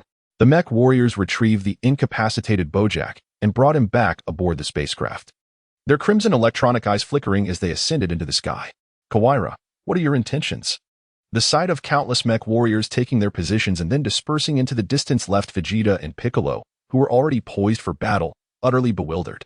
Sensing Piccolo's anxiety, the metallic Quila let out a derisive laugh. "From this moment forth, you shall refer to me as Metallic Quila. And do relax, your adversary is none other than me." With a clap of his hands, four identical metallic Quilas emerged once more from the spacecraft. They stood in unison, looking down upon the group with a collective gaze. In an instant, 5 metallic Quilas appeared, leaving everyone speechless and profoundly astonished. After vanquishing Bujin, Gohan surprisingly heard the voice of his father, Goku, resonating in his mind, followed by words of praise from him. Goku expressed that since he was no longer present, the stability of the world rested upon Gohan's shoulders, and he urged Gohan to apologize to Chi-Chi. Finally, Goku mentioned that he was training diligently in the afterlife under the guidance of King Kai, assuring Gohan not to worry. Initially, Gohan thought it was merely an illusion until his father reminded him of the impending arrival of the metallic Quilas, awakening him to reality. Sensing the presence of the spacecraft and the metallic Quilas, Gohan nodded resolutely towards the sky, rekindling his fighting spirit before hastily flying to join his companions. Goku, who had just reunited with King Kai, cheerfully said, "Lord Kai, let us depart swiftly and train at the Grand Kai's place." "Goku, are you truly so confident? This Quila has already seized planet Namek and has the energy of the assembled warriors led by Cell, continuously supplying it to create new metallic Quilas." King Kai spoke with a worried expression. "Fear not, my lord, for Gohan will undoubtedly prevail, and besides, we have Piccolo, Android 17, Vegeta, and Trunks alongside us. Moreover, my worries are futile. I am already deceased. Even if resurrected, 10 of me would struggle against Bojack, let alone this multitude of metallic Quilas." Having witnessed Gohan's Super Saiyan transformation, Goku's sole focus was to reach Grand Kai's planet quickly and commence rigorous training. "Gohan, you've arrived," Android 17 exclaimed with surprise upon sensing Gohan's presence, confronted by the seemingly resurrected metallic Quilas, which had multiplied from 1 to 5. Along with the overwhelming legion of mechanical warriors, Android 17 felt a tinge of pressure. However, with the presence of Super Saiyan 2 Gohan beside him, his sense of security surged. The once small boy had indeed transformed into a formidable force. The metallic Quilas fixated their gaze on Gohan, who had originally intended to confront Goku, only to find that he had unexpectedly perished. The prowess of this little demon, detected by the metallic Quila, leaves no room for doubt. Engaging in combat with him holds a mere 5% chance of victory, an utterly terrifying prospect. Thus, the metallic Quila resolves to first transport Bojack and the cosmic warriors of this planet back to Namek. There, he plans to extract energy and forge an even more formidable and numerous cadre of metallic Quilas, who will then return to annihilate this wretched band of monkeys. Didn't he perish at the hands of your father? How could you have turned into this? Upon hearing Goku's thoughts, Gohan's demeanor gradually transformed, shedding his previous indifference. Humph. When I was cast into the sun, I had believed my existence would be utterly extinguished. Yet, fate had other designs. My consciousness encountered the drifting planet Bixta in the cosmos, merging successfully with the main computer. Ultimately, under my will, I seized control of Bixta and utilized its advanced technology to create the metallic Quila. As the metallic Quila reminisced about his aimless days in the universe, his resentment towards Goku and his companions intensified. Bixta? Murmured the unacquainted 17, perplexed. Noticing the bewilderment etched on the faces of those below, the metallic Quila, in a show of mercy, continued, Bixta is a planet formed from an intelligent chip in the cosmos, which, over time, absorbed energy from the universe and evolved into a planet. Upon hearing the metallic Quila's exposition, 17 could not help but marvel at the formidable vitality of the most vicious of races, their brains alone capable of surviving in the cosmos. Bix, Vegeta, and Trunks, too, displayed expressions of horror, while Gohan remained serene, as if listening to mere drivel. Well, since you are all informed, I shall now graciously escort you to hell. Receiving a notification from the mech warrior, the metallic Quila prepared to strike preemptively, biding time while savoring the opportunity to gauge this little demon's power. Chapter 63. Self-repairing mechanisms. Accompanied by his own words, the metallic Quira violently swung its metallic tail, stirring up clouds of dust. In an instant, it transformed into a silver flash of lightning, vanishing from the sight of the onlookers. The other 4 metallic Quiras also selected their respective opponents.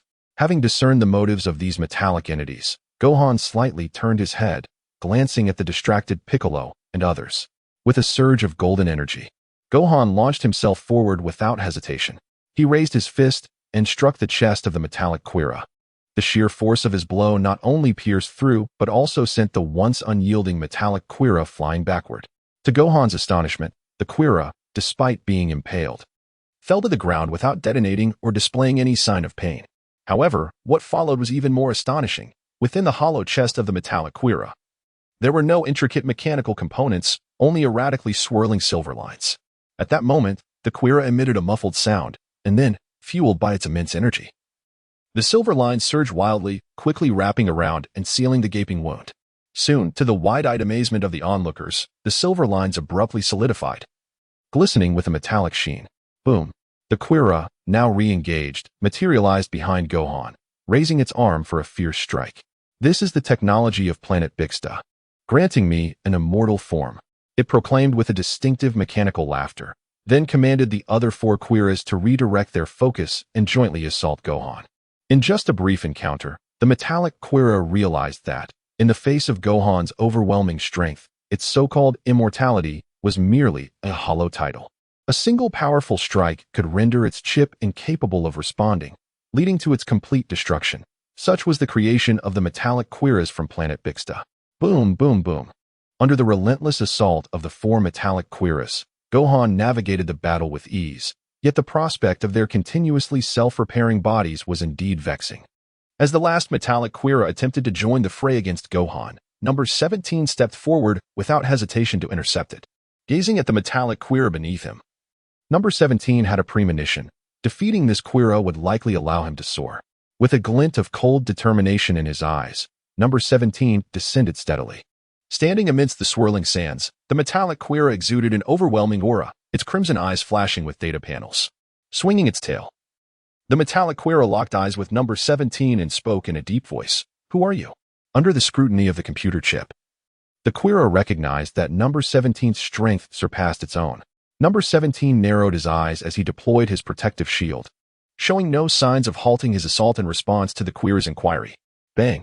The agile figure of number 17 unleashed a powerful strike with his right leg upon the metallic arm of Kveler, the impact reverberating like thunder as it drove deep into the distant mountains. Amidst the scattering debris, Kveler's expression shifted to one of astonishment. casting his gaze upwards at number 17, who was gathering energy in the sky. The formidable power of number 17 left the metal Kawaira feeling utterly perplexed, unsure of how to proceed. It was truly disheartening. Why must you conspire against me alongside that band of wretched monkeys? Casting a fleeting glance at Gohan, who was fiercely engaged in battle with 4 metal Kawairas, number 17 spoke calmly. Because your name is Kawaira. Upon hearing number 17's response, the metal Kawaira was engulfed in fury, despite the chip's analysis indicating that its current form was no match for number 17. The metal Kawaira vowed that it would not allow number 17 to emerge unscathed today.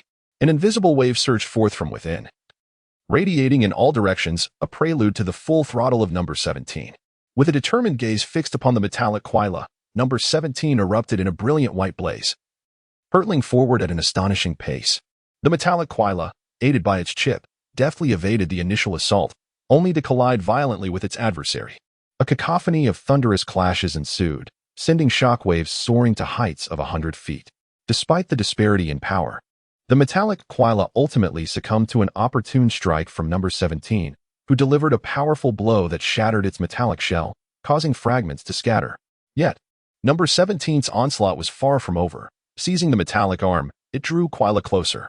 Raising its right knee, it thrust it into Kawaira's abdomen, producing a resonant sound of metal fracturing. With a fierce glint in its eyes, number 17 launched another ferocious strike, sending the metallic Kawaira careening through the air. Swiftly following, number 17 unleashed a flurry of punches, propelling the Kawaira backward in midair. Under the relentless assault, the metallic Kawaira trembled, its body cracking under the pressure. The joints of its knees and arms had already fractured, with only a few white strands desperately writhing in an attempt to regain form. Controlled by its chip, the Kawaira fought to restore itself, but number 17, showing no mercy, intensified its assault with brutal ferocity. Countless shadows of fists enveloped the metallic Kawaira, leaving only a mass of white strands and a fragment of its head swirling in the air. Number 17 recognized that physical assaults had become increasingly ineffectual against the transformed mass of Kawaira. Gathering energy in both hands, it fused the orbs into a singular entity and forcefully propelled it toward the silvery mass before it. The technique bore a striking resemblance to the one number 17 had emulated from Bojack earlier. Though distinct from Bojack's azure energy, number 17's was a resplendent, prismatic white. The silvery strands of the Kawaira erupted within the energy sphere, swirling chaotically. Breathing slightly heavier, number 17 received a notification on its panel. Ding. Congratulations. You have successfully defeated the metallic Kawaira and acquired the label self-recovery function. Realizing it was merely a defeat and not a kill, number 17 sighed inwardly. The imitative technique lacked the requisite potency. Indeed, a small portion of the silvery strands fell to the ground, only to reconstitute the metallic Kawaira after several seconds. However, the energy expended in its restoration had diminished its strength. Otherwise, it would not have resorted to capturing cosmic warriors to harvest energy, aiming to produce increasingly formidable and inexhaustible metallic Kawairas. As number 17's chapter came to a close, Gohan had effortlessly dismantled 4 metallic Kawaira chips after enduring a few lackluster attacks. Meanwhile, Piccolo and Vegeta, father and son, were not idle. While number 17 and Gohan engaged the metallic Kawaira, they vanquished the mech warriors that accompanied the Kawaira, rescuing the forgotten number 18 and several extraterrestrials. Chapter 64 comes to a pause. Beneath the dim sky, Piccolo exhaled a lengthy breath. Appearing fatigued yet resolutely rallying with the others to corner the last metallic Kawaira and mech warrior. Exhausted, he thought, once this spacecraft is destroyed, everything will conclude, and we can return home. With this thought, Piccolo's spirit surged anew. Surrender now, Kawaira. Regrettably, today marks your demise. Within the energy shield, fatigue is evident on your face as the figure on the 17th speaks in a deep, resonant voice. Those cursed monkeys, along with the detritus from Namek. Do they truly believe they can extinguish my life? Such notions are nothing but the fantasies of the deluded. In this desperate situation, the metallic visage of Kfila, gleaming in silver, bore no semblance of fear, but rather erupted in scornful invectives. His brazen tone suggested an arsenal of hidden trump cards yet to be unveiled. Enough of the prattle, let us proceed, declared Vegeta, his gaze unwavering. Having endured trials from the android crisis to the current cosmic saga, Vegeta's perspective and spirit had been profoundly transformed. Following Goku's demise, he had embraced Android 17 and Super Saiyan 2 Gohan as his new aspirations. Now, with his heart set on a singular purpose, he was determined not to squander time on trivialities. Observing the self-assured expressions of those around him, the confident metallic Kvila chuckled instead of seething with rage. Ha ha ha. His chilling laughter echoed, carried by the wind to every corner. Behind him, the spaceship rumbled to life under the scrutiny of the onlookers, preparing to depart with Bojack and the extraterrestrials on board. The few who were resolute in preventing the vessel's escape unleashed waves of energy, intent on bringing it down. In such a scene, the metallic Quira had long anticipated the moment as countless mech warriors courageously surged toward the spaceship, using their bodies to obstruct the oncoming shockwaves. The reckless actions of the metallic Quira left everyone momentarily stunned, but they quickly escalated the output of their energy waves. Boom, boom, boom. With each explosive sound, the spaceship gradually retreated, while Gohan and Android 17 attempted to rush forward, only to be fiercely intercepted by the throngs of mech warriors. Gohan, hold on! With a shout, Android 17 sensed the faint aura of Bojack and, in an instant, teleported inside the spaceship.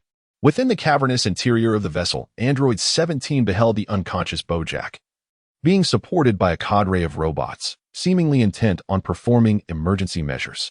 Scanning the surroundings, he noticed not far off rows of metallic Quira, their eyes closed, entranced in slumber.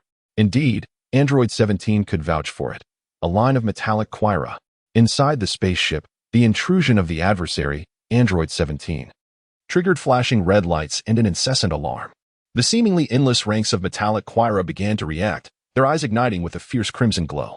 Before the metallic Quira could fully awaken, Android 17 immediately felt the weight of countless gazes upon him, an overwhelming pressure that rendered him breathless.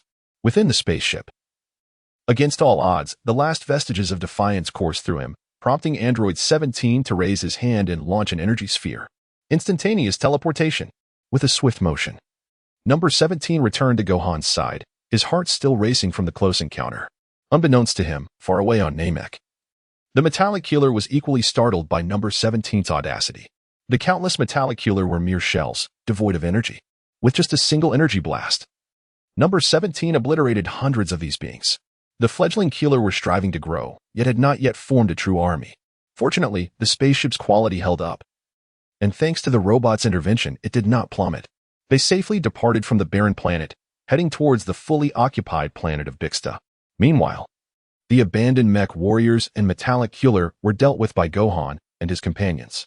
As the spaceship accelerated away, Number 17, regaining his composure, let out a long sigh. In that moment, he realized that had those metallic healer been capable of action, he and his companions might have met the same fate as Goku. Yet, he dared not gamble on the possibility that some healer might indeed be sentient. Overwhelmed by his thoughts, Number 17 recounted everything he had seen to Gohan and the others. Upon hearing his account of the numerous metallic healer, the group was left in stunned silence, mouths agape, yet no one spoke. At that moment, even in the face of such shocking news, they felt neither the energy nor the inclination to fight. Let's discuss this when we get back, Gohan suggested, sensing the group's fatigue. Before he could finish, Vegeta and Trunks readily expressed their agreement. With a unified consensus, Gohan, shedding the golden aura, returned to a normal state. Lying on the ground with arms outstretched, gazing at the unchanging gray sky, he smiled softly and whispered, "Father, I did it." Piccolo also collapsed onto the ground, while Vegeta and Trunks leaned against each other, wearily closing their eyes. After checking for any life-threatening injuries on Number 18 and finding none, Number 17 also slumped to the ground, too fatigued to even inspect the new badge he had just acquired. The only sound was the howling wind. As an eerie silence fell over the group, each member exhausted beyond measure. Time passed, though how much, none could tell, until a raucous noise jolted them awake. "Excuse me. Can we leave now?" It was a group of aliens, brought by Cell to watch the battle, who dared to approach only after the metallic healer's spaceship had departed. They cautiously approached Number 17 and his companions. Observing the frightened aliens, Number 17 remained silent, merely waving his hand. Understanding the unspoken cue, the aliens quietly retreated to a safe distance, then began calling out to others, attempting to contact the spaceship. In my lifetime, I can proudly say I have saved the galaxy. On the chaotic day of the 17th, a single utterance from Piccolo brought him back to reality. 17. It's time to get up. We should head home. Home. 17 murmured, lost in thought as he gazed at the group of jubilant aliens in the distance. Only when Piccolo gently tapped his shoulder did 17 turn back with a smile and say, "Let us go home. Are you coming with us?" 17 questioned. His arm draped around 18, casting a curious glance at the Namekian, Mose. "Indeed, sir. I plan to return to your planet first, and then extend an invitation for you to visit our Namek." Mose replied with utmost respect. Moreover, wasn't he previously agreed upon to return to Namek to restore the Dragon Balls? 17 nodded in affirmation, choosing not to speak further. Once everyone placed their palms against their bodies, 17 closed his eyes, beginning to sense the energy around him. With a flicker, 17 vanished from the nameless planet. Chapter 65. Arrangements made at Bulma's residence. Krillin was gathered with Yamcha, Tan, and others, their faces flushed as they discussed the troubling disappearance of Goku's energy. Anxiously, Krillin contemplated urging Bulma to construct a spaceship. "Krillin, there's no use in panicking. Gohan and Trunks' energies are still present, so everything should be fine," Yamcha said, attempting to maintain composure, though his words seemed to serve more as self-reassurance. "Yamcha is right.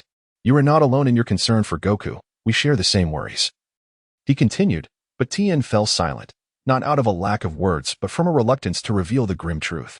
While everyone else's energy remained, Goku was conspicuously absent, leading to inevitable conclusions. Without Goku's instant transmission, how could Trunks and the others defeat their foes in return? Just as despair loomed, a sudden noise from outside heralded the arrival of 17 and the others. "We're back. Sorry to keep you waiting," Trunks' distinctive voice echoed from outside. Instantly, the atmosphere within the room fell silent, and before Trunks could step inside, Krillin dashed to the door. "Trunks!"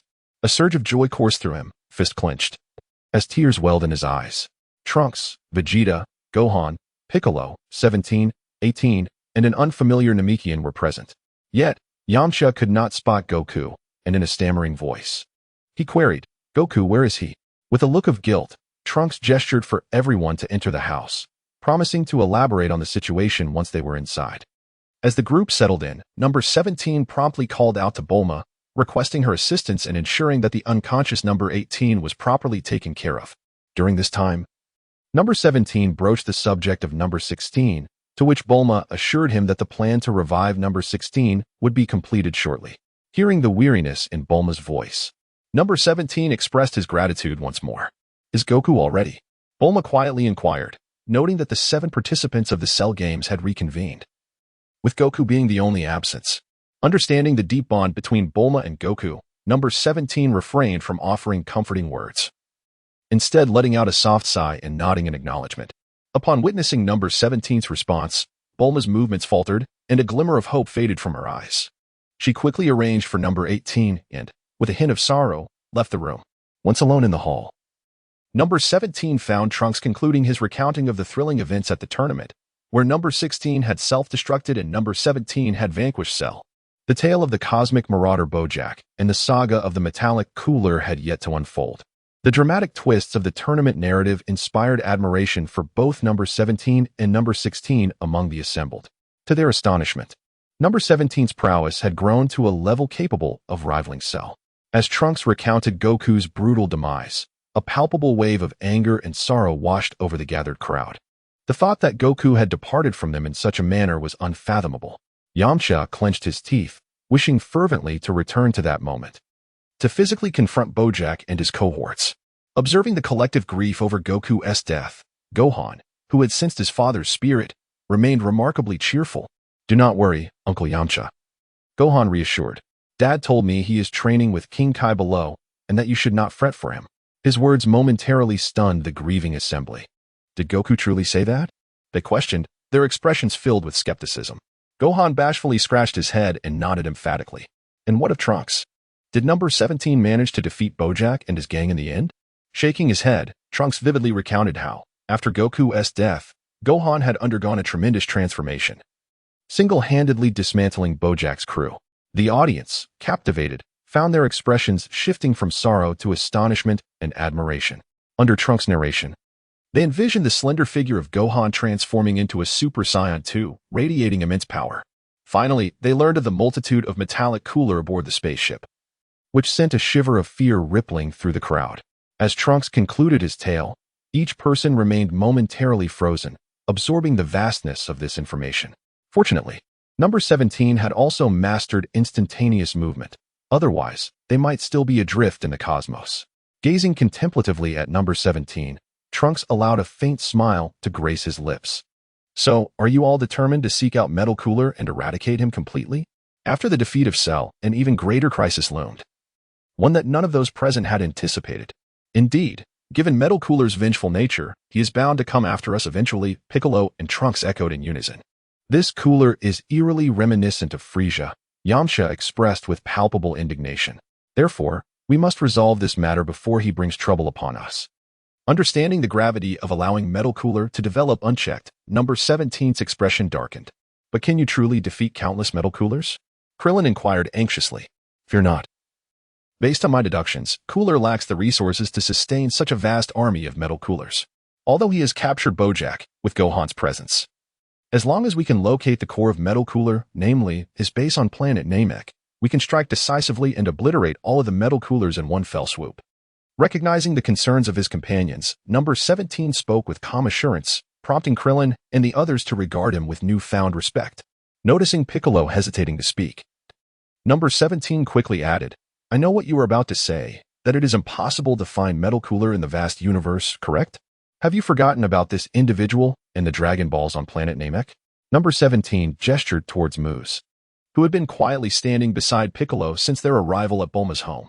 Realization dawned on Krillin, his gaze fervently fixed on Moose, making the latter feel quite uncomfortable. Indeed. How could we forget the Dragon Balls? Number 17, I will need you to teleport to planet Namek, he stated, agreeing promptly. Number 17 then spoke in a low voice. With Moose here, locating planet Namek will be a simple task. However, we will still require either Piccolo or Gohan to accompany us. After all, Piccolo is an Namekian. And Gohan has previously visited planet Namek, making communication easier than it would be for me. This reasoning was compelling enough that neither Piccolo nor Gohan could refuse. And they both readily consented. Thus, it was decided, at dawn the next day, number 17, Gohan, Piccolo, and Moose would journey to the new planet Namek. Utilizing the Dragon Balls to resurrect the innocents slain by the androids and to uncover the whereabouts of Metal Cooler. With arrangements in place, Master Roshi, Krillin, and Yamcha rose to return to their island, while Tien and Kaiatsu also bid farewell, heading off to train. Chapter 66. The immortal body. After seeing off Master Roshi and the others, the sun had set, and darkness enveloped the sky. At this hour, Gohan expressed his desire to leave as well, insisting that he must visit the World Martial Arts Center to inform his mother that he had returned safely. Even from a distance, Gohan called out loudly, startling countless birds into flight. Mother, I am home. Upon hearing Gohan's voice, Chi-Chi hurriedly dashed out of the house. Noticing that only Gohan was present in the sky, her pace gradually slowed as she inquired with a puzzled expression, Gohan, where is your father? Gohan replied, Dad went to train with King Kai and asked me to tell you he is sorry. To spare Chi-Chi's feelings, Gohan told his first lie. Although it was true that his father was indeed training with King Kai. That guy is once again breaking his promises. When he returns, I shall give him a piece of my mind. Chi-Chi, however, responded, Gohan, you are obedient. Come on, let's go inside. I just finished making dinner. Though it may not be enough. Trusting him, she took Gohan by the arm and led him indoors. Sensing the warmth of her hand, Gohan smiled and followed without resistance. At Bulma's residence, not only were androids 17 and 18 present, but even Piccolo and Moose were temporarily staying for the night. Wealthy and carefree, Bulma dismissed any concerns, instructing her servants to make the necessary arrangements. Inside a room, 17 gazed out the window at the dazzling expanse of stars, lost in thought. Meanwhile, 18, having awakened, stealthily approached from behind and seized 17's ear, her tone laced with displeasure as she questioned, Oh really, you were willing to abandon your sister, weren't you? If not for my good fortune, I would surely be in heaven like that son Goku. Ouch, let go.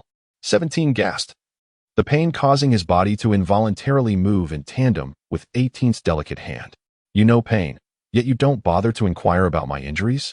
Having remained silent before, 18's expression darkened upon hearing 17's acknowledgement of pain, and she tightened her grip. Only after 17's fervent pleas for mercy did she finally relent, letting go with an exasperated huff as she stormed off to discuss matters regarding their new home with Bulma.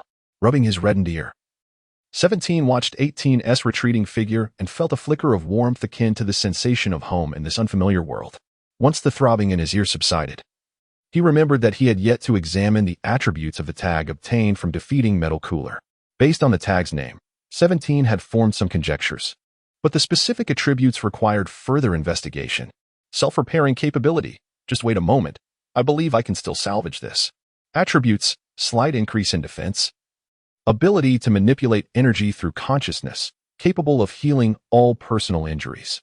Note: the speed of injury recovery is contingent upon the magnitude of 1's energy output. The revelation brought by the tag dropped by Metal Cooler exceeded 17's initial expectations. This formidable attribute, combined with the limitless energy of number 17, is akin to a low-tier version of immortality. In future battles, one could first don an external protective shield, allowing the enemy to exhaust their efforts in shattering it, only to inflict severe wounds upon oneself, with victory nearly within reach.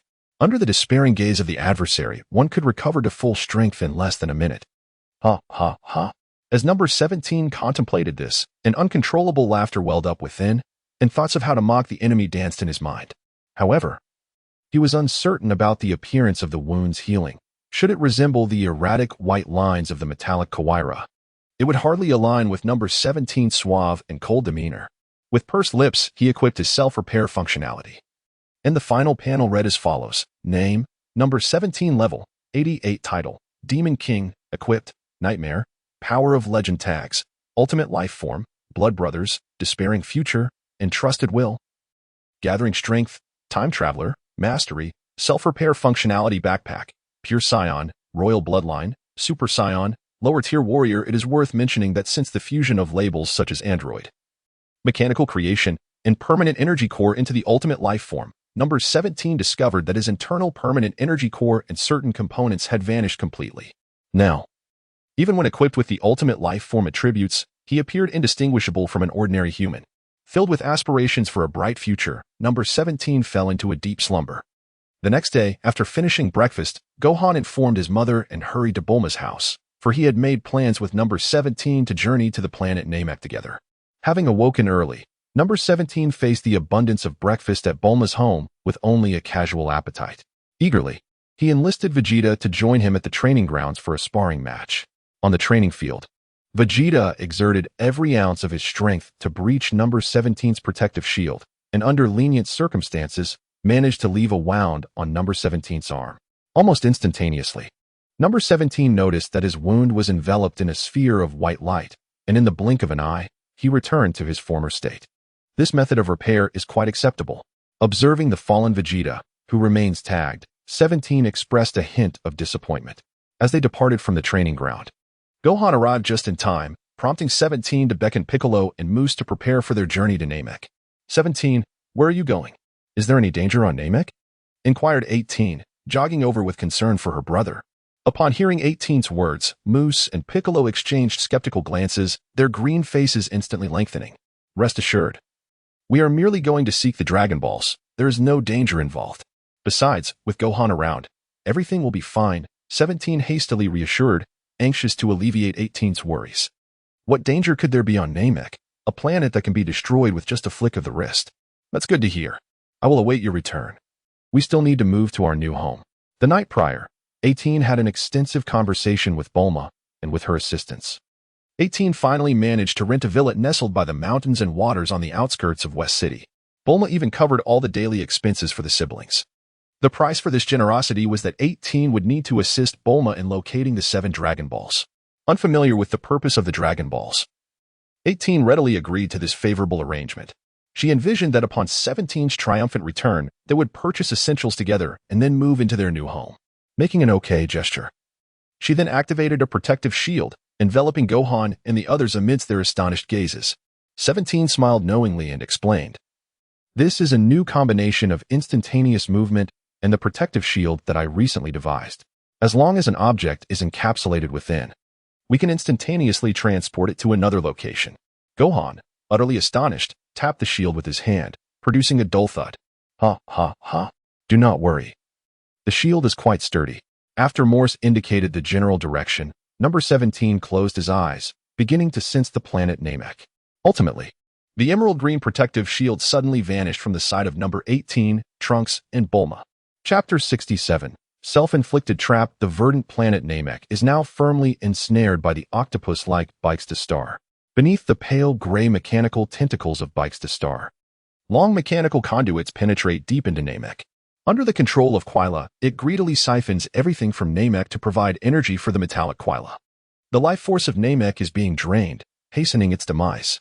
Countless mechanized warriors swarm like bees from their hive, methodically capturing the Namekians throughout the planet. Within Bikes to Star, thousands of Namekians are imprisoned, their faces gaunt and many bearing injuries. Inside the steel cages, several Namekians whisper furtively under the watchful eyes of the mechanized soldiers, seemingly plotting something. At the end of the corridor lies a white hall crafted from metal, where hundreds of Namekians stand. They are forcibly restrained by robots, allowing nearby machines to absorb their internal energy. On the unseen other side, cold corpses are discarded by robots, carelessly tossed onto a nearby mound. Continuing forward leads to another energy absorption site, this time targeting the cosmic warriors previously captured by the metallic Quila. Now, they exist in a state worse than death. Should the robots observe any cosmic warrior on the brink of collapse, they are swiftly apprehended by the waiting mechanized soldiers and placed under tight surveillance. As their internal energy gradually recovers through advanced medical technology, they are once again captured by the mechanized warriors in a relentless cycle of energy exploitation. In the most central area, for Small Cell and Bojack are firmly controlled by a group of metallic Quila, while a singular Quila, fused with a chip, absorbs energy alone. Gazing at the barely alive Small Cell, the mechanical synthesized voice of Quila echoes through the vast hall, cackling. Thanks to Cell gathering so many cosmic warriors, it would have been impossible for Namek to develop so swiftly on its own. Quila, reveling in self-satisfaction, mutters to himself with a glint of red in his gaze, then erupts in anger. Damn trash. I should have eliminated them immediately. It turns out that Quila has just received news of a rebellion among a group of Namekians within Bikes to Star, and now a large wave of them is fleeing. To dare to oppose me, Quila, is to invite death. Enraged, Quila promptly dispatches metallic Quila to apprehend them. This is a crucial moment for the production of metallic Quila. Such chaos cannot be tolerated. Quick, run. In the desolate mountains and wilds, several Namekians were engaged in a frantic escape, pursued relentlessly by a number of silver-armored mech warriors, whose approach was heralded by a chilling whistle. In desperation for their captured comrade, the Namekians gritted their teeth and launched a counterattack. Yet, how could their feeble strength possibly contend with the formidable mech warriors? Dandy watched helplessly as his companions were effortlessly subdued and taken captive by the armored foes. Ultimately, a group of mech warriors, glowing with a sinister crimson light, encircled Dandy. As a fierce barrage of punches descended upon him, darkness enveloped his vision, and he succumbed to unconsciousness. Meanwhile, a shimmering green protective shield carried Android 17, Gohan, Piccolo, and Moss safely to the surface of Namek. Upon the removal of the shield, they were greeted by the sight of parched riverbeds and a ravaged landscape, steeped in desolation. Moss's expression shifted dramatically as he took in the stark reality. Before his departure, Namek had flourished with vibrant life and vitality. In just a few days, how could it have transformed into such a state? Beside them, a group of elderly, frail, and ailing Namekians trembled with fear at the sudden appearance of the four individuals, including Android 17. The leader of the Namekians, upon recognizing Moss, cried out as if grasping at a lifeline. Moss, you have finally returned. Yes, Elder. What on earth has transpired? Who is responsible for the devastation of Namek? Moss, his face contorted with fury, approached the familiar figure and inquired. We do not know. After you departed, the planet trembled, and a colossal entity descended upon us, followed by a swarm of mechanized warriors capturing us indiscriminately. A colossal entity and mechanized warriors? Hearing these keywords, Android 17 exchanged a grave glance with Gohan and Piccolo. Sensing impending danger, the group ascended into the sky, intending to survey the situation with utmost seriousness. Unbeknownst to one until seen, the revelation is startling. At the horizon of vision, there looms a towering gray mechanical sphere, resembling an octopus. The pervasive stillness that drifts through the air emanates from it, perpetually radiating outward. The peculiar mechanical planet evoked a sensation among the members of Team 17, as though it were imbued with life.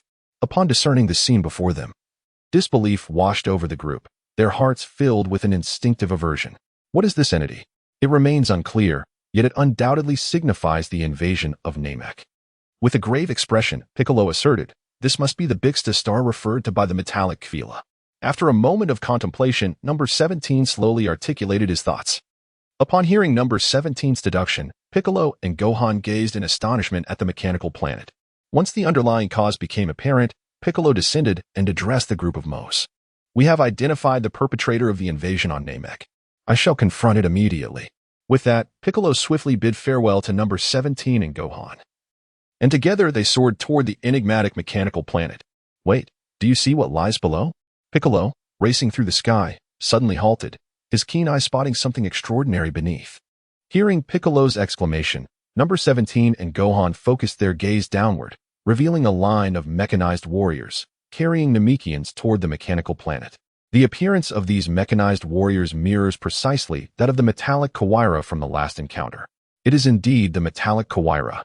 This revelation confirms the speculation of number 17, eliciting an exclamation of surprise from Gohan. Meanwhile, number 17's expression grows solemn as he fixates intently on the mechanized warriors below. Merely a day has passed, and already they are confronted by the metallic Kawaira once more, a truly surreal occurrence.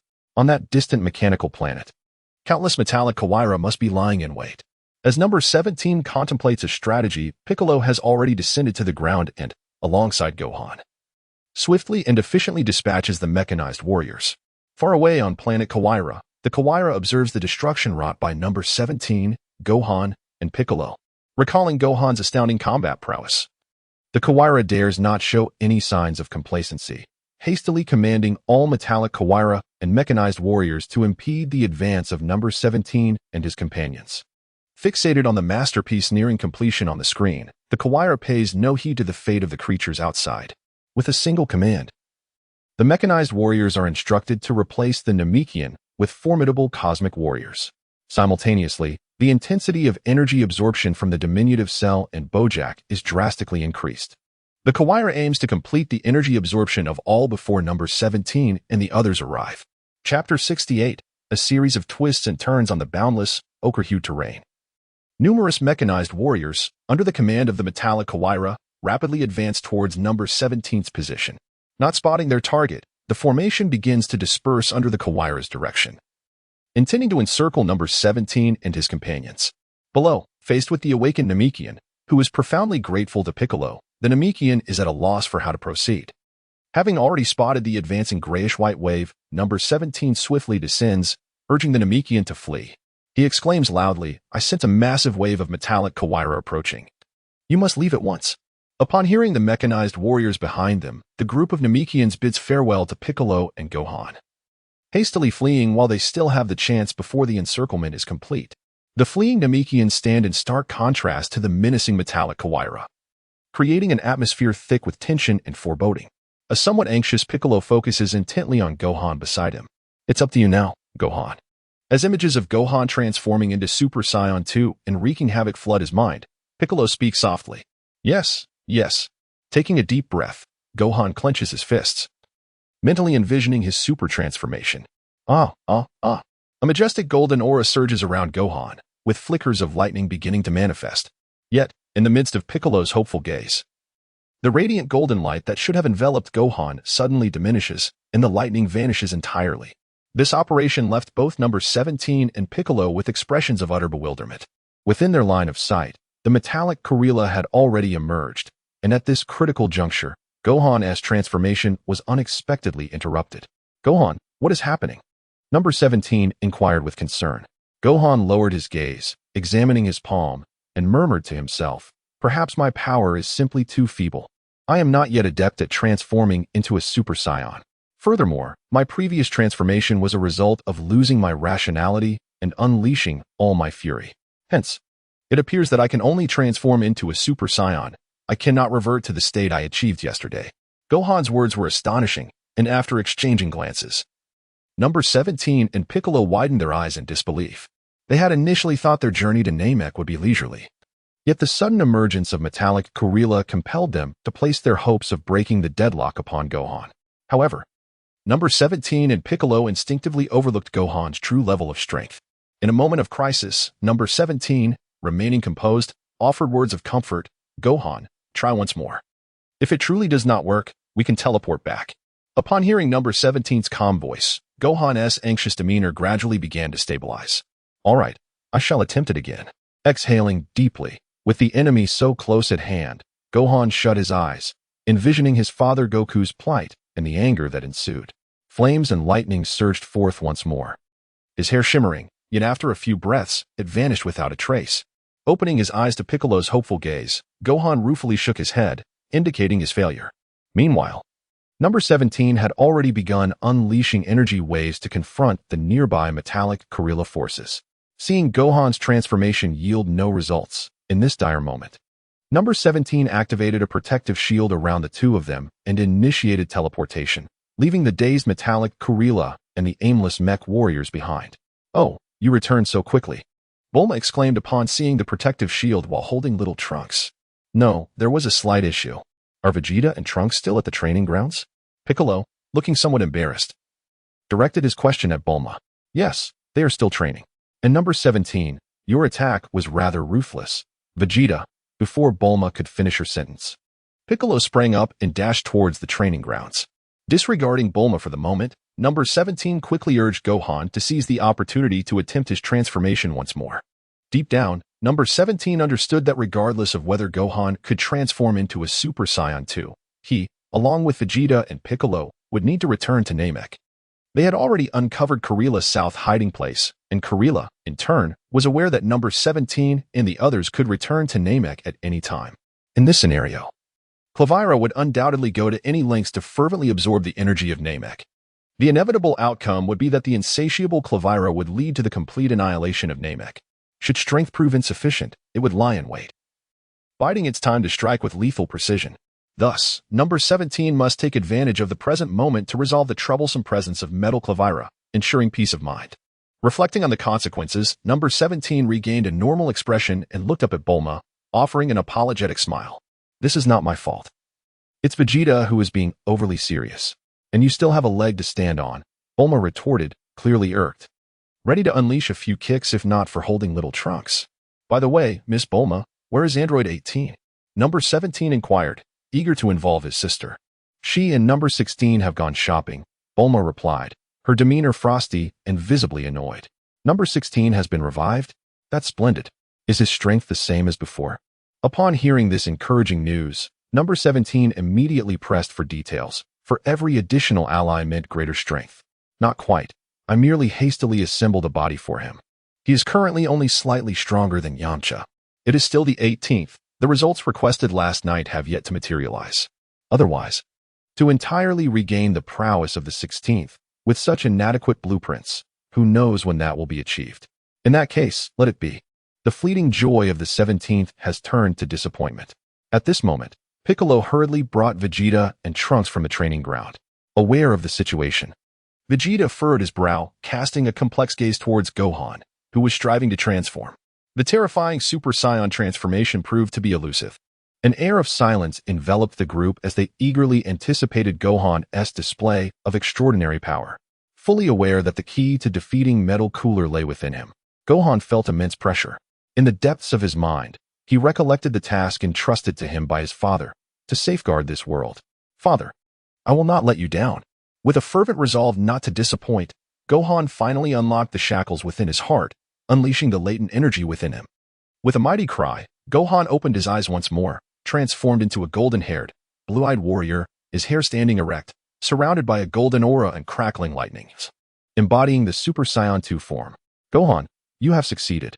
Amidst the astonished gazes of his companions, Gohan nodded resolutely. Let us depart at once.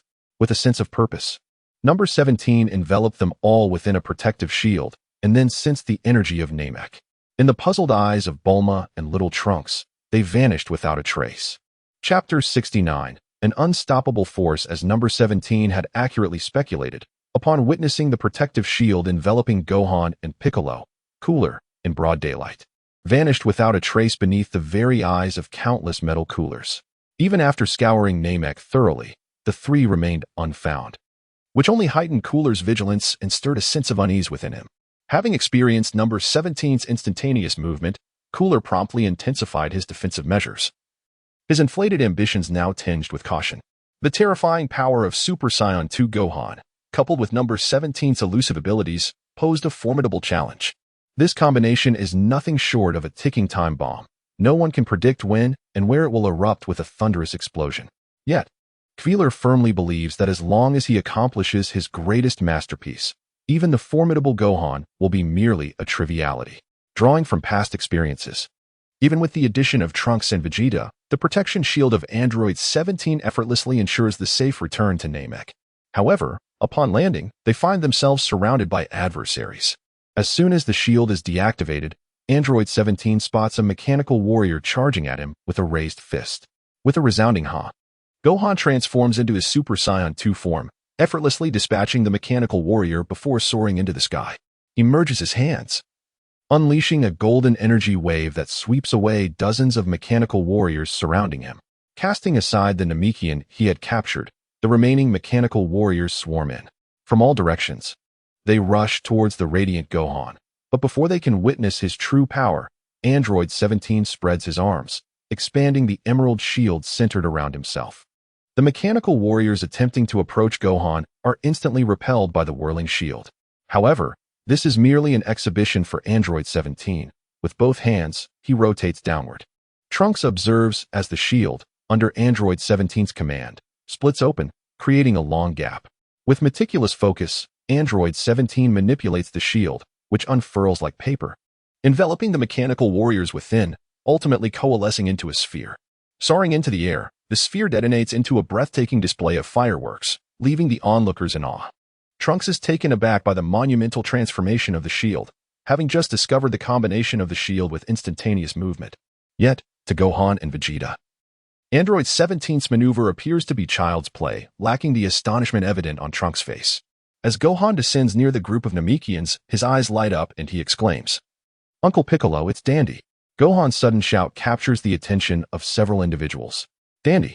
Dandy is the son of the Grand Elder of Namek, an extraterrestrial ally Gohan had met during the confrontation with Frieza. Fortunately, the mechanical warriors did not strike with lethal intent.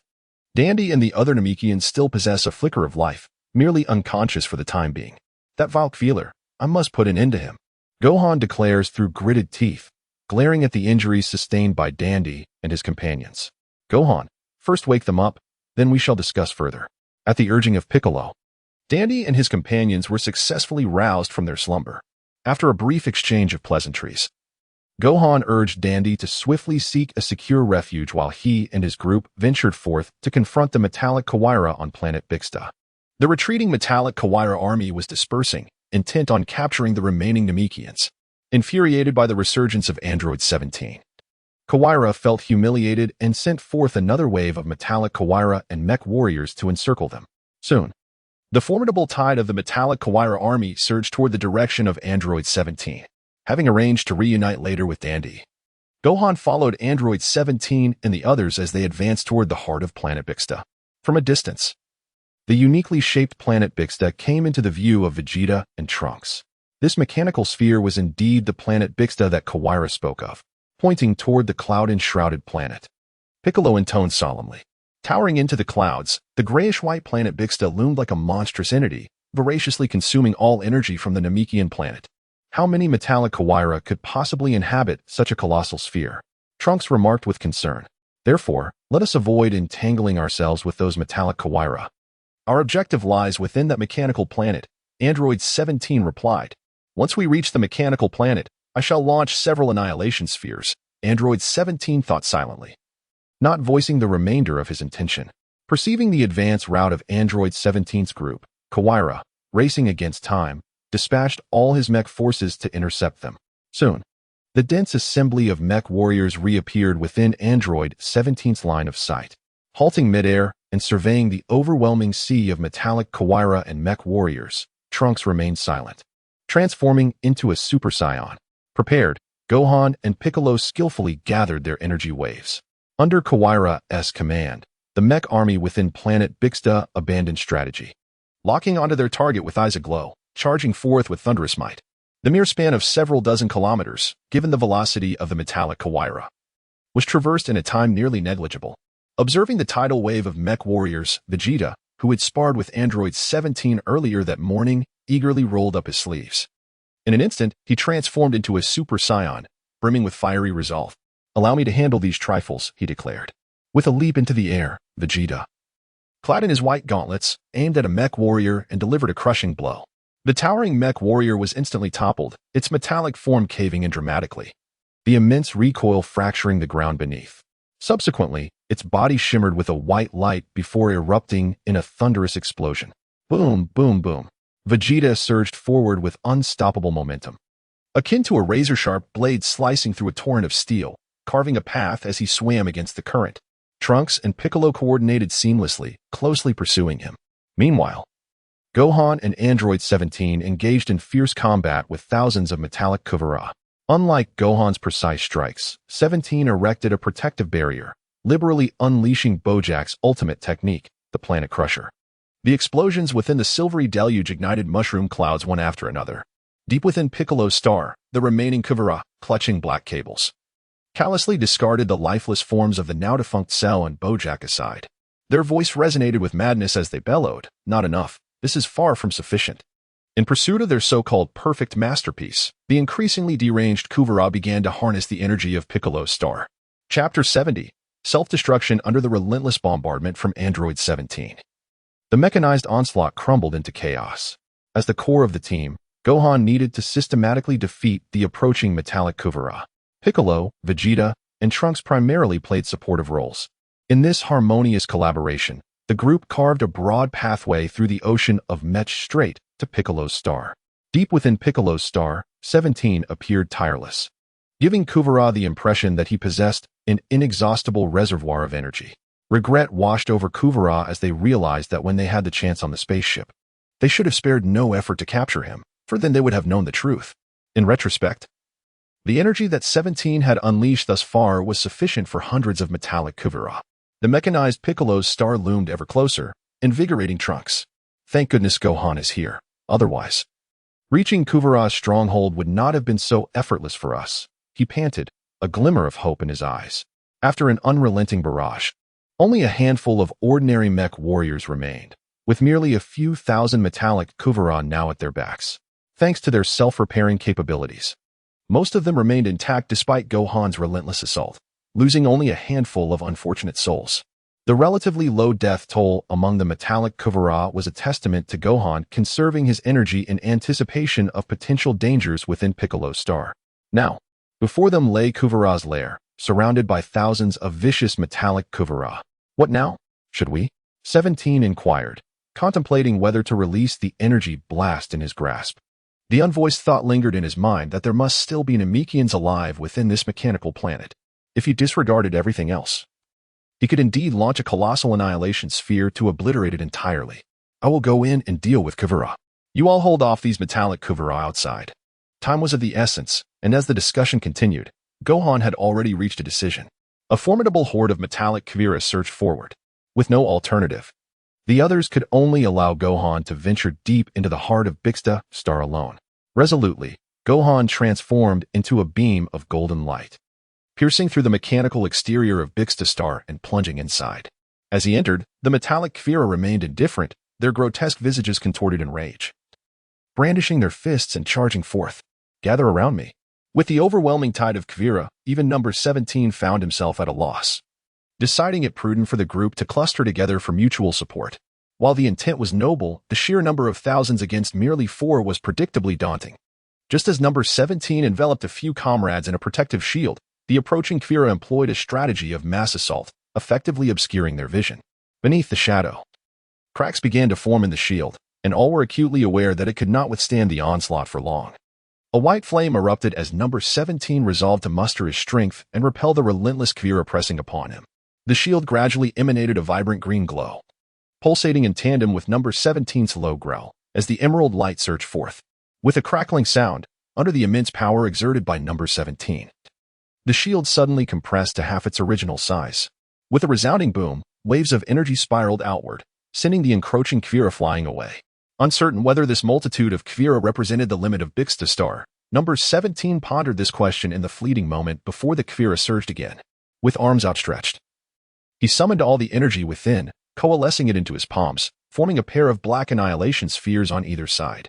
These spheres, ablaze with a pale blue flame, were hurled swiftly into the densely packed throng of Kfira.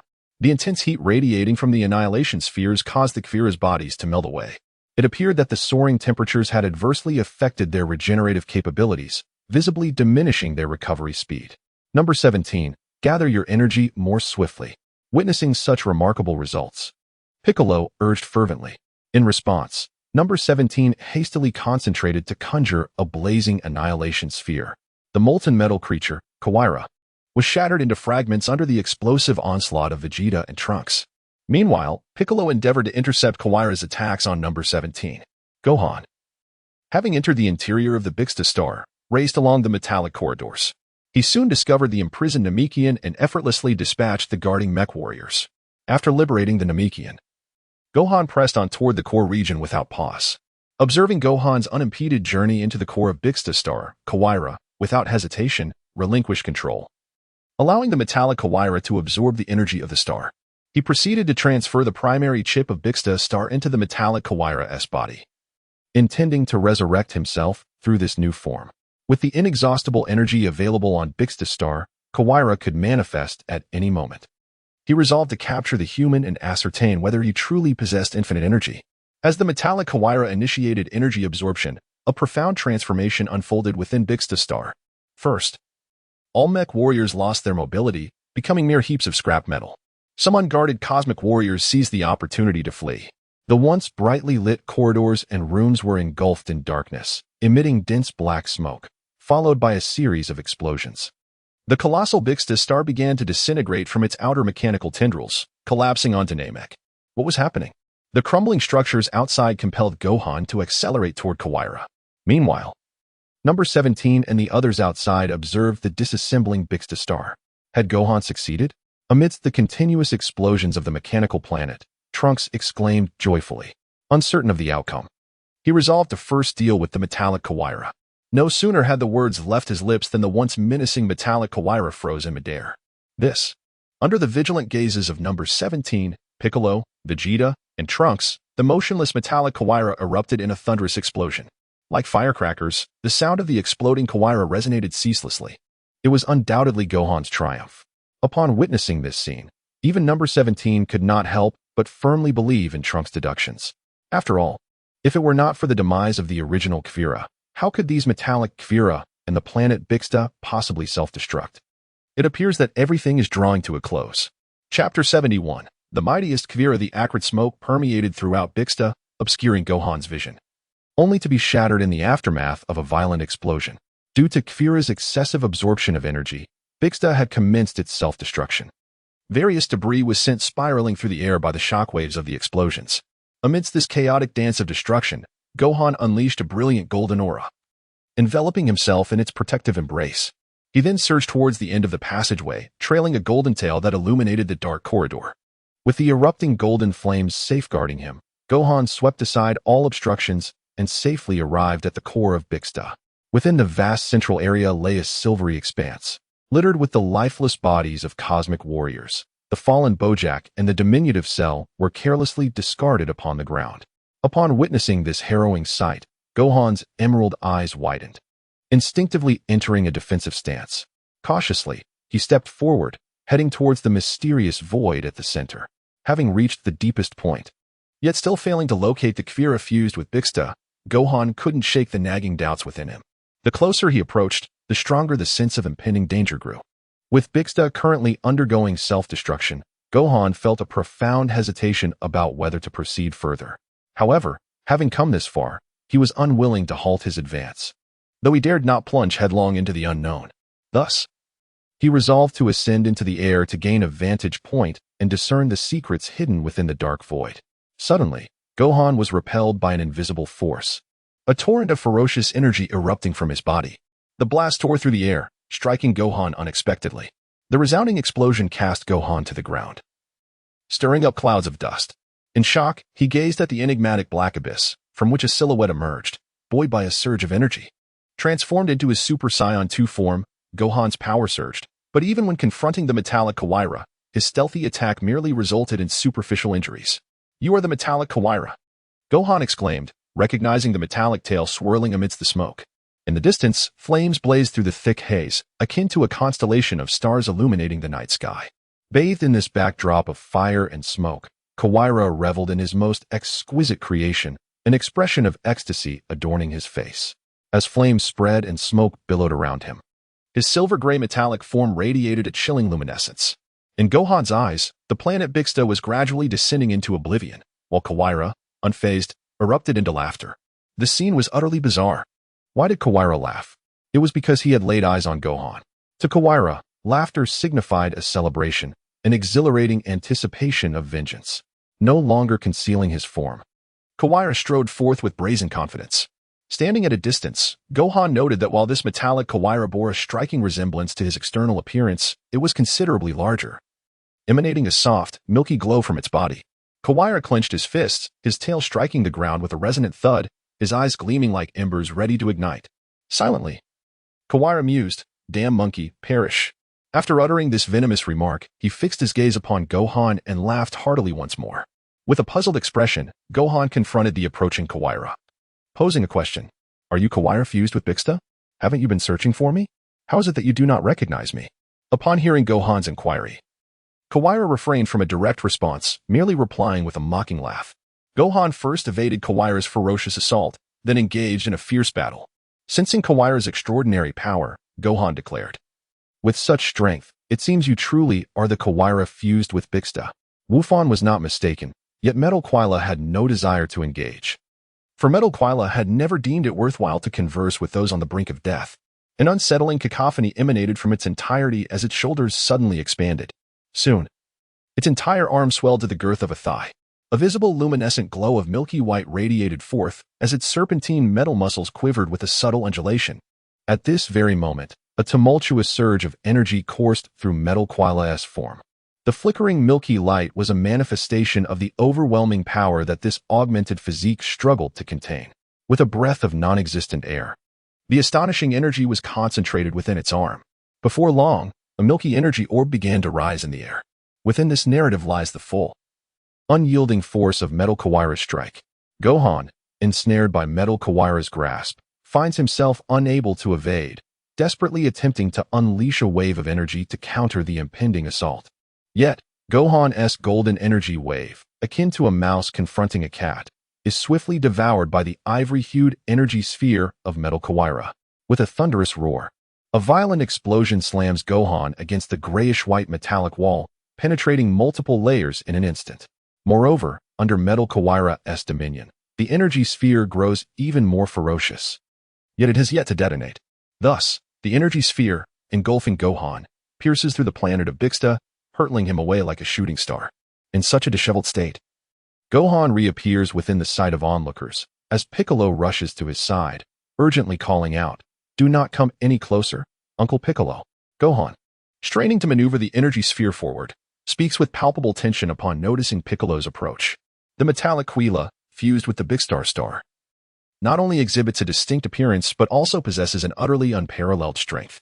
The energy sphere unleashed an explosive force that far exceeded what Piccolo could endure. Understanding the gravity of the situation, Piccolo immediately bellowed at a volume that resonated across the land, halting Vegeta and Trunks, who were poised to investigate. He swiftly turned and soared towards the side of Android 17. Once everyone had distanced themselves from him, Gohan prepared to unleash his full potential to deflect the energy sphere launched by the metallic Quila. With a thunderous roar, a cascade of golden light erupted from within Gohan. Channeling all his strength, he propelled the energy sphere towards the battered Piccolo star. In an instant, the sphere acted like a fuse, triggering a multitude of explosions and flashes across the immense form of Piccolo star. The visible shockwaves rippled through the air, akin to stones cast into a tranquil lake, creating a series of distinctly discernible waves. The outer smoke dissipated entirely under the onslaught of blinding light and searing heat, accompanied by a deafening roar. At that moment, the colossal entity of Piccolo Star was utterly obliterated by Gohan's might. Chapter 72. At a disadvantage. Well done, Gohan, Piccolo exclaimed, his face radiant with joy, witnessing the annihilation of the menace that was Piccolo Star. Meanwhile, Android 17 grasped Piccolo, who was intent on rushing forward, and, under the latter's puzzled gaze, calmly reasoned. "Who do you suppose launched that energy sphere? Before he could finish his sentence, 6 identical milky white energy spheres emerged from the ruins of Piccolo's star, much to Piccolo's horror. Raising a protective barrier, he swiftly moved to stand before the others. After a brief moment of sensing the energy, Android 17 decided to absorb these spheres directly. He caught the energy spheres with his hands, and then activated his absorption ability, causing the 6 milky white spheres to vanish one by one, much to the astonishment of the onlookers. Unlike before, where he felt a sense of expansion, Android 17 now experienced an inexhaustible reservoir of power within him. His ability to absorb the energy spheres left Vegeta in a state of stunned disbelief, nearly causing him to hold his breath. It was utterly ridiculous. He had previously believed that launching energy spheres was purely a matter of using a protective barrier, yet here was Android 17, capable of absorbing energy spheres.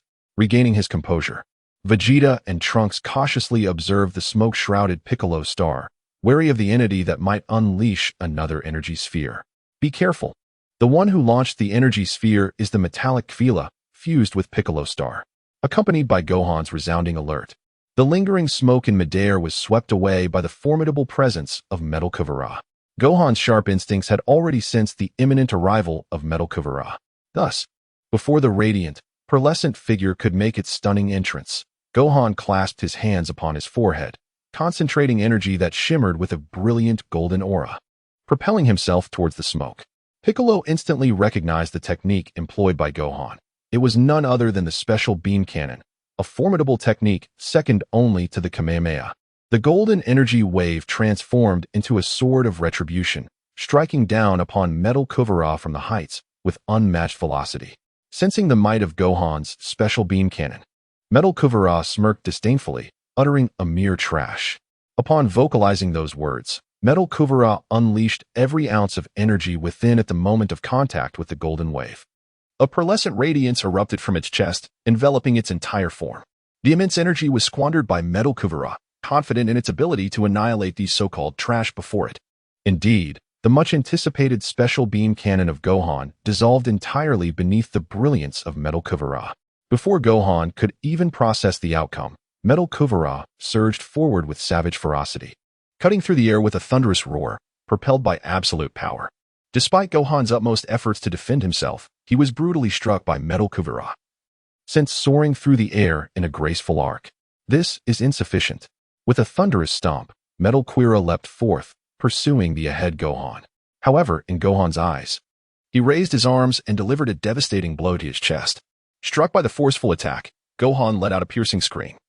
As the impact inflicted excruciating pain upon him, the onslaught was far from over. Having been poised underground, Metal Kuvara seized the opportunity and expanded his arms once more. Another powerful punch struck Gohan's form, sending him hurtling towards Piccolo and Android 17. ZZZZ, ZZZZ, ZZZZ. Within the recesses of his mind, the chip calculated with precision, unveiling a crimson data panel before Metal Kuvara, continuously locking onto the time and location of Gohan's descent. Narrowing his eyes, Metal Kuvara unleashed an invisible wave of energy, racing towards Gohan. As anticipated, Piccolo caught the incoming Gohan with steadfast assurance. Boom! The sky, previously shrouded in ominous clouds and smoke, underwent a dramatic transformation. The darkened heavens, obscured like a veil, allowed Gohan's body to erupt in a cataclysmic explosion, resulting in a towering mushroom cloud that tore through the gloom, revealing the azure expanse above. The terrifying heat and shockwave surged forth, while Metal Kuvara stood resolutely, wearing a smile of absolute confidence. Cough, cough, cough. At a distance from the epicenter of the explosion, both Vegeta and Trunks, affected merely by the shockwave, were left coughing uncontrollably. One can only imagine the harrowing experience endured by Gohan, Piccolo, and Android 17 at the center of the blast. This inexplicable and sudden explosion left number 17 utterly unprepared, as he was unable to pull Piccolo, who was rushing to greet Gohan, into safety. The powerful shockwave propelled number 17 1,000 meters away from the protective barrier. Without waiting for the smoke to dissipate, he hurried to Gohan and Piccolo's side. Number 17, please take Uncle Piccolo away first. Heavy gasps echoed nearby, but number 17 refrained from questioning Gohan, fully aware that any words spoken now would be a waste of precious time. He swiftly lifted the severely injured Piccolo, whose indomitable will kept him from losing consciousness, and retreated. In stark contrast to number 17's withdrawal, Gohan erupted in a golden aura of fury, clearing the smoke from his line of sight. He then set his sights on the distant, grinning metal cooler, fueled by rage, and charged into battle once more. Vegeta and Trunks, having witnessed the dire state of Piccolo and Number 17's grasp, glanced at the dazzling assaults unfolding in the sky. The rapid trajectories of the attacks were nearly indistinguishable. This was a battle far beyond their capability to engage. Resolute in not hindering Gohan further, Vegeta and Trunks returned to Number 17's side. With every fierce clash between Gohan and Metal Cooler, Namek trembled slightly, and the winds that howled past seemed to plead and mourn. Vegeta widened his eyes, straining to capture the details of Gohan's movements, yet he returned empty-handed. This time, unlike his previous encounter with Bojack, he had not utilized his full strength. A quiver in his voice betrayed Vegeta's profound astonishment. Previously, he had clearly observed Gohan's movements against Bojack and believed that with effort, he could soon surpass him. However, witnessing Gohan's full power now made Vegeta acutely aware of the chasm that lay between them. Suddenly, Vegeta noticed Trunks, whose eyes darted rapidly, and exclaimed in disbelief, "Trunks, you can keep up with their movements." "Barely. I can see a little bit," Trunks replied, coming back to himself. Such a response struck a profound blow to Vegeta's formidable spirit once more. The recently recovered Piccolo, noticing Vegeta's discomfort, kindly offered words of consolation. "I too am unable to discern their movements." Humph. Android 17, however, had no time to dwell on such matters. He could distinctly perceive that the transformed Super Saiyan 2 Gohan was gradually succumbing to fatigue under the relentless barrage of metallic Kuvara's radiant assault. If this continues, the situation is dire. Chapter 73, The Dragon Soars Over Namek. In the aftermath of the battle between Gohan and Metal Cooler, the azure sky was torn asunder. Gray clouds churned incessantly, as a terrifying storm brewed, causing the continuous mountain peaks to crumble and collapse. In this apocalyptic scene, the last surviving Namekians are reminded of the recent battle between Goku and Frieza, prompting them to once again unite in prayer. They beseech that this golden-haired warrior may triumph over the terrifying and malevolent Metal Cooler, thereby turning the tide and rescuing Namek from impending doom. The fate of Namek rests in the hands of Gohan, who is locked in fierce combat with Metal Cooler, having descended from the skies to the snow-laden mountains below. Sensing Gohan's energy, Trunks and the others hasten to catch up. The light of the horizon has completely vanished, and at any moment, devastating lightning could strike. While a merciless blizzard looms ominously overhead, beneath the white peaks, Gohan, enveloped in a golden aura, confronts the glimmering Metal Cooler in midair. The immense pressure causes Piccolo to exhibit signs of tension as he instinctively holds his breath and cautiously approaches. The decisive battle is about to commence. Lightning dances wildly across the sky, and the piercing howl of the frigid wind grows ever more shrill in this chaotic yet eerily silent world. Metal Cooler and Gohan find themselves engulfed in an eerie stillness. The gale rustles Gohan's orange martial arts uniform with a fierce sound. As he gazes resolutely at Metal Cooler before him, "Here shall be your final resting place," before the biting cold can carry his words to Metal Cooler. Gohan's gaze pierces through the void, striking directly at Metal Cooler. After an extended and intense battle, Gohan has thoroughly discerned the fatal weakness of the metallic Kawaira, which is its self-repairing capability. If he can muster the strength to shatter its entire form in one decisive blow, he can halt the relentless regeneration of the metallic Kawaira. Extending his palm, a fiery aura blazes forth, illuminating Gohan's youthful visage with a golden radiance. Lightning obediently coils around him as he grits his teeth, compressing all the energy within him to its utmost limit.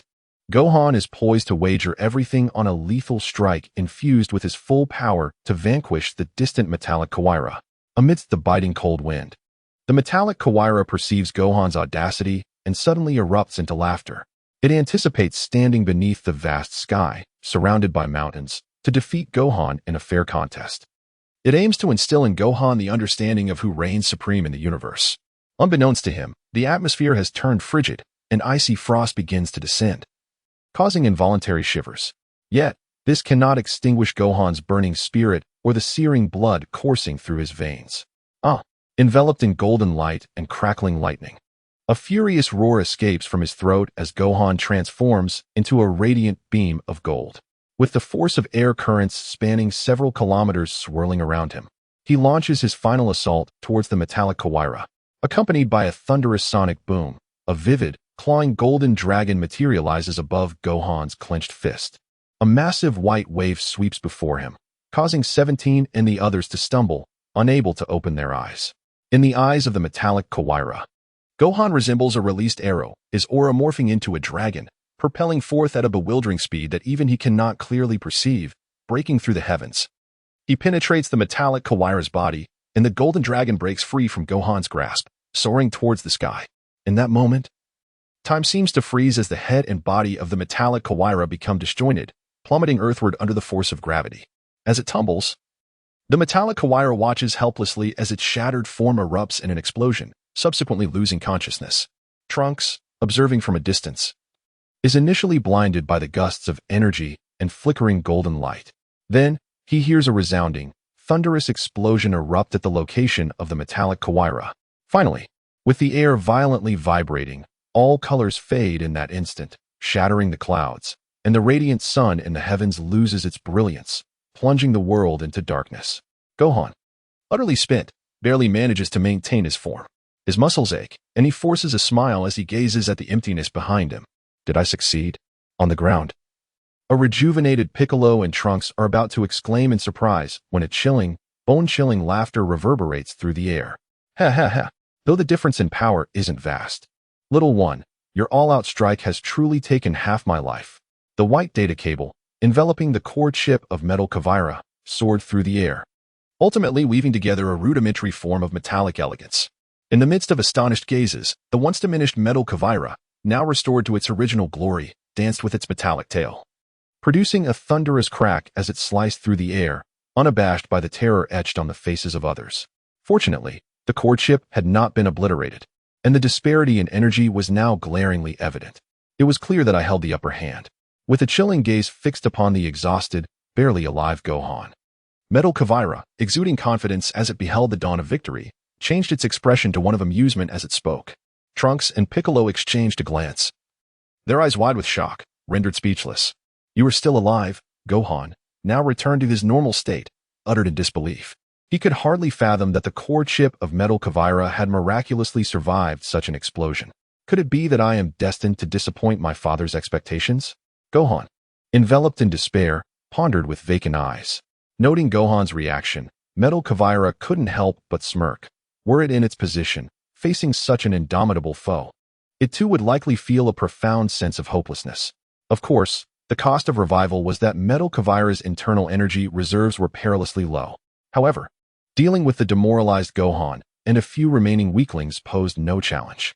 Rest assured, I have no intention of ending your life. After all, I still rely on your energy for the restoration of Bixta Star. With that, Metal Kawaira moved like the wind, appearing beside the defenseless Gohan in the blink of an eye. Amid Gohan's agonized cries, Metal Kawaira shattered his limbs with casual ease, lifting him effortlessly in hand. Before soaring towards the onlookers below, androids 17, Piccolo, Vegeta, and Trunks. Gohan. At the sight of Gohan's plight, Piccolo and Trunks shouted in alarm. Hearing the concerned shouts from below, Metal Kawaira quickened its pace, looking down mockingly at Piccolo. Do not worry, you will soon share his fate. In a fit of rage, Piccolo was sent flying into the snowy mountains by Metal Kawaira's kick, followed by a fierce punch that struck Trunks. As the latter expelled bile, Metal Kawaira grinned wickedly, swooping down to deliver a crushing blow to Piccolo, who was attempting to rise and continue his struggle. Boom! The snow-capped mountains erupted under the force of that strike.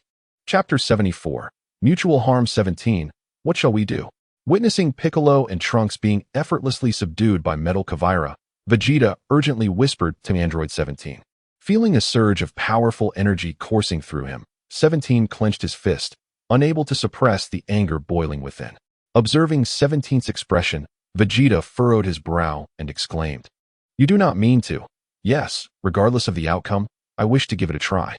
Through the fierce battle with Metal Kawaira and the now vanished Milky Light, Number 17 surmised that after being utterly obliterated by Gohan, the Metal Kawaira before him must have expended a significant amount of energy.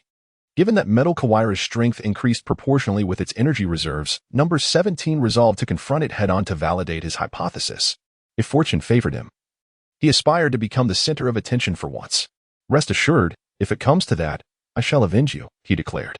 In a moment of urgency, possessing the ability of instantaneous movement, Number 17 still found the time to jest with the solemn Vegeta. Vegeta, shall not sit idly by. Number 17's audacious actions deeply provoked Vegeta's pride, instantly transforming him into a Super Saiyan, igniting his fighting spirit as he proclaimed, "No need to rush. I shall take the lead." With determination in his eyes, Number 17 activated his protective barrier and, under the gaze of Metal Kawaira and Vegeta, became a dazzling streak of light, gliding past the bewildered Metal Kawaira, which was poised to strike. In the very moment he evaded the attack, Number 17 successfully reached Gohan. Utilizing his instantaneous movement, he managed to rescue Gohan. Although Gohan struggled to comprehend how Number 17 had made him vanish from his grasp. This did not impede Metal Kawaira's subsequent onslaught against Number 17. Upon landing, Number 17 hastily entrusted the barely conscious Gohan to Vegeta, urging him to seek out the Namekian for Gohan's healing. Number 17 sincerely hoped that Gohan could harness the near-death trait of Scions to significantly enhance his power and ultimately defeat Metal Kawaira, instantly grasping Number 17's intent.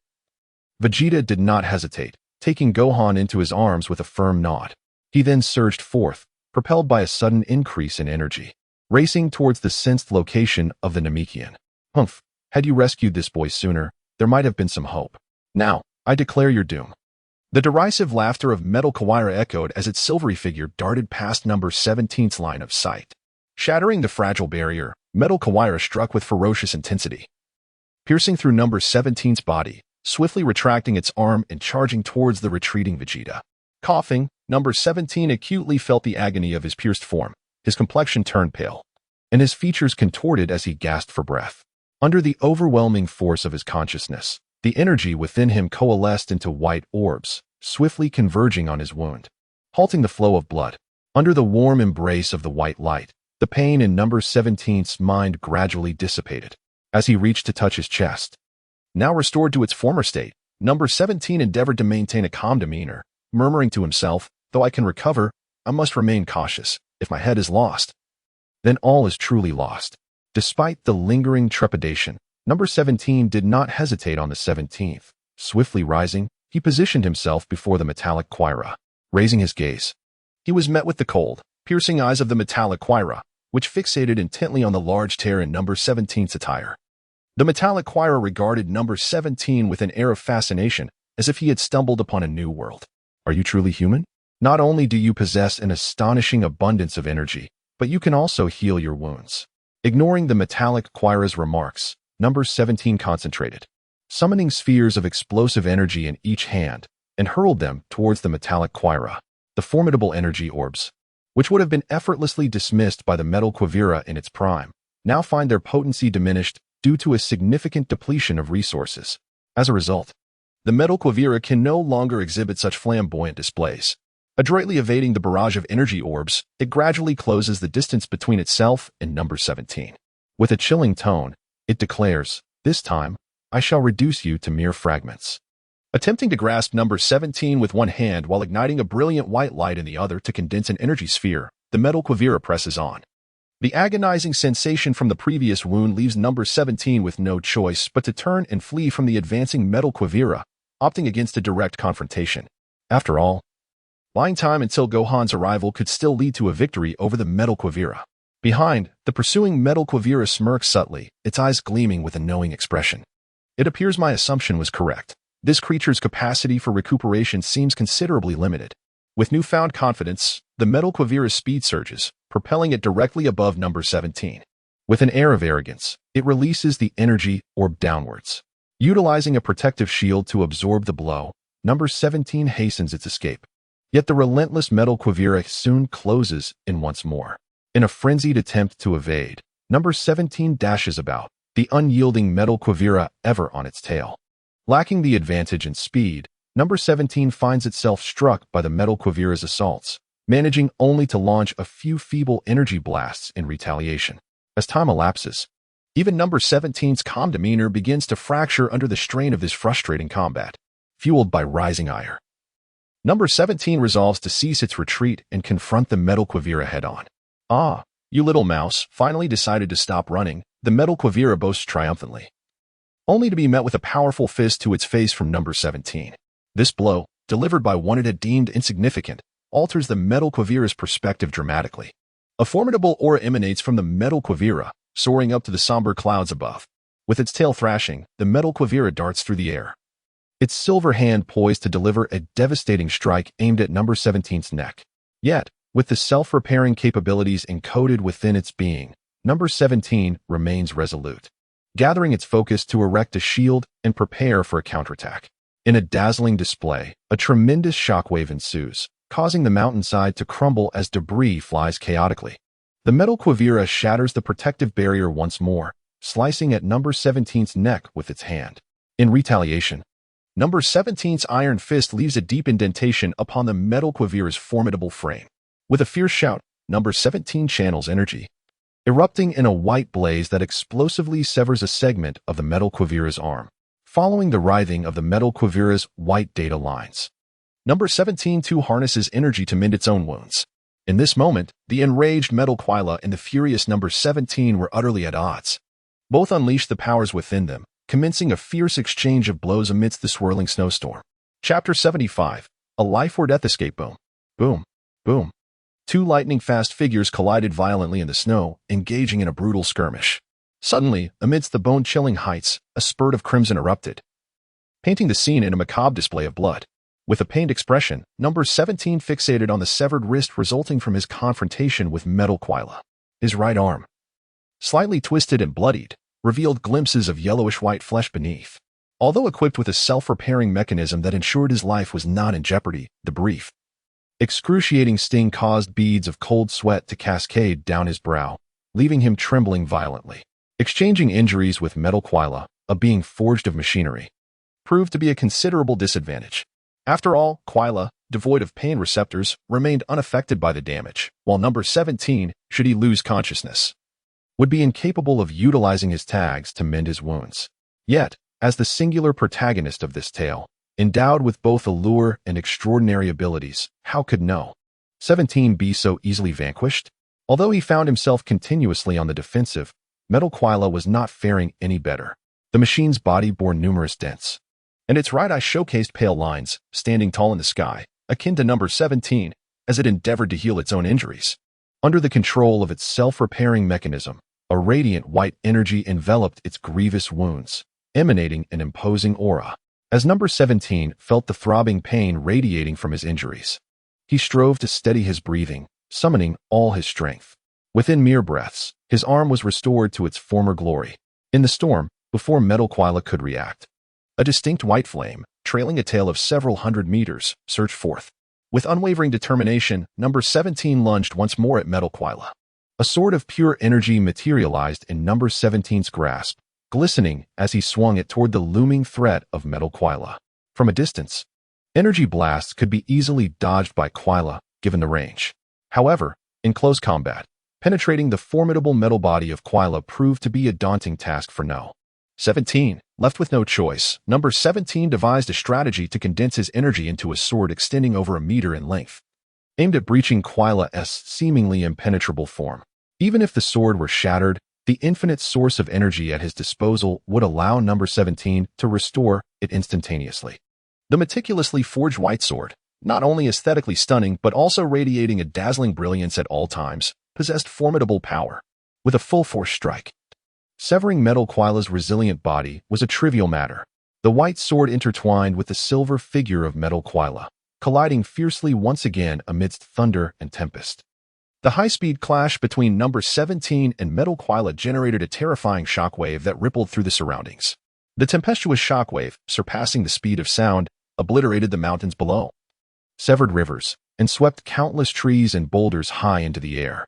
Soon, a relentless barrage of sword shadows descended upon the metallic Quilla, etching a tapestry of wounds upon its surface. What began as an effortless domination had escalated to a fierce contest, and now it found itself subtly at a disadvantage. The metallic Quilla was profoundly shaken, deeply impressed by the inexhaustible resilience and energy of number 17. The recovery capability of the 17th unit is on par with its remarkable self-repairing abilities. In fact, while it requires energy to heal, the 17th unit appears to need nothing at all. Maintaining a strategic distance, the metallic Quilla gazes sharply into the distance. The 17th unit stands unwavering in the air, its energy blade extending from its arm, injuries continuously mending, yet its presence remains undiminished. Could it be that it is indeed invulnerable? Despite the full extent of its abilities being deployed, the metallic Quira still cannot reverse the increasingly one-sided situation. Sensing that its energy reserves are perilously low, the metallic Quira feels an ominous premonition. What initially seemed like a trivial skirmish now appears to threaten its very existence. After such a prolonged struggle, the metallic Quira's condition mirrors precisely what the 17th unit had anticipated. Devoid of sufficient energy replenishment, the metallic Quira's strength is steadily waning. The scales of victory are tilting in favor of the 17th unit. The title, I am coming for you. With an inner roar, the 17th unit, upon glimpsing the dawn of victory, raises a protective shield to guard against any final retaliation from the metallic Quira. It erupts with a power far surpassing its previous displays. Arriving before the metallic Quira in an instant, the energy blade in its hand seems to ignite completely, radiating intense heat and brilliance. Raising its arm, it strikes down with the blade. Every movement of the 17th unit is perceptible to the metallic Quira, yet in the absence of energy, it can only muster the scant remnants of its strength to raise its hands in defense, wrapping its tail around itself for protection. Bang, bang, bang. The hands and tail of the metallic Quira fall to the ground, its form cleaved from top to bottom by the 17th unit strike, held together only by a few white strands. Gazing at the writhing strands, the 17th unit withdraws the energy blade and brings its hands together, coalescing a planet-shattering energy sphere. A cold frost disperses in the air as a glimmer of light flashes in the 17th unit's eyes. Under the formidable pressure of the energy sphere capable of obliterating planets, the metallic Quira's chest is violently torn apart, exposing the white strands within, which writhe in a frenzy. With each step back under the weight of the energy sphere, the metallic Quira feels the pressure intensify, struggling to control the energy sphere while simultaneously gathering another energy projectile. It finds itself in a dire predicament as the 17th unit's forces converge. Thoughts falter, movements cease, and the metallic Quira stares in horror at its disintegrating form. The energy orb, layered and pulsating, has become ensnared deep within the chest of metal Quira, leaving him teetering on the brink of collapse. As he witnesses Subject 17 attempting to further condense the energy sphere, terror grips Quira's very soul, prompting him to sacrifice half of his own being to propel this formidable energy orb far into the distant sky, until it vanishes from sight. The destruction of half his body bears little consequence for metal Quira, for as long as he possesses a source of energy, he can swiftly regenerate. Fixating on Subject 17, he unleashes an invisible energy, conjuring a cataclysmic mushroom cloud. The dread and animosity towards 17 compel Quira to hasten toward the distant figures of Trunks and Piccolo. He reassures himself in his mind that by absorbing their energy, he would undoubtedly be able to vanquish 17. This conviction drives metal Quira to disregard all else, propelling himself forth with the scant energy he has left. Transforming into a silver specter, he escapes the battlefield at a speed that renders him nearly imperceptible to Subject 17. Momentarily stunned, 17 quickly unleashes his own energy and pursues him, determined not to allow Quira to absorb any energy, lest all of his recent perilous efforts be rendered futile. Chapter 76. The Invincible Vegeta in a Race Against Time. Metal Quira's gaze is fixated solely on the unconscious forms of Trunks and Piccolo. In his furious flight, he remains oblivious to Vegeta, who is returning to rescue Trunks. Upon discerning Quira's injuries, Vegeta swiftly deduces his intentions. The proud Saiyan cannot allow this transgression to go unchallenged. Instantly transforming into a Super Saiyan, he clenches his fists and launches a devastating ambush aimed directly at the airborne Quira. Just as Quira perceives the sound of a rapid approach above him, he is struck with tremendous force by Vegeta, crashing violently to the ground. In that moment, Quira hears Vegeta's enraged voice resounding. "You wretched beast, behold my wrath. I shall reduce you to ashes." Out of control, Quira plummets towards the earth, his fragmented mind barely registering the impact before Vegeta catches up to him, delivering a brutal kick that sends him sprawling through the air before he crashes heavily to the ground. As Quira struggles to rise, Vegeta glares down with malevolence, declaring, "You foul creature, I shall send you straight to hell." Extending a hand, Vegeta closes his fingers, gathering a sphere of destructive golden energy. With a fierce cry, he prepares to unleash his devastating attack, void of any emotion in his eyes. No, how could I, Quira, possibly perish once more at the hands of a Saiyan monkey? Bathed in a golden glow, the metallic Quira questioned loudly within his mind, a look of unwillingness etched upon his face. From afar, number 17, who had rushed to the scene, felt a sudden pang of foreboding as he observed the unfolding drama. Unwilling to concede, the metallic Kawaira, believing the situation was already resolved in Vegeta's favor, abruptly extended his severed arm, directing it towards Vegeta's form. Countless white tendrils circumvented the energy waves, encircling Vegeta from all directions. In the face of the unexpected assault from the dying Kawaira, Vegeta found himself without a moment to react. The white tendrils, akin to serpents devouring their prey, ensnared Vegeta tightly, interrupting his attack and rendering him immobile. Witnessing the entire ordeal, number 17 cursed under his breath and, sensing Vegeta's dwindling energy, activated his instant transmission. Once ensnared, Vegeta attempted to unleash his full power to burst the white tendrils apart. Yet, grasping at the last straw of hope, the metallic Kawaira succeeded in tightening the white strands, piercing through Vegeta's flesh and embedding deeply into his bones. The Kawaira then displayed a gluttonous expression, voraciously absorbing the energy within Vegeta. The anguished cries of Vegeta echoed for miles, a testament to his suffering. As he felt his energy and life force ebb away, regret and defiance flickered in his eyes. Meanwhile, bolstered by the energy siphoned from Vegeta, the half-destroyed metallic Kawaira rapidly regained its strength. "Ah, I must express my gratitude," it cackled. With a sudden burst of energy, number 17 materialized beside Vegeta, summoning a light sword and unleashing a powerful strike that severed the tendrils binding Vegeta. Realizing that only a fraction of Vegeta's energy had been absorbed, which was insufficient to defeat number 17, the metallic Kawaira venomously declared, "You will pay for this," before sprinting towards Trunks. "You wait for me."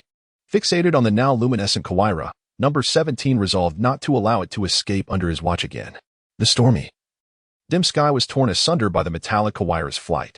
Pursuing closely behind, the transformed white light of number 17 rapidly concentrated energy orbs within his palm. With a swift motion, hundreds of energy orbs were unleashed, effectively slowing the Kawaira's advance.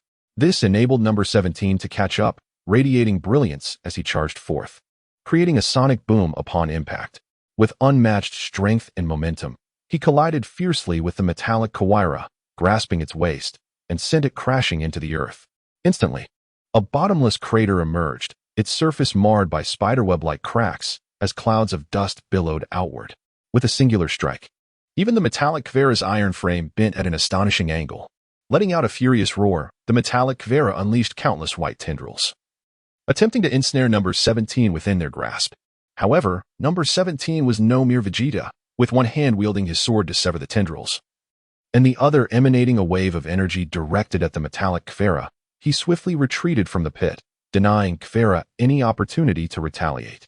Within the hollow, following a barrage from number 17, the metallic Kawaira found itself ensnared, its head enveloped by numerous white threads, its crimson eyes peering through the gaps. Fixated intently on number 17's figure, with hands clasped before its chest, it slowly drew them apart, revealing a pitch-black annihilation sphere.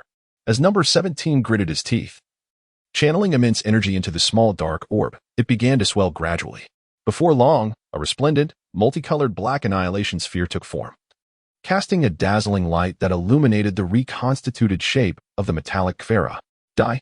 X2 as number 17 prepared to launch the annihilation sphere. Above him, the tenacious Vegeta, having absorbed energy from the metallic Kawaira, stood resolutely with his arms raised. A blinding golden radiance converged into Vegeta's hands, and with a fierce roar, he unleashed a shockwave towards the metallic Kawaira trapped in the pit. Boom. The earth shattered violently within a radius of hundreds of miles centered around the metallic Kawaira. Countless rocks were propelled into the air, and the forceful shockwave rippled through the atmosphere, creating visible waves. Caught off guard, the moment number 17 hurled the annihilation sphere, he was swept away by the searing shockwave. The explosion has not yet come to an end. With the arrival of the 17th annihilation ball, a towering inferno envelopes the metallic Kawaira. As the black flames engulf the entirety of the metallic Kawaira, they react violently with Vegeta, resulting in a catastrophic explosion. In an instant, the white lines on the metallic Kawaira begin to shatter one by one, emitting mournful cries. Once the searing light and billowing smoke dissipate, the landscape is irrevocably transformed. Gasping for breath, Vegeta approaches 17, boasting, "After being struck by my ultimate Gallic gun, anyone would be reduced to ashes." The metallic Kawaira is as good as dead. Upon hearing Vegeta's words, 17 slowly removes his protective shield, instinctively checking the panel. There are no kill notifications. And with a glimmer of hope, 17 opens the description for the title Legendary Power. Legendary Power, The tale that has unfolded upon you has become a legend, destined to be eternally sung throughout the vast cosmos. Attributes. Unlocks after directly or indirectly saving the universe from crisis 3 times. 23. Patting Vegeta on the shoulder and seeing the triumphant smile on his face, 17 also smiles joyfully. Chapter 77. The chosen deity. The cold wind whips up a blizzard, unleashing a white tide across the vast snowy expanse, where 17 and Vegeta rapidly soar through the icy wilderness. Fixated on Vegeta's figure ahead, 17 repeatedly contemplates the need to find an opportunity to spar seriously with him upon their return. Suddenly, Vegeta, flying ahead of 17, feels a chill creep down his back, leaving him puzzled. With his strength, such a slight cold should be inconsequential. As per their memory, the two soon arrive at the snow-capped peak concealing Trunks and Piccolo. They are buried right within. The relentless blizzard adds a fresh layer of white to the pile of rubble before 17. Straining to sense the faint auras of Trunks and Piccolo, 17 accurately locates the two buried beneath the snow. Trunks has completely lost consciousness, while Piccolo, relying on his Namekian resilience, struggles to maintain a semblance of awareness. Without hesitation, 17 supports Trunks and Piccolo, along with Vegeta by his side. Closing his eyes to sense the direction indicated by Vegeta, he soon detects Gohan's energy. Utilizing instant transmission, 17 vanishes from the frigid, bone-chilling terrain. The sudden appearance of 17 startles the nearest Namekians, while the rest are gathered around Gohan. As he pushes through the crowd, he finds Din treating Gohan's injuries. Amidst the throng of green-skinned beings, 17 spots a familiar face, Moses, the Namekian.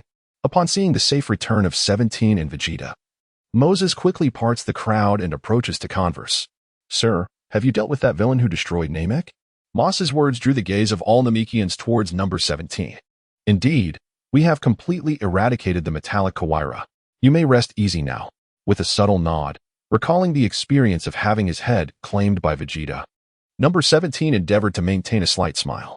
Upon hearing number 17's definitive response, Moss stood in astonishment beside him, exclaiming with great delight, "This is truly wonderful."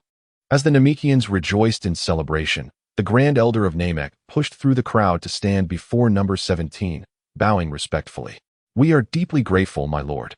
You have once again saved Namek and our people." Feeling the elder's desire to kneel, number 17 promptly lifted him up, speaking earnestly, "I am unworthy of such praise. I alone possess no such capabilities.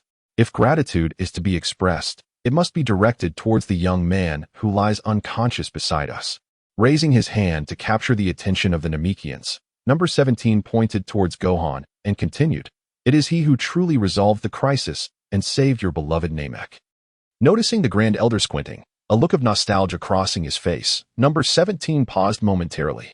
Then he recalled Gohan's previous visit to Namek. Noting how he had transformed into a Super Saiyan 2, a remarkable change indeed. It is not surprising that these Namekians fail to recognize him. His father, undoubtedly familiar to you all, is none other than the Saiyan son Goku, who previously battled the cosmic tyrant Frieza. Reluctantly, number 17 invoked Goku's name, and instantly, the Namekians present exhibited expressions of dawning realization. Their gazes toward Gohan were now imbued with a mixture of respect and trepidation. Under Dandy's care, Gohan, who had previously kept his eyes shut tight, felt a tremor in his restored hand. Summoning his willpower, he opened his eyes. And upon seeing the figures of number 17 and Vegeta, his once distracted gaze sharpened with focus. He parted his lips, emitting a hoarse voice, "Where am I? Has Metal Cooler been vanquished by you?" In response to Gohan's inquiry, number 17 smiled and nodded affirmatively. "Yes, rest assured, Metal Cooler has been defeated by me and Vegeta. It was largely thanks to your tremendous strike that weakened it, allowing us the opportunity to eliminate Metal Cooler." Hearing number 17's clear words, Gohan felt the tension that had tightened in his throat ease as he relaxed. That is good, he murmured to himself, disregarding his dignity as he sank to the ground. Noticing that Gohan was no longer in peril, the anxious Vegeta hurriedly handed Trunks over to Dandy for treatment. Dandy, drenched in sweat and eyeing the fierce Vegeta, quickly raised his hands to tend to Trunks' injuries. Ultimately, under Dandy's extraordinary healing abilities, both Trunks and Piccolo regained their normal states, albeit with little strength remaining. This is the sole flaw in Dandy's healing ability. It can only mend injuries but cannot restore the strength of the wounded. As the metallic Vila and the planet Bixta faded into oblivion, the apocalyptic visage of Namek gradually dissipated, accompanied by the Grand Elder to their dwelling. Number 17 remained true to his initial purpose. Approaching the Grand Elder, he articulated the reason for his visit, casually mentioning his desire to borrow the Dragon Balls of Namek. Upon hearing Number 17's intention to utilize the Dragon Balls, the Grand Elder promptly dispatched someone to seek them out. However, regarding the proposal to send a Namekian to Number 17's planet to serve as a deity, the Grand Elder hesitated. It is not that I wish to deny your request, but it ultimately depends on my kin, and who among them would be willing to become your deity. The Grand Elder glanced at Number 17's calm demeanor, paused, and continued. After all, I cannot compel them. It is contingent upon your ability to persuade my people. Acknowledging the Grand Elder's explanation, Number 17 did not press further, merely nodding in understanding. No worries, I appreciate your assistance, Grand Elder. I will step outside to discuss this with a few others. Once outside, Number 17 candidly shared the situation with Piccolo, Gohan, Vegeta, and Trunks. I see, then perhaps we should speak with these Namekians. Having saved so many, surely one of them will be willing to go, Gohan suggested, scratching his head with a nonchalant air. Gohan, that is not so simple. As it requires leaving their kin and homeland, Trunks remarked pessimistically, picturing the loneliness that would ensue. There's no rush. I do have two candidates in mind, Piccolo interjected, offering a distinct perspective. Moss and Dandy are both highly likely to accept the role of deity. Moss idolizes you, Number 17. And Dandy has known Gohan for quite some time, fostering a good relationship. Recalling Piccolo's insight, Number 17's mind wandered to a vague memory. In the anime, the individual who ultimately became the deity indeed seemed to be Dandy, as Piccolo had surmised. Chapter 78, Palunga. After conferring with the others, Number 17 resolved to approach Moss alone while Gohan and Piccolo sought out Dandy for discussion. With roles assigned, Number 17 walked towards Moss, feeling the reverent gazes of those around him. Signaling for Moss to follow him away from the crowd, Number 17 took a moment to formulate his words before speaking.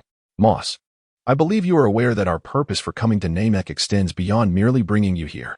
Our primary goal is to resurrect the Dragon Balls from our side. So I now ask you, would you like to become the deity of our planet? Moss stood frozen in place, processing the meaning behind the words of Number 17. With a face tinged with shame, he finally spoke. I sincerely apologize, my lord. I find myself powerless to fulfill your request, primarily because I have family to care for on Namek. Bowing his head, Moss dared not meet the gaze of Number 17. Such a response was anticipated by Number 17, who did not trouble Moss and allowed him to depart on his own accord. Bearing this unfortunate news, Number 17 returned to the side of Vegeta and Trunks. Upon hearing the outcome, Trunks gazed longingly at Gohan, who was engaged in amiable conversation with Dandy, filled with hopeful anticipation. It's all right, Number 17. Given how long Gohan and the others have been conversing, there is a high probability of success. Under Trunks' prophetic insight, indeed, Gohan approached with a beaming smile, accompanied by Dandy. With Piccolo signaling an affirmative gesture, Number 17 and Trunks took the initiative to engage, fostering a closer bond. Observing such warmth, Dandy cautiously glanced at Vegeta, her cheeks flushed, and said, Hello, my name is Dandy. Noticing Dandy's nervousness, Number 17 spoke gently, Do not be afraid, Dandy. Vegeta is actually quite amiable. After a brief pause, he shifted the topic. If you ever wish to return to Namek, seek me out. I can use instant transmission to bring you back. You may stay for however long you desire, and when you wish to return, I will escort you back. Fixating on Dandy's petite frame, Number 17 assured her with utmost sincerity. Thank you, sir, Dandy exclaimed with delight. Ha ha ha, it's nothing. And please, refrain from calling me sir. Just refer to me as Number 17, like Gohan and the others do. Waving his hand, Number 17 appeared somewhat bashful. At that moment, Trunks suddenly recalled a question. By the way, Number 17, what were your names before Dr. Gero captured you, and 18? It feels rather odd to call you Number 17 every day. Glancing around, Trunks tentatively voiced his curiosity. Number 17 paused again, delving into his memories and recalling his and 18's original names. We were originally known as Lapis and Lazuli, but that was long ago. I have no preference. You may call us whatever you wish, he explained. So that's how it is, everyone realized with newfound understanding. While Number 17 and the others were bonding with Dandy, the Elder arrived with the 7 Dragon Balls of Namek. Esteemed ones, we have gathered all 7 Dragon Balls of Namek. Shall we make a wish now? Yes, let us make a wish at once, Number 17 decisively replied, for he had numerous inquiries to pose to the Eternal Dragon. Meanwhile, Trunks, Gohan, Piccolo, and Vegeta were left in a state of astonishment. What wish did number 17 intend to make to the eternal dragon of Namek?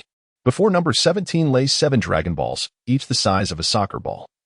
Their vibrant orange hue adorned with stars ranging from 1 to 7. Upon first sight of these resplendent orbs, a surge of emotions coursed through number 17's heart. Countless wishes flickered through his mind, only to be swiftly subdued. The dragon of Namek, it was known, could grant 3 wishes in total. However, the revival of the deceased was limited to 1 individual at a time.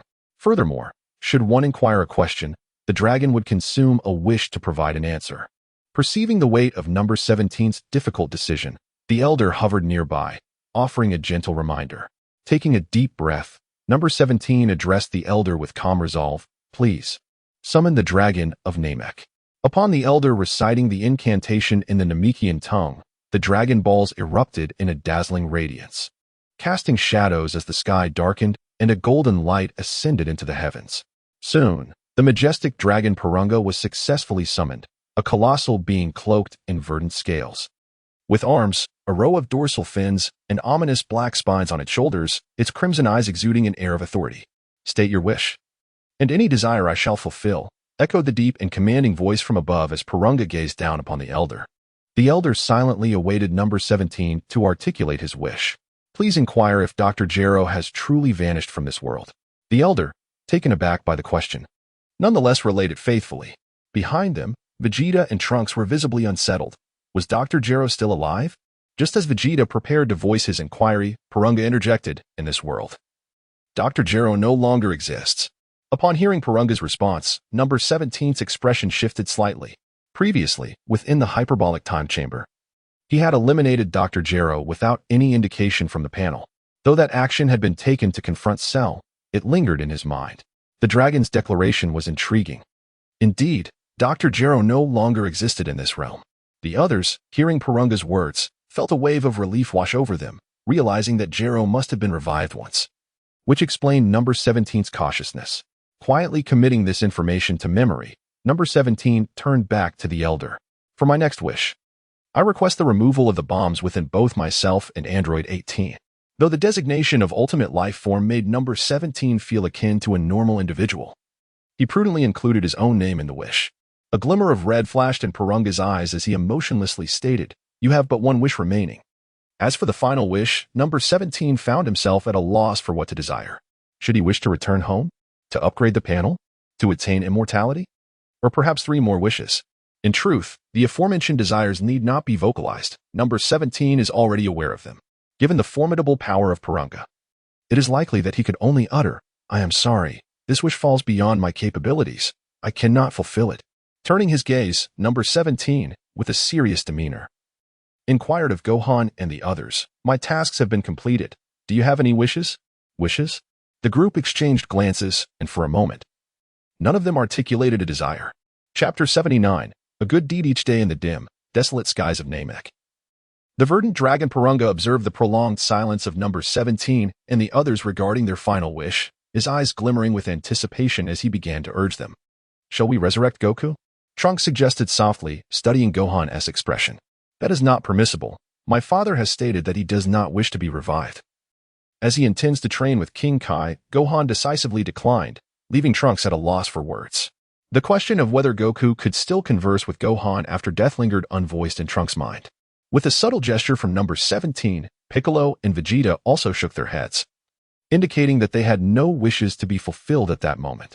Observing the absence of desires among them, number 17 approached the Grand Elder and stated, "Grand Elder, we have no wishes to make. We would like to offer this final wish to you."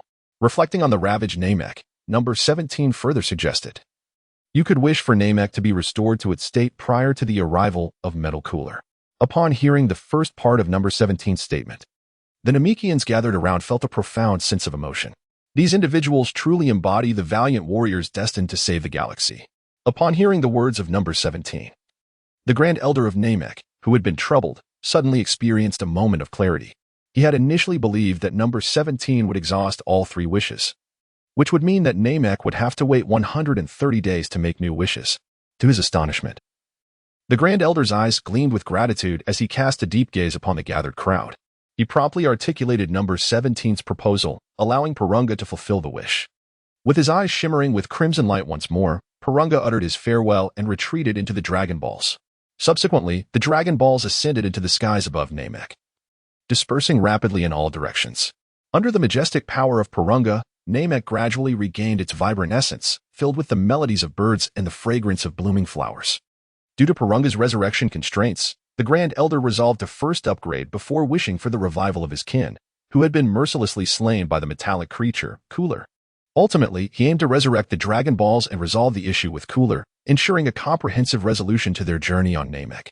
Dandy and the others bid farewell to the Grand Elder, who welcomed them back to Namek whenever they wished. Surrounding number 17. The Grand Elder led his people in a heartfelt farewell, enveloping everyone in a protective sphere that swiftly vanished from Namek. Upon stepping out of the protective sphere, Dandy found himself in the opulent garden of the Vegeta residence. "Wow," he exclaimed as he was greeted by an array of exotic flora, each emanating a unique fragrance that captivated his senses. Gohan, noticing Dandy's awe, eagerly began to introduce him to the wondrous things that were entirely different from those on Namek. "What brings you back?" Bulma, still idly entertaining baby Trunks in the garden, inquired. "Everything has concluded, so we have returned. We dealt with Cooler, and along with it resolved the Dragon Ball dilemma," Trunks explained. "That's wonderful. So the Dragon Balls can grant wishes again?" The news of the Dragon Balls' renewed potential astonished Bulma far more than the defeat of Cooler. After all, to her, it was a given that Vegeta would triumph over Cooler. Without hesitation, she abandoned little Trunks in the cradle and hurried into the house to retrieve the Dragon Ball radar. Flustered, Bulma's frantic demeanor left number 17 speechless as he exchanged glances with Vegeta and Trunks. The father and son duo shared a silent understanding, simply shrugging their shoulders in resignation. Number 17, go find number 18 now, bring her back, and then together, seek the Dragon Balls. Bulma, holding the Dragon Ball detector, jubilantly addressed Android 17. With a sigh, she took the device and immediately began to relay information about Android 18's whereabouts, urging 17 to hasten to the specified street in West City and join forces to retrieve the Dragon Balls. Unable to bear the situation any longer, Trunks stepped forward to alleviate 17's predicament, stating that the Dragon Balls were currently unusable and required Dandy's repairs. He gestured towards Dandy, who was curiously following Gohan, making an earnest attempt to clarify the situation to Bulma.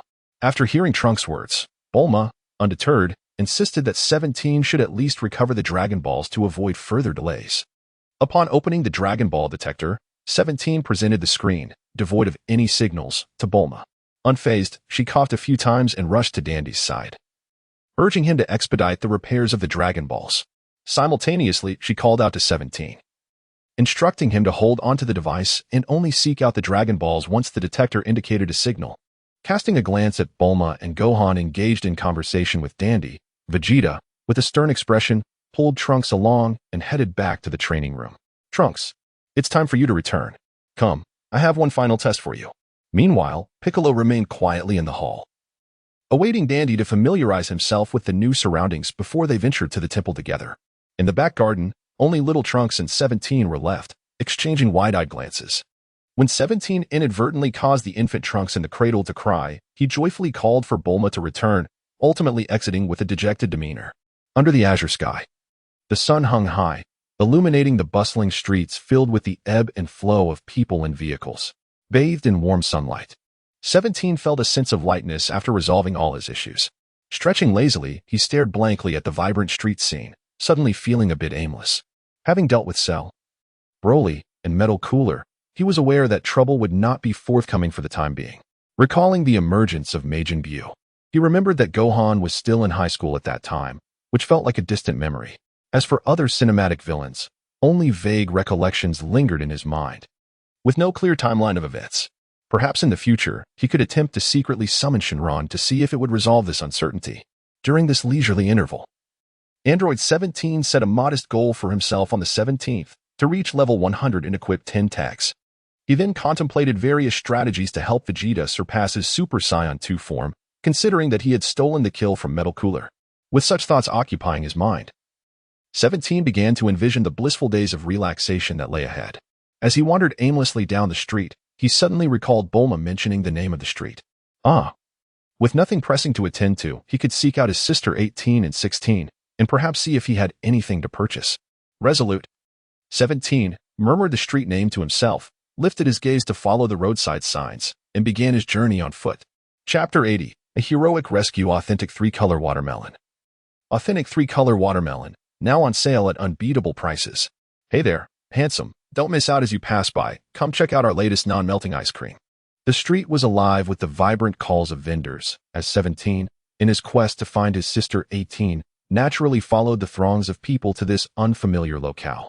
Though the shouts were reminiscent of those from his past life, the items for sale were entirely different.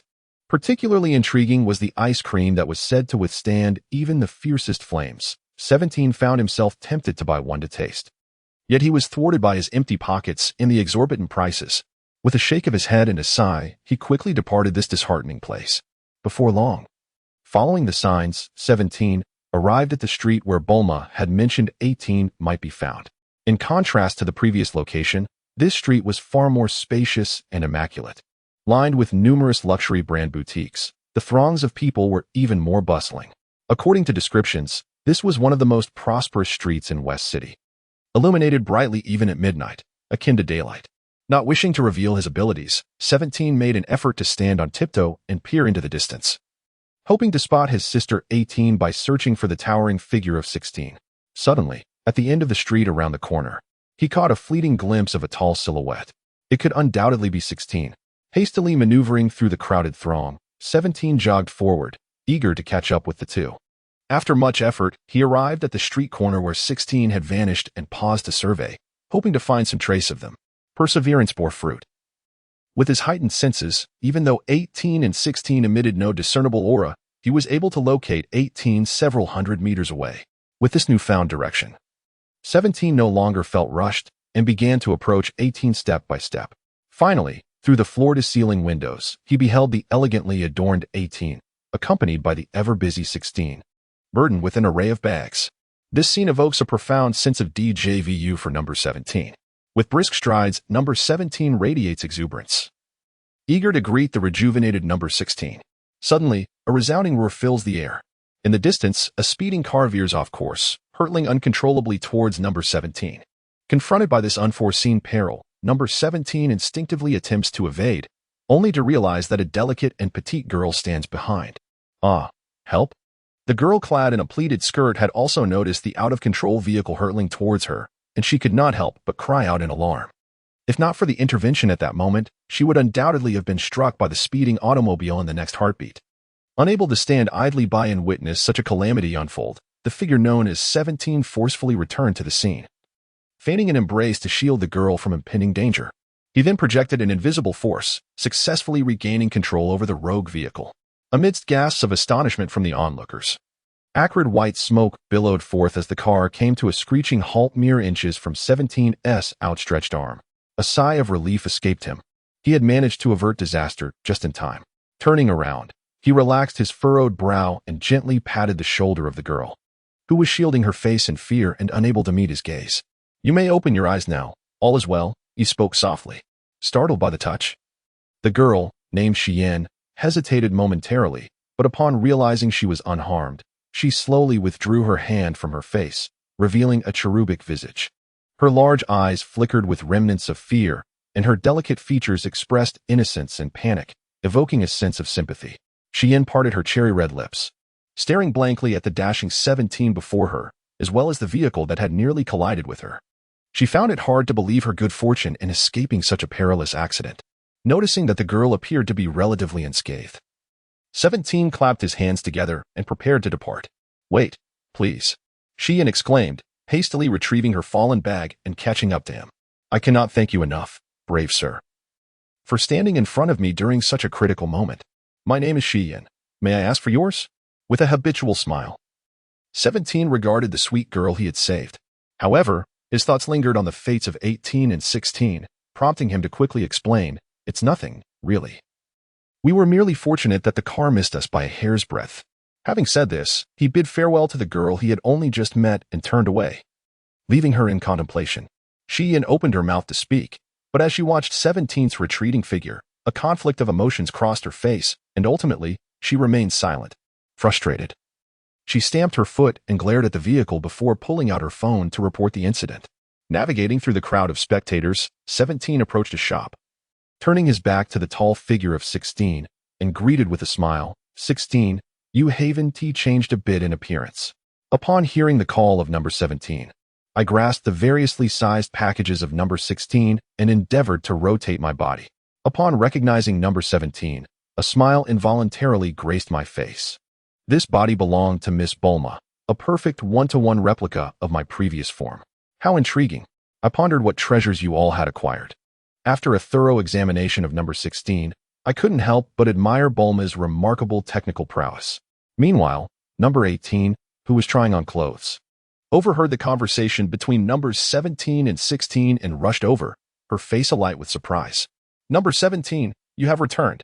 Has everything been resolved? Indeed, responded number 17. Not only did we retrieve a deity from Namek, but we also dealt with the hidden metallic creature, Kawila, on that very planet.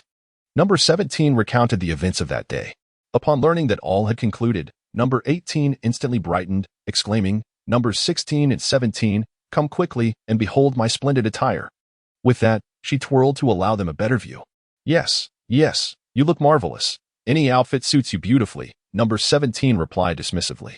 However, as he surveyed the array of garments before him and then glanced at his own attire, he joined number 18 in her enthusiastic exploration of the boutique. For number 17, since Bulma was footing the bill, what was there to fear? Thus, the trio commenced a delightful spree, sweeping through the surroundings, eagerly collecting various novelties. Without hesitation, numbers 17 and 18 began to pack their selections. They then paid with a card, arranging for the items to be delivered to the luxurious villa Bulma had arranged. As night fell, the three returned to Bulma's home. The matter of moving could wait until the morrow. Chapter 81, The Death of Number 17 that evening. The silvery moonlight blanketed the earth. Upon the trio's return, Bulma's household was still alive with Gohan patiently explaining the myriad of questions to Dandy. After a long day, everyone gathered in Bulma's dining room to enjoy a sumptuous dinner. During the meal, Trunks, who had just completed Vegeta's final trial, glanced at the cheerful assembly of laughter and joy. This sight reminded him of the future world, where people still endured the torment of the androids. The tale here reaches its conclusion, and I must return to my rightful world. With a hint of reluctance, Trunks proposed that he would use the time machine to journey back to the future tomorrow, to vanquish the malevolent androids 17 and 18. Ah, Trunks, are you truly leaving so soon? Bulma inquired, her expression one of shock at the sudden revelation. Indeed, I have lingered here for quite some time, and I cannot help but wonder about the state of the future world, so I plan to depart first thing in the morning, Trunks replied, his heart heavy with concern for Bulma, who would be left to confront the androids alone.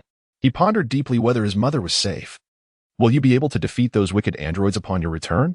Bulma asked, her worry evident, unsure of Trunks' true strength.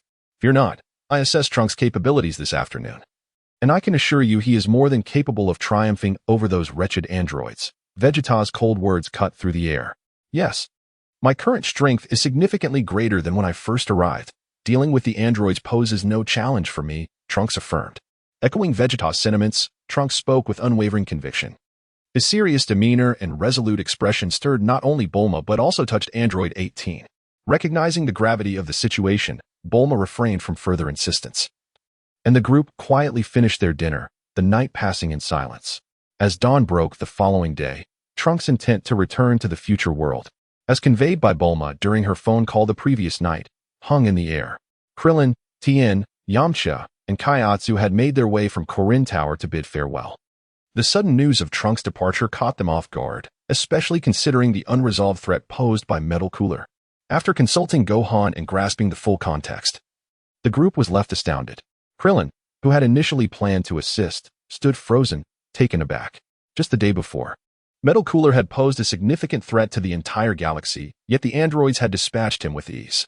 In awe of Gohan's explanation, they regarded Vegeta, who had effortlessly vanquished Metal Cooler, with newfound respect. It was evident to them that Vegeta's power had eclipsed even Goku's. Trunks retrieved a capsule from his pocket and tossed it to the ground. With a familiar thud, the time machine materialized before Android 17.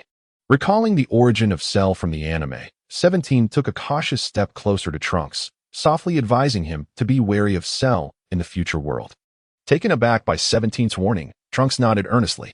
Subsequently, 17 recalled the cell that had been created by Dr. Gero in his own world. Although the laboratory had been obliterated by Dr. Gero himself, uncertainty lingered in 17's mind, prompting him to consider a thorough search upon his return. Better safe than sorry, he reasoned.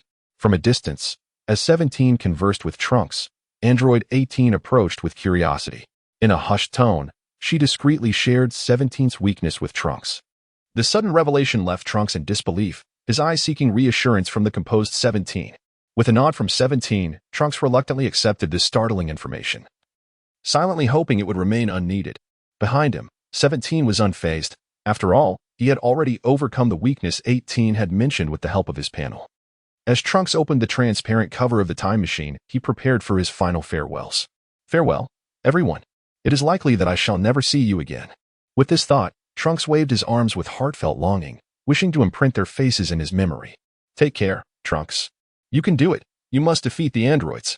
Trunks, do visit us again whenever you can.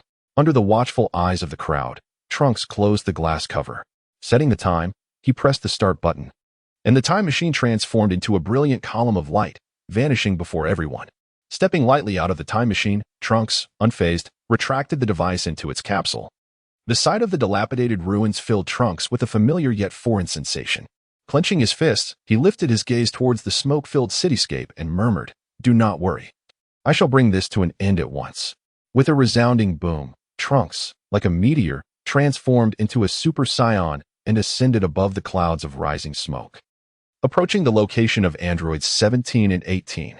Below, the androids idly wreaked havoc upon the city, searching for the long-missing Trunks.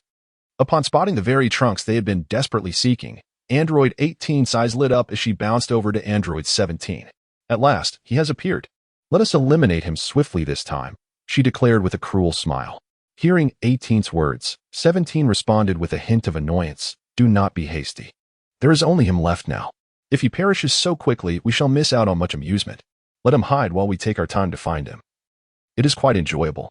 Observing Trunks in the sky, teetering on the edge of eruption, 17 continued to laugh mockingly. Listening to the merciless remarks of 17 and 18, Trunks felt his gaze grow colder, whispering to himself, "It seems I was mistaken.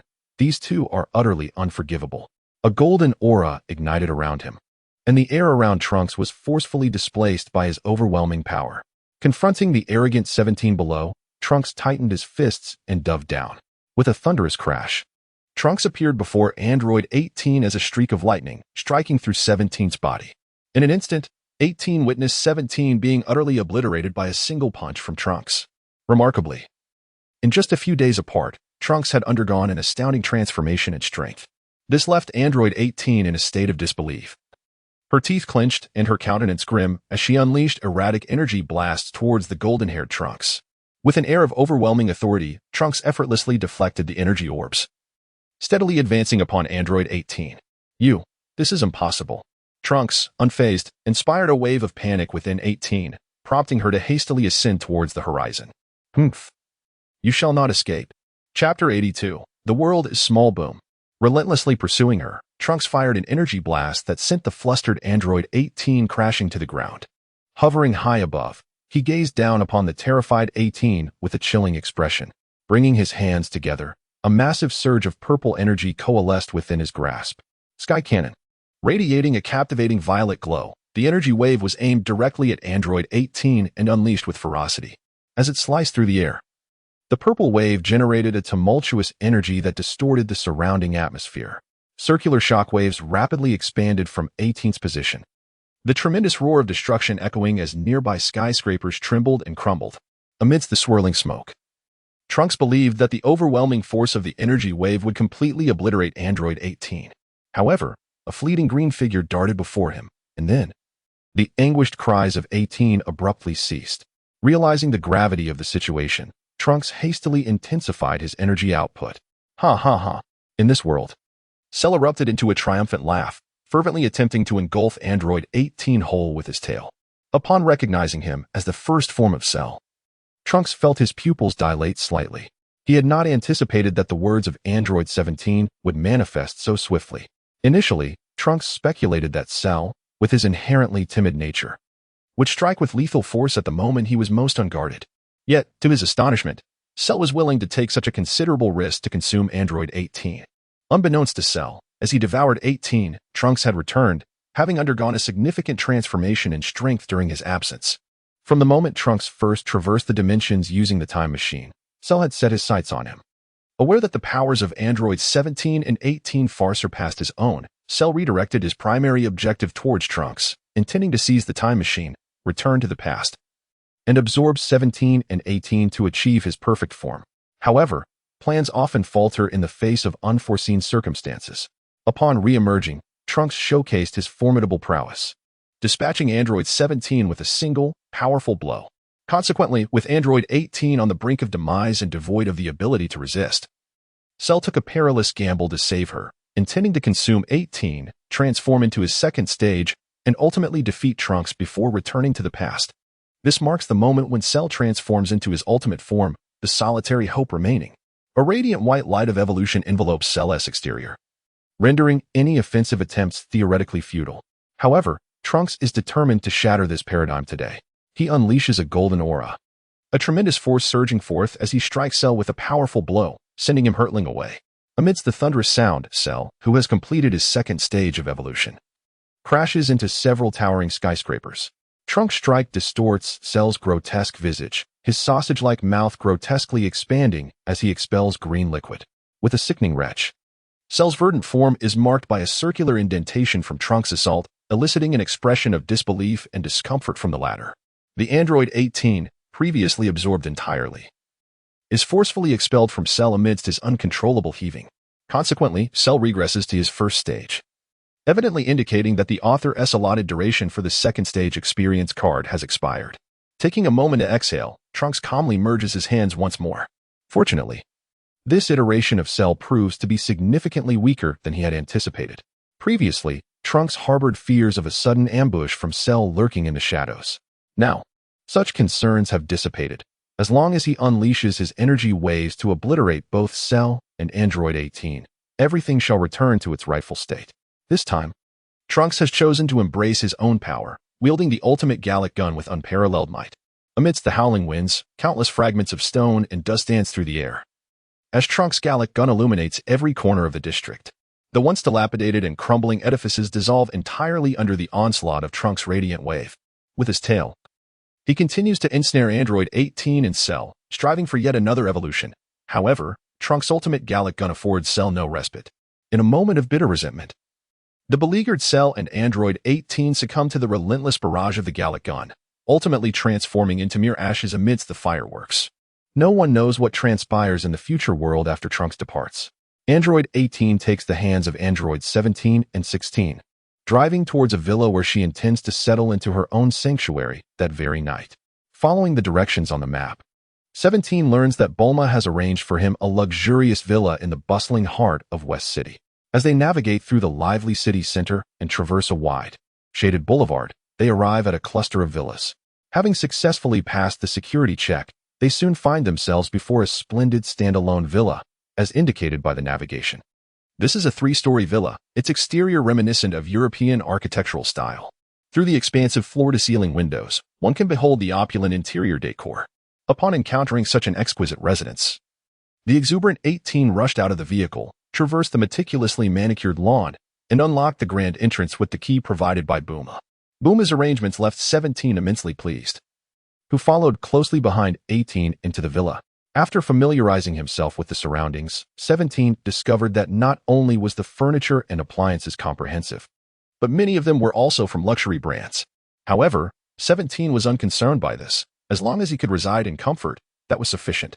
What delighted him most was the outdoor balcony, which offered a splendid view of the distant artificial lake and the scenic park.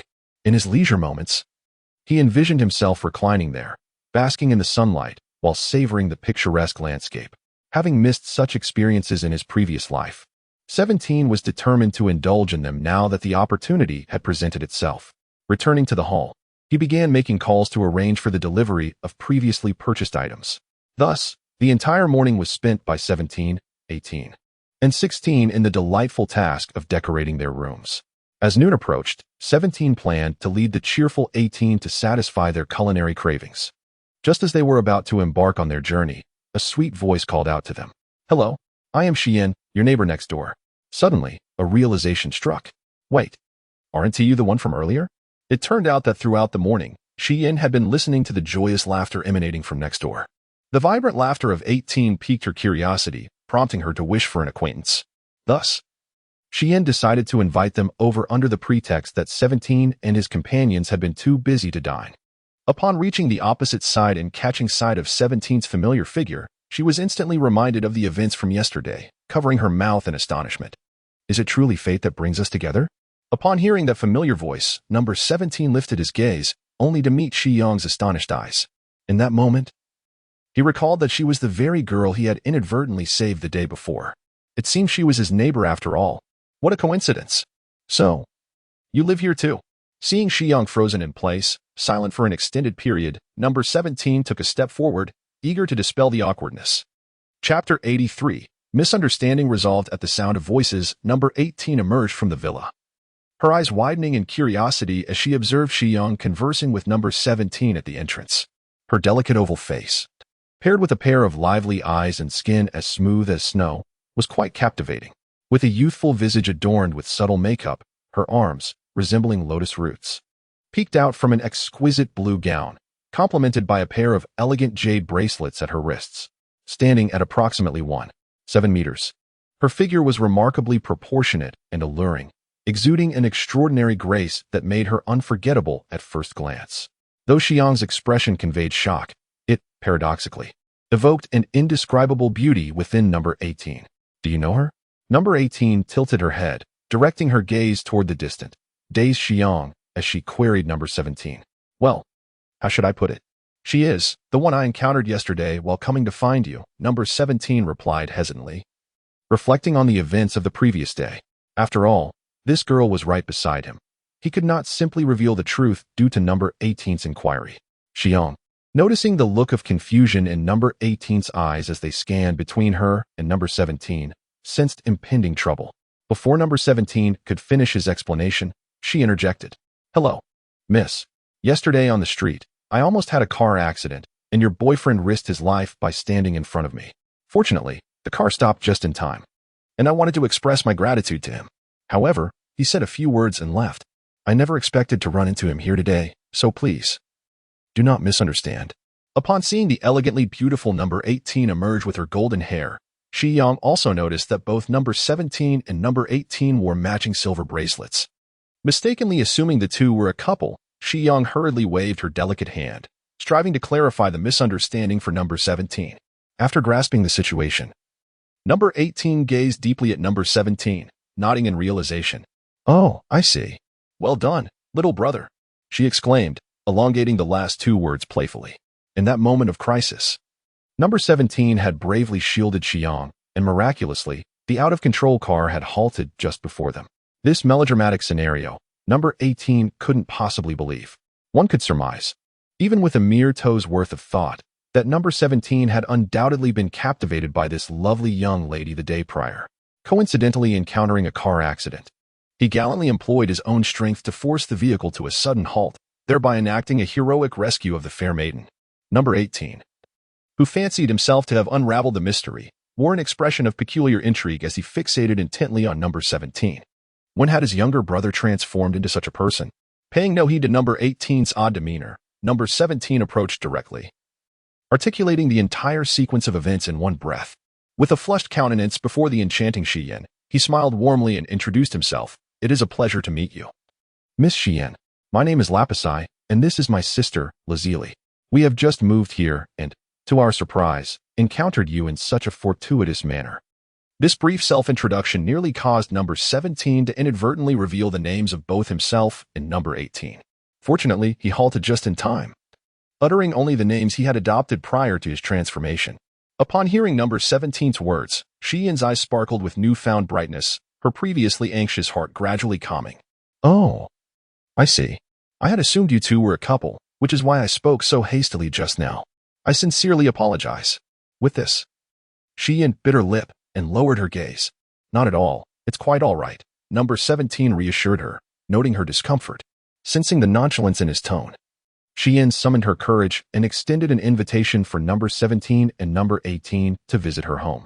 Oh, is it not a bit premature to meet one's parents merely a day after acquaintance? Number 17 mused. Nonetheless, Observing the girl's graceful demeanor, he decided to accept the invitation. The siblings followed in Xian's footsteps to her opulent dining hall. The middle-aged butler had already arranged an array of delectable dishes and courteously wished them an enjoyable meal, offering assistance should they require anything before quietly departing. Turning to number 17, Xian pointed at the splendid spread of food and sheepishly remarked, "I prepared these dishes rather hurriedly today, so I hope you do not mind." "Not at all. This is already splendid. We are the ones imposing upon you," Number 17 replied, rising promptly in a gesture of politeness. Through their conversation, he learned that the largest amusement park in the West City was owned by Xian's parents, along with numerous other enterprises under their purview. In this villa, Xian usually resides alone, as her parents are preoccupied with their business endeavors. Unburdened by worries, Xian spends her days exploring the scenic landscapes and indulging in culinary delights. As for yesterday, she was in a hurry due to the completion of a customized gift for her parents, which led her to cross the street without paying careful attention, resulting in an encounter with number 17. To summarize, she is young, beautiful, and exceptionally wealthy. The atmosphere during the meal was quite harmonious, primarily because Xian was enthusiastically introducing the surrounding novelties to numbers 17 and 18. She occasionally shared amusing anecdotes, which kept number 18 chuckling, thereby significantly enhancing her appeal. No. 17, whose focus was predominantly on the delectable food, endeavored to maintain a smile and nod in agreement. After finishing the food on her plate, she noticed that Xian was still engaged in quiet conversation with number 18. Deep down, number 17 felt a sense of admiration for Xian. Not only was she beautiful and kind-hearted, but her eloquence had swiftly won over number 18. Observing number 17's continuous smiles and nods, Xian felt a tinge of frustration. She had already shared all her interesting tales and thought it was only fair for number 17 to contribute something in return. Ultimately, as lunch concluded, number 18, who had warmed up to Xian, took the initiative to invite her to go shopping together the day after tomorrow. Xian, of course, readily accepted. Noticing this, no. 17 chimed in, stating that once she tidied up the villa, she would promptly invite Xian over as well.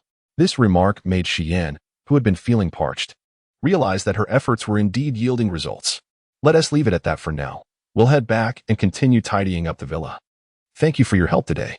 Number 17 and number 18 were determined to keep Xian at their home, hastily making their escape. Watching number 17 walk away, Xian stood at the door, a joyful smile gracing her face as she raised her small hand in a gesture of encouragement. Upon returning to the villa, no. 17 finally noticed the forgotten number 16, who stood alone in the hall, gazing dreamily at the birds soaring freely in the sky. Turning to number 18, number 17 remarked, "This number 16 remains unchanged, doesn't he? If he were to change, would he still be number 16? With a fleeting glance at number 17, number 18 nonchalantly made her way to her room. Chapter 84, Come Forth, Divine Dragon. After 2 days of diligent effort, number 17 and number 18 had transformed the villa to a level of satisfaction that pleased them immensely. For number 16, the mere presence of small animals was sufficient. Thus, the following evening, number 17 took it upon himself to prepare a meal, while number 18 extended an invitation to Xian to dine at their home, also introducing her to number 16. Throughout the dinner, Xian significantly strengthened her rapport with numbers 17 and 18. After a hearty meal, they each returned home for a well-deserved slumber. Sunlight streamed through the glass, illuminating the chiseled features of number 17's handsome visage. Awakened by the sun, number 17 completed his morning routine and received a call from Bulma. She informed him that Dandy had successfully revived the Dragon Balls and inquired if he wished to witness the event. After a moment of contemplation, number 17 agreed. Descending the stairs, he discovered that number 18 had already ventured out shopping with Xian, even enlisting number 16 as a laborer. Sighing, number 17 utilized his instant transmission, arriving in an instant at the temple that Super 13 had left in ruins. Everyone was present. After greeting the others, number 17 scanned the crowd. Noticing the conspicuous absence of Vegeta and Gohan, everyone else was accounted for. Vegeta's absence was understandable. He was likely entrenched in the training room, summoning the dragon. However, Gohan's absence was puzzling. Approaching Krillin and Yamcha, number 17 inquired about Gohan's whereabouts. Gohan is being reprimanded at home by Chi-Chi, Krillin replied. His head bowed and his expression tinged with embarrassment. Reprimanded? What could Chi-Chi possibly be scolding him for? Number 17 was baffled by Krillin's explanation, as he thought Chi-Chi merely had Gohan do his homework. The notion of reprimanding him was incomprehensible. Last time you returned home, Gohan lied, claiming Goku was training. I visited Chi-Chi yesterday with Yamcha, and in our ignorance, we inadvertently revealed the truth, prompting Chi-Chi to drag Gohan back from Bulma's house. Upon hearing Krillin's words, number 17 was engulfed in a wave of disbelief, realizing that Gohan must have fabricated the story out of concern for Chi-Chi's grief over Goku's demise. He anticipated that the news would spread so rapidly through Krillin and Yamcha. In his mind, number 17 mourned for Gohan's impending misfortunes for 3 seconds. Then, he shifted his focus to Dandy, or rather, to the Dragon Balls beneath his feet. These Dragon Balls were extraordinary. Not only had Dandy revived them, but their powers had also been significantly enhanced. Now, the Dragon Balls could grant 3 wishes, yet they still could not resurrect those who had already been brought back to life. Thus, apart from seeking out the Namekian Purunga, Goku had no means of being revived again. As he gazed at the Dragon Balls, number 17 expressed his regret, saying, "Speaking of which, 3 wishes. Aside from resurrecting innocent souls, there remain 2. Number 17, do you wish to make a wish?" At that moment, Yamcha, who had remained silent, cautiously inquired of number 17. Observing Dandy preparing to summon the Eternal Dragon, Krillin's face was illuminated with anticipation. "There is no need. My wish has already been fulfilled on planet Namek. This time, I merely came to witness," he replied. "I see." Both Krillin and Yamcha exclaimed in unison. Soon, at Dandy's invocation, the heavens grew dim, and the Eternal Dragon was successfully summoned. "Let the innocent souls lost due to the androids be resurrected," Dandy proclaimed loudly to the dark green dragon hovering in the sky, following Piccolo's guidance. However, the number of souls to be revived is exceedingly vast. Such an act would deplete a considerable amount of energy. Hence, I must expend 2 wishes. Are you certain you wish to make this wish? A voice devoid of any emotion emanated from the dragon. The sudden announcement took everyone present by surprise, as they had not anticipated such a turn of events. After deliberation, the group agreed upon resurrection. With a mere blink of the dragon's crimson eyes, all the innocent souls who had perished due to the creation of artificial beings were restored to life. You were granted 1 final wish. While Krillin and Yamcha were lost in their thoughts, Piccolo could no longer bear the dilapidated state of the temple and urged Din to make a wish to restore it to its former glory. Before anyone could fully grasp what had transpired, the Dragon Balls vanished from sight. "Bulma, do not fret. In a year, we shall have 3 wishes," Piccolo said, hastily retreating as he noticed the murderous glare emanating from Bulma. Eventually, with some persuasion from the others, Bulma forgave Piccolo and stormed home to apply her facial mask. Krillin and Yamcha bid farewell to Android 17 and then set off for Kame House.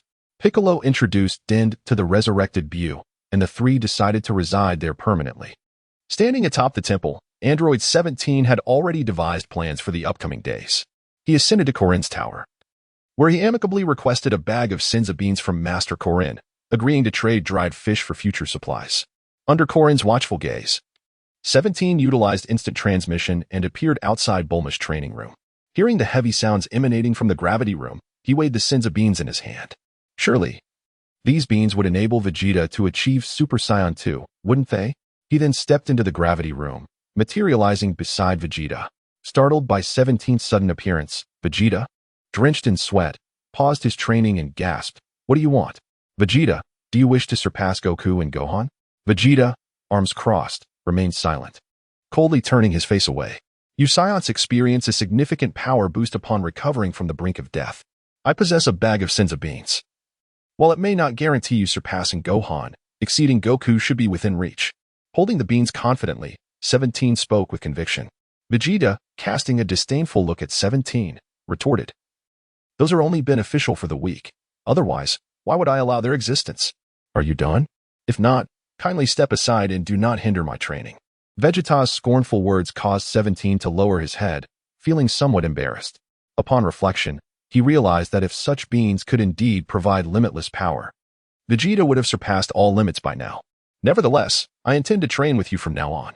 With that determination, 17 resolved to personally assist Vegeta in enhancing his combat prowess while simultaneously elevating his own level. "Very well, let us proceed." The resolute tone of No. 17 indeed caused Vegeta to regard him with newfound respect. After vanquishing formidable foes, maintaining a humble demeanor while striving to enhance one's strength is a commendable trait. Vegeta was certainly not mistaken in his judgment. Thus, before surpassing that young Gohan, he resolved to set a modest goal, to defeat number 17 first. Contemplating the battles No. 17 had fought against Cell, Bojack, and Metal Cooler, Vegeta silently made his determination. Chapter 85. In the blink of an eye, 5 years had passed. Time, relentless as ever, sped by, marking the 5th anniversary of number 17's arrival in the Dragon Ball world. As if it were merely yesterday, the fiery sun rose once again in the east, casting its radiant rays through the floor-to-ceiling windows onto number 17's face. Squinting against the glaring sunlight that stirred him awake, No. 17 instinctively glanced at the time. It was already past 8. It was time to rise. Muttering to himself, though he was cautious, the sounds of No. 17 dressing roused the slumbering Xian. "Are you going out again, Robbies?" she murmured, struggling to open her large eyes. Yes, dear, go back to sleep. I shall be out for a while," he replied, donning his jacket, his eyes filled with affection as he leaned over and gently caressed the drowsy Xian, whispering softly, "All right, do take care. And don't forget to buy some supplies for our picnic tomorrow," she said, a blush creeping onto her cheeks as she sat up and planted a light kiss on number 17's cheek, waving him off. Stepping outside the villa, No. 17 inhaled the fresh air, a look of contentment gracing his features as he reflected on the incredible journey of the past 5 years. After meeting Xian, he had succumbed to her fervent advances, and it was only a matter of time before the two became inseparable. Subsequently, after being evicted by his sister, number 18, he boldly moved next door to cohabit with Xian. As the time was ripe, he successfully met Xian's parents, with Bulma's assistance guiding him through what he had perceived as the most daunting obstacle. During their time together, Xian also became acquainted with Bulma, Vegeta, Krillin, and others through number 17's introductions. In an effort to integrate into their circle, Xian frequently accompanied number 18 to enjoy various outings with Bulma. Eventually, unable to bear the sight of Xian and number 18 idly passing the days, number 17 took the initiative to invest some money into opening a milk tea shop, appointing the tea-loving number 18 as the manager. He also acquired a zoo, entrusting its management to the animal-loving number 16, and both No. 17 and Xian would occasionally visit to lend a hand. Moreover, number 17 dedicated 5 days a week to training at Vegeta's home, though he limited his sessions to a maximum of 8 hours per day. In these tranquil and blissful days, the 17th has gracefully traversed 5 years. Setting forth, casting a glance at the radiant sun, a silent exclamation escapes my lips, and in an instant, the 17th has transported to the training grounds of the Vegeta household. At this moment, Vegeta was drenched in sweat, having completed several sets of training regimens, and was taking a well-deserved respite. Suddenly, he spotted the long-awaited number 17. And with great enthusiasm, he declared, "17, I sense that I have reached the pinnacle of Super Saiyan 2. Let us engage in a battle today." Indeed, 3 years prior, through relentless training, Vegeta had achieved a transformation akin to Gohan's, which he officially christened as Super Saiyan 2, or simply Super 2, at number 17's suggestion. However, transforming into Super Saiyan 2 did not satiate Vegeta's ambition. Instead, it fueled his determination to train even harder. Upon hearing this news early in the morning, number 17 was astonished by Vegeta's rapid attainment of the Super Saiyan 2 limit. Truly, he was deserving of such accolades. "Vegeta, with your current prowess, you must have surpassed Gohan. I dare say even Goku would be no match for you," number 17 praised from a distance, giving a thumbs up. Who knows? Vegeta dismissed 17's flattery with indifference. Ever since Gohan had been summoned back by Chi-Chi, he had devoted himself to study, neglecting his training. For Vegeta, who had been training day in and day out, surpassing Gohan was an inevitability. As for Goku, who was training under King Kai, Vegeta, though brimming with confidence in his own strength, was uncertain about Goku's current capabilities due to their separation. Thus, Vegeta's greatest desire was to engage in a direct confrontation with Goku, to prove himself as the strongest Saiyan in the universe. However, before that could transpire, there remained a small goal Vegeta had set 5 years ago that had yet to be fulfilled. Seizing the opportunity as he reached a training plateau, Vegeta resolved to have a decisive battle with number 17 today. 17, let us engage in a battle with all our might. I yearn to shatter my limits. With a piercing gaze, Vegeta spoke earnestly. Upon receiving Vegeta's challenge, number 17 glanced at the data displayed on his interface. Name, number 17 level, 103 title, Demon King, equipped.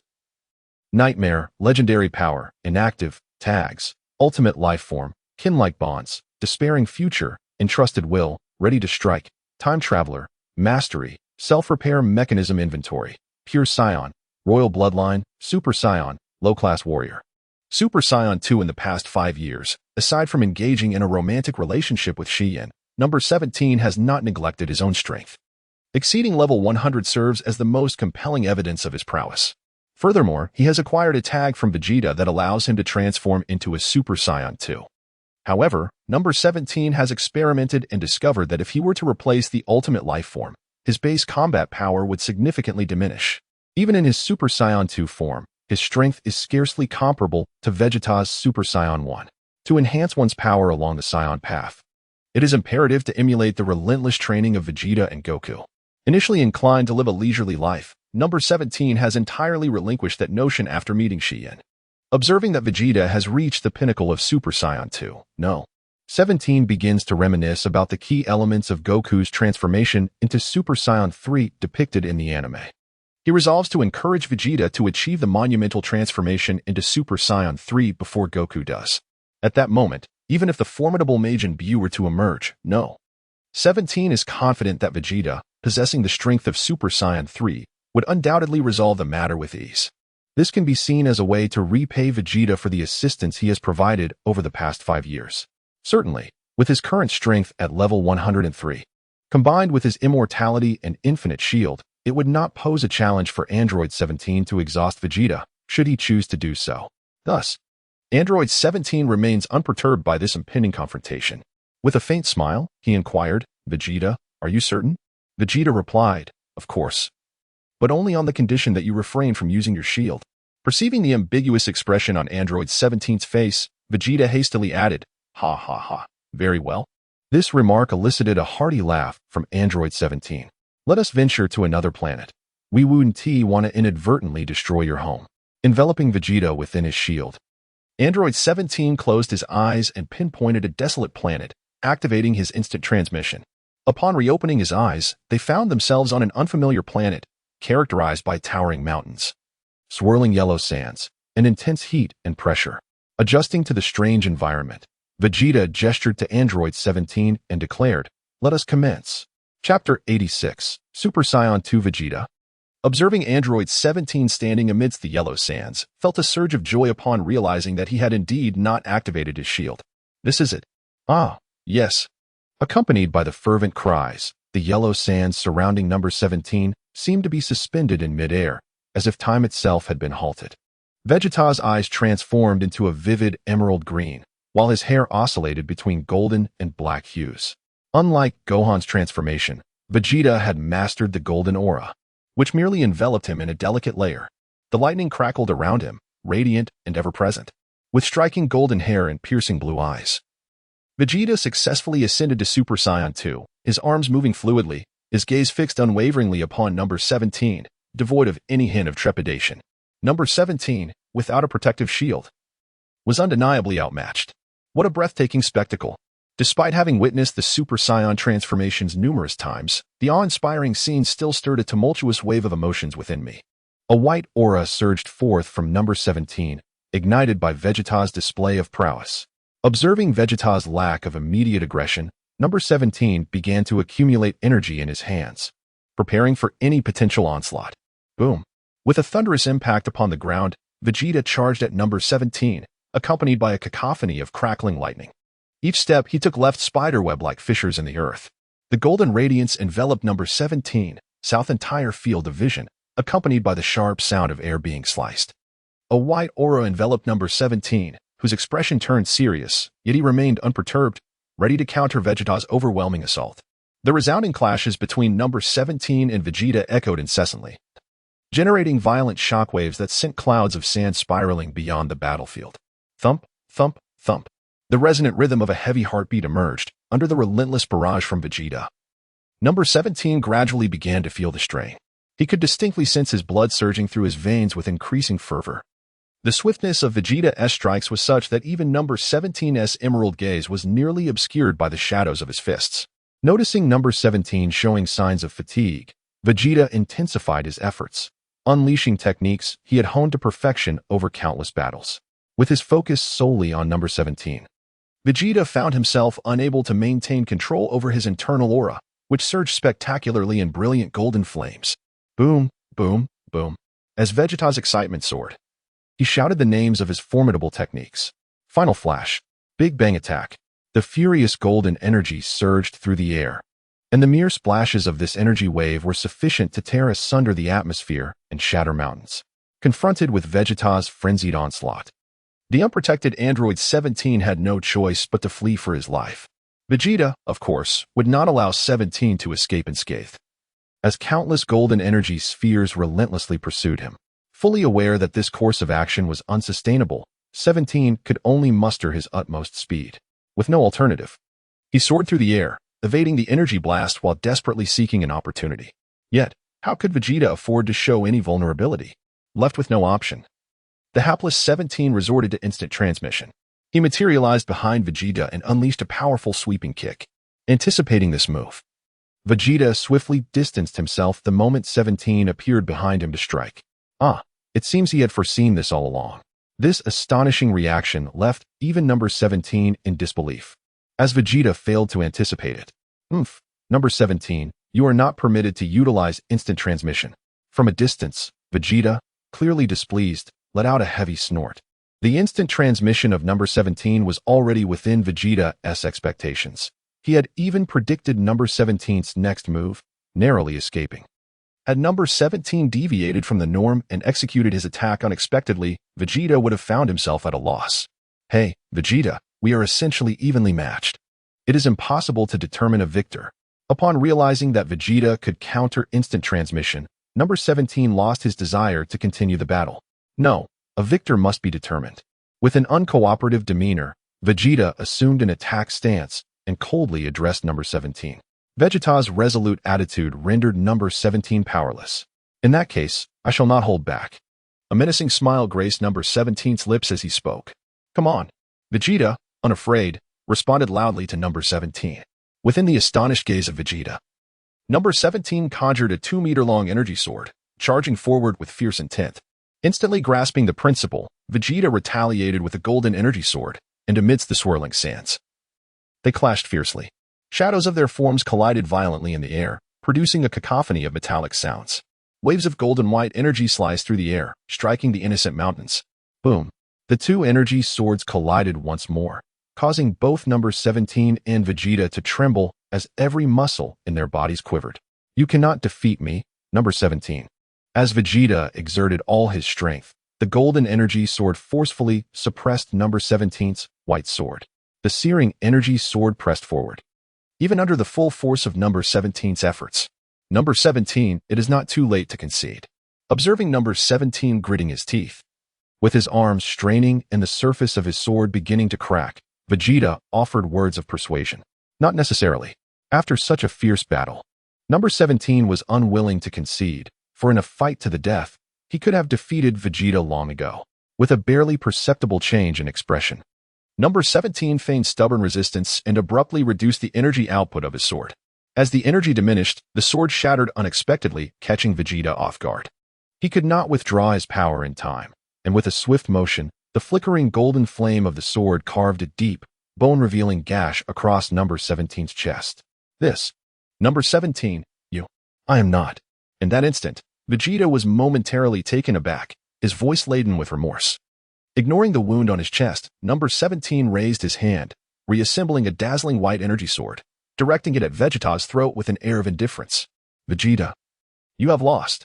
At this moment, a mere flick of number 17's hand could sever Vegeta's head from his body.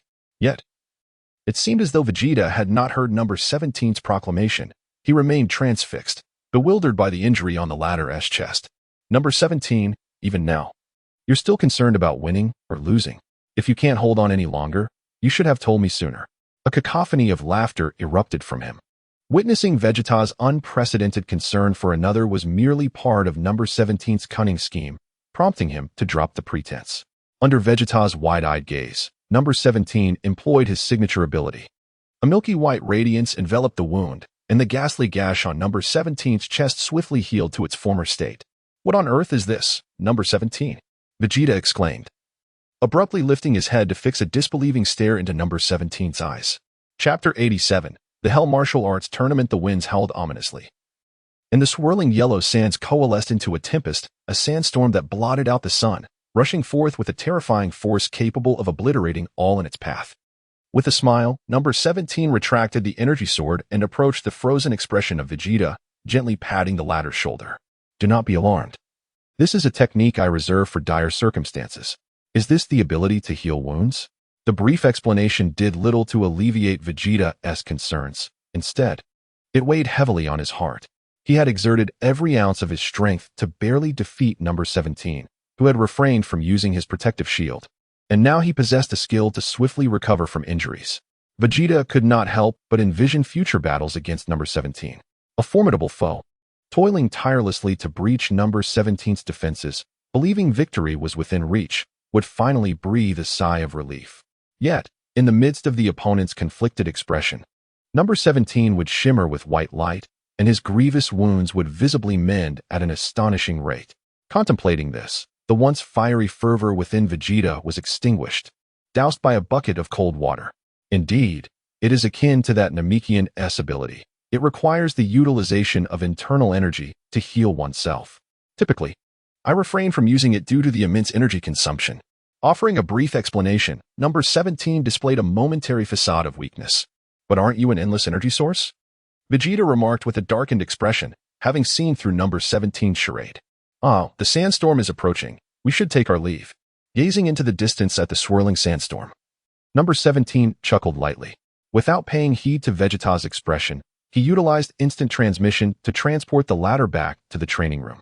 After the duo vanished, a figure, shielded by a verdant barrier, emerged from the vast depths of the cosmos. The slender silhouette, eyes closed, quietly absorbed the lingering energy from the fierce battle that had just transpired. Suddenly opening his eyes, seemingly not the target he sought, the figure erupted in fury, dispersing the sandstorm with a wave of his hand. Ascending beyond the atmosphere, he unleashed a wave of energy, transforming the planet into a stunning display of fireworks. Upon returning home, Vegeta remained silent, his countenance still exceedingly grim. The air was thick with his palpable resentment, prompting number 17 to decide to return home early that day. Vegeta, tomorrow we're going for a picnic. Will you join us? Before departing, number 17 offered a parting greeting to Vegeta. The picnic would include not only Saiyan, Gohan, and Goten, but also Bulma and Trunks. Boom. I'm not going. Vegeta had already half immersed himself in the gravity chamber, forcefully shutting the door behind him. Never mind. I'll discuss the Super Saiyan transformation with him another time, number 17 muttered as he left Bulma's residence and walked towards the marketplace. The following day, as dawn broke, Saiyan, already dressed and ready, roused the slumbering number 17. Hurry up. We have a promise to keep, and we need to pick up your sister later. With an earache that was nearly unbearable, number 17 groggily agreed. Arriving next door, number 18, clad in casual attire and already prepared, stood at the entrance waiting for number 17. Let us go. The journey was a whirlwind, and upon reaching Bulma's home, number 18 and Saiyan greeted everyone with practiced ease before entering Bulma's room to reminisce. Wow, you all arrived quite early. From a distance, they spotted Krillin, Yamcha, and Gohan loading the necessary supplies onto the aircraft, prompting number 17 to hasten forward and assist in the effort. 5 years had passed, and Krillin had undergone a significant transformation. His previously bald head was now adorned with a thick mane of black hair. Ah, number 17, you're different from us. You're already a married man, Krillin remarked, gazing at number 17 with a hint of confusion, sighing softly. Where was his girlfriend now? However, Krillin quickly regained his composure. After all, Yamcha wasn't even in a relationship, so why was he in such a rush? Indeed, I never imagined you would marry so early, number 17, Yamcha said. Stopping in his tracks, his expression filled with envy as he looked at number 17, while Gohan continued to diligently carry items. Is everything all right? By the way, why haven't Master Roshi, Tien, and Kaiatsu joined us? Without beautiful women, Master Roshi wouldn't participate in such mundane activities, and Tien and Kaiatsu are still diligently training. As the 17th approached to express his thoughts, two little children suddenly dashed out from the room, one in front of the other. Leading the way was Trunks, clutching something and swinging it about, while Goten eagerly pursued him, seeking to boast of his efforts. "Trunks, stop right there," came Goten's indignant voice. "Ha ha ha. If you're so capable, come and take it." The attention of the group was immediately captured by Goten, for in both appearance and demeanor, he bore an uncanny resemblance to a young Goku. As for little Trunks, aside from his purple hair, he differed significantly from the future Trunks. How strikingly similar. Both Krillin and Yamcha concurred with 17's observation. Anyone familiar with Goku would certainly feel a pang of nostalgia upon seeing Goten. Indeed, one could only wonder how Goku was faring. Watching Goten revel and play, Krillin began to reminisce about his own childhood. "Goku, that fellow is truly heartless," Yamcha remarked with a tone of resignation. Father willingly chose not to be revived, and it seems he's off to participate in some hell martial arts tournament. As they reminisced about their fathers, Gohan turned to explain, "Once a youthful Gohan, I now bear a mature visage, my physique more robust." "Hell martial arts tournament? What is that?" Krillin inquired, perplexed. "I'm not entirely sure. It gathers many powerful warriors who have passed on, and I suspect it will be quite spectacular. Otherwise, Father would not waste his time." Gohan was also uncertain about the specifics, but 17, standing behind him, felt a slight tremor. In 17's mind lingered a vivid recollection of the theatrical villain, the evil spirit wave, which had emerged during the Hell Martial Arts Tournament due to a leak from King Yama's realm. The reason 17 remembered so clearly was that Goku and Vegeta had fused to defeat the evil spirit wave, creating the most formidable warrior in the dimension, Gogeta. In the past, he had often revisited this tale for Gogeta's sake, yet the exact timing eluded him, and he found himself powerless to intervene. Most importantly, 17 had no way to contact Goku in the afterlife. Even Gohan's communications with him were only possible when Goku found the time to reach out. Over these 5 years, 17 had attempted to use the Dragon Balls to deepen his past memories, but regrettably, that was beyond the Dragon's capabilities. Thus, 17 could only proceed with his eyes closed, forging ahead. Chapter 88. The arrival of Broly gazing at the carefree little ones. The group shared a moment of reflection before transporting all their belongings onto the aircraft. Then, under Bulma's guidance, they set off towards the prearranged picnic site. Such trouble. Primarily because number 17 has been interacting with Xian under the guise of an ordinary individual. Aside from occasionally being addressed as number 17, he has concealed any abnormality. Naturally, number 17 is aware that this secret cannot be kept indefinitely. Thus, he is seeking an opportunity to confess everything to Xian. Well, that's all for now. Everyone, let us prepare. With the plane safely landed, Bulma called out to everyone, urging them to gather their belongings and disembark. Once outside the aircraft, number 17 realized that Bulma had chosen a splendid location. Surrounded by majestic mountains, a river meandered gently, while the dense forest echoed with the cheerful chirping of birds. And the distant sound of a waterfall reached their ears. United in purpose, the group swiftly set up their camp. Number 17 and Gohan assembled the grill, preparing to cook their meal. Meanwhile, Krillin and Yamcha were busy erecting tents, while Android 18 and her companions sat on a large rock, engaged in quiet conversation, patiently awaiting their turn. Having reconciled, Goten and Trunks exchanged glances, and with a shared understanding, they decided to sneak off to the waterfall for some fun. Freed from adult supervision, the two boys exuberantly unleashed their energy, playfully chasing each other through the air. "Goten, come here, look at this," Trunks exclaimed, waving his arms excitedly as he spotted a bird's nest perched on the cliff's edge. "I'm coming." Goten, who was just about to pluck some fruit from a tree, dashed over to Trunks. "Wow, Trunks, do you know what kind of bird that is?" Inside the nest, several hungry chicks chirped eagerly. "I know. That's a space bird. Its mother glows with a beautiful green luminescence," Trunks responded, feigning seriousness to maintain his pride in front of Goten, pulling at Trunks' sleeve. Goten gazed dreamily at the sky and said, "Trunks, run quickly. Their mother is coming back." "What? Goten, you're so naive. I was just joking." Trunks chuckled, slightly embarrassed at Goten's gullibility. "Not at all, Trunks. Just look." Goten pointed upwards with his small hand. Trunks laughed heartily, determined not to fall for Goten's antics.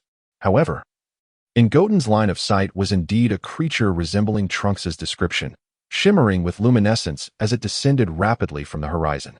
Kakarot. Broly, having removed the barrier that ensured his survival in space, fixated his gaze on Goten, the visage of Kakarot flooding his mind, and he shouted furiously. Trunks, sensing something amiss, struggled to turn his head and was met with Broly's fiery glare. Whoa, Goten, run! Trunks shrieked, seizing Goten's hand and sprinting towards the picnic area. Witnessing their escape, Broly roared, Kakarot. Swiftly closing the distance, Broly positioned himself before Goten, relentlessly questioning him. Kakarot, I am not Kakarot, nor do I know anyone by that name, Goten insisted, waving his arms defiantly in response to Broly's unreasonable provocations.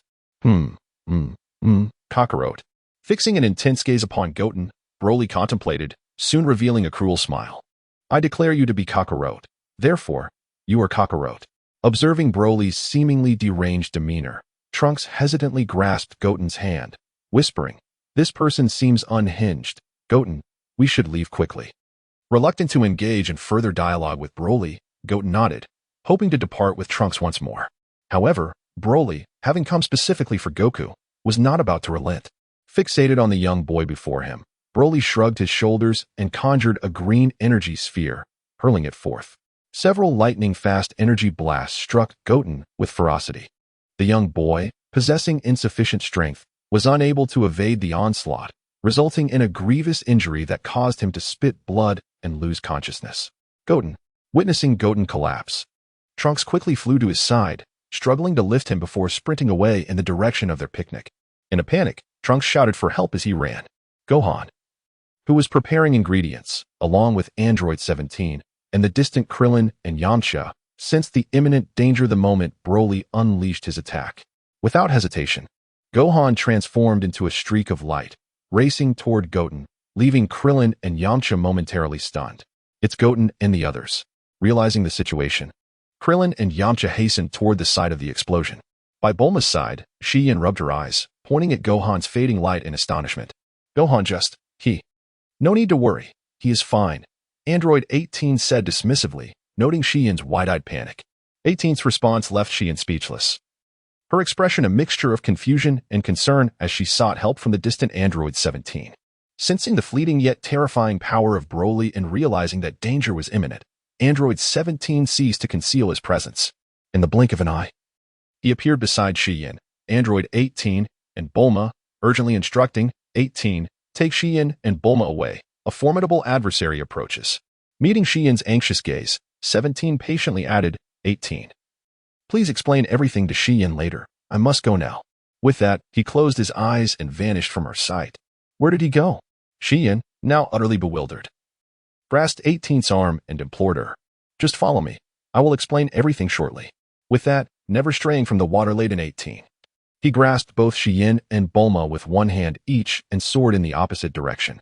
Upon witnessing Goten's rescue by Trunks, Broly, lurking behind, let out a cold chuckle and accelerated towards the two young ones.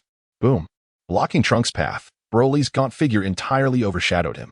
With a fierce roar, Broly violently seized Trunks and Goten, pulling them apart with sheer force.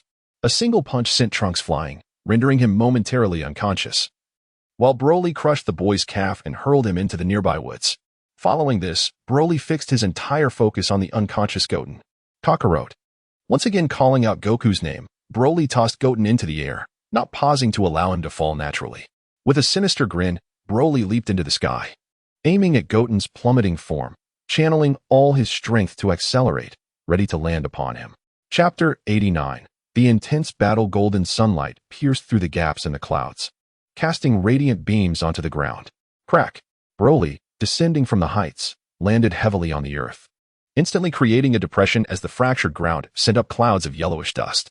Not feeling the expected sensation of blood and gore beneath his feet, Broly lifted his head, his eyes glinting with brutality as he scrutinized the area below, desperately searching for Goten.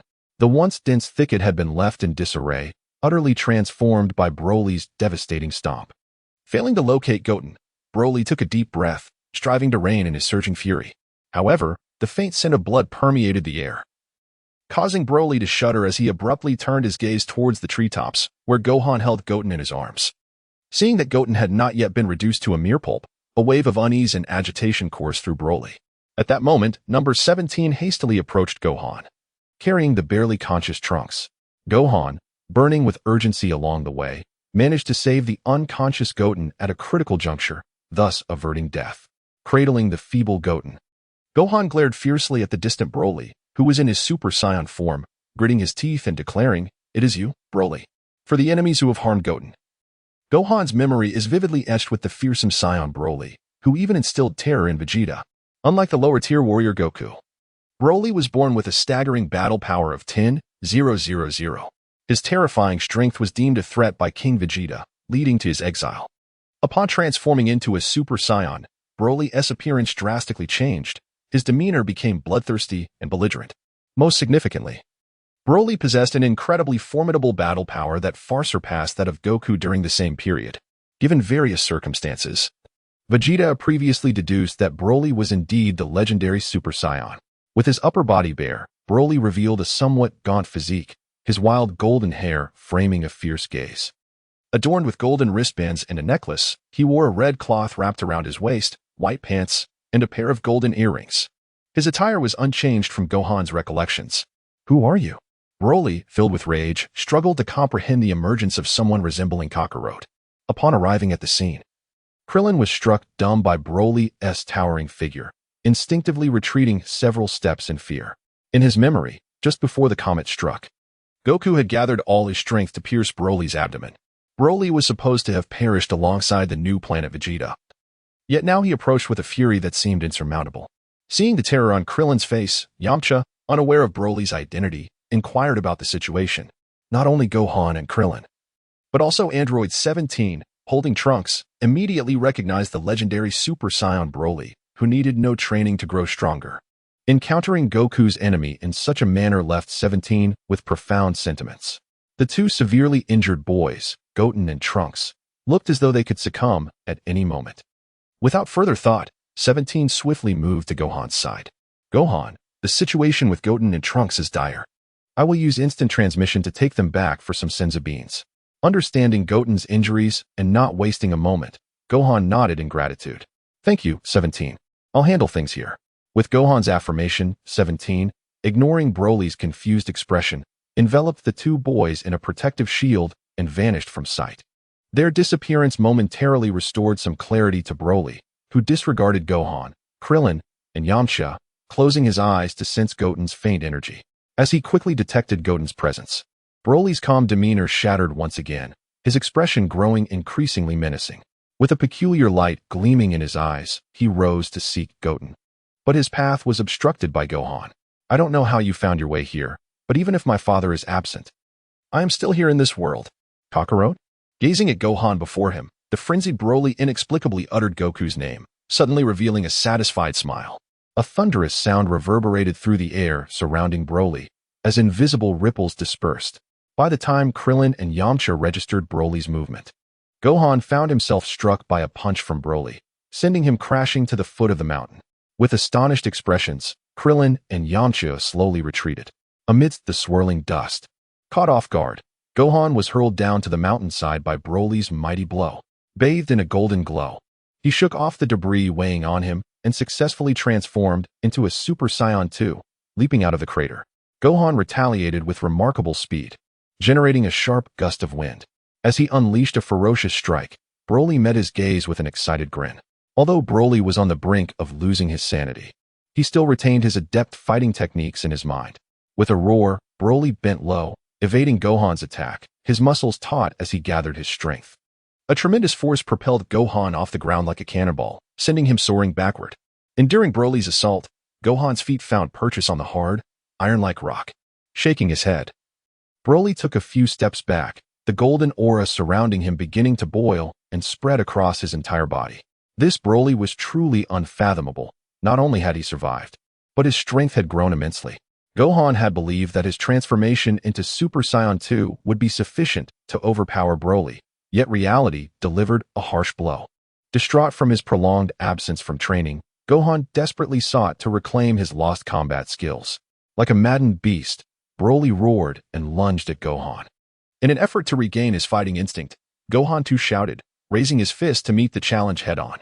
In that instant, the very skies transformed due to the intensity of their battle. The devastation on the ground was even more pronounced, forcing Krillin and Yamcha to retreat several miles.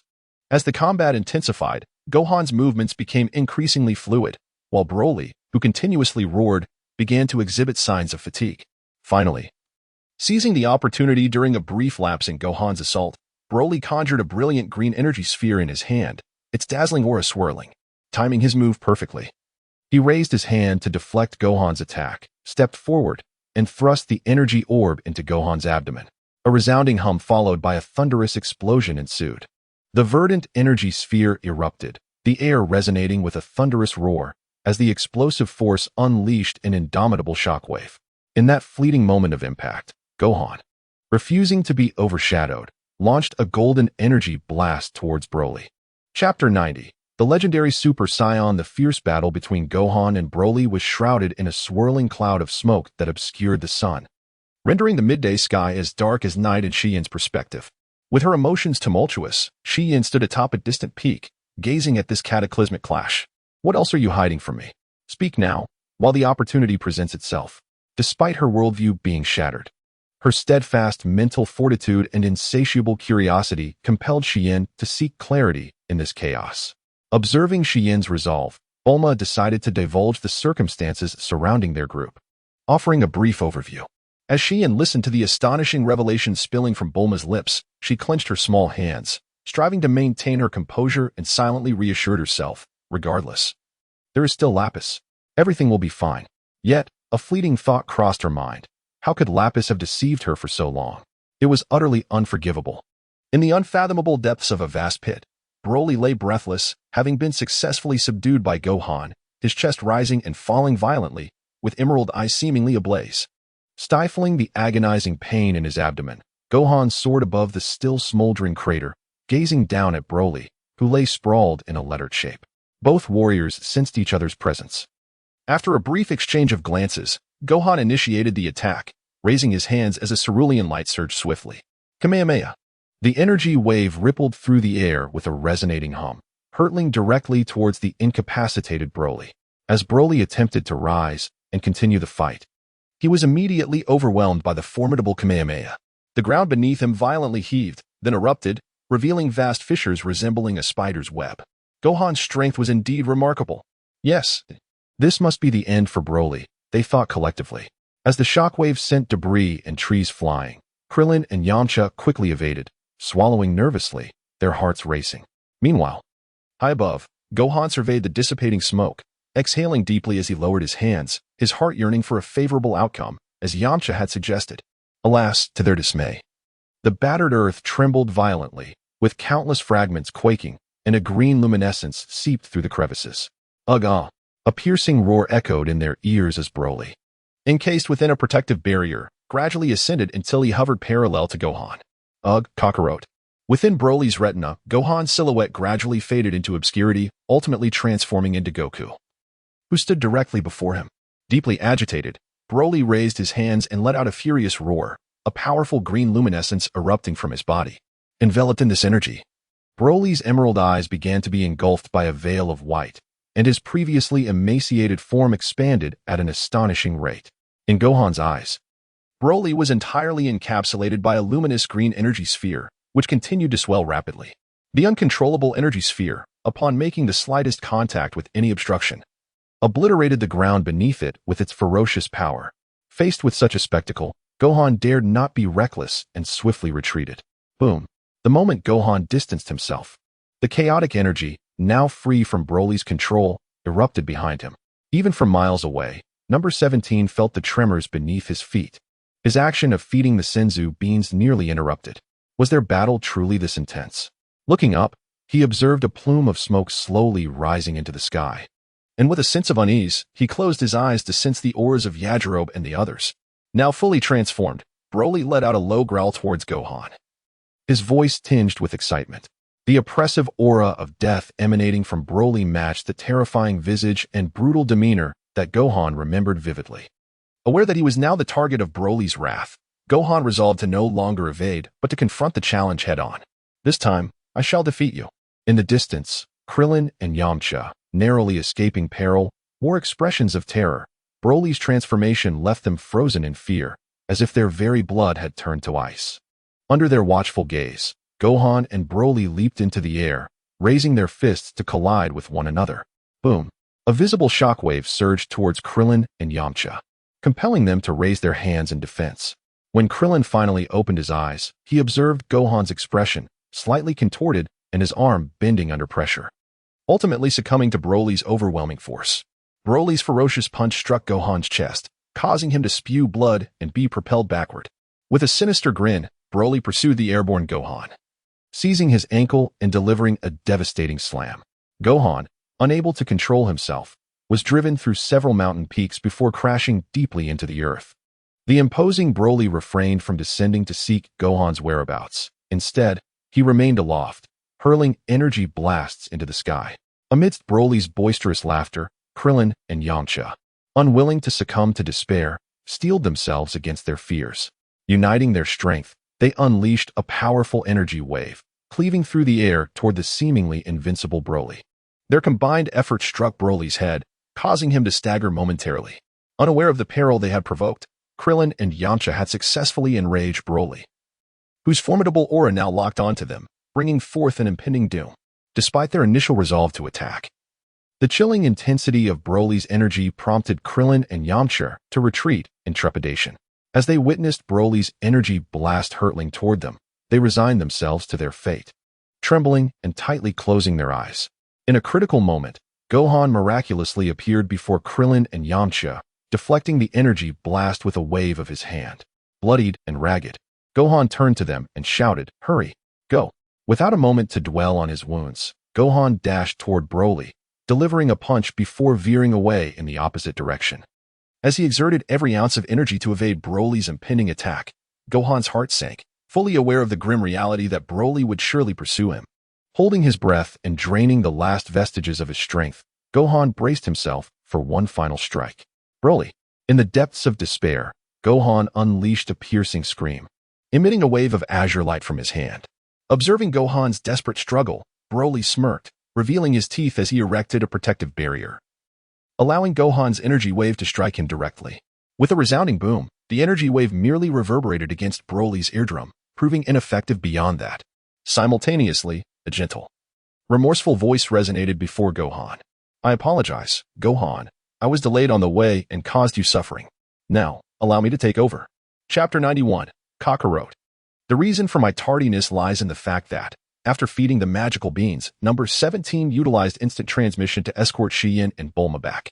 Once he had spoken, he finally took a moment to focus his gaze upon the surroundings. The peaks had crumbled, the ground was riddled with bottomless fissures, and molten lava flickered ominously, while smoke lingered in the air. Enraged, Broly, having withstood Gohan's energy wave, continued his relentless advance towards them, clearly intent on tearing number 17 apart. As number 17 perceived the formidable power of the legendary Super Saiyan Broly, he maintained an expression of calm, brimming with confidence. "Be cautious, number 17. Broly's strength should not be underestimated. If you find yourself at a disadvantage, do not hesitate to use instant transmission." Gohan, feeling utterly drained, noticed the rampaging Broly charging once more, while number 17 appeared unfazed, prompting him to offer a hurried warning. Before Gohan could finish his anxious admonition, the unfolding scene left him utterly speechless. Piccolo, hurrying from the temple, was equally taken aback upon realizing Gohan was unharmed, only to be stunned by the events that followed. Broly, radiating a green luminescence, roared furiously, raising his massive arms to unleash an energy sphere larger than number 17 himself. The vibrant green orb occupied Gohan's vision, the violent energy waves causing number 17's clothes to flutter and his dark hair to sway in the breeze. Despite the imminent threat of the energy sphere, number 17 maintained his composure. After all, such an attack was trivial for one capable of absorbing energy. Taking a small step forward, he shielded Gohan behind him and confidently caught the energy sphere. To Gohan's astonishment, number 17 chose not to absorb it, but instead kicked it away. When Broly saw the energy sphere return, he was not surprised. He merely shattered it with a punch. Subsequently, a myriad of green luminescence surged forth from Broly, releasing a torrent of powerful energy spheres from within him. Having vented some of his fury, Broly swiftly ascended, extending his palm with the intent to grasp number 17 by the head. Number 17's strength was akin to that of Super Saiyan Vegeta at his peak. Thus Broly's rapid movements appeared to slow in his perception. With a graceful leap, Number 17 nimbly placed his toes on Broly's outstretched arm. In an instant, number 17 vanished. And in Broly's moment of distraction, he felt a sudden weight pulling him downwards. Amidst the astonished gazes of Krillin and Yamcha below, number 17 had reached behind Broly and lifted his hand to envelop him entirely within a protective barrier. Trapped within a diminutive protective barrier, Broly emitted a series of furious roars, swinging his fists in a futile attempt to shatter the shield created by Android 17. Despite Broly's relentless assaults, the barrier, under 17's adept repairs, swiftly returned to its pristine state. Moreover, the shield continued to constrict, eliciting anguished cries from Broly. This scenario rendered Krillin and Yamcha speechless. They recognized that Broly, whose prowess paled in comparison to that of 17, was hopelessly ensnared by a barrier powered by limitless energy. Unless 17 chose to deactivate it, Broly would remain forever imprisoned within. Witnessing 17's effortless subjugation of Broly, Gohan could not help but engage in self-deprecating thoughts. Why couldn't I have conceived of such a strategy? He mused, yet he quickly dismissed the notion, acknowledging that he lacked 17's boundless energy and could only sustain a few minutes at best. Recognizing Broly, Piccolo recalled their encounter on the new Namek, wiping away the non-existent sweat of anxiety as he flew to Gohan's side to inquire about Broly's sudden appearance. Having believed him defeated by Goku, upon seeing Piccolo, Gohan's expression brightened momentarily, but he was soon overcome by a cough, a reminder of his injuries. After painstakingly elucidating the situation, Piccolo listened with growing trepidation. Observing 17's effortless dominance over Broly filled him with a profound sense of awe. The android created by Dr. Gero was indeed formidable. Within the barrier, Broly had not surrendered. He continued to batter the shield, yet his efforts proved futile, and his body groaned under the oppressive pressure. As Broly found himself in a perilous state, utterly at the mercy of 17, Krillin and Yamcha felt a wave of relief wash over them and approached. 17. You are truly remarkable. You have subdued a Broly that Gohan could not handle, Yamcha exclaimed, gazing at 17 with admiration. If only I possessed your looks and strength, I would surely have a girlfriend by now. With newfound determination, he resolved to train diligently upon his return. However, a pressing question lingered: what to do about Broly? Krillin bravely stepped forward, observing Broly's contorted visage and quietly inquiring of 17, fearful that Broly might suddenly erupt and breach the barrier. Paying little heed to Broly's anguished expression, 17 replied calmly, though he too is a Saiyan, he harbors deep-seated enmity towards Gohan, Goten, and myself. Allowing him to remain would undoubtedly invite calamity. With that, 17 sought the opinions of his companions, hinting at the unresolved history of Broly, who had pursued vengeance since their initial encounter on New Vegeta, relentlessly hunting them for 5 long years. Even the kind-hearted Gohan could not forgive Broly for his actions this time. Krillin and Yamcha wholeheartedly agreed. After a moment of contemplation, Piccolo also concurred with Gohan's perspective. Very well, if that is the consensus, I shall send him to meet the sun. With everyone in accord, Number 17 pondered for a moment and decided against pulverizing Broly into a mere pulp with a protective shield, deeming such an act too grotesque. You all should stand back. A glimmer of anticipation shone in his eyes as he turned to Gohan. Ready. Aiming at the sun in the sky, number 17 exerted force with his foot, sending the spherical Broly soaring. Then, with his hands spread wide, he gradually brought them together, gathering a brilliant white light as countless tiny sparks of electricity coalesced in his palms. This is the ultimate technique, the final flash, learned from number 17 on the 17th. With boundless energy, number 17 does not need to contort his face like Vegeta, struggling to summon the energy within to execute this formidable move. In midair, the protective shield, devoid of number 17's sustaining energy, was shattered by Broly from within. As Broly broke free, before he could revel in his newfound freedom, he was struck by the energy wave from number 17, sending him hurtling away. The legendary Super Saiyan Broly could only emit this final howl. Emerging from the atmosphere, amidst the white energy beam, Broly, now skeletal, continued to fight desperately to escape, but it was all in vain. Exhausted, Broly cast a glance at the blue planet as the sun loomed ever closer behind him. Number 17's energy wave plunged into the sun, creating a small splash. And then Broly silently screamed, "Kakarot." Chapter 92, The Existence of Legend. Above the sun, unseen by all, a green figure suddenly emerged, its formidable power rendering it immune to the sun's intense heat.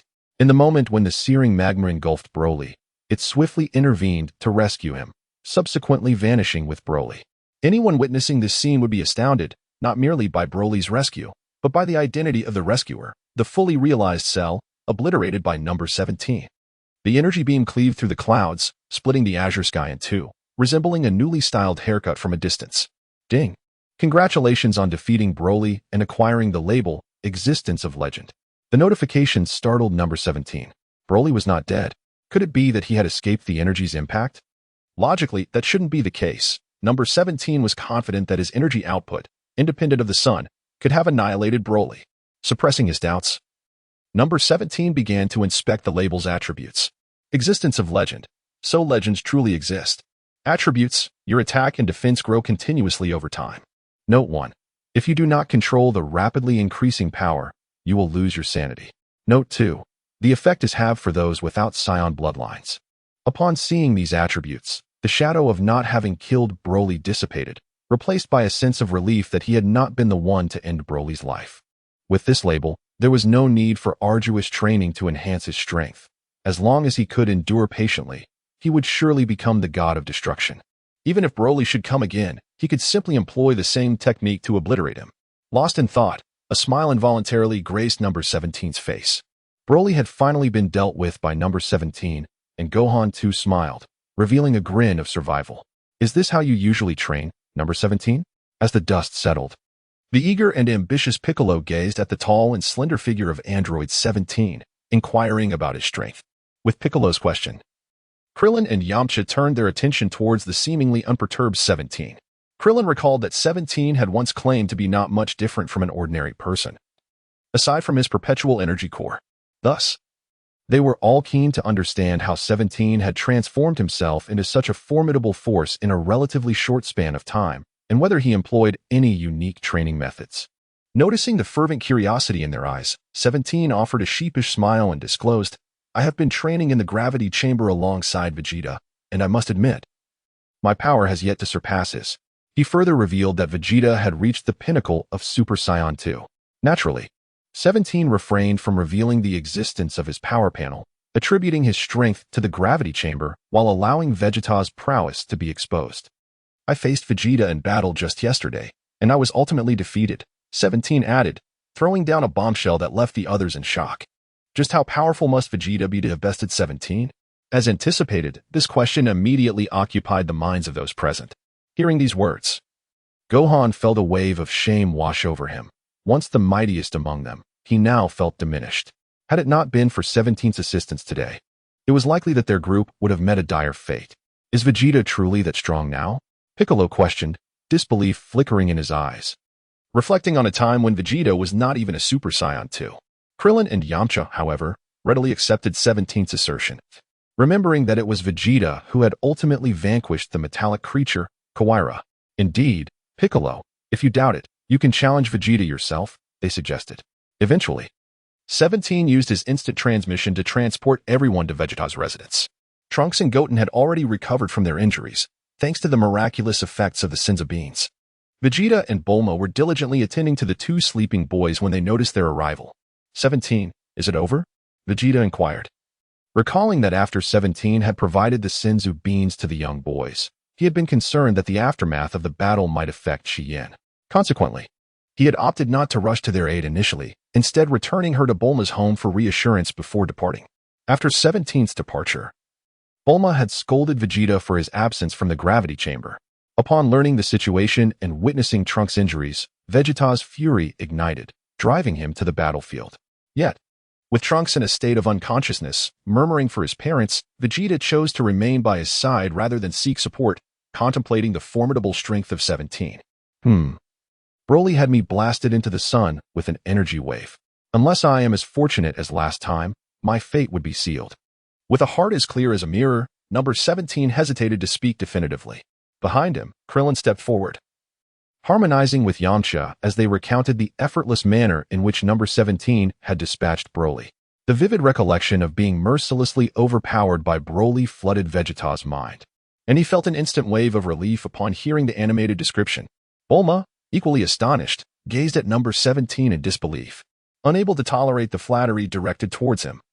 Number 17 discreetly slipped away, seeking the company of Android 18 and Yin in the garden. As he admired Yun's enchanting silhouette, he found himself at a loss for words. "Oh," he asked back, exclaimed Android 18, suddenly grasping Yun's hand and turning to face number 17. "Yun, allow me to explain," he blurted out, raising his hand in a somewhat flustered manner. The sudden appearance of number 17 caught Yun off guard, her lips slightly parted, revealing a look of surprise. "Lapus, you're safe. That is truly wonderful." Such a reaction left number 17 momentarily stunned. His gaze filled with confusion as he watched Xian rush towards him and embrace him tightly. Upon witnessing number 18's slow retreat, he adopted a perfectly resolved expression before vanishing with a smile into the garden. Realizing the situation, number 17 enveloped Xian in his arms, lowering his head to whisper softly in her ear, "It is all my fault for not confiding these secrets to you, causing you to feel alarmed." Upon hearing number 17's apology, Xian remained silent, tightening her embrace. "So you are no longer angry?" Number 17 tentatively inquired, feeling the warmth of her delicate form. "Ah, Xian. That hurts," he exclaimed, his expression shifting as he hurriedly attempted to evade her grasp, which had clutched his waist with an iron grip. With tears glistening in her eyes, Xian puffed up her cheeks, transforming her tears into a smile, and retorted with feigned anger, "What do you think?" All right, stop it, Xian. I acknowledge my mistake." Number 17 conceded decisively to the grip of Xian's hold, his body angled in pain as he spoke softly.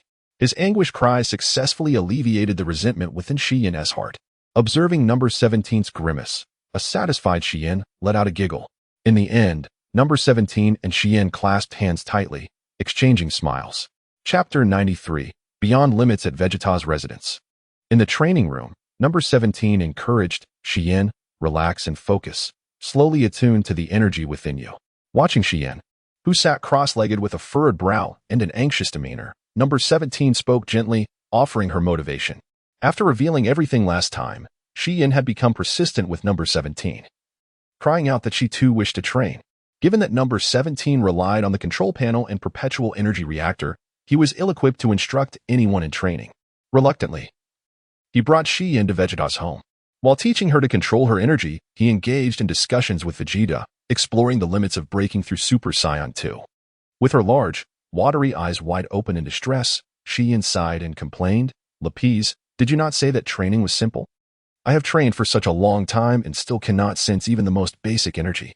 "Xian, I also took a considerable amount of time to begin sensing it," number 17 replied, forcing a smile despite his conscience. "Why don't you take a break and chat with Bulma over some tea to ease your mind?" Hearing Xian's complaints, number 17 spoke insincerely. "All right, I suppose I am a bit tired." Rising to stretch her limbs, Xian glanced at number 17, covered her mouth lightly, and yawned as she headed into the room. Such an attitude made Android 17 realize that, at most, he could hold on for another month before surrendering. He consoled himself, thinking that enduring a little longer would suffice, and if necessary, he could seek assistance from Shenron in the future. With a heavy heart, he entered the gravity chamber, seeking out Vegeta. Has she not yet sensed the energy? He pondered as he appeared right behind Vegeta, effortlessly dodging the high-speed energy blast and skillfully shutting off the gravity chamber's switch. Vegeta, drenched in sweat, paused his training and approached 17. "Don't even mention it. She is utterly unsuited for training. You should have Bulma talk to her later," he remarked, weary from the torment inflicted by Xian. 17 patted Vegeta on the shoulder and spoke in a somber tone. All right, ha ha ha." Vegeta laughed heartily, delighted to see 17 in such a state, and assured him. Ignoring Vegeta's gleeful demeanor, 17 inquired about the results of surpassing Super Saiyan 2. At this question, Vegeta found himself at a loss for words. His spirits dampened. As time has elapsed, the progress towards breaking the limit of Super Saiyan 2 has remained stagnant, prompting Vegeta to express his frustration. With no discernible advancement, he hesitantly began to doubt. 17, are you truly not deceiving me? Upon hearing Vegeta's words, 17 began to reflect. Could it be that Vegeta, much like in the anime, is incapable of transforming into Super Saiyan 3? Or perhaps Vegeta has yet to fulfill the requirements necessary for such a transformation? Vegeta, just a moment. Let us discuss this further. Are you certain you have reached your limit? After seeking confirmation from Vegeta and receiving a definitive response, 17 closed his eyes, endeavoring to recall Goku's transformation from the anime. His hazy memories only brought to mind Goku's initial transformation during the battle against Majin Buu, a time when Goku had not yet been revived. As 17 shook his head in contemplation, a thin sheen of sweat began to form on his brow. And after much effort to retain every detail, he finally discerned the reason behind Vegeta's inability to become Super Saiyan 3. In the anime, it seemed Goku had mentioned that the energy consumption while in Super Saiyan 3 mode was extraordinarily immense, to the point that even Goku struggled to maintain it for an extended period. Furthermore, when Goku transformed into Super Saiyan 3, he amassed an overwhelming surge of energy. Synthesizing these clues, 17 surmised that while Vegeta had indeed reached the pinnacle of Super Saiyan 2, he perhaps lacked the requisite energy to support a transformation into Super Saiyan 3. Thus, he found himself at an impasse. As for the amount of energy required, 17 was uncertain. After sharing his thoughts with Vegeta, the latter, upon reflection, found the reasoning quite plausible. However, Vegeta retorted, "If what you say is true, then I must continue to train diligently." Rejuvenated by 17's insights, Vegeta felt as if he had gained a profound understanding. Shaking his head in disappointment at 17, he resolved to resume his training. "Wait, Vegeta, I have a solution." At this juncture, 17, unwilling to relent, suddenly recalled a scene from the movie where Goku transformed into Super Saiyan God with the assistance of Vegeta and others channeling their energy into him. "What if I channel my energy into you, Vegeta? Let us see if you can break through your limits in one decisive push." Upon hearing 17's suggestion, Vegeta harbored considerable skepticism and replied slowly, "17, can this method truly help me surpass my limits?" Sensing Vegeta's doubt, 17 decided to spur him on. "Fear not, Vegeta. It will undoubtedly work. Do you not wish to seize this opportunity to surpass Goku?" Provoked by this challenge, the initially reluctant Vegeta was suddenly filled with determination. His gaze resolute. "Let us go and attempt it now. Surpassing Kakarot in every conceivable aspect and ultimately defeating him has been Vegeta's lifelong aspiration. Very well, let us proceed." Placing a hand on Vegeta's shoulder, number 17 employed instant transmission, transporting them once more to an unknown celestial body. This time, the planet was no longer shrouded in lethargy. Instead, it mirrored the vibrancy of the human realm, teeming with life. Standing atop the mountain, Vegeta took a deep breath, adjusting his state to its optimal level, and then fixed his gaze upon android 17. "I am ready. Let us commence." Nodding, 17 placed his hands on Vegeta's back, initiating the infusion of his energy into Vegeta's being. However, as soon as 17's white energy made contact with Vegeta's skin, it dissipated into wisps, failing to penetrate his body. "What is happening?" Vegeta, standing tall and proud beneath the heavens, quickly discerned the issue and inquired aloud. "It's nothing. I shall alter the form of the energy." Casual in his response, 17 speculated internally that the failure to infuse energy might be due to his non-Saiyan nature. Thus, he discarded his ultimate life form tag and donned the Saiyan series insignia. Ignoring the emptiness within his body, 17 focused his mind and attempted once more, cautiously channeling his energy into Vegeta. This time, there was no rejection. Relieved, 17 immediately intensified his efforts, transferring all of his energy into Vegeta. Transformed into Super Saiyan 2, Vegeta felt an overwhelming surge of energy coursing through him, as if every part of his body was being inflated. Ultimately, each muscle communicated a subtle tingling sensation to his brain, signaling that the moment had arrived. Chapter 94, Super Saiyan 3 Vegeta. At this moment, having absorbed most of 17's energy, Vegeta radiated a brilliant golden light. Realizing Vegeta had reached a critical threshold, 17 switched back to his ultimate life form tag and began to retreat swiftly, unwilling to intrude. Clenching his engorged fists, Vegeta gritted his teeth, summoning his entire being's energy fueled by a surge of anger, tentatively attempting to transform. With a cry, Vegeta slightly bent forward, enveloped in a vast golden energy, unleashing shockwaves from beneath his feet. The unconscious shockwave shattered boulders and caused the mountains to crumble. Moreover, as Vegeta unleashed his energy, the ground fractured, sending large clumps of earth soaring into the sky. The deafening shockwaves radiated outward in ripples, gradually elevating Vegeta into the air. Amidst the dazzling golden light, the entire planet trembled under the tremendous transformation of Vegeta. The concept of distance had vanished in the face of his overwhelming aura. Was this truly Vegeta's power? In the underworld, as Wukong was diligently engaged in his arduous training, he turned to face the distant North King, who was wearing sunglasses. His voice resonated, amplified several times over. Startled by Wukong's exclamation, the North King stumbled, nearly losing his footing. Just as he was about to chide Wukong, he sensed the overwhelming aura emanating from Vegeta and, adjusting his sunglasses, began to observe intently. This was extraordinary indeed. The North King, filled with astonishment, relayed his observations to Wukong. "My lord, are you suggesting that Vegeta is on the verge of surpassing the limits of Super Saiyan 2? He wiped away non-existent sweat, his tone laced with tension. "Yes, but I wonder if Vegeta can transcend these limits with the assistance of number 17. If he cannot control this immense power, he risks catastrophic consequences." Upon hearing the gravity of the situation, Wukong's inner turmoil dissipated somewhat. He resolved not to take reckless risks like Vegeta, who had yet to attain the requisite strength for such a breakthrough. Wukong then focused all his attention on witnessing this unprecedented transformation through the North King's abilities. Vegeta radiated an aura as deep as an abyss, leaving Krillin, Yamcha, Piccolo, and the others utterly speechless, their minds etched with profound respect for Vegeta's strength. Throughout the universe, those weaker beings, upon sensing Vegeta's terrifying presence, found themselves frozen, their hearts consumed by fear. Vegeta cried out, straining to maintain control over his energy. Golden light flickered around him, and what had once been a mere spark of electricity now resembled the fury of thunder itself. The entire blue sky was torn asunder by the violent energy emanating from Vegeta, creating a gaping void in the atmosphere, allowing the blazing sun to pierce through. The current transformation made number 17, who was sustaining the protective barrier, realize that Vegeta was on the cusp of transcending his limits, poised to achieve the transformation into Super Saiyan 3. While onlookers could discern this momentous occasion, Vegeta himself was acutely aware of his pivotal role. Recalling his past battles against Frieza, Cell, and Metal Cooler during the invasion of Earth, Vegeta shouted with fervor, "This time, I shall be the first." The golden radiance that erupted externally gradually converged, and as Vegeta hunched over, his eyebrows suddenly vanished. His blonde hair, under the influence of a mysterious force, continued to elongate. The bulging muscles stabilized, and once his appearance was fully defined, the energy that had been compressed within him surged forth explosively.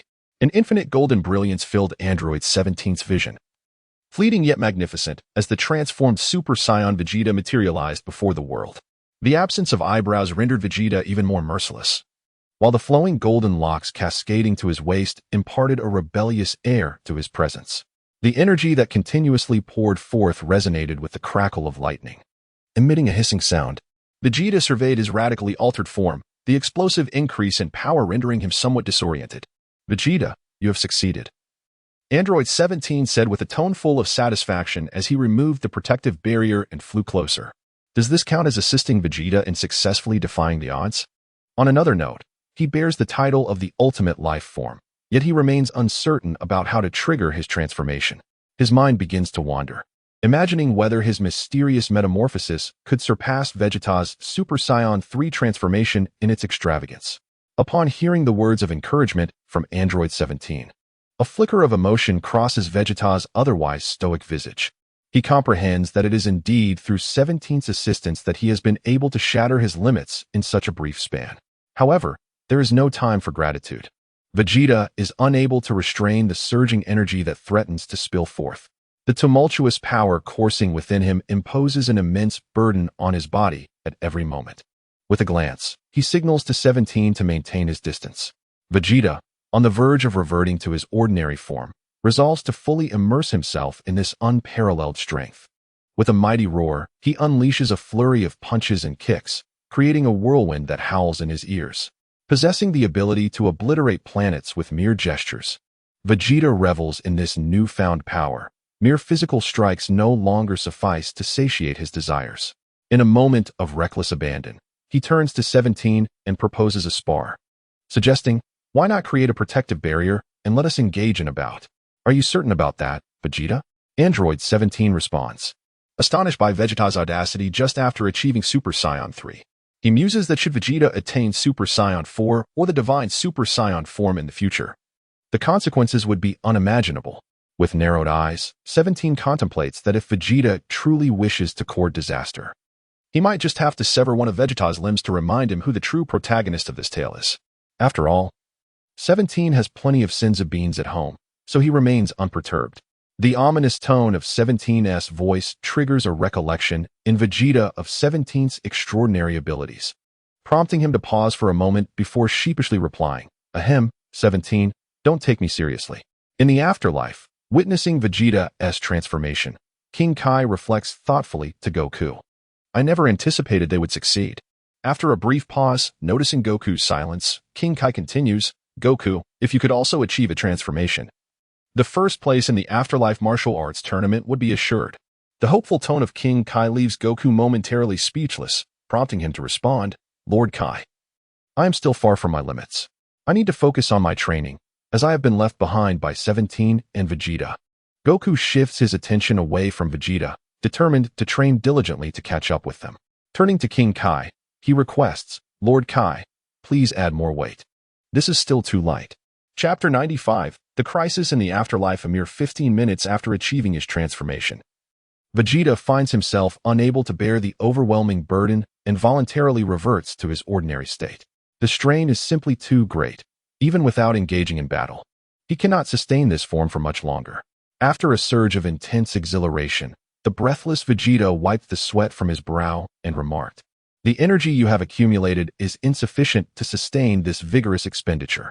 The astute number 17, surveying the mountains and rivers that Vegeta had inadvertently ravaged, urged, "Let us return now that you have achieved your transformation. You must take your time to explore and grasp the essential principles. The mission of this outing has been flawlessly accomplished." Vegeta nodded in agreement, and in the blink of an eye, he returned to his training grounds. After a hasty farewell to Android 17, Vegeta hurried into the gravity chamber, determined to train diligently and strive to achieve his transformation independently. If only Xian possessed even a fraction of Vegeta's dedication, she would not have found herself in such a predicament.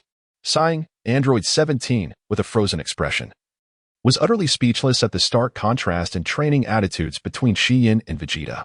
In the subsequent period, Android 17's life gradually returned to normalcy. "Goku, give it your all. You must defeat Roboku." The North Kai, disregarding his image, shouted loudly from the crowded audience in the underworld at Goku, who was engaged in a fierce battle on the arena. "Roboku, keep going. Make him cry." The West Kai, equally spirited, deliberately squeezed towards the stout figure of the North Kai, waving his arms to cheer for his strongest warrior, Roboku. Roboku is a cosmic warrior under the jurisdiction of the West Kai, a righteous martial artist like Goku, who was granted the privilege to remain in the afterlife with his body to train on King Kai's planet. After several rounds of selection, the Hell Martial Arts Tournament hosted by the Grand Kai now had only Goku and Roboku left standing. The West Kai placed all hopes on Roboku to defeat Super Saiyan Goku.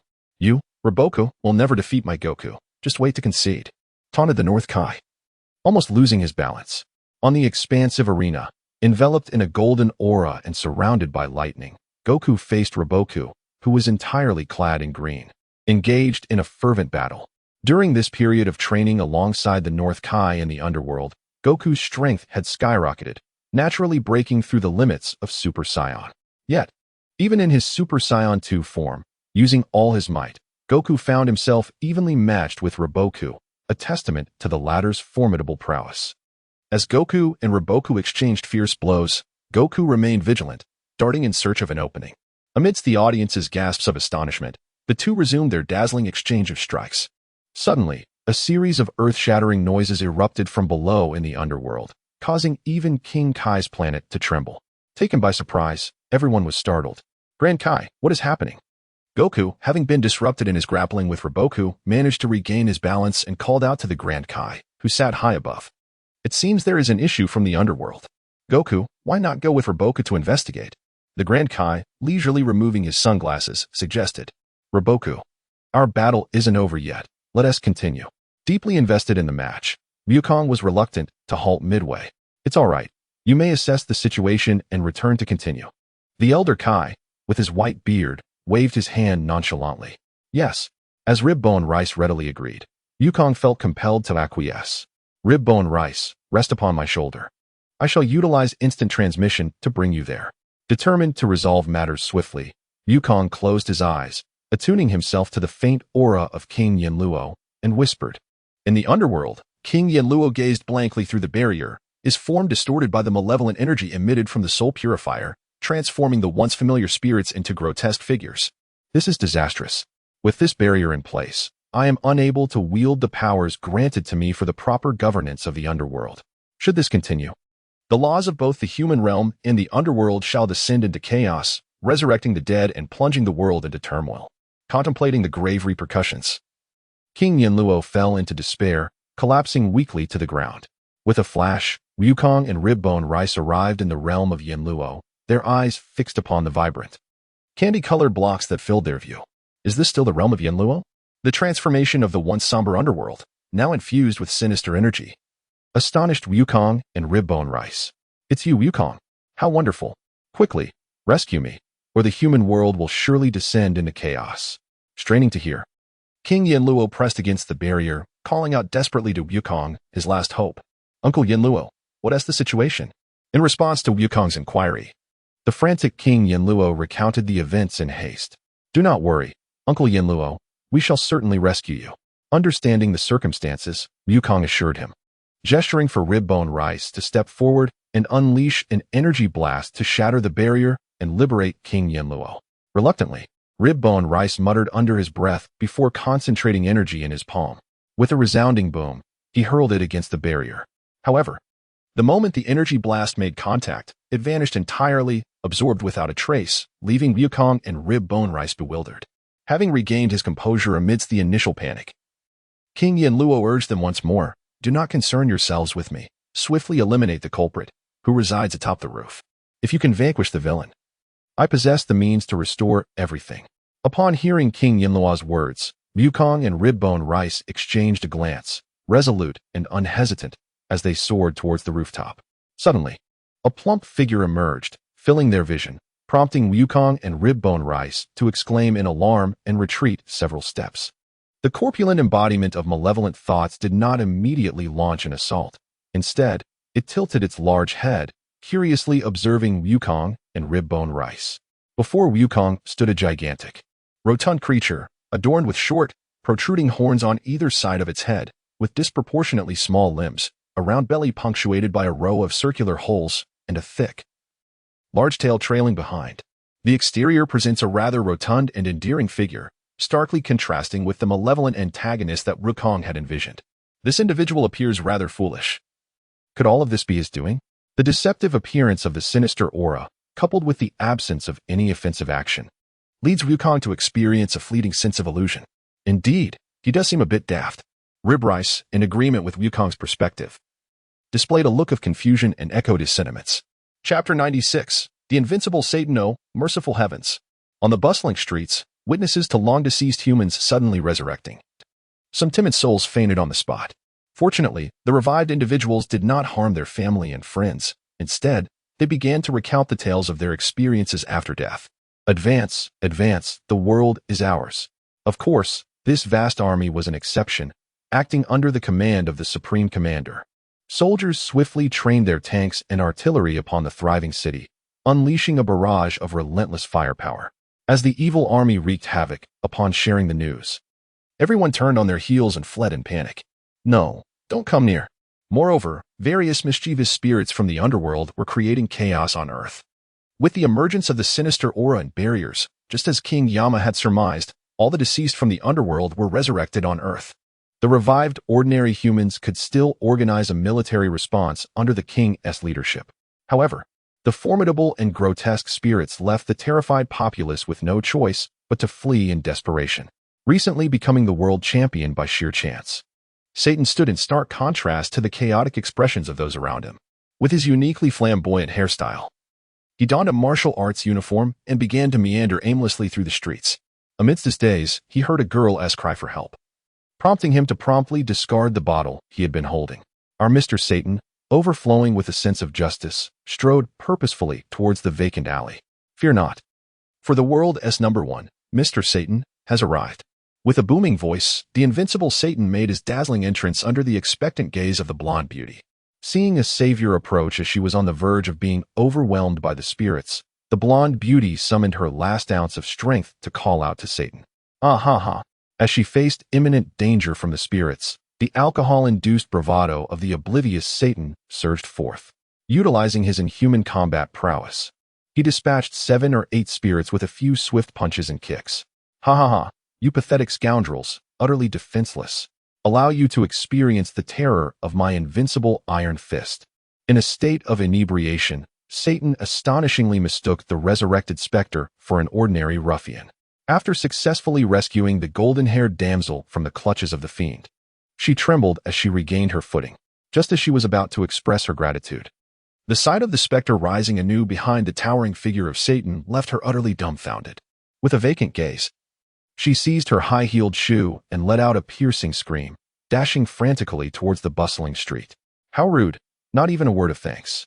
The tipsy Satan, witnessing this spectacle, burped in discontent.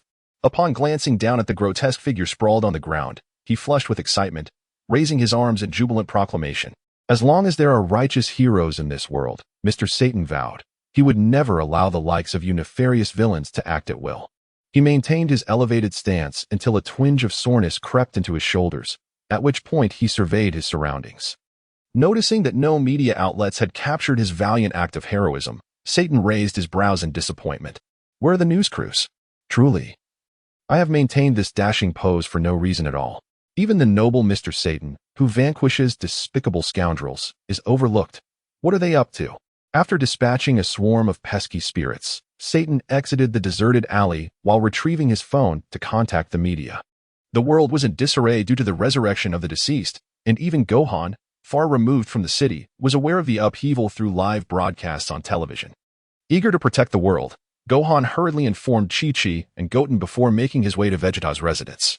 Meanwhile, Piccolo at the temple and Krillin on Kame House also sensed the anomaly and, following Gohan's lead, rushed to Vegeta's home.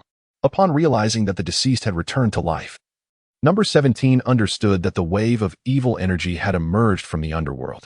He quickly gathered Number 16, Yajirobe, and Number 18, enveloping them in a protective barrier before instantaneously relocating to join Vegeta.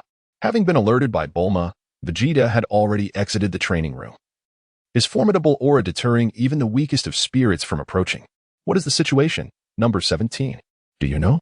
Vegeta and Bulma exclaimed, their eyes lighting up at the sight of him, eager for information. It seems there has been a disturbance in the underworld, causing these deceased individuals to rise again. Number 17 recounted to Vegeta based on his previous life's memories. What? Are you implying that Kakarot will also be resurrected? Upon hearing Number 17's explanation, Vegeta's thoughts turned to Goku, who was training in the afterlife, and his eyes sparkled with hope. It is highly likely that Goku will return. How splendid! Since transforming into Super Saiyan 3, Vegeta has become increasingly eager to seek out Goku in the afterlife for a duel. Upon receiving an affirmative response from Android 17, Vegeta was filled with elation, as his desire was on the verge of fulfillment. 17, quickly use instant transmission and take me to Kakarot, he urged, clenching his fists, narrowing his eyes, and sporting a slight smile. Not so fast, Vegeta. We must first eliminate the enemies outside, cautioned 17, maintaining a composed demeanor. You must understand that not only will Goku be resurrected, but the foes we previously vanquished, such as Cell, Broly, and Metal Cooler, will also return. Expressing his concerns, 17 continued to articulate his worries. While he could easily handle each of those adversaries in a one-on-one confrontation, he feared for the safety of the defenseless Bulma and Videl. Most importantly, 17 was uncertain whether Goku, having been bested by the evil spirit bomb, would resort to instant transmission to seek assistance. The current situation was chaotic, yet not entirely out of control, which made 17 hesitant to act recklessly. If he were to inadvertently prevent Goku from merging with Vegeta and thus the emergence of Vegeto, who would stand against the evil spirit? Such trivialities, once eliminated, only bring further complications. Glancing at Bulma and Videl, Vegeta, despite his ire, recognized the gravity of the situation and stood quietly, awaiting the enemy's approach. Before long, Gohan, Piccolo, Krillin, and others arrived in succession. After 17 provided an explanation, he contemplated adjusting their strategy. With everyone gathered, any issues could be promptly addressed. After all, waiting idly was not a viable solution. So 17 decided to have Android 18 remain behind to guard Videl and Bulma. Consequently, he instructed Vegeta, Gohan, and the others to take the initiative and search for Frieza, Cell, and other formidable foes near Bulma's residence. Once they had dealt with any threats to 18, regardless of whether Goku sought help, 17 was determined to show Vegeta the malevolent spirits from the underworld, the evil spirit bomb. Chapter 97. The Cosmic Emperor. All right, no problem, let's go. Vegeta agreed wholeheartedly with 17's plan, and Gohan and the others shared no objections. He turned back to earnestly remind Android 18 to take good care of Videl, Bulma, Chi-Chi, and the two little ones. Following Vegeta, 17 soared out of the villa. According to their prior arrangement, Gohan and the others scattered to confront the weaker enemies while 17 and Vegeta aimed to take down Cell and other stronger adversaries. Watching Gohan's retreating figure, Vegeta hovered before a tall building, unleashing a wave of energy to effortlessly dispatch a horde of fiends, his expression tinged with urgency. 17. Can you sense the energy of those worthless beings like Cell? Let me try. The enemies who have perished and been resurrected, do they possess any breath? Number 17 remains uncertain. Ah, what a surprise. I wondered who it might be, only to realize it is none other than Vegeta. A boisterous laugh, tinged with a hint of astonishment, echoed from the rooftop. The unmistakable sound of footsteps resonated, and instantly, a figure materialized in Vegeta's mind. Gazing intently, he beheld none other than the resurrected cosmic tyrant, Frieza, who stood there, enraptured, arms wide open as he endeavored to embrace this world brimming with the essence of freedom. Frieza, this time. The ever-disdainful Vegeta uttered those three words softly. So long without seeing you, Vegeta, and you still maintain this demeanor. Frieza, in an exceptionally good mood post-resurrection, did not take offense at Vegeta's rudeness. Rather, his tone bore a semblance of comfort upon encountering an old acquaintance. Who is this? Frieza inquired, shifting his gaze from Vegeta to observe number 17 with curiosity. Understanding Vegeta's temperament, Frieza recognized that anyone able to stand alongside this individual must possess extraordinary prowess. Shall you go, or shall I? Number 17 addressed Vegeta with an air of nonchalance, disregarding Frieza entirely. It matters not, Vegeta replied, arms crossed, having not once directed his gaze towards Frieza since his arrival. The Saiyan monkey remains a Saiyan monkey, perpetually repugnant, regardless of the passage of time. Infuriated, Frieza abandoned his genteel facade, his tail thrashing violently against the ground. Attack! His crimson eyes blazed with fury as he gestured, summoning countless warriors who had fought alongside him across the cosmos, surging forth from behind the edifice like a horde of locusts, targeting number 17 and Vegeta. Among them were the familiar Ginyu Force, along with Dodoria and Frieza's father, King Cold. A wretched assortment, Vegeta muttered, glancing up at the cosmic warriors obscuring his view. Number 17 and Vegeta hovered in midair, standing composed, completely unfazed by the throng before them. Ha! Vegeta exclaimed, unleashing an invisible wave of energy that obliterated all adversaries into mere dust in an instant. Before Frieza could comprehend the situation, Vegeta materialized before him, his cold gaze tinged with a hint of pity. With a swift punch, the Cosmic Emperor Frieza was dispatched as if he were but an insect.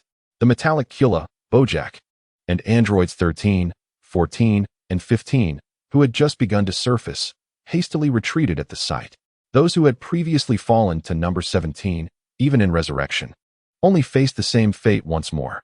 Exchanging glances, number 17 and Vegeta unleashed their full might, swiftly overtaking and eliminating the fleeing foes within minutes. As number 17 mentally verified their objectives, he suddenly realized that among the fallen, Dr. Gero and Cell were notably absent. Number 17, having dealt with these scum, quickly used instant transmission to send me to Kakarot. The foes that had once posed insurmountable challenges were now effortlessly dispatched by Vegeta. Very well. With only Cell and Dr.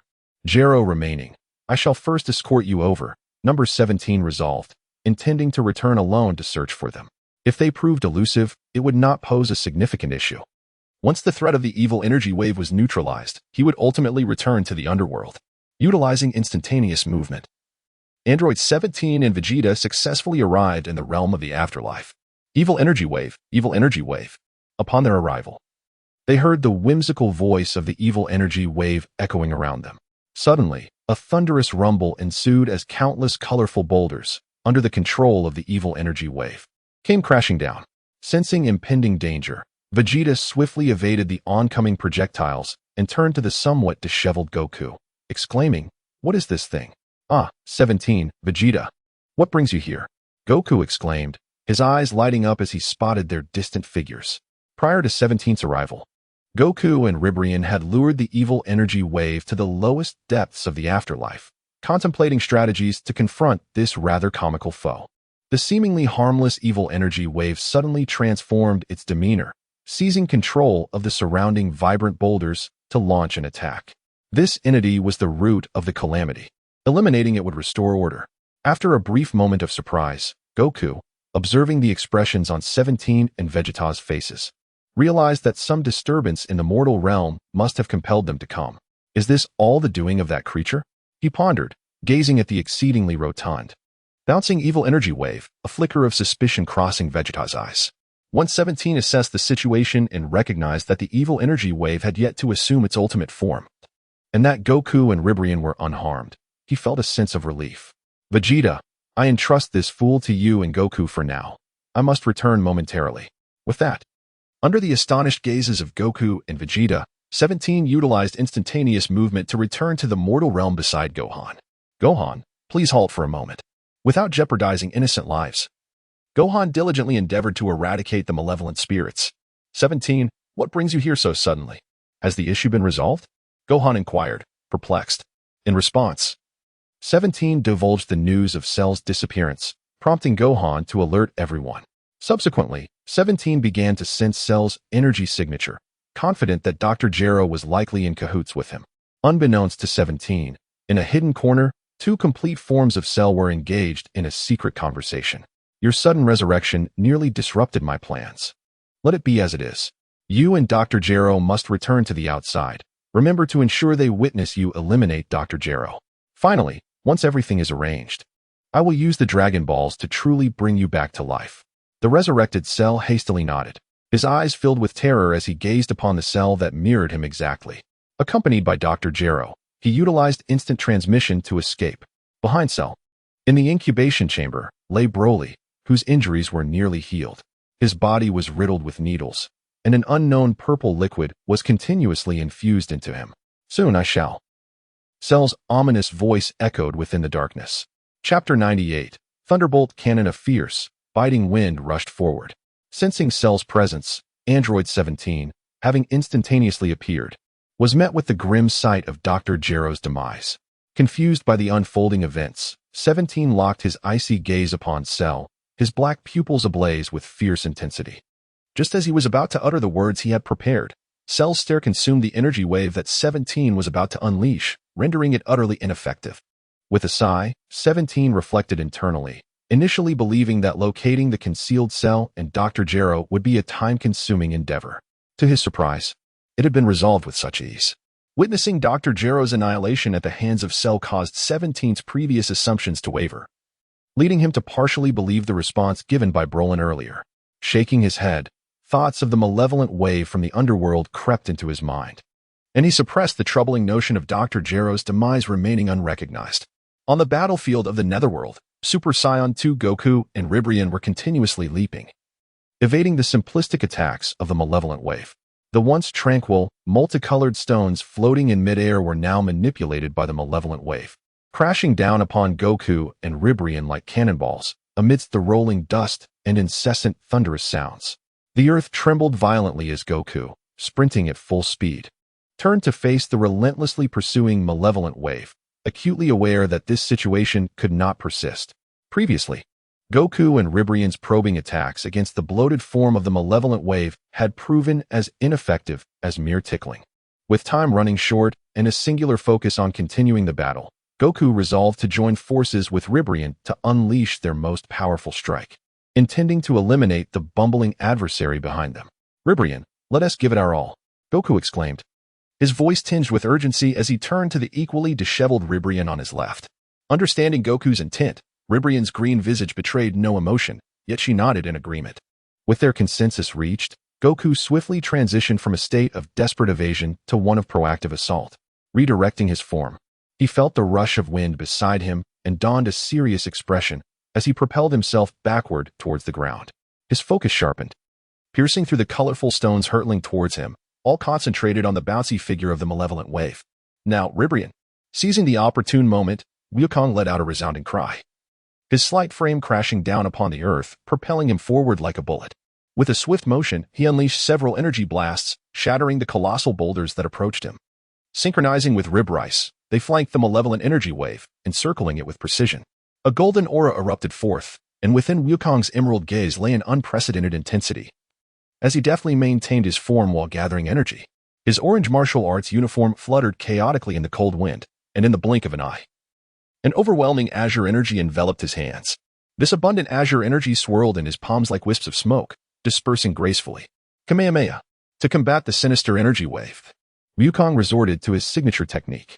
Observing Wukong shrouded in a tempestuous golden blue aura, Rib Rice surmised that he was unleashing his full potential. Firmly planted on the ground, he assumed a semi-squat position, raising his hands in readiness. Thunder and lightning. Sweat beaded on Rib Rice's forehead as he bellowed the name of his ultimate technique with a resonant voice. The tumultuous energy within him coiled around his arms like lightning, poised to unleash a shockwave. In the distance, witnessing the formidable presence of Wukong and Rib Rice, Vegeta, who had experienced the might of Super Saiyan 3, regarded them with disdain. Such a juvenile attack could be effortlessly unleashed with a single hand. Glancing toward the foolishly stationary evil spirit wave, Vegeta felt an inexplicable sense that this individual was not to be underestimated.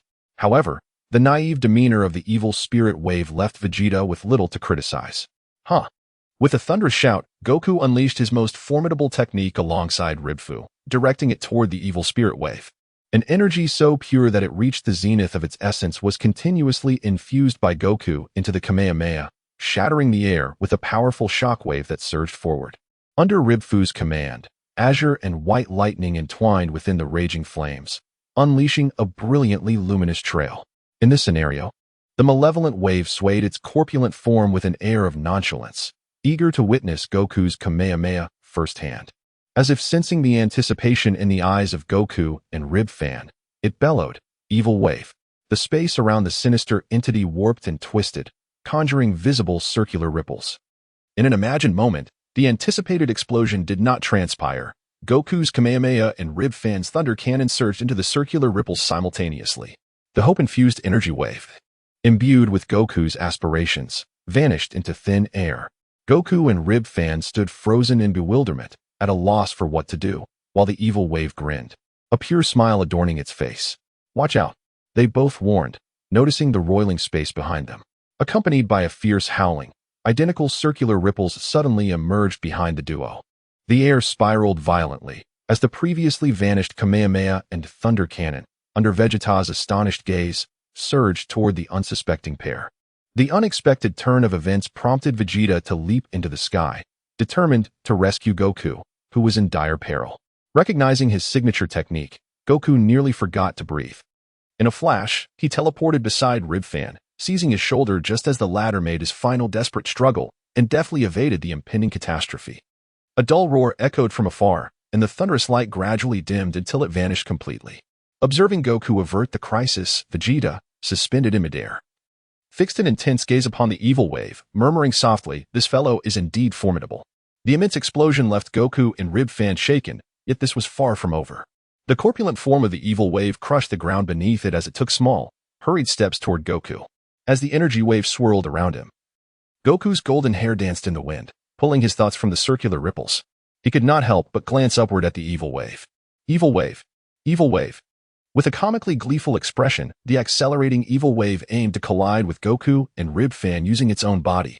While the evil wave possessed sufficient strength, its sluggish speed allowed Goku and Rib Fan to effortlessly evade its advances. Frustrated by their repeated escapes, the evil wave began to pound its belly with its short arms. Now enraged, the consequences would be severe. It swung its fists at the air before it, conjuring circular ripples that devoured its own arms. Meanwhile, around Goku, the circular ripples ominously re-emerged, this time heralding the arrival of the evil wave's golden iron fist. Goku managed to dodge the first punch, but the chaotic circular ripples appeared erratically around him and Rib Fan. Chapter 99. An endless onslaught boom, accompanied by a deafening roar. Wukong was struck by the malevolent wave and sent crashing backwards into a floating, colorful boulder. In a futile attempt to assist Wukong, Rib Rice was also caught in the fray, suffering a kick from the malevolent wave that embedded him into the ground. Unable to withstand the unpredictable assaults of the malevolent wave, both Wukong and Rib Rice found themselves in a dire predicament, battered and bruised. Seizing the opportunity while Wukong was under attack, Vegeta began to ponder the attack patterns of the malevolent wave, hoping to uncover some weaknesses. However, his efforts yielded no results. The malevolent wave operated outside the bounds of reason, displaying no discernible pattern whatsoever. Exhausted, Rib Rice was engulfed by the enormous boulders suspended in midair. Meanwhile, Wukong raised his hands high, veins bulging, desperately resisting the onslaught of the malevolent wave's fists. His trembling, contorted legs signified that he had reached his limit. Indeed, it seemed that only I could resolve this. With a resigned sigh, Vegeta, his face stoic, flexed his wrists and spoke with an air of inevitability. In a flash of gold, Super Saiyan Vegeta entered the malevolent wave's line of sight. The golden aura, akin to a tangible entity, swirled around him as Vegeta declared with an undeniable presence, "Kakarot shall only perish at my hands." Tilting his head, the malevolent wave narrowed its eyes, fixating on the diminutive figure before it, releasing its grip on Wukong and clapping its hands together with force. The malevolent wave intended to squash Vegeta as if he were a mere mosquito. Dodging swiftly, Vegeta looked down at the malevolent wave, which had dismissed him entirely. Already plotting how to deliver a sound thrashing to this foe. With the might of a mountain, the malevolent wave charged towards Vegeta at an astonishing speed. Does this creature believe I am akin to Kakarot? Vegeta gritted his teeth as his solidified aura pierced the sky, standing out vividly in the dim, otherworldly realm. Vegeta, be cautious.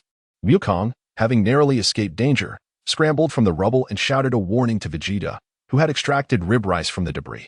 With a slight curl of his lip, Vegeta dismissed Wukong as concern. Vegeta, enveloped in an overwhelming wave of energy, appeared before Wukong in a display of sheer power. With a powerful uppercut followed by a flurry of relentless kicks, he sent the massive malevolent wave crashing to the ground.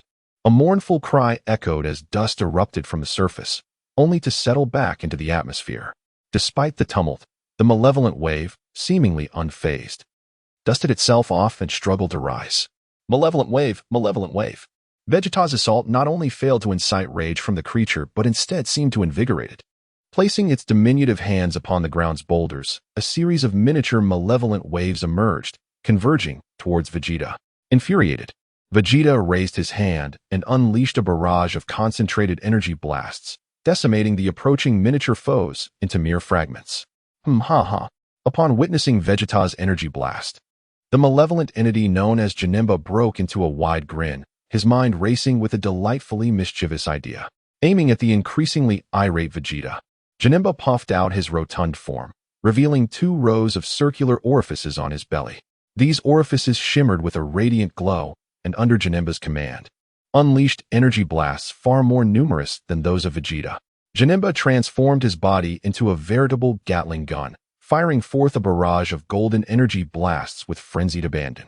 The onslaught of energy blasts, relentless and abundant, forced even Vegeta, without the protective shield of Android 17, to evade rather than face them head-on.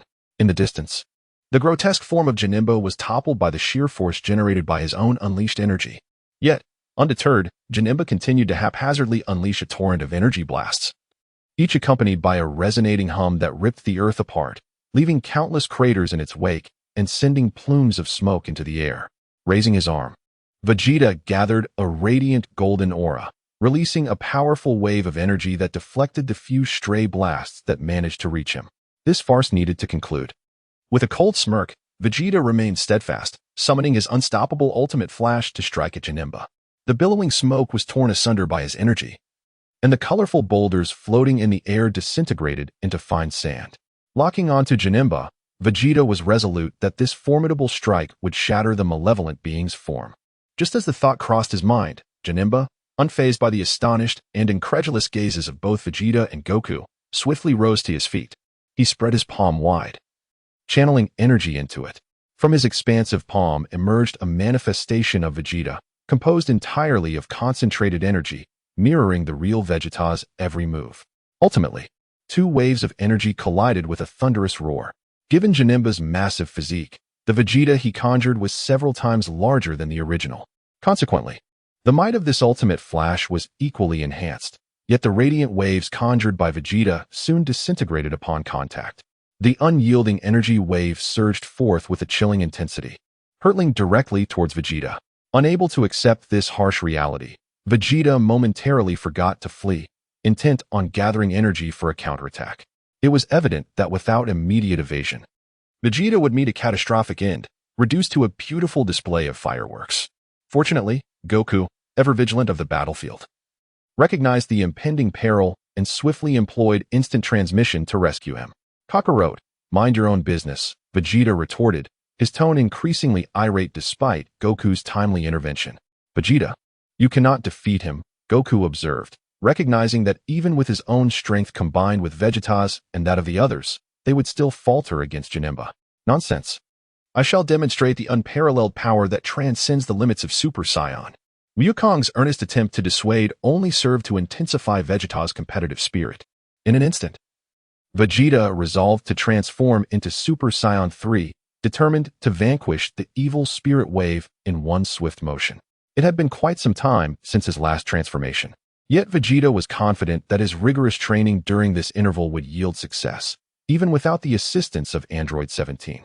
In the realm of the afterlife, thunder roared as brilliant golden flames surged across the sky, an imposing aura emanating from Vegeta. The seething golden flames quickly escalated beyond 10 meters, then 20, 30, and even 40 meters. The tumultuous lightning crackled, and the terrifying force manifested as waves, sweeping away everything in its vicinity. With invisible energy waves threatening to engulf the entire afterlife, the evil spirit wave, drawn in by Vegeta's overwhelming presence, stood frozen, unable to launch an attack. Absolute power surged within him, and with wide eyes filled with a hint of pain, Vegeta bellowed, "Behold, I am Super Saiyan 3 Vegeta." Chapter 100. Fusion standing before rib rice. The speechless Wukong raised his hand desperately to shield himself from the swirling dust. Despite his preparations, he was profoundly awestruck by Vegeta's valiant stance. Such formidable strength would undoubtedly suffice to confront that foe. High above, Vegeta, radiating brilliance akin to the sun, led Wukong to a premature conclusion. In the distance, the rampaging evil spirit wave stirred up billowing clouds of dust, creating deep craters in the once even terrain. As dust waves towering several meters surged towards Vegeta, suddenly lifting his gaze, the defiant Vegeta felt a deep blue hue emerge within his originally emerald eyes. A roar, louder than thunder itself, reverberated through the atmosphere, echoing into the heavens. The golden flames surrounding Vegeta disrupted the air, sending violent ripples, resembling a quivering pool of crystal-clear water from afar. The endless white energy waves radiated outward, dissipating the dust stirred by the evil spirit wave. Only when the grotesque figure of the evil spirit wave loomed large before him did Vegeta cease his display of power. Bathed in shimmering gold, he repelled the dust. His expression solemn, and with unwavering resolve, he articulated, "Humph, you're just in time." The approaching evil spirit wave abruptly raised its resplendent right hand, descending upon Vegeta with overwhelming force. Its shadow obscured the sun, and the crashing sound of its palm echoed ominously, as golden light flowed around him. Boundless energy surged within Vegeta as he gazed upward at the evil spirit wave. Boom! The golden fist struck fiercely, hitting the evil thought wave in the jaw. In that fleeting moment, a sinister smile manifested on Vegeta's otherwise expressionless face. Goku's eyes widened as Vegeta, enveloped in crackling electricity, swiftly delivered a punch that sent the evil thought wave crashing to the ground. The colossal body fell, causing the earth to tremble violently, and the agonized wails unleashed a tsunami of energy. Although the evil thought wave managed to react in time to evade a blow that could have pierced its skull, the protruding horn atop its head was shattered by Vegeta's might. Transformed into Super Saiyan 3, Vegeta's flawless physique became extraordinarily resilient under the immense stimulation of energy. Standing atop the head of the evil thought wave, he radiated a golden brilliance, showcasing his full power for the first time without reservation. Lying on the ground, the evil thought wave emitted a cry of pain, while the energy within it began to mend, allowing the broken horn to regrow. With immense willpower, it suppressed the energy that threatened to escape. The effectiveness of such a single punch brought Vegeta immense satisfaction. High in the sky, the golden figure of Vegeta illuminated the grotesque form of the evil thought wave below. The continuous leak of energy made it clear to Vegeta that his time in the Super Saiyan 3 form was limited. With time of the essence, he aimed for a swift conclusion. Transforming into a beam of golden light, Vegeta soared through the atmosphere with an unmatched, unstoppable momentum, striking towards the evil thought wave. Upon sensing the energy, Android 17, who had instantaneously teleported, witnessed Vegeta mercilessly assaulting the evil thought wave.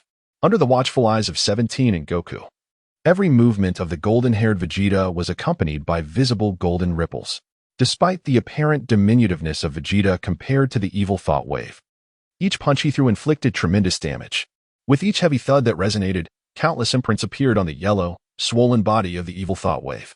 Although the evil thought wave contemplated a counterattack, its movement seemed excessively sluggish in Vegeta's eyes. The attacks were deftly anticipated, forcing the evil thought wave to retreat under the relentless barrage from Vegeta. Observing the battered and helpless form of the evil thought wave, Vegeta, slick with sweat, surmised that it was nearing its limit. Under Goku's expectant gaze, Vegeta summoned all his strength. A surge of golden energy enveloping him as he pierced through the grotesque body of the evil thought wave, looking down at the gaping wound he had created. A look of panic finally crossed the face of the evil thought wave as it desperately waved its small hands, attempting to manipulate energy to fill the gash. In such a splendid moment, how could Vegeta let it slip away? He exhaled a deep breath, casting his head back to release a resounding laugh that echoed through the heavens. A golden aura surged around him as he flickered and positioned himself far from the malevolent wave of sinister energy. His waist-length golden hair billowed in the wind. And with a firm stance, Vegeta spread his arms wide, his expression grave as he began to summon his final strike. Understanding the unfolding narrative, Android 17 recognized that vanquishing the malevolent wave, born of the countless evil energies from the depths of hell, would not be an effortless endeavor. He soared to Goku's side, intending to offer a timely warning to prevent any unforeseen mishaps that might hinder their fusion. 17. It's been a while. By the way, is this the power of Super Saiyan 3? Truly inspiring. Vegeta's overwhelming dominance gradually eased Goku's anxious heart, bringing him joy as he turned to greet 17 with a smile. Goku, I sense this won't be simple. Soon, you may need to fuse with Vegeta, Android 17 cautioned, his focus unwavering on the battlefield as he relayed the changes of the malevolent wave from the anime to Goku. 17. How do you know about fusion? Goku, who was still preoccupied with defeating the malevolent wave before returning to his battle with the Ribs Rice, was taken aback by 17's unexpected words. Particularly, the mention of fusion struck him, as it was a secret technique he had learned from the Metamorphs. By performing a peculiar, symmetrical dance, two individuals could merge into a singular, formidable warrior. Furthermore, the power attained through this fusion would surpass the mere sum of their individual strengths, albeit this state could only be sustained for 30 minutes. This enigmatic fusion technique has never been disclosed by Goku to anyone. How then did number 17 come to know of it? Just as Goku was about to inquire, a furious shout erupted from the horizon. Vegeta had completed the culmination of his ultimate move. Final flash. His arm trembled slightly as the energy within Vegeta surged at an unprecedented speed, grappling with the immense power for the first time. The instability of the technique's frequency was palpable, causing the very air around him to emit a mournful wail under the strain. Amidst a surge of trepidation, Vegeta finally succeeded in unleashing his attack. The shockwave stirred up swirling clouds of dust, and the formidable energy swept across the ground, as if heralding an impending earthquake. The ultimate flash struck with precision at the rear of the malevolent entity, leaving Vegeta, his demeanor weary, to exhale in relief. His arms hanging limply at his sides as his aura diminished significantly. His body, filled to the brim with tumultuous energy, elicited a wretched howl from the malevolent force, its grotesque form shrinking and collapsing. Observing the creature's reaction, Vegeta's face bore no trace of triumph over a vanquished foe. Instead, his pupils constricted and his brow furrowed in concern. He had anticipated that this ultimate technique would lead to the creature's demise, yet its current response stirred unsettling thoughts within him. Chapter 101. Sudden radiance. The grotesque body of the malevolent entity writhed incessantly, its hue shifting from yellow to a blood-red malignancy. During this transformation, number 17, Vegeta, and Goku felt an overwhelming sense of dread emanating from the depths of their souls. Vegeta swiftly darted away, creating a flurry of afterimages, evading the creature's gaze. Arriving before Goku and number 17, Vegeta fixed a wary stare upon the grotesque mass, now on the verge of assuming a humanoid form, and gritted his teeth as he inquired of Goku. Damn it, Kakarot, what manner of monster is this? Vegeta, don't yell at me. I have no idea. Goku replied, raising his hands in a gesture of helplessness. As they spoke, the malevolent force completed its metamorphosis, revealing a robust, orange-skinned humanoid creature before them. Adorned with long horns and purple armor, the entity appeared formidable, its sinister visage accented by a pair of dark eyes, complemented by a lengthy tail dragging along the ground. Without uttering a word, the malevolent entity charged towards Vegeta, a tempest swirling in its wake as it launched its attack. Recognizing the threat directed at Vegeta, number 17 and Goku instinctively evaded the confrontation. Curse it! The malevolent force descended upon Vegeta with alarming speed, its wicked aura enveloping the vicinity, leaving no opportunity for escape.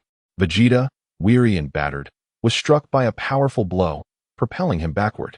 Suppressing his fury, his eyes ablaze, he unleashed a golden aura, evading the relentless pursuit of the malevolent entity. This is dire. I will distract the malevolent force. Goku seized the moment to fuse with Vegeta. In Super Saiyan 3 form, they struggled against the creature's onslaught. Should Vegeta revert to his normal state, he would be even less of a match. In the anime, the distraction was provided by Emil, yet now that Emil lay incapacitated, number 17 understood the gravity of the situation and knew he had to act. Hopefully, Goku can persuade Vegeta to agree to the fusion. After a brief moment of silent contemplation for himself, number 17 teleported in front of Vegeta, launching a coordinated kick to send the malevolent entity flying. Vegeta, go find Goku.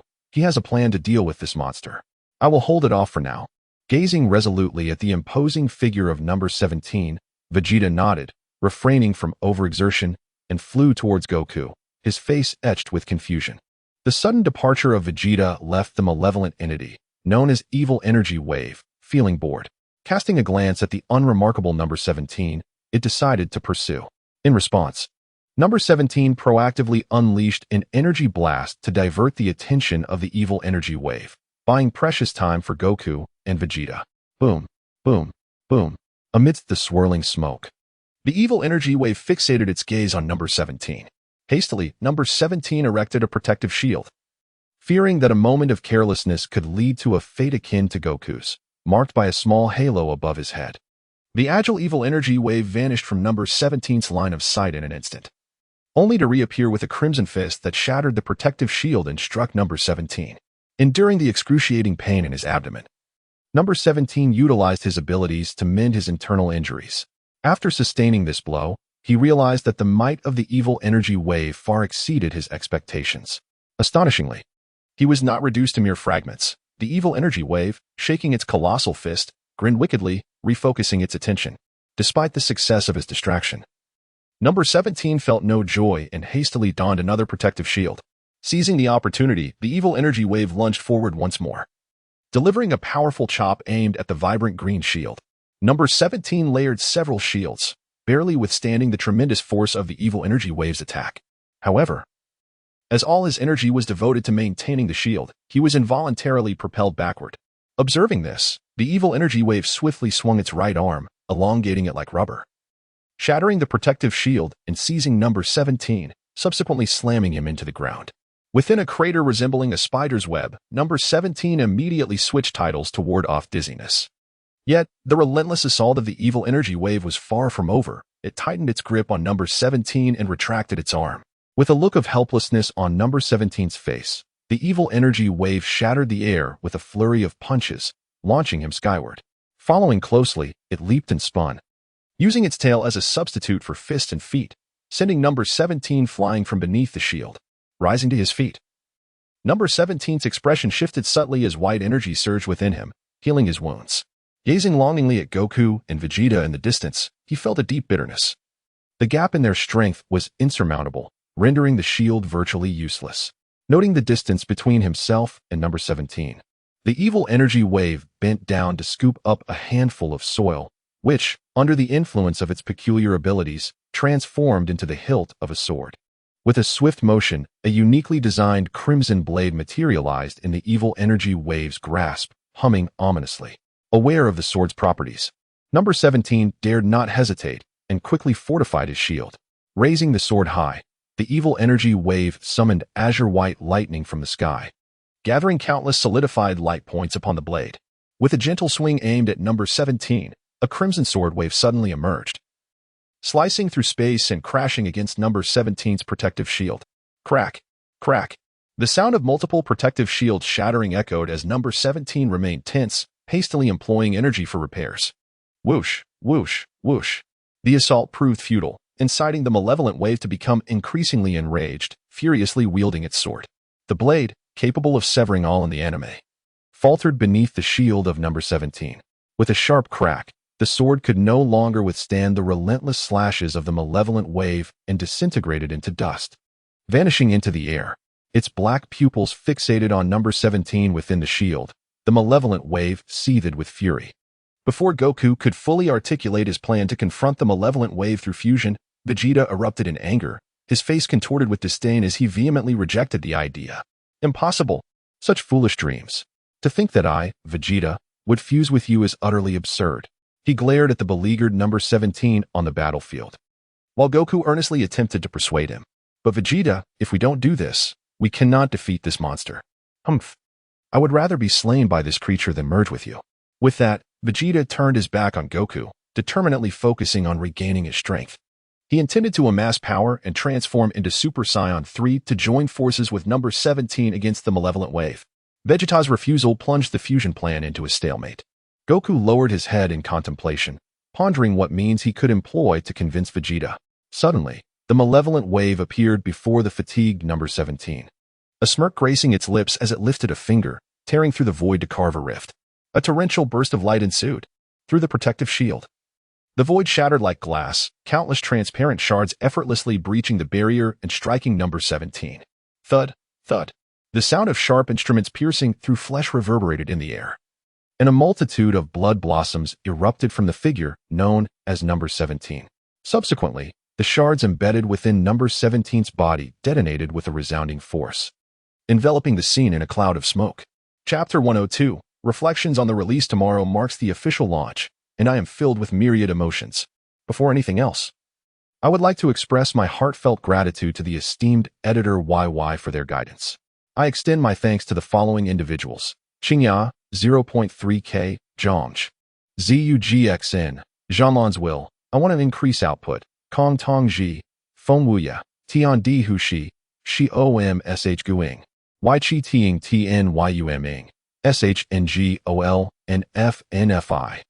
YZTing YUDZHOFZHU, Jing Liing Xing Y, XJing Bihu YNX, ZHYUCHU ZHD Oda SHG, HHTIing, RNYing, Ding X Hu SH to DSH, GIWKNKN, SHYUYN SH Shiash ZHing Zhu NZH NY9379292266, and many more, including the likes of Zing SSH, Methane, MNBYN SHNCH, and DYW in Shilu.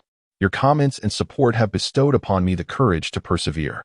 Personally, I believe this work is rather mediocre, primarily because it is my first attempt at writing. There are numerous